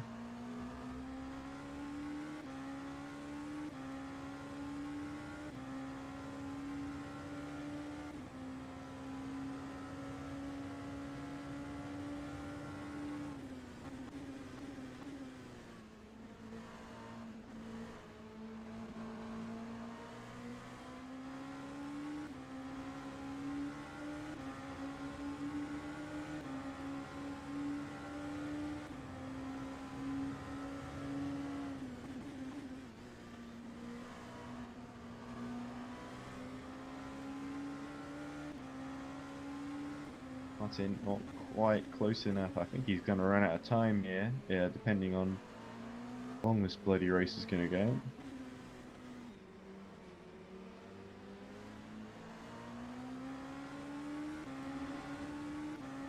Qualification is going to end this lap. Yeah, anyway. They might actually have a lot more time to pull this one off. A lapped car just in front of the two of them. Oh, and wide goes the RS 86 car. And Sonneveld gonna give way. Like it.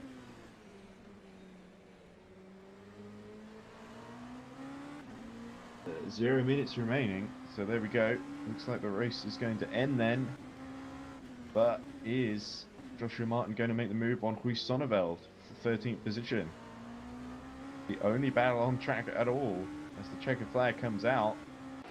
So that seems like Christopher Kanek and David Kolokshai crossed the finish line.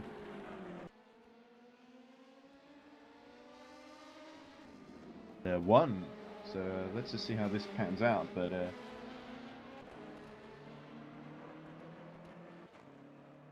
okay, Joshua Martin going to make the move at the last corner.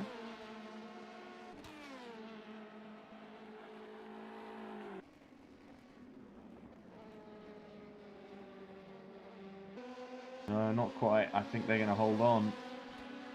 Connevel will hold on to 13th position. Joshua Martin didn't quite get there in time. But there you go. There's your winner of the race. The winner of the 8 hours of Sebring.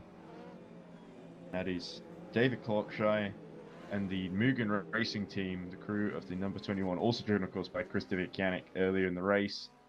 And they'll be delighted with that result because it makes them championship leaders in the EERC LMP2 class, which is, of course, the highest of the two classes.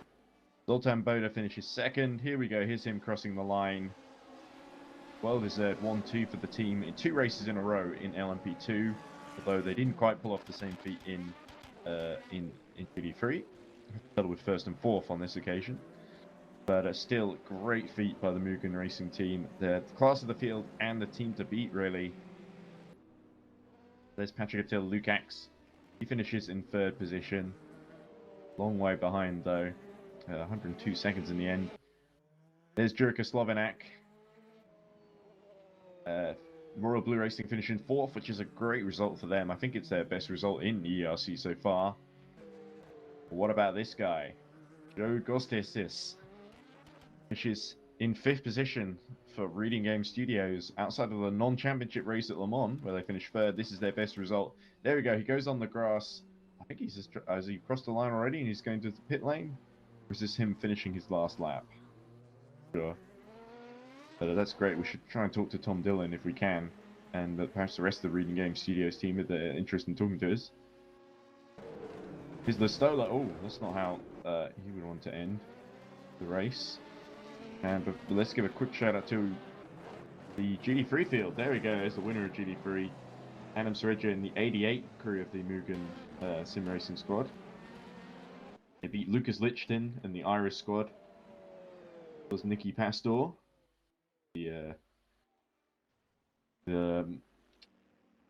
What they called the Shiba team, yes. So great racing all around. Go below, you have to sort of a 4th in Triple Eight. There was leading the championship. I'm not sure if they still are. It's very tight in GD3, but that, friends, is really a lot. So let's have a brief look as we see Che Hatch getting back to pits in 7th position. He'll be reasonably pleased, but would have hoped, I think, to do a little better. Go through the full results very quickly. There you go. It's David Kolokshai, 219 laps in the end. And Zoltan Boda, and that's the Mugen 1-2, 21-20. Patrick Lukacs in the 95. Jurka Slovenak, 4th in the number 13 Royal Blue Racing, with the Chain Bear sponsorship, of course. Joe Gostisis for Reading Game Studios number 72, finishes in 5th position. A great result for Reading Game Studios. Pel Listola, another strong result for Ring of Honor Racing Team, the 137 car. Che Hatch, 7th in the number 87 machine. A very popular Che Hatch, did a very nice recovery drive. Martin Novak, the number 90 car, he finishes in 8th. But it could have been better, and was a chance to finish ahead of Che Hatch without a few mistakes. Olaf van der Stam recovers tonight for a solid drive in the 26. Wong Wai Seong, the former championship leaders out of Senior Force Polonia, they ran out the top 10, but they will feel disappointed with that. They started 14th, and they're involved in a huge crash. There's so much going against them this race, but wouldn't have wanted to lose the championship lead like that. Joshua Hamilton finishes 11th in the number 46. Tobias Blumschein ends the race in number 33 for Valley Esports. I think I'll be okay with that. Put up a decent fight. Just Quis Sonneveld, unlucky 13 for some, but he was lucky to hold on in the 86 from Joshua Martin in car number 47. Mary Sequeira in the other Ring of Honor entry was 15th. Diego Moscato, 16th in the 36. Thomas Rist, and then we get to retirements, of course. Moscato didn't finish. Thomas Rist failed to finish in number 23, that was leading, held so much promise early on. And the Kansas Boton Buccaneers led the race, put up such an amazing fight. Forrest McCormack also, the number 28, also led the race. They'll be disappointed that Bottling Motorsports, well, they bottled it. David Gerber in the 95, they end up not finishing. Second race in a row. And Nagy ended up being disqualified in the 232. Another timed racing entry in LMP2. So yeah, that's your LMP2 field, but GD3, very interesting. Adam Sereje in the 88, not leading the championship, but gently getting a big boost in there, having won this one. Lucas Lichten finishes behind the Mugen car for Iris, 7. Nicky Pastor in the 73 Super Racing team. On the podium yet again. They're so consistent, those guys. Go below. The other Mugen, the final one in the 888. Had it off early on. They could have finished 1-2 in GD3 as well, but below will have to settle, and the team will have to settle for 4th. Joseph Frederick Suto in number 3, a decent recovery drive to 5th after some difficulties in the race. But others put some good overtakes on. 77, Iris, driven by Leslie Molnar, finishes 6th. Damien Klein, 7th in the number 51. Joey Luring in the number 93 will end 8th. Chris Tompkins, 9th in the number 35. Parker Naiber for the 510. He finishes 10th. And rounding out the non-finishers, I guess, in GD3. It'll be Vinicius Delvecchio as the last finisher. Then it is Zoltan Andrus Jazz for 5. Songo Franecki, Callaway Corvette number 70. Was driven so well by Zoltan Toff earlier on. Sean Jones, the brake pedal just went, and there was no continuing for AFP after that. Puts the really marks up what was a miserable afternoon for them. Pascal Eggert crashed early on in the 444, bring of on to GD3. Jonas Piron, accident for him too in the 48. They retired very early. And Ag Skinner really didn't get very far in the 29, and after the first couple of laps, they were out. So that's the field and the race, consequently. So let's see if we can ask anyone to talk to us about their evening. So Tom Dunn says the whole team waiting for me to finish going through the order, and then I'll see if I can in. But, move client to own channel. There we go.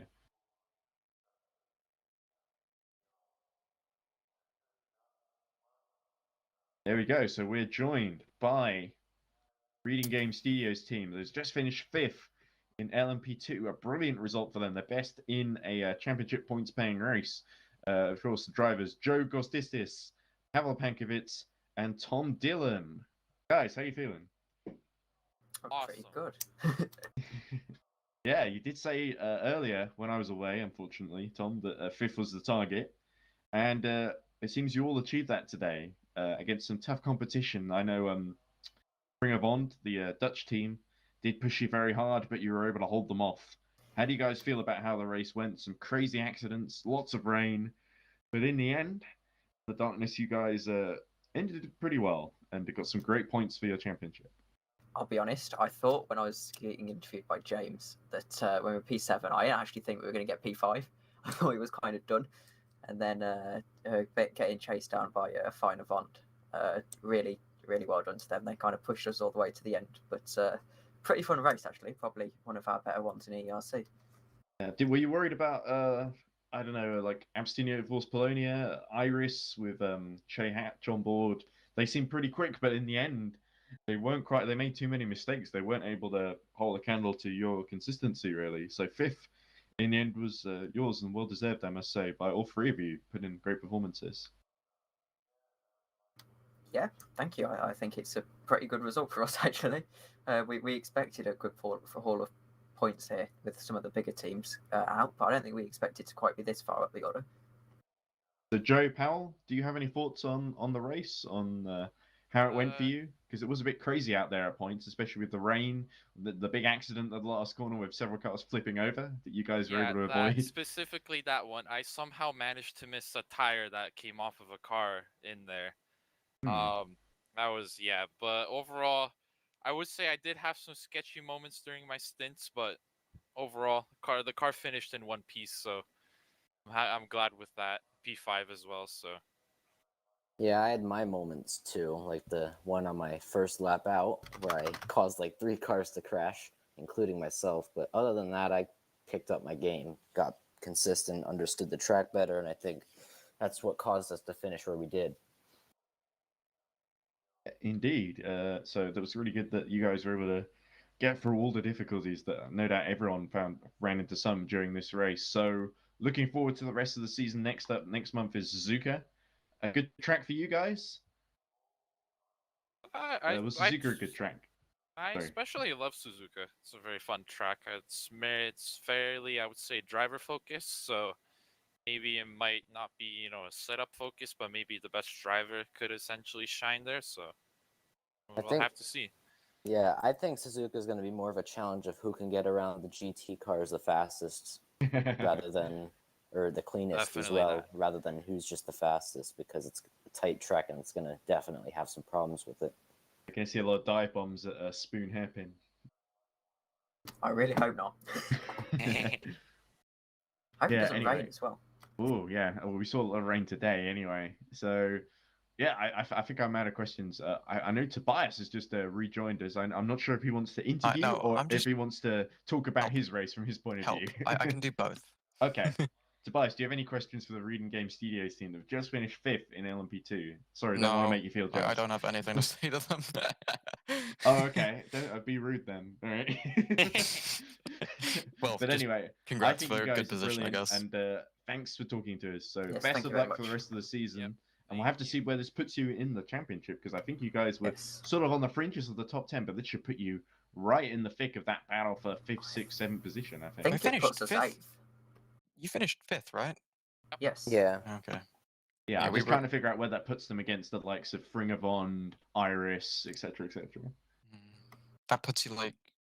Wait, what ties were you on at the end? That's my big question. We did rain from about halfway through the race. Yeah, we were on full wets like my entire 2 hours. Yeah, we're gonna risk it, Tobias. Yeah, no. Oh no, we were on softs the final 20 minutes, and we actually paid off 3 seconds yeah, quicker than anyone. We were like, I think 4 seconds slower. If you go 3 seconds quicker, Tobias, how come you went from being like 15 seconds behind front to Joshua, wasn't it? You were about Joshua Hamilton. You were about 15 seconds behind. Then there was a code 80, and suddenly you were 50 seconds behind. Because we pit. Because we had a bit of damage, and we decided to see how the softs were. Because we just decided to have a bit more fun, just take it a bit more. You closed the gap to like 30 seconds by the end. Wasn't it? Yeah. So that was really fun. Softs were bloody quick, and we had steering damage for most of the run. Okay, I guess 12th in the end was a pretty solid result for very solid for the Valley Esports team. Yeah. Oh, I want to say I apologize for giving a little tap on Strachan. We're coming into the sunset, and I accidentally tapped. I did not expect them to break really early. Oh, it's fine. It's fine. Yeah, I apologize for that. I think I hit your car a bit at the end of the race, right at the end, because I was getting a bit frustrated. Yeah. Because I couldn't go off the line anymore, because if I went off the line, I'd go off. That wouldn't be happy. Yeah. But yeah, congratulations on a good position. Sorry, I'm being a bit quiet there. I'm trying to reach out to people for interviews, see what they say. Yes, you seem to have a couple in the waiting room, so I guess we should go back to our channel now. I've not been looking in the waiting room. That's probably there we go. So thanks, guys. It's been great to talk to you, and best of luck for the rest of the season. We'll see you at Suzuka, and hopefully even in an even better position than 5th. We might even see you guys on the podium if fingers crossed. It's a driver's track, so. Let's see if you're the best drivers. You guys can the best finish. setup guys. No, they can finish second. Oh, to you, of course. Yes, Yes. of course. I'm joking. I'm not. You're gonna gonna get commentate okay. and win. Okay, well, that's No, that's I'm quite not. ambitious, I'm not. Tobias. I'm Oh, not. fine.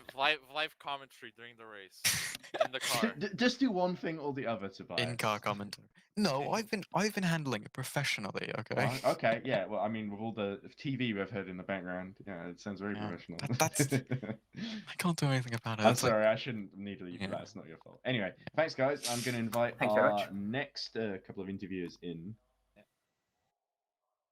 do we go with Alan Holden first? Okay, they're from different teams, I think. Yeah, so we'll get both of them in, I think. Okay, yeah, that sounds good. Okay.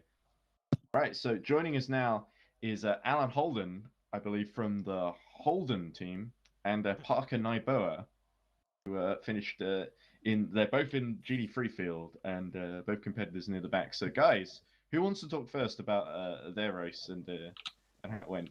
Because I didn't see a whole lot of it, but it did look quite hairy out there at points. Yeah, it was interesting being in the back. There was a lot going on back there. We had a lot of trouble with just kind of lap cars really, or being unlapped because we were obviously laps down. We're not the quickest. We're actually both new to sim racing. This was actually our first race besides Daytona, which we had to leave because of a camera glitch. So we had to escape back to the pits. So yeah, a lot of drama that resulted in us being put that far down, but it worked out in the end. At least your first sim race didn't end with you being an hour into a race which you were going to drive on your own and just retiring because you couldn't be bothered. Yeah. Well, no, I could be bothered. I was just too tired and just thought, nah, no sense. I'll tell you what, I commentating, I was worried because the race was supposed to be 268 laps. The leader in LMP2 did 219, and I was thinking, oh my god, are we going to have to go another hour to No, finish the race? But thankfully, that didn't end up having to happen. Alan Holden, would you like to talk about I know you beat Parker in GD3, which I'm sure would be a source of pride for you. But Oh, I could beat his times. He's doing way better than I was. Yeah, I guess I was doing pretty good. I've had a lot of hiccups when I came back from my second stint. Had a few issues with the LMPs. The LMPs were just menaces this race. a lot of people said the same at Daytona too, and they may say even more so at Suzuka, which is such a narrow track. I think. Oh yeah, that's gonna be rough. A death trap. Mm. I can't imagine Sector 2 going good for anyone. Can I just apologize to you guys in advance? Sure. Oh yeah. Yeah. No hard feelings. It's all part of the deal. Yeah. It's all part of the GTE experience. Yeah, I definitely I'm gonna get some gray hairs early because I remember I told my teammate. Well, actually, me and Holden are actually on the same team, actually, just to specify. But yeah, we're on the 510. I told him I was gonna go get lunch, and I come back and I see final warning for our team for driving standards. Holden lagged and he hit a car at like 150 kilometers per hour under code 80. So they were just done with us after that. So I was petrified driving the last 2 hours, just trying to get them past me. I was practically just like pulling off to the side of the track of the grass sometimes, just so they don't hit me when they come past. It was horrible. Oh yeah, it's never a nice feeling. But at least you guys persevered and you both made it to the end of what was a punishing race that really took out like at least almost a dozen cars failed to finish, and quite a few hit trouble over the course of the race. Even the former title favorites going in had a real nightmare in Abstinia Force Polonia, and they didn't even finish in GD because I think their brake pedal failed. Yeah, you told me during the race, didn't you?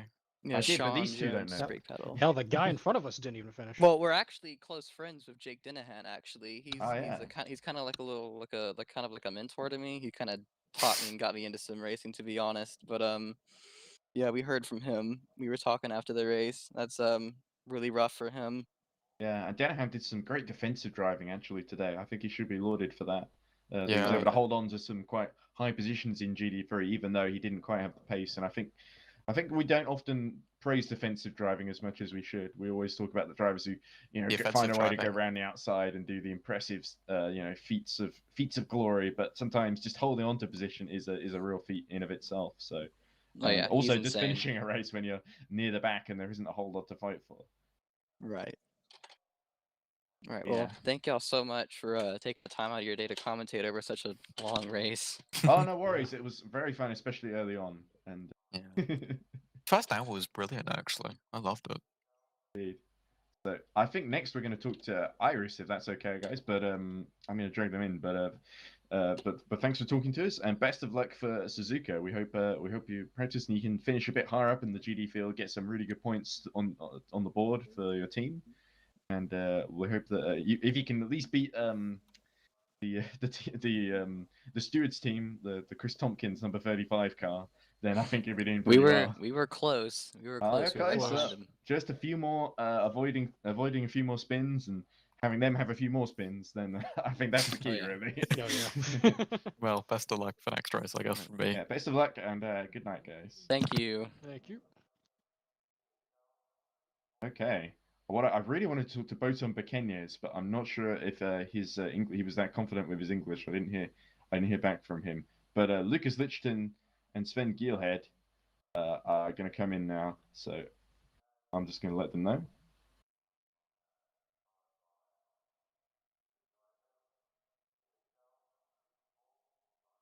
I'm going to have to go now, so see ya. Okay, fair enough. I'll just do this interview and then stop, I think. Yep, see ya. Ooh.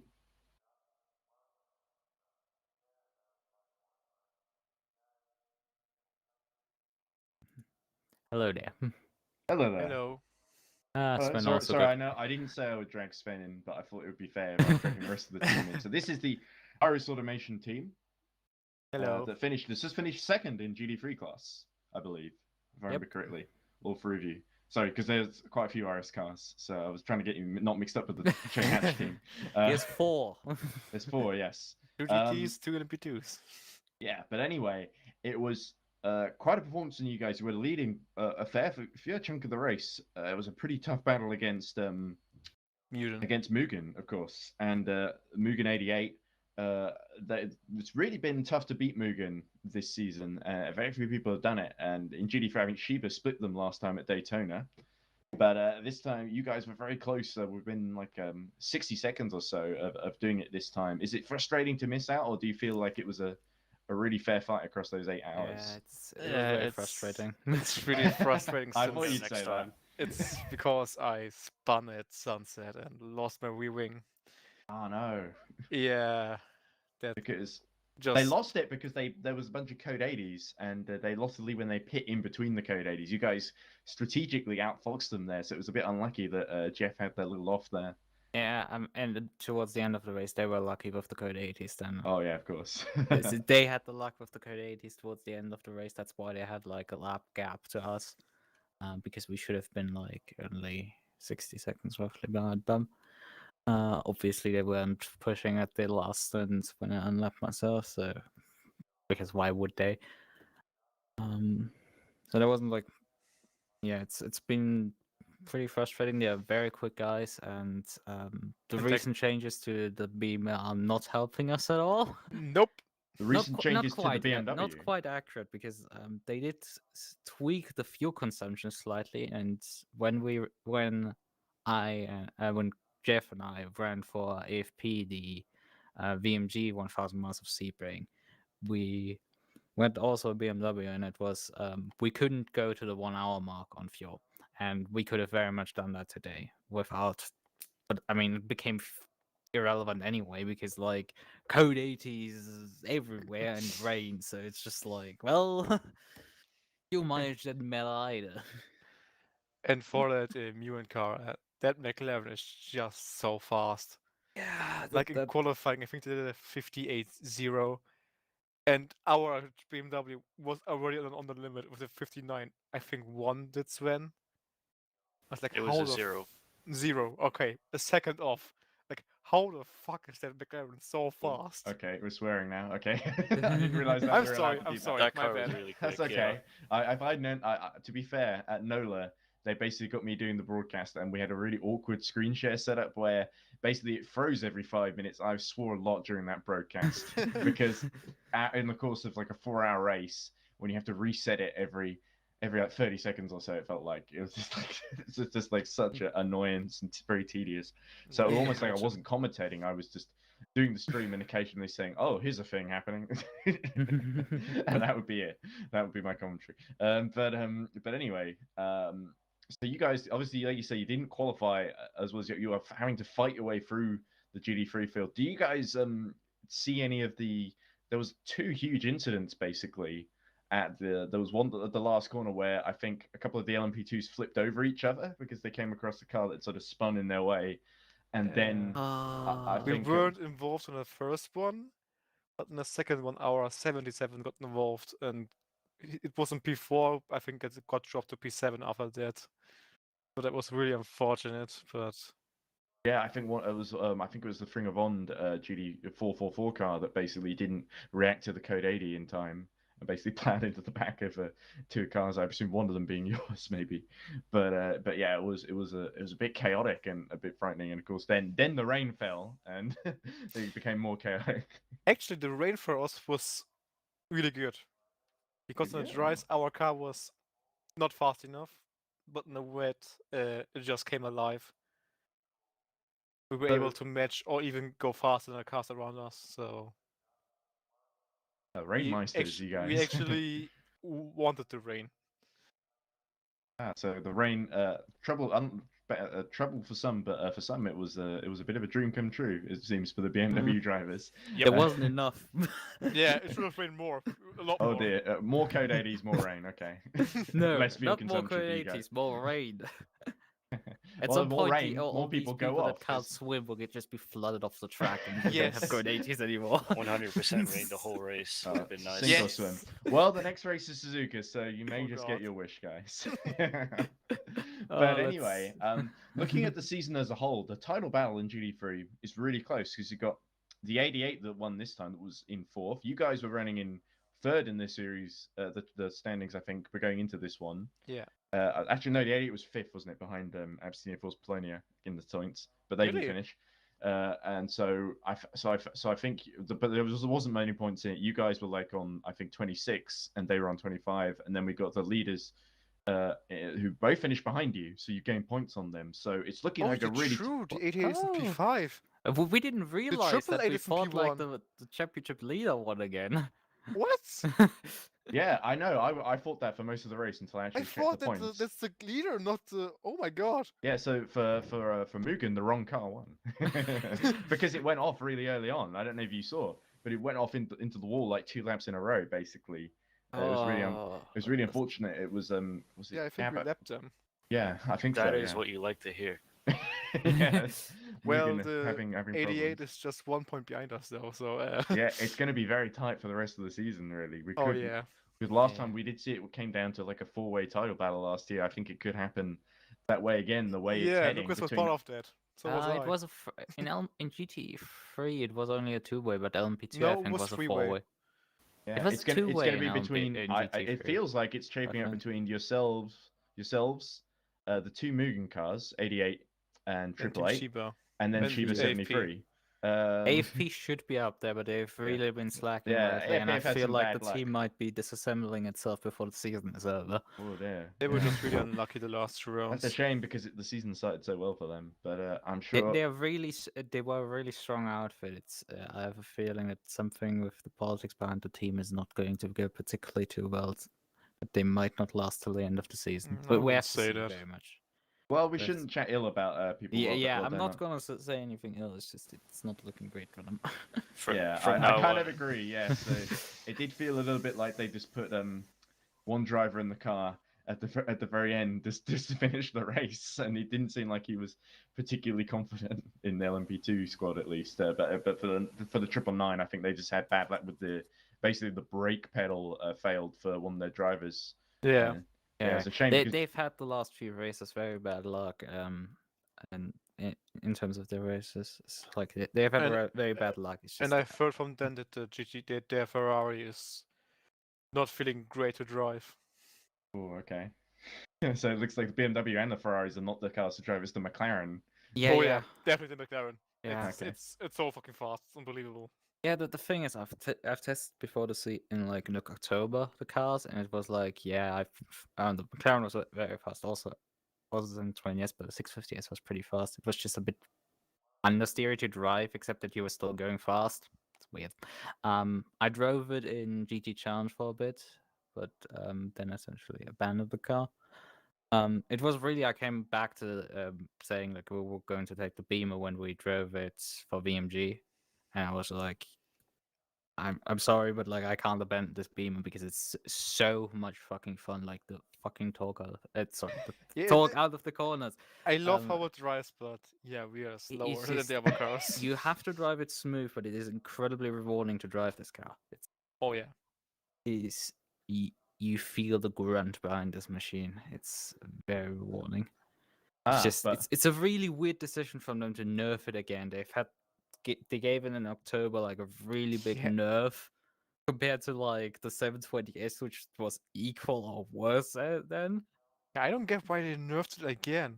We Like, were on pace with the I Ferrari think it was before it. because some people in GT Challenge, in the GT Pro Championship, actually drove the Beamer, and it started to win again. Oh no.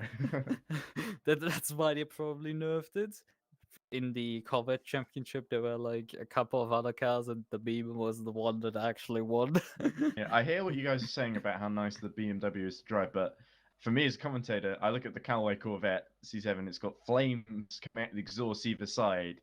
So I think so for me that's my favorite one. But I know most people don't like that one because at Le Mans it was like spinning every lap for the Corvette. It was like so hard to keep it in a straight line out of Mulsanne corner and stuff like that. We wanted to go with the Corvette maybe, but we thought it's OP. It really got nerfed 100%. Oh, okay. So let's not go Looks for like it you made the with wrong it. gamble if you were worried about getting nerfed. Well, it got nerfed, but not enough. Anyway, I think even got nerfed too. It's just like yeah, why? We did It's like- nothing wrong. I feel reminded of that. No, you did too Ubisoft- well. That was the problem, guys. I get reminded of that Ubisoft meme, Ubisoft getting confused about some operator being OP, so they nerfed Junker. Anyway, guys, I think I'm gonna bring in our last interview, which is one of your teammates in the sister LMP2 Irish squad, which is Chris Gitsov, who's gonna join us. Yeah, they were really unlucky. Yeah, so did a great recovery drive. we'll end with a final tale of woe, I guess. You guys can say if you like, but I'm gonna drag Chris in now. Well, I'm the team owner, so I don't mind. Okay. Here we go. We're joined by Chris Gitsov now from the LMP2 Irish squad. We've still got the GT3 Irish squad in with us, but this is going to be the last interview because I think I'm kind of done, and I think most of the people I wanted to talk to have either not gotten back to me or they've left, or I've talked to them already. So Chris, I know Irish didn't have the best result ever with, that they would have wanted with a 7th in class in LMP2 this time around, but in the end, Shane Hatch was able to put in a decent comeback and get back into the lower reaches of the top 10, get some decent points. How do you reflect on it, Chris? I haven't really seen. He's muted, I think. I'm here. Can you hear me? Yeah, we can hear. We can hear you, Chris. Okay, good. I was away after my stint, so I don't really know much what happened after that. I only saw the result, so I suppose that Jay did a really good job. Yeah, he was pushing quite hard, but he spun a couple of times, but he was able to get up into 7th in the end. I mean, if you look at everybody was spinning at some point. It's just how wet works. Sometimes the car doesn't just really work. It's not like with the GT3s, which were also struggling, I think. So, yeah. Oh, these guys love the rain. Yeah, of course. I love the rain as well, but I don't think rain loves me. So. Oh. It's not a mutual thing. Fair enough. Yeah. Yeah, we did our best. I did my best. Obviously, I can say that I'm not really happy with how I performed. I could do probably better, but as always, I wanted to give my best because, as always, I'm really happy to be racing in this team, and everybody is so nice. Jeff is so nice. Obviously not saying it because he's here. Yeah. I'm really happy to have this opportunity, especially having today the opportunity to drive with Che and Jacob, who were maybe one of the best drivers I know. So it was one of the greatest opportunities for me. Hello? Yeah, we heard you. I think I bored Did him. Ed fell asleep? We didn't want to interrupt your monologue. he just muted himself, being like, Ed? yeah. No, sorry, my mum came in and wanted the washing. Oh. To give her the okay. clothes, so it was a bit Okay. awkward. It's midnight. So I heard most of that. I think you were saying nice things about Che and the rest of the team, which was good. Yeah. But yeah, so I guess looking final thing is I know you started the season really well with was it third in Second. It was second. It was second in NOLA, New Orleans, and then Daytona didn't quite go to plan. A bit of a lower points finish, and similar again in Sebring. Do you look forward to Suzuka? Do you think the rest of the season it's going to turn around for Iris? You're going to take both classes, and because we've seen AFP win both classes in the same race, we've seen 2 races in a row where Mugen have won both classes. Can you guys do it now? We need to break the curse of finishing P2. I think that Yeah, our it's- lineups are maybe one of the strongest. It's just that maybe Mugen's we better? aren't really lucky. To be honest, No, we are just we cursed. got killed both times in Daytona in the start and in Sebring in the start. Then in Sebring we had really good comeback with Jacob being able to pretty much get like almost a lap on the guys who won the race in the end.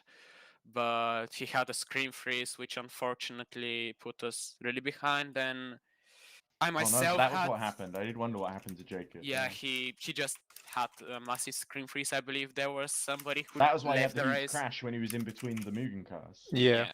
Ah, okay. I didn't realize at the time. I thought he'd made a mistake. I'm sorry. That's why I said in commentary that he But- just got Yeah. That's fine. squeezed. But what our curse? Basically, Yeah, to go I first. think also my crash was involved. I mean, I didn't really crash because I just got some damage. If you haven't seen this, I haven't crashed. Just saying. Yeah. But To be I fair, had- a lot happened. It's hard for me to remember everyone's crashes. 'Cause Yeah. everyone had one. I had issues with my steering wheel as well, so yeah. But I think that I don't really remember the question, but you probably were talking if we were. I was saying what you're looking forward to the rest of the season and whether you could win both classes in a race coming up, or is there any round you're really excited for? Is Suzuka one of them? It I was personally Sebring. wanted doing Suzuka, but for not reasons because I suck, but I maybe, but for other reasons. So for the rest of the season, I believe that we are in very strong position despite having these 2 bad races.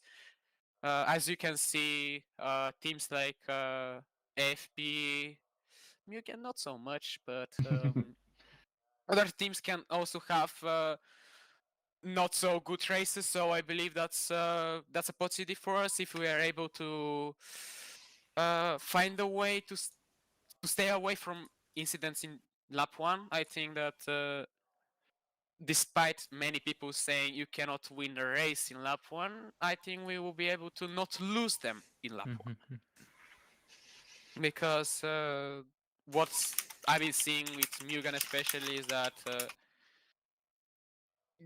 they're staying away from incidents. Like they don't really fight on lap 1, etc. Except for the fact that half of the field is Mugen. Yeah. I think that if we're And the able other half to, is you guys. yeah, the other half is pretty much us or AFP, so or some random teams that are just there for the sake of it. I don't know. the great I tell you, a too team much. that really impressed me was the Heimdall Racing number 23 that Yeah, was Oh, leading that's for a good. long Martin, time. Martin would be happy. Yeah, for Boton, it was going so well for him, and I think his stint ended with him backwards in the barriers. Unfortunately, it was really exciting because they really pushed Mugen in that opening phase of the race. Yeah. The team And that then surprised me Tamas is Risk got on board, and the stint kind of fell apart, unfortunately, for them, which was a big shame. Yeah. But I think Boton can feel very proud of himself because he really stayed in the lead for a long time and surprised a lot of people. I think you could do worse than hire him if you need another LMP2 driver. Because I'm sure Heimdall aren't offering him that much money, if any. The team that impressed me most is Team Shiba, to be honest. Oh yeah, in GD3, of course, yeah. I talked with them. They started racing half a year ago. Can you ask me, are the Pastores, Nicola and Giuseppe, are they brothers or are they cousins are. or what? Because I was just trying to figure that out. Actually, we signed them for another series. They're rivals here, but you've signed them up elsewhere. That's clever. They're thinking. Germans, so of course I signed them. German. You Germans, you look out for each other. It all makes sense now. I see a German like Lucas. Hey, wanna drive for us?